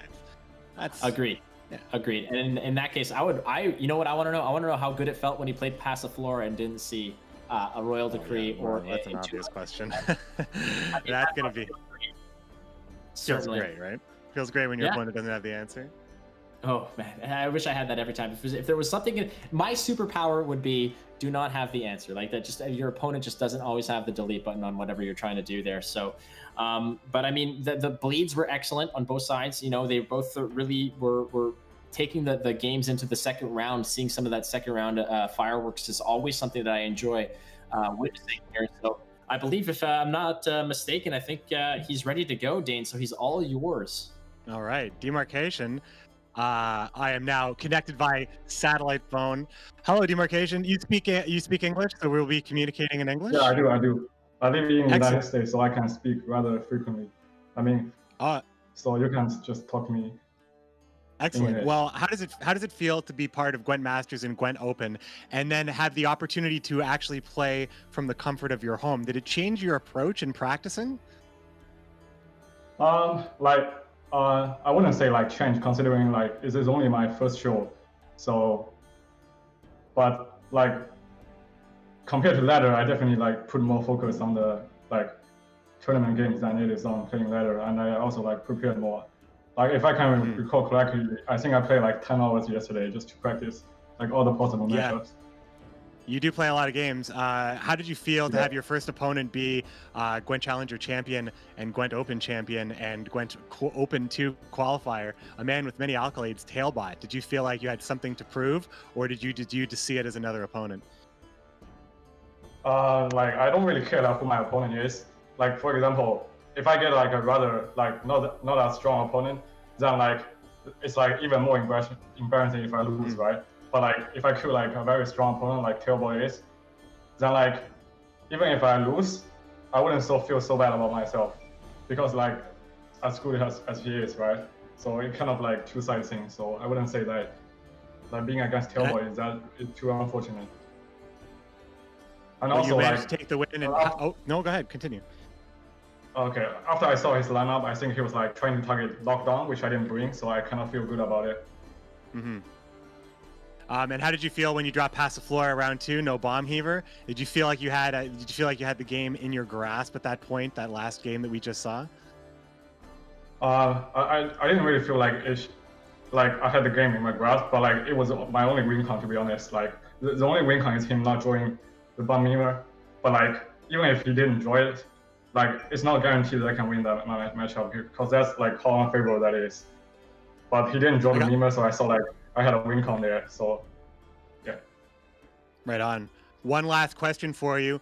You had to endure a tie, and these are long series, and there's obviously a lot of technical hurdles with this Gwent Open. How are you able to get back into the game after that tie and focus? Was it difficult? Is it jarring, or is it just mean it's just another game we got to keep going? Like I was like a bit tilted after the first 2 games, because I think I was like rather unlucky in the first 2 sets. Yeah, your draws. And that's also like the formation versus wildcard. It's not an easy matchup, so I saw my like win con in the first game, and it ended up being a tie.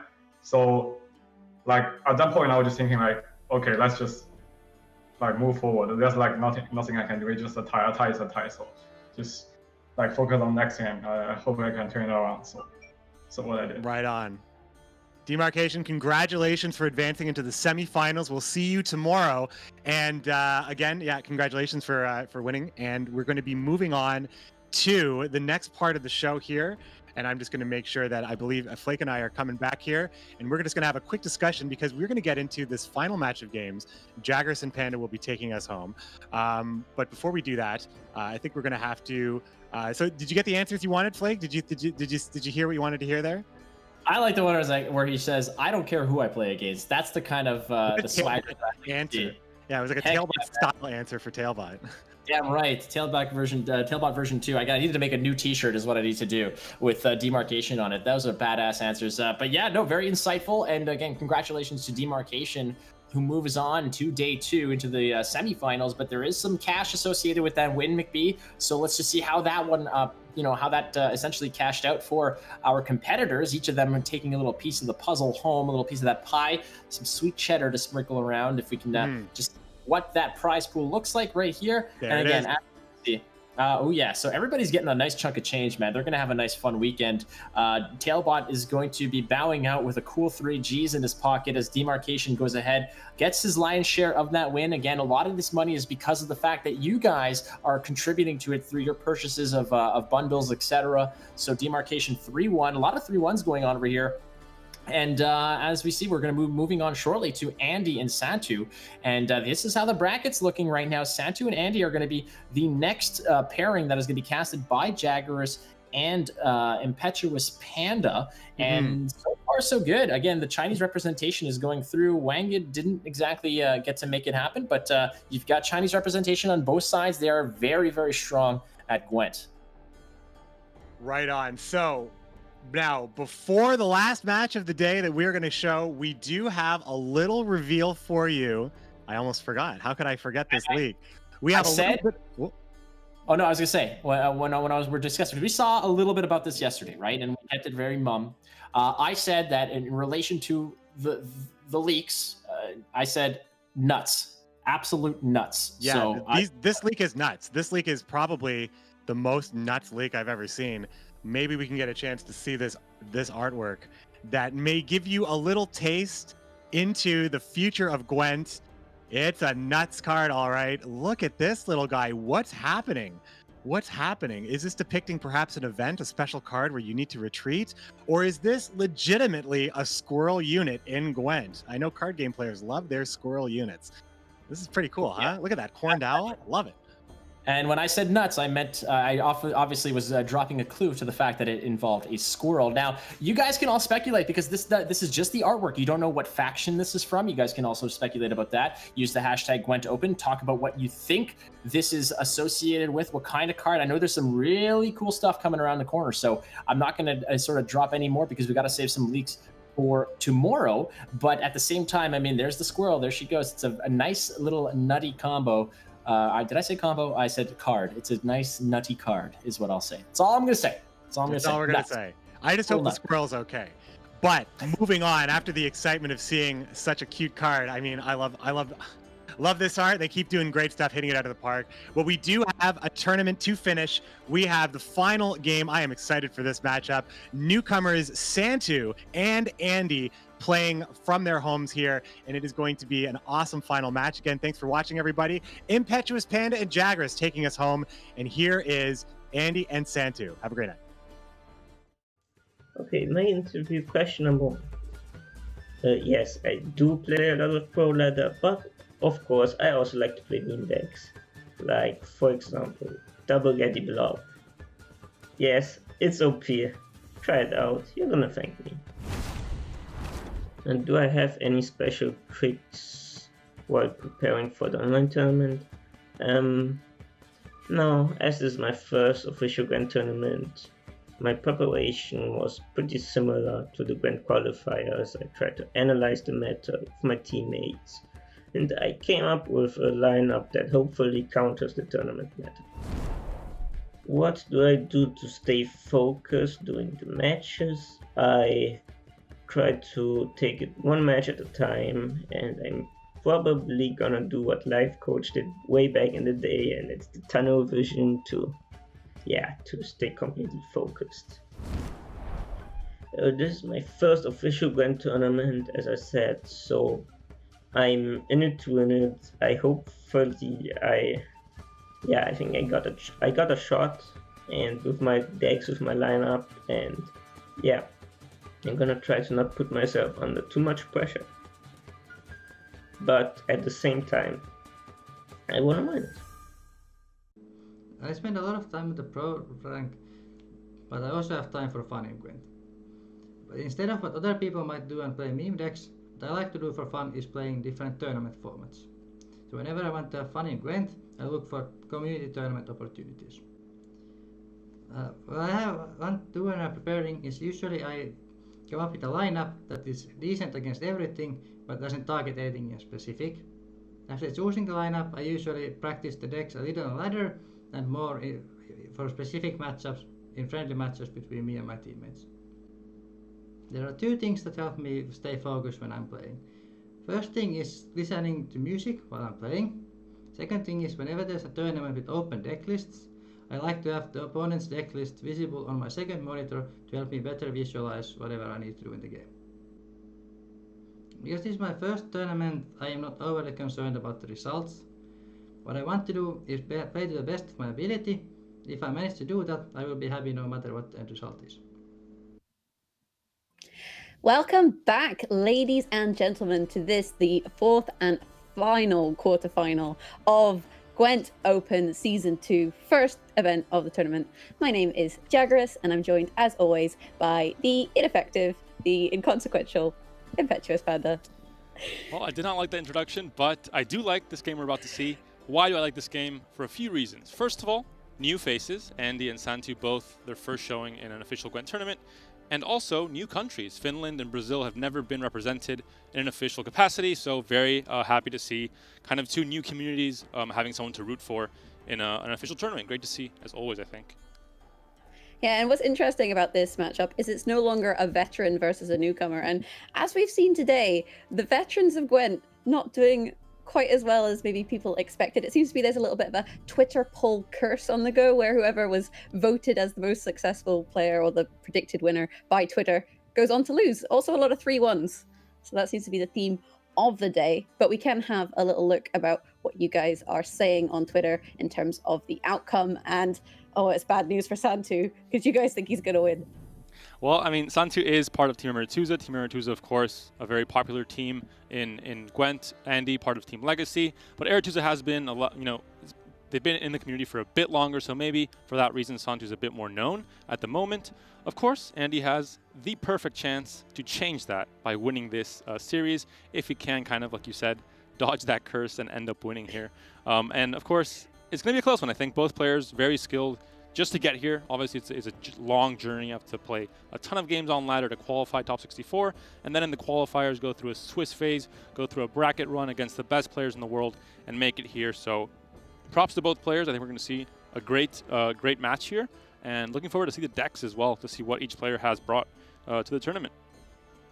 Yeah, I think it's going to be interesting to see what the lineups are. Santu's lineup doesn't look too surprising. If you remember what Colamon was queuing, this is the Team Aretuza strategy, and both players playing very, very similar list. I think the first three, Second Wind, Mystic Echo, and Lockdown, identical with a few differences in the uprising. What's jumping out at you, Panda?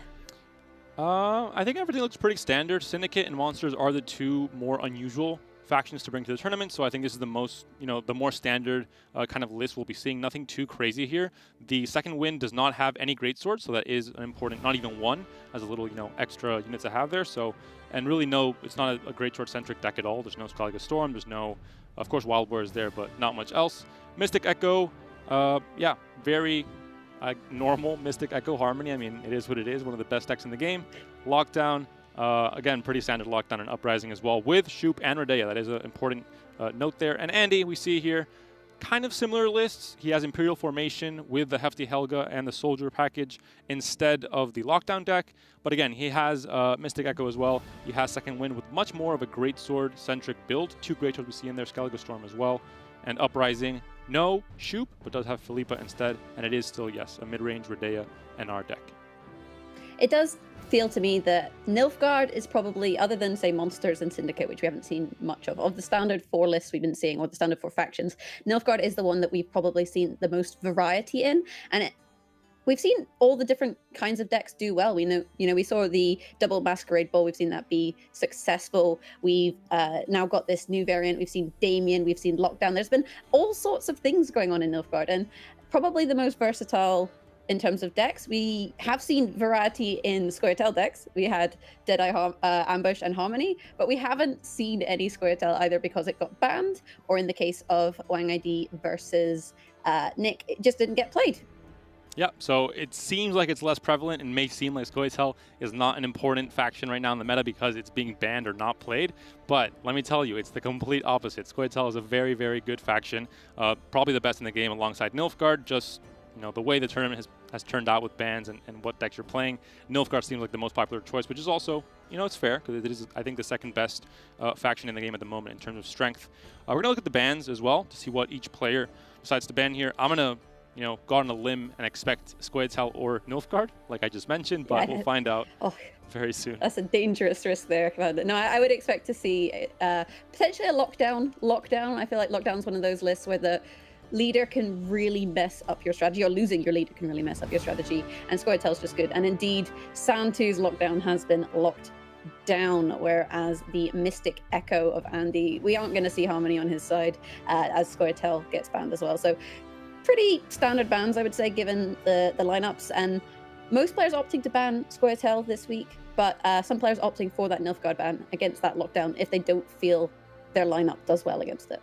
Exactly. I mean, I think those are the two considerations, really. I mean, the rest of the factions, they are strong, but they're not as, I think, oppressive as the other two. They're not as versatile. They're not as, uncounterable, whereas Nilfgaard and Squirtel just have a ton of points, and like you said, a ton of versatility as well with Nilfgaard especially. So I'm not too surprised here. Andy, of course, a reminder, is on red coin. Very important in a tournament setup to know which player has a chance to play red coin from the beginning, and thus has more games potentially on that red coin. Yeah, and I do feel like we are seeing a little bit of a repeat in terms of how do you beat Mystic Echo. Last time, you didn't have to beat Mystic Echo. And we did talk about, in terms of trying to snipe that matchup with your Nilfgaard list, because Nilfgaard lists do tend to do pretty decently against it. But this time, instead of Tactical Decision, it is Imperial Formation, so a little bit of a different list on the side of Andy. And it's going to be interesting to see how the players opt to queue, going first versus going second. Harmony typically seen as a blue coin list, but you don't really want to queue your decks where your opponent necessarily expects them. So, what do you reckon Santu's going to bring out to begin with? I think really out of all the lineups I've seen today, he has the most versatile in terms of deciding what decks can go on red or blue. I think he really has a lot of, leeway into maybe going more into the mind game area and thinking, what his opponent's going to bring and then kind of countering that because he has a chance to. I think, like you said, Harmony is pretty great on blue coin. Second wind as well with Getty isn't too bad. You can protect your engines with the TA, for example. And I think overall just has quite a bit of reach if you get your engines to stick.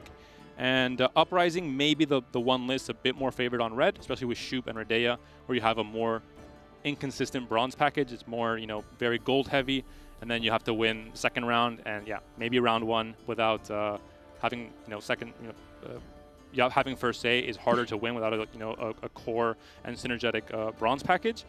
But yep. I expect probably the red coin deck to be Uprising, and the rest I think is kind of versatile for Santu. Yeah, Uprising is one of these lists where if you're going first, life can be a little bit awkward because you can get into a position in round one where you're losing on even, right? Because you have all of these kind of low value bronzes and you're not guaranteed to have a very strong hand. Whereas typically you'll have a stronger hand towards round three if you can hold on to things. So that is why it prefers going second, because you always have the option of just passing and letting your opponent take the round if, necessary. And the queuing order here might also depend a lot on mirrors. It does matter quite a bit if you're expecting your opponent to play a certain deck on red coin. You don't want to play the mirror match because you're inherently already at a pretty big disadvantage. So similar decks with second wind, a few differences, but Uprising and second wind do have a lot of similarities. So in those cases, there may be two mirror matches depending on how players queue. So again, in a tournament setting, a lot of mind games. It's not ladder where you just queue whatever for 17 games in a row and beat up on inferior players. Here you're playing the best of the best. Everyone's min-maxing every single decision, including what order you queue your decks in, and it's very, very important for the overall strategy in a series. Who doesn't love a mirror? I guess probably vampires. I do reckon we'll see Andy go for Nilfgaard straight out the bat. I feel like that's quite a comfortable red coin list. It's such a reactive list, but it's also a strong list.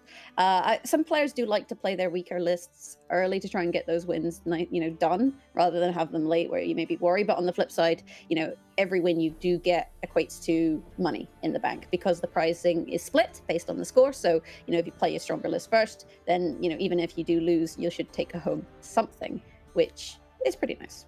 I think overall players are trying to look at the big picture though and trying to qualify for the semis because there's a lot more money there in the final especially. So there is, sometimes a consideration where you can get a win on a certain deck in a certain series situation and you play that deck, which maybe is not the best idea for the overall series, but you get a little bit of extra money, a little bit, something to spend on yourself. But overall, maybe not a good idea. Players want to win this series because that, unlocks a lot more money in the semis and the final, and a lot more glory as well, becoming maybe the winner of this tournament. So we'll see what players decide. The match is currently loading up, and it's going to be a good one. They can always buy themselves something nice, like maybe the Journey Gwent, I guess Battle Pass, or for example the Year of the Were-Rat cosmetics, which contribute to the prize pool of Gwent esports. Well, look at that, a little bit of a segue, a little bit of shameless promotion. I think that's a big brain play, right? You buy the Werecat bundle, and you're essentially putting money in your own pocket if you think you're good enough to be in the Gwent, the World Masters at the end of season 2. So really, you're just paying yourself. You're also splitting it. You're splitting it amongst other people, but yeah, that is true. And the Were-Rat, to be fair, the Were-Rat board is, I'm going to say, my favorite board at the moment. There are certain cards you play, and it triggers all these rats coming, crawling out of the sewers. I mean, where Ewald's from, basically, and it's just a really cool board. Also, we did see a leak of some new card art, so we do have Squirrel coming to the game. I don't know if it's going to be a squirrel or if it's going to be a special card or what, but who doesn't love squirrels? I'm very disappointed. I expected a panda. I was told, some kind of animal was coming into the game. I got excited. I called my mom. I told her I'm finally going to be in the game like Berja is, but it was all, I got debated. It was a squirrel instead, so I'm very disappointed. Going to probably cry myself to sleep tonight. But I'll recover for tomorrow because we have some great matches again. And this one as well, as long as it starts sometime soon, ideally. This is going to be a long day of Gwent. We've had a few minor bumps in the road, of course, a new format. It is all online and a few difficulties, but we've made it this far. I think we can do one more series for sure and come out alive. I do feel like there's enough bears in the game, given Skellige and all that. I guess you could have like a... Do you think you could have a Skellige unit that turns into a panda? Because, Skellige, some of the characters can physically turn into bears. That's like something that Skellige people do. But could they be a panda? Are you from Skellige? I am. Is that what you're trying to tell us? I am. Oh, okay. But you might be bending the lore just a tiny bit. I'm not sure if pandas inhabit the islands in Skellige. I'm not too sure on that one. I mean, I have to check up on a Witcher historian, which I am not. It's a possibility, though. I think there's a chance. There's a small, maybe not this expansion, but maybe a year from now, 2 years from now, I'll eventually make it into the game. I have my fingers crossed. It looks like we are going finally into match number 1 of this final series, final quarterfinal of Gwent Open number 1, Season 2. And we're loading right in, and we'll be throwing to that in just a second. You'll have to see what it is the players have opted to queue to begin with, whether they've gone for, say, your more predictable decks, things like your Harmony, like your Nilfgaard, or whether they've gone, a little bit off-piste, maybe queuing something like Uprising on blue. We'll have to see. And actually, talking of that, Uprising on blue, that is exactly what we're seeing, whereas Andy has gone for the more typical Nilfgaard on red.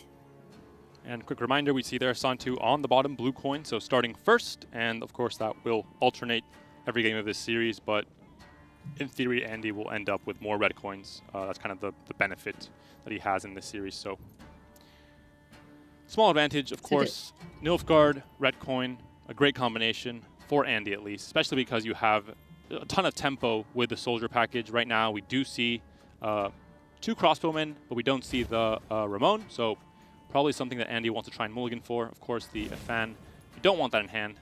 You want it in the deck to pull him later. You're going to thin him from the deck with your leader. When he gets moved to the top, he pops out. So if he's in your hand, he can't do that, which is not quite so useful. So quickly mulliganing him away. And players clearly knowing which cards are bricks and which cards are good. Speaking of good cards, we do see a Bomb Heaver in Santu's hand. And he's going to be really happy about that with this matchup against Nilfgaard, because it is a Masquerade Ball list. They do have that scenario. And Bomb Heaver can just, gate crash the party and basically ruin it. And unlike other decks that may have, some leader synergy to kind of skip through the chapters on the scenarios, this Masquerade Ball list is not all in on the scenario. It's more kind of a little extra on the top of the deck. But in this case, Imperial Formation will not synergize at all, basically, with the scenarios. So Bomb Heaver will be extra effective. Yep, and this is the kind of standard round 1 strategy where players start to just play some bronzes and see what's kind of going on, play your cards with orders, that sort of thing. So this may be a Menno into Ramon, just going really hard into this. It's a possibility just to get that cross. Yeah, it looks like that's just what's going to happen. And of course, we mentioned it, red coin, Nilfgaard, and the soldier package has proven to be devastating in the past few months, has been, doing a really good job in the meta, and we're going to see it here exactly as predicted. The first of many crossbowmen comes down onto the board. And I can't imagine he's that cross, I feel like for him life is going pretty good. He's the Ramon clone, he's in the zone, and he's created a little pocket there for the Alba Spearman. So Alba Spearman, you damage an enemy unit by 1, and that's increased by 1 for each adjacent soldier. And Ramon and his clone are both soldiers, so they make a nice little zone for the Alba Spearman to slot right in, and that's his happy place, basically. Of course, ideally, I think you want to go for all the crossbowmen possible first, especially if you can stay ahead in tempo while doing so, and then really capitalize on it and really punish Santu for, well, just for being on blue coin, which is unfortunate, but that's the way things go sometimes. Yeah, one of those situations. We do see the Tridam infantry coming down here on the side of Santu. Every time this gets boosted, it damages an enemy unit. So kind of a removal target, but then you do know that there are bigger removal targets that will come later on, things like Anna Strenga, things like Reynard. So, do you want to spend removal on this bronze? Some of your more expensive removal, things like your Tourney Joust, things like your Van Moorhelm Hunter, which has a lock. Probably not. You maybe just play your crossbowman, make another pocket, and just start shooting things. And of course, we see here what could be seen as an overcommitment from Santu, but really, this is just the way things go when you're playing, you know, NR on Blue, especially this version of NR. You have to commit some gold tier, because if not, you're just agreeing to lose on even, and that's never, I think, the winning strategy here in Gwent most of the time. But it's going to look really grim. I mean, it's going to be crossbowman after crossbowman, the perfect hand from Andy, or well, the perfect hand plus Royal Decree into Ramon, and a ton of soldiers to follow up. So it's going to look pretty grim for Santu very quickly. But Santu has to decide here whether he wants to protect that Tridam, because the Tridam is at 2. It's going to boost up to 3. But at 3, it is removable by a Spearman. So if he uses a leader charge like he just did, then that brings it up to 4, which makes it harder to remove because the reach of the Spearman isn't quite enough. We'll see that come down and deal 3 more damage, I'd imagine, to the infantry because it's just such a problem. And the RNG on the crossbowmen have decided that they're going to take one for the team, kill the Tridam, and stop that engine from chugging along. I mean, there was a pretty high chance that that would happen, though, so it's not too crazy. But yeah, the odds were in favor of Andy. And of course, dealing with an engine early on is pretty fantastic, not letting it get too much value there. Looks like we may have a bit of a connection hiccup. Hopefully, nothing too serious. Andy's reaction makes it seem like it may be a little bit serious, but let's hope for the best.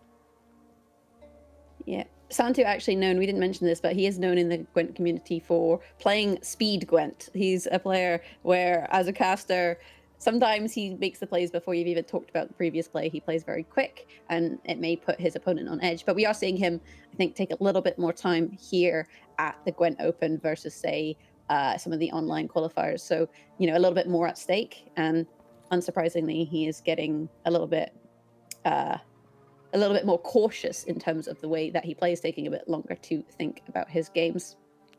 Connection still trying to reconnect here. Of course, it may be a spectator issue. Looks like there is an issue here. Yes. We're going to see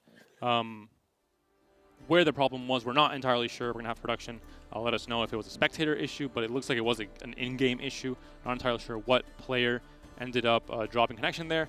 The rules do state that if you do get disconnected, it is a game loss because it's just the way it's been decided, and the easiest way to make sure that yeah, the games go by smoothly. But unfortunate, of course, you never want to see a disconnection in such a high-stakes tournament like this. We're going to wait on extra information to see what ends up happening here, but definitely unfortunate. Yeah, it is very unfortunate if one of the players did disconnect because we don't get to see the game play out. And, you know, we were very early on in terms of the match, so it really definitely could have gone either way. But it may be that we have some issues. You know, we have had some hiccups today with the spectator client and that sort of thing. So as soon as we know for certain what the outcome is of that matchup, we will let you know. How do you feel in general, though, about Uprising and mid-range Uprising versus something like the Imperial Formation list? Well, in that exact scenario, it was obviously very much in favor of Andy because he had, like we mentioned, the crossbowman package and red coin, and was really pushing through the tempo there, and really, you know, had all the engines set up and was ready to, you know, blast away with spearmen and the recruit and a lot more soldiers. So he was definitely in a great position, and he was on red coin, of course. So that's always going to be a positive for any Nilfgaard list, really, I think. Yeah, on the flip side, though, the Uprising list does do well against things like Masquerade Ball. You have the Shoop and you have the Bomb Heaver options to remove it. So although, you know, Andy was having a fairly good round 1, we hadn't really seen much come out of Uprising in terms of things like Anna Strenga, in terms of things like Reynard. So I don't think we're in a situation at all where you could say, you know, one way or another where that game was going to go. But unfortunately, due to the fact that Andy has disconnected, I've just been told that it is 1-0 to Santu, so the game goes in favor of Uprising, and that does mean that the Imperial Formation deck is still available for Andy. Yeah, definitely unfortunate. Of course, never want to start off the series with a game loss, especially if it's not completely in your control, but that's just the way things go sometimes. Very unfortunate indeed, though. Santu does take the win there, and does take the win on blue coin even, so it's even more painful for Andy. Hopefully, though, he can bounce back. Of course, like you said, he does still have that Nilfgaard list available, which is a very strong list, probably the strongest in his lineup with Mystic Echo banned. So that is a small silver lining, but very unfortunate indeed. We're going to go to game 2 And of course, now Santu will be on red coin and Andy will be on blue coin. We'll have to wait a bit to see. Well, give the players some time to decide their decks and kind of mentally regroup, and we'll jump into that when possible.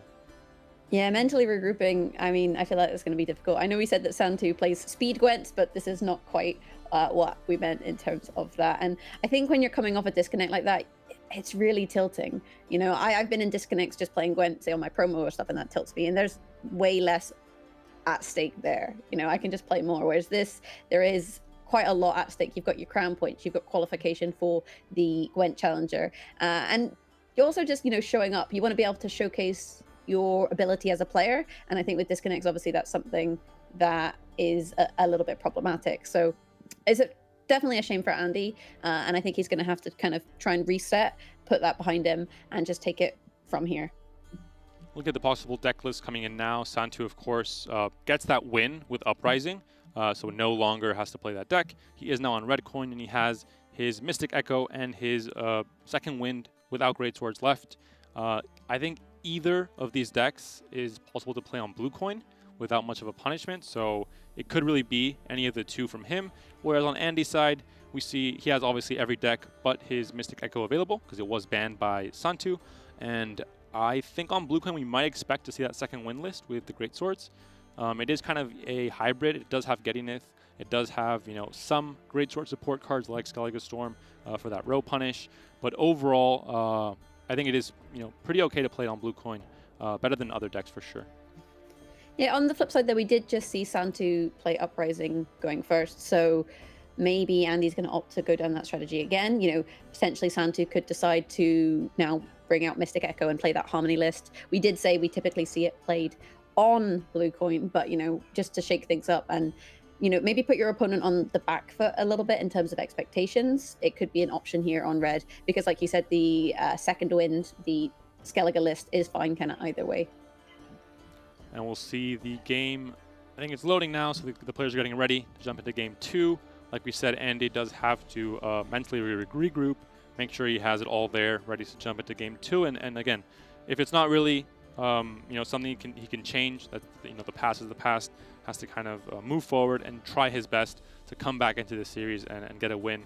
And Santu, of course, you know, looking for blood, looking to close this out, looking to get 2 more wins in advance to the semifinals of this GWENT Open #1. Yep, and we should be getting right into this game 2 of the final set of the day of qualifiers, and we'll see what exactly is happening. And there is Santu on Harmony. I feel like I'm so good at predicting these players. And then we have Andy on Skellige. So Santu just kind of taking the rule book of what is red and what is blue, throwing it out the window, and doing his own thing. Looks like Santu is on blue coin, which I believe is incorrect. So I think we may have to remake here. I'm fairly certain that this is, yeah, it's not correct. Again, it could happen again. There's a big, I mean, you guys from home, obviously, you might think this is just like queuing into ladder and you just find your opponent and, you know, it's easy as that, but there's a lot more to it. We're having connections, and, you know, from servers from different places. You have to set it up kind of through the spectator client, which is a very different build to the usual normal build, which allows us, of course, as casters to spectate, to go over, you know, into the graveyard, into the decks, etc. So it allows for much more, but it is much more complex than just the usual Gwent client. So a few difficulties. We're going to jump into game 2 as soon as we can. So bear with us for just a few more moments, please. Yeah, we have been just ironing out a few hiccups in terms of the whole tournament experience. This is, like we said, something new for a lot of people. It's new for us as casters, for production, doing an online Gwent event like this, and with the spectator build, you know, trying it out. And sometimes you are going to come up, you know, run into these little bumps if these things, you know, we haven't had the opportunity to test them on this scale. So a little bit unfortunate with the kind of players going first, but we should hopefully get that sorted out. And we will get into game 2, you know, as quickly as possible. So Harmony versus Second Wind. Harmony on red, Mystic Echo versus the Skellige Great Swords list. How are you feeling, Panda? It's a tough one to call. I think, Harmony is Harmony, of course. So I think it's a very, very strong deck. But Great Swords is that one deck where if it gets out of control and you really, you know, can't control the Great Swords, they have a very high ceiling in terms of the points they can get, more than any deck really. It feels almost unfair, but that's just how Great Swords work. They if you don't, control them, if you just let them go and do their thing, and Dagger as well, but Dagger is not in this list, they can get a ton of points, especially with cards like Wild Boar, which has become one of the strongest finishers in the game for a long round. Just incredible row punish and just a ton of points overall. And Yeti, of course, in a short round as well. But overall, I think there are a few answers in Harmony. You do have quite a bit of movement. You do have the Trained Hawks. You have the Malena as well to move those Great Swords into a different row. So there are a few play arounds here. And also, I think important to note, Santu is running Isengrim's Council, which is a card that we don't see in every single Harmony list. Most of the time, you see the Nature's Rebuke instead, which is missing in this list. So a bit of a different list. I personally like the Isengrim's Council. It allows you to tutor out a Dryad because you are running only 4 of them with 2 Dryad Rangers, a Forest Whisper, and the Falv. It allows to have some consistency. You can kind of almost guarantee you have that Falv and the Waters of Rockland, which is kind of your win condition, no matter what, regardless of your draws, basically. So a bit more consistent. And yeah, I think it's a nice list, though.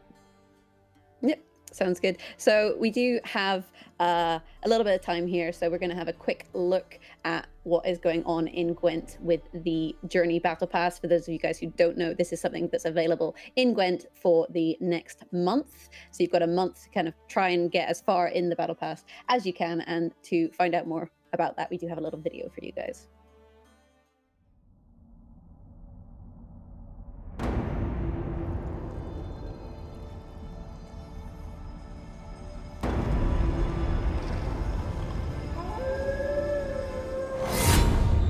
Step away while you can. Geralt is coming to Gwent, and he'll arrive in style. Over the next 3 months, with every round you win in any match, you'll progress under our new journey leveling system. Everyone will gain access to the free tier of the system that replaces Crown Rewards. Purchase access to the premium tier to immediately unlock Geralt as a legendary neutral leader skin. Level up to unlock unique perks, allowing you to customize Geralt to your preferences. Gotta admit, looking pretty good. This first journey will include over 50 unique exclusive ornaments unlocked as you make your way to level 100. Including coins, a new ornament type players will equip separately. With Journey, we'll also introduce our first animated avatar and border combo. At the start of each week, we'll unveil a new part of our story focusing on Geralt, with new quests to help you progress faster. By completing new contracts, you'll earn resources for more customizations even after your journey ends. Interesting. Could be material for a ballad, that.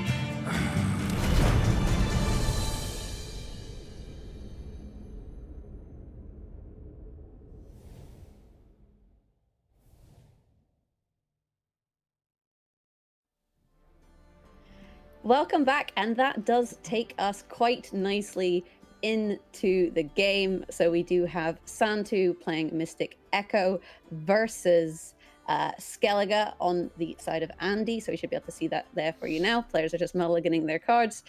We see Andy throwing away a Resurrect and getting a boat. Oh, I hate the boat.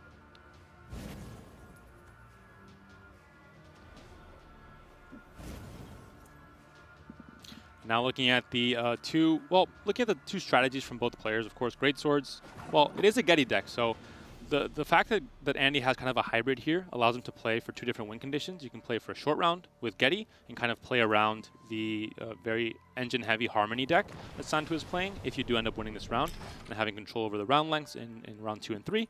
Or you can play for a long round with Great Swords, and you have things like Wild Boar, you have things like Skellige Storm we see there on the left of the hand for Andy that can potentially get you a ton of points in a very long round 3. So very versatile and a few different options for Andy here. Yeah, we do see the Hawk showing up and moving the boat, the trained Hawk. Very well trained, swooped in there and picked up a boat, dropped off in the range row. These longships, the Dim and Light Longship and the Crate Longship, are row locked, so if you move them to the other row, it does disable their ability. And Santu's list, the Harmony list, does have a lot of options for that. You have the Trained Hawk to move things, but you also have Malena, which allows you to move either your own units or your opponent's units every turn. But then spending Milena is quite expensive because she does synergize really nicely with the Trent Boar. So if Santu wants to deal with the longship by moving it, he's going to have to spend his Milena. I think the start here with this list for Santu, you normally want to just get your harmonies going, your engines going, and then of course want to play one of each different tribal tag that is in your deck. So you have dwarves, you have dryads, elves, etc. And you don't want to have more than one because you're not getting that harmony, that full harmony value. So we're going to see a lot of Scoia'tael players playing harmony in this tournament. If you have 2 Trained Hawks in hand, for example, you mulligan 1 away in round 1, so you can divide those different tags between different rounds. Yeah, you basically, I guess, play out this road. Well, this round is playing out pretty standard, right? Like, the Skellige player wants to assemble the Skellige fleet, which we can see going on the side of Andy. This is pretty standard. Get some pings out, get some damage out. Whereas the Scoia'tael player wants to play Harmony units, but they don't necessarily want to play their, say, Waters of Broccolon, their big play. They want to play Harmony units such as Poisons, the Dryad Ranger, and the Bird, and get some engines on the go. Also, you've got these Mahaka Marauders. They are bonded, they're twins, and anything one twin can do, the other one can do better. So second Marauder shows up and gains 4 vitality rather than 2. And of course, it's a great board state to maybe play a Greatsword. You have 2 in the deck. You can play a Greatsword. You have the range to bump it up to 6 immediately to dodge, quite a few different removal options. But of course, there is poison in the deck for Santu, and also there is no Greatsword in hand. You would have to use a Royal Decree to get one, and maybe it's not worth it, but maybe it is. We do see Andy dipping in for the Crow Mother instead, so allows, put some carryover on the board right now. If it does end up dying, it will come back every time an Alchemy card is played, so it can come back in round 2 and round 3 possibly. Yeah, when the Crow Mother comes out, she does also spawn her 2 little crow babies. We're not really sure where the Crow Father is. I think he went out to get some milk and just never came back. But this is a really great card to get into your graveyard, so Royal Decreeing that out means that you can then get it, like you said, with the Alchemy cards in round 2. But using that tactical advantage onto the Crow, maybe not such an advantage, because that is what Santu was waiting for in order to start deploying his poisons. We see Forest Whisperer being utilized there to give an enemy unit poison, along with the Dryad Ranger in hand, means that Crow, unless it gets purified by, say, something like a Gremist, is going to get killed. Of course, Gremist can only be used in one of the 2 rounds unless you use Second Wind on it, which is maybe not always the greatest target. Of course, nowadays there are 4 poisons in most Harmony lists. You normally have this Forest Whisper, double Dryad Rangers, and the Weeping Willow, of course. But in this case, Santu is not running the Weeping Willow, so there's only 3 poisons. That's very important to note. So once one poison gets used, if a second gets used as well, there's no more poison in the game, basically.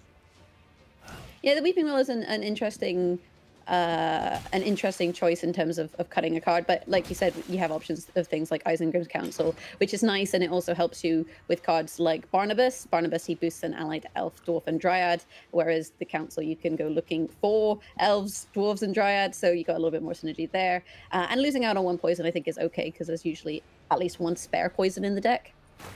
There's the pass from Santu, giving Andy full control over the length of this game. We'll see what he decides on. He can go for a very short, explosive round 3 with his leader ability and the Getty scenario, or he can go for a very long round 3 with Greatsword. We see 1 drawn already. I think it is important to note that Andy kind of wants to play into this round 2 because he does have the Crow Mother coming back as kind of this carryover, and he also has the Ermion that he has to kind of play this round, so he can resurrect it in a short round 3 to have that explosive 1-turn combo with his Getty. Yeah, with that said, you do have options to play a little bit into this round, starting out on 8 cards. You can play 1 card, and even if you don't stay ahead, you'll still draw back up to 10 going into round 3. So you do have some choices, and there you see the Ermion being played there, like you said, to get it into the graveyard for round 3, then being used to thin a Frez Blessing, and I imagine we'll see another Longship be resurrected. The Dim and Light Longship, interestingly, as the choice, so being able to then activate that Greatsword with it. Double Greatsword on the hand turn that you play it. For Andy, and also, of course, I mean, a very standard sequencing procedure for these Harmony lists. Round 2, you're being bled. You do, let's say, commit one of these Waters of Broccolon. You don't get too greedy, just to make sure you can stay in with tempo and kind of force your opponent to maybe go a card down if it goes too far into the bleed. Overall, it's, I think, the play that it's most common to see from a Harmony list when it's being bled. You never want to be too greedy and say, oh, I'm going to play both my waters round 3. I'm going to have so many points. But next thing you know, you lost round 2 and you lost 2-0. So yeah, we see it here. Waters of Broccolon, I think the safer play from Santu. And just to make sure you can stay in this round. Yeah, it does just deny the bleed there. So it is, like you said, it's just something that you got to do. You've got to respect the bleed, and in playing that is Santu showing respect. But in answer, Andy is then able to put down the Great Sword and boost him up to 5, make him a little bit more difficult to remove. That's the vital part that these long ships play in this deck. It allows you to have kind of that damage ping on the board already. So when the Great Sword comes down, you have that ping to bump it up to 5 immediately and dodge a lot of 4-point removal. But Poison, of course, is not really damage-based and comes down Dryad Ranger. Of course, also a Harmony unit, so extra synergy, having a good target to poison early on. But the double Great Sword comes down, so not too scared here. This is another situation of twins, you know, anything you can do, I can do better. You got poisoned, well, I ain't getting poisoned. And you can only really remove one of those. Although Milena, you can move one of those even if you don't necessarily intend to remove it. And Great Swords are only boosted when units opposite to them are damaged. So units on the range row, and as we can see on the side of Santu, there are no units on the range row. And while you might not see a poison in Santu's hand, he does have Call of the Forest, which he can utilize to get one from his deck. So Andy, I think, making the wise choice there and saying, well, these Great Swords aren't as great as they might appear. I got Milena out, and I'm happy about that because now my ships can't get moved. I'm done. Yeah, I love the play here. I think just, you know, a textbook example of how to bleed and how to play into this round 2. You play your Ermion, which, yeah, oh, you're playing a gold card, oh no, but you have to play this Ermion to have that, you know, Getty combo in round 3 anyway. You get the Crow Mother synergy as well. Of course, Santu is going to respect Andy as a player, and he's kind of going to say, okay, I have to play this water just in case. I'm going to, you know, make sure that I can stay in this round. And then Andy finds the perfect pass here while still taking away 1 waters and the Milena, of course, as well from Santu. So overall, I think a pretty good bleed from Andy. Yeah, I think it was a really solid bleed. And he no longer has to worry about poisons either. That is no longer a threat because we have seen all of them, bar 1, I believe, played by Santu. So he also can feel a little bit safer in terms of his units. And unfortunately, we are seeing a little bit of a loading situation at the moment. Hopefully that will resolve shortly. And Andy's reactions on webcam, it seems like, again, it may be his connection. And again, yeah, it's obviously terrible to see happening again, a second game. Yeah, unfortunately, I mean, we can see that his webcam does have, you know, frames rather than a smooth video. So it does look like he is having some sort of internet issues. But this would be such a gutting way to go out of the tournament, like so gutting. I really, really do feel for him. Yeah, I mean, it's obviously you finally get the chance to show up in a Gwent in an official capacity in a Gwent tournament, and then obviously your connection fails you twice in a row is terrible to see.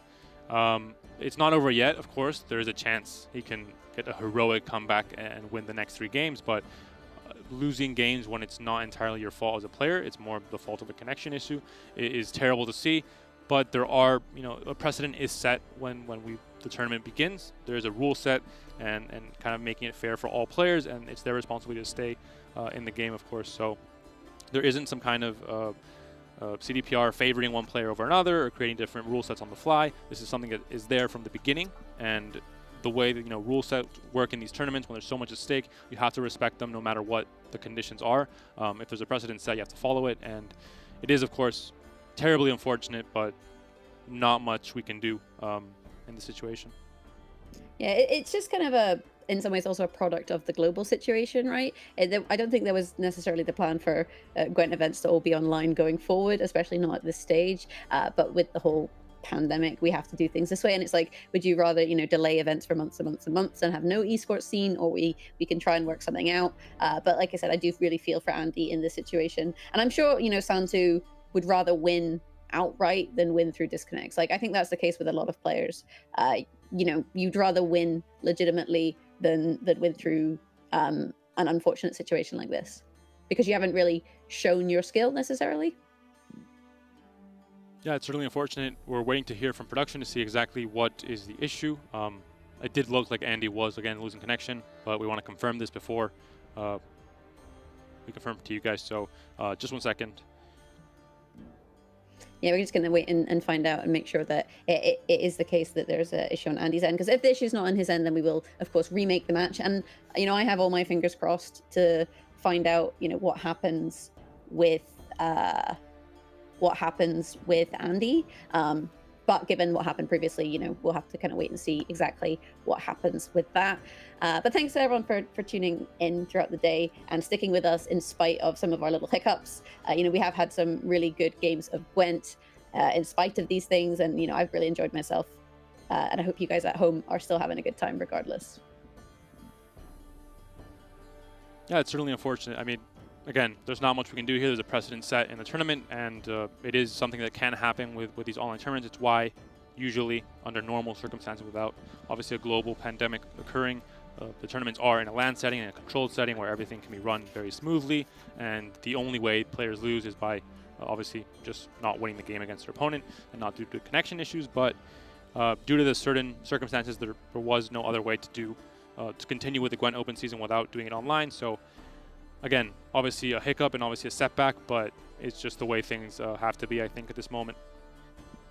Yep, and we are exploring options to try and help Andy moving forward in terms of his connection. So it may be that we end up losing player cameras, which is unfortunate, but I think if it helps, you know, him with the integrity of his internet and allows him to, you know, compete more legitimately rather than what's going on at the moment, I think everyone can agree that that is quite a small price to pay.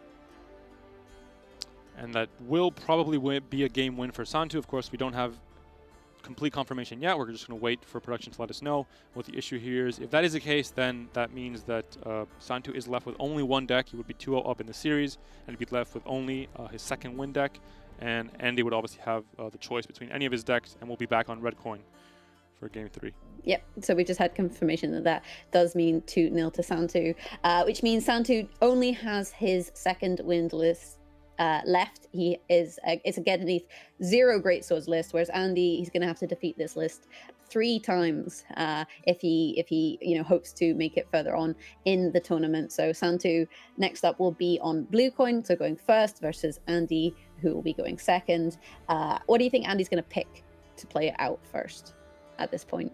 Going into second wind, probably not. I mean, it could be his own second wind. He is on red coin, so he has that going for him for this game 3. And he does have kind of a higher ceiling on his deck because he does have 2 greatswords, so I think in a mirror it may be favored. Looking at removal options from Santu's side that could kind of interact with these greatswords, I mean, you do have, of course, Wild Boar for a wide row removal, and you have Morkvarg for if you have Last Say. So Last Say would again be very important, but because Andy is on red coin, I think he might be a bit more favored in round 1 to guarantee that Last Say. Of course, you have Decoction to kill a greatsword, and Stunning Blow if there is no, you know, long ship pinging it up to 5 immediately. But not much else. And Bomb Heaver, again, there is a Bomb Heaver in the deck for Santu in his second win list, but it would not be very effective against Andy due to the Bleeder and Gedinith interaction with second wind. So overall, I think Andy would be favored in the mirror if he decides to queue up second wind again, and he would be on red coin as well.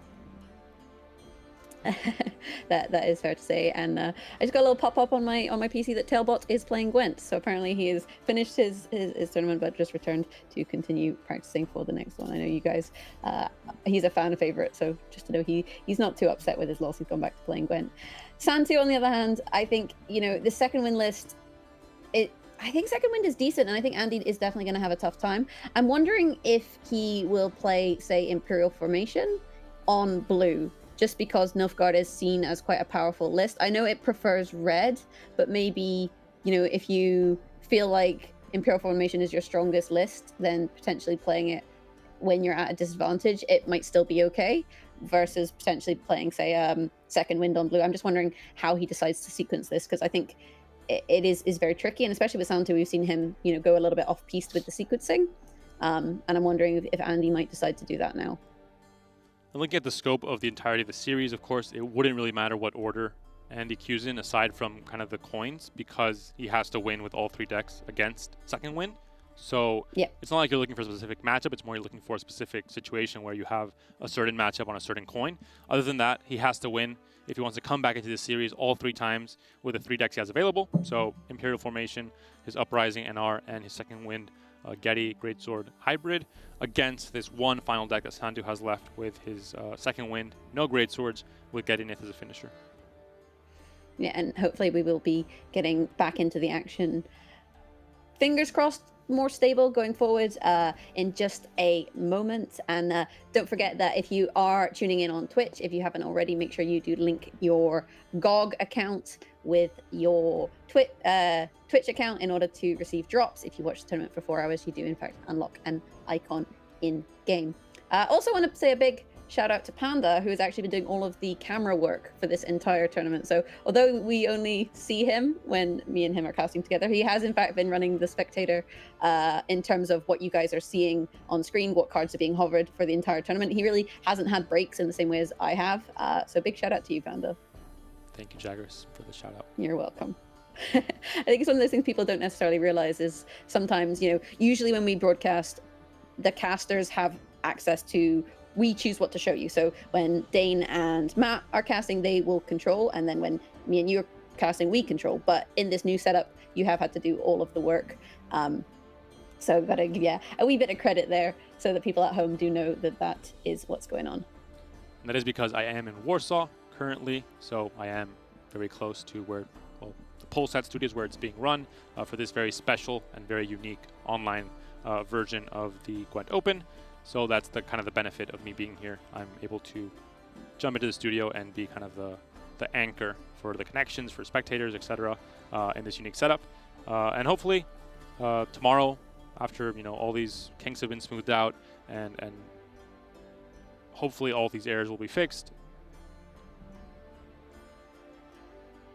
And we'll have Game 3 coming up very soon. Santu, of course, reminder, is back on Bluecoin, which is where he started this series. Of course, unlucky with being on Bluecoin, but I mean, he has been lucky with Andy disconnecting. He's gotten 2 wins that maybe he might have won anyway, but potentially could have been losses. Of course, Andy's a very good player. Just to be here, of course, it's a very long road and a very arduous road to get there through ladder games and qualifiers as well. But Santu has been fortunate, maybe a bit of an asterisk on this series in general for him as well, because he got 2 match wins through disconnects instead of just usual wins. So overall, I think just a bad situation for both players. It's not like Santu's obviously super happy about this. I think he's also not too happy to see his opponent disconnecting. Yeah, although like you said, it is a bit unfortunate. I would say I think Santu's lists are somewhat favored, but then I also felt like Wang ID's lists were favored, and we saw Nick be victorious. I guess he nicked the victory from Wang ID. But we are finally getting into this game. Andy opting for, I'm so good at this, tactical decision on blue. I feel like Imperial Formation on blue. I feel like I'm just foreshadowing what the players will do. Oh no, he's on red. I tell a lie. Santu's on blue. I am not as ambivalent as I thought I might be. Damn. And Andy, of course, we see no webcam, just to make sure maybe he has a cleaner, internet connection that way. So trying to maybe make that a bit better for him, and hoping, again, he can play through this entire game and the rest of the series without any disconnections in an ideal world.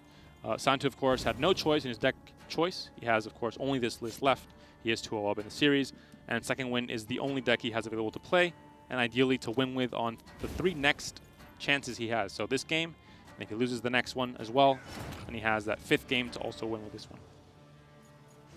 Yeah, and Santu has his Bomb Heaver in hand, so does have the option to answer the Masquerade Ball, though no Masquerade Ball on the side of Andy. When your opponent has answers and you're only running a single Masquerade Ball, do you mulligan it? There are some situations, say going into round 2, where, depending on how many cards you have, you can play it almost as like a Bomb Heaver check. It's a situation where you play your scenario when your opponent is running Bomb Heaver as a, well, if they have it, they just answer it. And if they don't have it, then that gives me options to really push this round. Well, you never or mulligan it because just mulligan it? There's a chance your opponent doesn't have it in hand, first of all. And second of all, if he does have it, you're trading 4 for 4, but you have an engine and your opponent does not. So it's always going to be a beneficial trade no matter what. Obviously, it doesn't feel good because you have a lot more provisions in that trade being wasted. But when you're in the match and you're in that situation, I think it's always, it's going to be correct to play your scenario. You can't, because you do get that one engine, that one thirsty din comes out, so you still get value out of it. Yeah, I do tend to agree that the scenario is always to play the scenario. Andy deciding how he wants to deal with this boat and opting to poison all of the crew. Hopefully they get sick and sail into a rock. That is the plan going forward. We see the Corsair being popped down there on the side of Santu and boosted up to kind of protect it a little bit. Although in boosting it, you do also make it quite a lucrative poison target, but it means it can't so easily be removed by things like soldiers. And we may have seen a crossbowman start as well, for like the first game of the series from Andy, but instead opts for this poison package, instead maybe committing a bit less to this round. He could have played Royal Decree into Ramon, into the crossbowman, but again, he doesn't have all three in hand, so maybe not as optimal this time around, and decides for a less committal poison opening with 2 fangs, and it does remove an engine in that on-crate longship. Yeah, I think it's also, it is a different matchup. Previously, he was playing against Northern Realms, and you maybe value the crossbowman differently, and you maybe value round 1 in a different way in that sort of matchup. Although we do now see Menno being played. No Royal Decree this time, so onto a battle prep. You boost an allied unit, give it some points and some armor. And just doing a little bit of deck thinning, really, because he's got, his Royal Decree in hand, for example, and doesn't necessarily, I guess want to play that, does he? I think this is pretty clear that Andy is not really fighting for this round. I think, at this point with the Corsair on the board, the bleeding coming down, and not kind of setting up his own crossbowman here. He's just throwing away his 4 bronzes. Thinning his deck, like you said, a tiny bit, and because there is not really a huge long round threat from Santu, there is no greatswords in this list, he's kind of okay with allowing Santu to maybe try and bleed him in round 2, and then committing his big tempo package to make sure he can take that card off of Santu and go into a short round 3 against Getty, sure, but at least having that extra card possibility, which is what we see here. I mean, the early pass from Andy, not fighting for round 1. Of course, on Red Coin, you have that capability, and going into round 2 bleed with a very strong hand and deck to defend himself.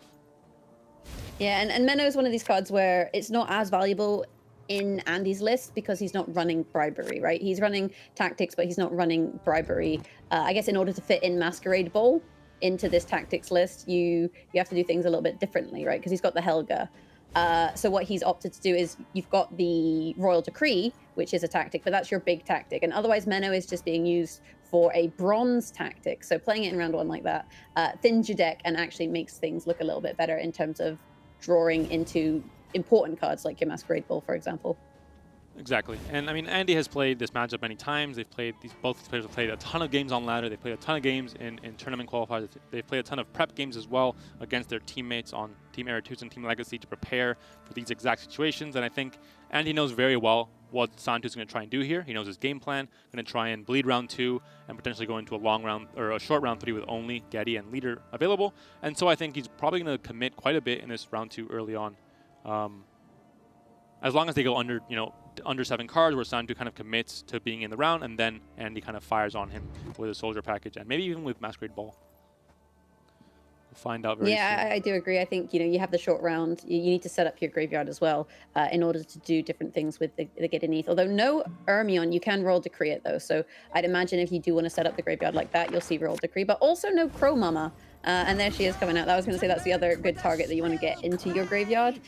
So opting to play the Crow Mother off of Royal Decree and set up the graveyard. And then you can kind of decide from here how much you intend to bleed your opponent, because playing the Gedeneath without Ermion in graveyard is a little bit awkward. And Andy using Invocation on a 4-point card, a bit suspect, but that is essentially carryover. So Andy already thinking about round 3, already thinking about, what he can do to take away points from that, round 3 finish, and decides to invocate the Crow Mother. So pretty heads up play from Andy. I think definitely a good line of thought there.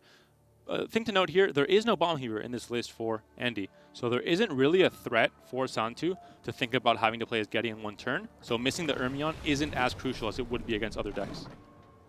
Yep, that is true. He can instead play the Gedeneath later and utilize, Druid's from hand, for example, such as the Gremist. We see the Ancrate Longship being popped down there on the melee row, and it's up to Andy kind of how he opts to deal with this. We see Royal Decree coming out onto the, there we go, there's Ramon. He's going to make his, or Ramon, he's going to make his clone, pop him down in the zone, and I'd imagine it's going to be a crossbowman. We mentioned it. As soon as Santu goes under 7 cards, Andy's going to unleash, going to go full tempo, going to commit to the round, and going to try and really push Santu to just get that card and not let go of it, basically, and go up into round 3. Sure, at a disadvantage when it comes to game plans, because Santu has that very short Getty round, but he'll have the extra card to compensate for that.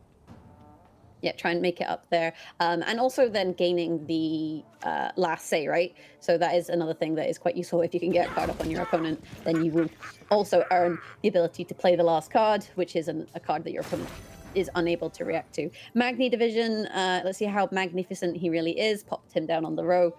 Magni is one of these cards where it needs to be alone, and unfortunately, Crossbowman he didn't get the memo. He was like, oh, it's my friend Magni, let's go say hi. Hammond being used to move the Crossbowman to the back row, and Magni Division, not so magnificent after all. But, you know, he's trying. And we'll probably see a second Crossbowman come down on the board, just set up that second engine and make sure you're continuing to threat this, set up your board so you have the chance to find that one turn, maybe a few turns from now, to overtake Santu and then not let Santu overcome you again in this round. Yeah, the thing with Santu though, he does really have to hold on to this Gremist, right? Because you know that your opponent is playing Fion, they're playing the Defender. What Andy could do if he can get Gremist played is hold off on the Masquerade Ball until you see Gremist come out, and then deal with Gremist and play the Fion so that then you have protection. But Gremist can purify that Defender tag. And the annoying thing about Gremist is his ability refreshes when your opponent plays an alchemy card, so you do have the option of purifying more than one target. So it is going to be really tricky for Andy to play this Masquerade Ball, I think, even given the fact that he has a defender as well, because Santu at the moment does have all the answers. Heads up play, heads up pass here from Santu, of course. Andy commits his soldier package, but not the ball yet. And now this is a very awkward hand for Andy because he needs very few points to overcome here, but his hand was very, very good. Tourney Joust not quite enough, and everything else a bit too much. So Santu doesn't know it, but again, a very crucial pass for him. Andy forced to commit the defender, which is maybe not what he wanted to do here. And he does commit the soldier package, which is a very strong package to commit, but he forces Santu to pass maybe earlier than he would have liked. The short round 3 isn't as short anymore, and Andy does still keep the Masquerade Ball and something like a Hefty Helga, for example, in hand still. Yeah, and we see the Crow Mother draw there on the side of Andy. Obviously, we saw the Yennefer's Invocation being used to put that on the top of the deck. And Crow Mother's not a bad play. She is 8 points in and of herself. So it's a kind of card that you may actually just opt to hold on to, just because it's a decent number of points. But in mulliganing something like a Tourney Joust, you're then losing out on tactics, which affects your Hefty Helga. So I think you maybe end up keeping both of these. See what's in the deck for... there's still a few. There's a Moral and there's a Cupbearer still in the deck for Andy. Yeah, I ended up keeping him both. Of course, you can't risk mulliganing into the a fan, so there is the risk, kind of like the Reinforced Trebuchet in Nick's mobilization list we saw before, and the same with Raiding Fleet in some of these Caligula lists. There are some cards that you have to play around when it comes to mulligans, and a fan is also one of them. Getty does come down, of course. Santu, open deck list, knows there's no counter in this list from Andy. There's no Bomb Heaver teched in, so again, no pressure, can play the Getty as soon as possible, and there's no punish. Yeah, and we did see Andy opting to boost the Helga up there by 2 points. That's just to play around the Giga Scorpion Decoction. Santu doesn't have the Giga Scorpion Decoction, but it would do 6 points of damage, so it would remove the shield and kill Helga. But Helga has survived for another turn, has the 2 points of damage, but opting to just wait on that and wait for something that you'd, I guess, prefer to remove. And having a lead ability, Andy with Imperial Formation, similar to Uprising, you have that chance to protect your units a tiny bit, boost them up outside of the damage removal range, the 3 to 5 area. So even without the shield, Hefty Helga at 8 is very well protected. Morkvarg could ping it down, but could not kill it. So again, it's going to survive for a bit longer. And we see 2 Tourney Jousts in hand, so a few tactics cards left here. Yeah. and the Grimace is actually being used to just remove that shield, purifying it, and removing it from the Helga. So it does mean that any damage now will hit the machine rather than hitting the shield. It also progressed Gedeneath, right, Grimace, because he is a druid. So Gedeneath then had the Crow's Eyes Rhyme Zone and has spawned 3 more crows in the row. So starting to progress that Gedeneath. And as you said, there's no fear of Bomb Heaver, so you can kind of take your time with it. Andy, things are a little bit awkward for him because I think he's holding these tourney jousts because he expects his opponent to resurrect boats, right? So he wants to wait until they show up so that he can remove them with the tourney jousts and with Hefty Helga. But then if you do that, what do you play in this situation? You go, Joachim or Roderick. Those aren't necessarily ideal. Roderick's going to give you a Cupbearer or more likely a Morale. But Morale's one of these cards where if they remove it, then you are losing out, especially if you think your opponent's going to Bomb Heaver your Masquerade Ball. And this tourney joust being used as a shield. Yeah, instead goes to protect the Crow Mother. Again, you're not really giving more value to Morkvark because you already have the Hefty Helga also on the 8-point value. And getting rid of some of these beasts just to make sure takes away some value from any resurrects that Second Wind can go in with. Or just, the getting it scenario proccing as well. But Masquerade Ball, again, you can't really play around something. I mean, Sandu's not going to play the Bomb Heaver until Masquerade Ball gets played.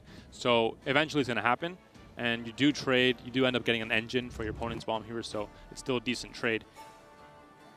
Yeah, and you want to do that really before you start playing these spies, because spies have statuses, and your Thirsty Dame will get boosted for each status. It's one of those things where you do actually want to get that on the board before you play, say, Roderick and Joachim. Savage Bear being used for poison onto the Crow Mother, which will remove her shield, and onto the Hefty Helga, just to kind of start pinging those down. Although they are, at the moment, the Morkvarg targets. With that said, Morkvarg likely to be held until Joachim comes out and boosts a friend by 8, and then you just shoot it full of holes. So pretty likely to see that probably played last, or at least as soon as Andy plays his Joachim. And again, continuing to kill these beasts on the board. Of course, there isn't really any kind of row punish in the deck for Andy, so he's not against eliminating units. He's fine with making the board state for Santu reduce as much as possible. It's not really something that he has to play around. And looking again, the sequencing is very important here, but Masquerade Ball is going to be answered. Santu, of course, was able to keep his card in round 2 and has last say, so no matter what. And of course, you can't play Masquerade Ball later because you need the procs from Aristocrats. You can't really use your leader to proc it, so you're going to see Santu deciding here. Going to go for the Ermion, picking an Alchemy card, Decoction coming down. And dealing 6 points of damage to the Crow Mother. We also saw the Marjoram off of the Gedeneath being used to boost up the Gremist. And Santu, he can hold on to his answers. He's got his Morkvarg and he's got his Bomb Heaver, so he's got his Masquerade Ball response and he's got his Wild Boar of the Sea. And Andy, he has to play the Masquerade Ball before he plays his 2 Aristocrats, so this is basically the time when you play it. But I feel like having, you've seen Royal Decree come out of your opponent, you must expect them at this point to have Bomb Heaver in hand, right? Yeah, again, I mean, it's you can't lose value thinking, oh, maybe if I play it next turn, he thinks I won't have it, because, again, Santu might think, oh, he needs to play it before 2 Aristocrats. So there is some amount of mind games. And we talked about players that are maybe in a bad position. They need to risk more and potentially go into wackier and unorthodox sequencing, which is something we might see. But, again, it would be very strange. We do see the Imperial Formation charges and the Afan coming out. And we do see, Masquerade Ball not played. So that may be the line here. Maybe Bomb Heaver gets played now, because Skellige does have cards that want to be played as late as possible. Morkvarg and Wild Boar of the Sea. Yeah, I mean, if you manage to trigger the Masquerade Ball, say, once, you do get the Fangs. Unfortunately for Andy, with Morale on the board, you actually have 1 poison too many, but it does still equate to 4 extra points if you can kind of avoid the removal on the Masquerade Ball. Santu still, I think he can play the Morkvarg. I mean, it is tricky because he's expecting Joachim as well, and you want to play Wild Boar as late as possible. So maybe Santu takes the bait, plays a Bomb Heaver now, thinking my opponent would have played his scenario already if he had it. But it's definitely a strange one to see the game finish like this. Hammond gets played from leader, Second Wind. Moral goes down, gets 2 bleeding, so we'll slowly go down to 3 over the next 2 turns. And we'll see what ends up getting played here from Santu. Is it the Bomb Heaver? Does he need to play the Bomb Heaver? You know, I feel like it's still a decent, it's still a decent wild boar at the sea. You know, you don't necessarily need to spend that just to get a couple more points on your wild boar. It's still pretty good. Also, just for some people who may be a little bit confused, Grimace, while he can purify, can't purify himself. So he can only purify his friends, which means that, you know, he is unfortunately going to die to the poison of morale. But bomb heaver slam there. We did say Santu likes a speed Gwent, and slamming down the bomb heaver there. So there are 12 points that are going to be gone from the board for Santu because of the poison that's still waiting there on morale and the poison tag on Grimace at the moment. The Spearman is not the greatest pull, obviously, from Joachim, and you have the Morgvarg to answer it anyway. It may be closer than it seems, but I think Morgvarg will be able to take it here. Plus that bleed there pings down, by quite a lot there. And last say was just too much for Santu to handle, or for Andy to handle. Could have been some mind games if Santu decided to go super greedy and play the bomb heaver early. But again, we've mentioned before, when a player is in a winning position, he has to play safe. And Santu did just that, playing Wild Boar first and saving that bomb heaver for that second to last play of Masquerade Ball from Andy. So Santu is the winner of the series 3-0. A bit of an asterisk there, but still Santu did play very well, especially in this last game, I think, and got the win with his Galaga deck as well. Yeah, it wasn't in a situation where he needed to kind of risk it for the biscuit in terms of holding on to the wild boar, so the sequencing quite good. But, you know, it's one of those situations where it's like, oh, you know, maybe if he had taken the risk and just played the bomb heaver and then the Joachim had pulled another poison plus the fangs, then we would have maybe seen a situation where Andy was able to hold on. So I do like the sequencing from Andy a lot, and I think, you know, I do really commend him for kind of making the bluff with the Roderick to try and get at least some more value out of the Masquerade Ball. So, you know, I really do want to commend him, even though I can imagine for him this has been a really kind of heartbreaking experience in terms of how these games have gone. Yeah, we're going to throw to an interview with a winner with Santu, of course, representing Finland, the first player from Finland to make it to the tournament, so already a big thing for him. And, of course, Teemu Rätysä, representative as well, moving on to semis tomorrow. So as soon as we have him ready, I'm going to jump into an interview with him and hopefully get his perspective on the series and the match as well. Hello, Santu. How are you doing? Congratulations on winning that match against Andy. Yeah, I'm doing well. It's not exactly how I wanted the game to go with the disconnects, but I'm happy that I won at least. Yeah, it's unfortunate, of course, not only for Andy, but also for you, because I imagine you as a competitor want to win, you know, proving yourself as a better player and winning all 3 games, let's say, without any disconnects. But it is what it is, obviously very unfortunate, but like you said, you come out the victor. Obviously, that's great for you. Moving on to the semifinals in your first ever tournament, in official capacity at least. How do you feel representing Finland? Obviously, you're the first Finnish player to make it to a tournament for the GWENT Opens. Is that something you're proud of? Yeah, it's something I'm proud of, but like, it's the whole tournament scene is kind of international, so like being Finnish doesn't matter too much for the tournament. It's more representing your team than representing the country in the end. Talking about your team, obviously you're part of Teemu Rätysä, one of the most veteran and most experienced teams in Gwent, and obviously you guys have a lot of preparation, a lot of great players as well, like Kolomon in this tournament. What goes into the prep in these tournaments when you're behind the scenes, when you qualified? How hard is it prep, and what exactly do you go through, if you can share? Kind of how do you prep for the tournament going into it? What I usually try to do is find something that's overall good without targeting anything, and then just practicing the matchups as much as possible.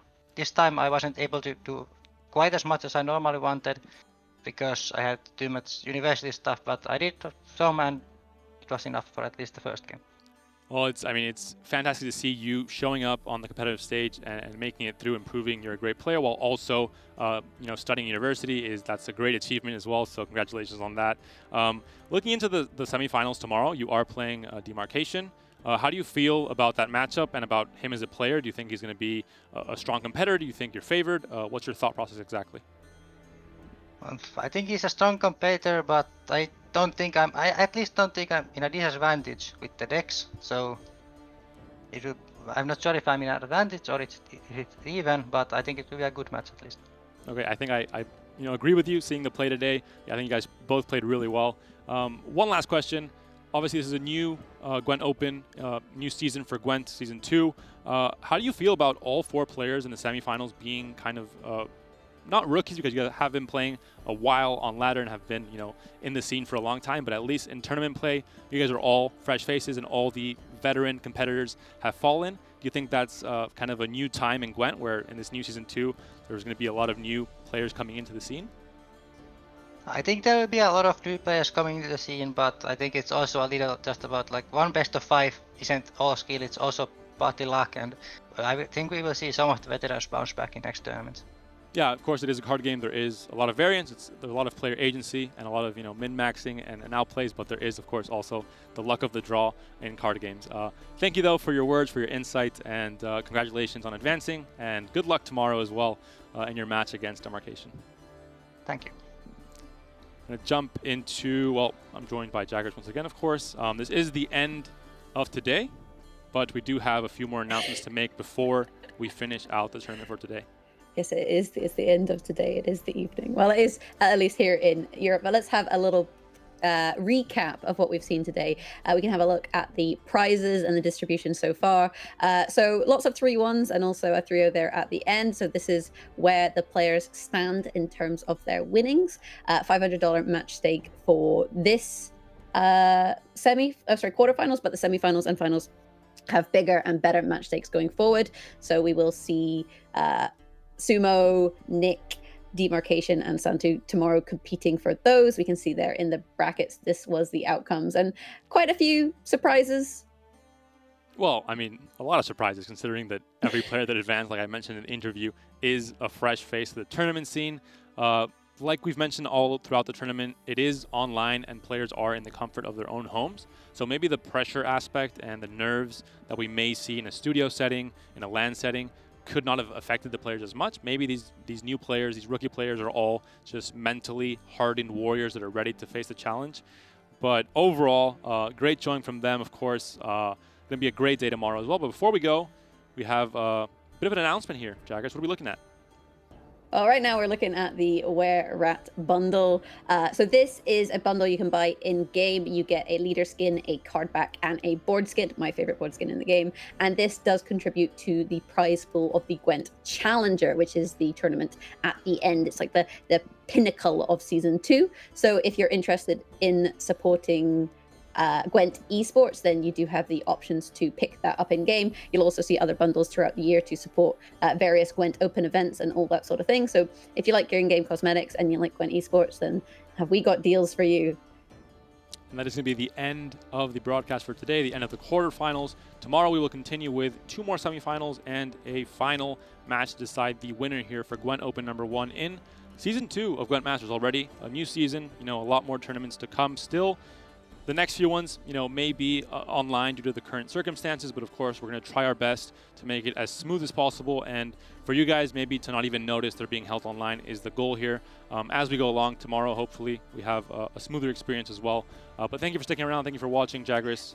Thank you for casting with me. Well, one more thing before we go. Speaking of tournaments to come, we do want to do a big shout out to the Gwent community. So shout out to everyone watching at home, but also we want to shout out some Gwent community tournaments that are coming up. If you're not aware, you're thinking, I could do that. I could be Demarcation. I could beat Nick. I'm the best at Gwent. Well, we have the Gwent Summer Jam on the 6th and 7th of June, and that is hosted by 983 Events. And then on the 11th and 12th of July, we have the TLG Invitational. And although that is an invitational tournament, they do have a qualifier where you can earn yourself an invite. And I believe that has a $1,000 prize pool, so pretty big for a community event. So let's have a big shout out to our lovely community and our lovely community events. Before we wrap things up, the last thing we have to say, though, is thank you so much for tuning in. Big thank you to production. Big thanks to CDPR. Thanks to you, David, and the other casters. I hope you guys have a lovely rest of your day wherever you are. And hopefully we'll see you guys tomorrow, 4 p.m. CEST, right here to see how Gwent Open Season 2, Gwent Open 1 ends.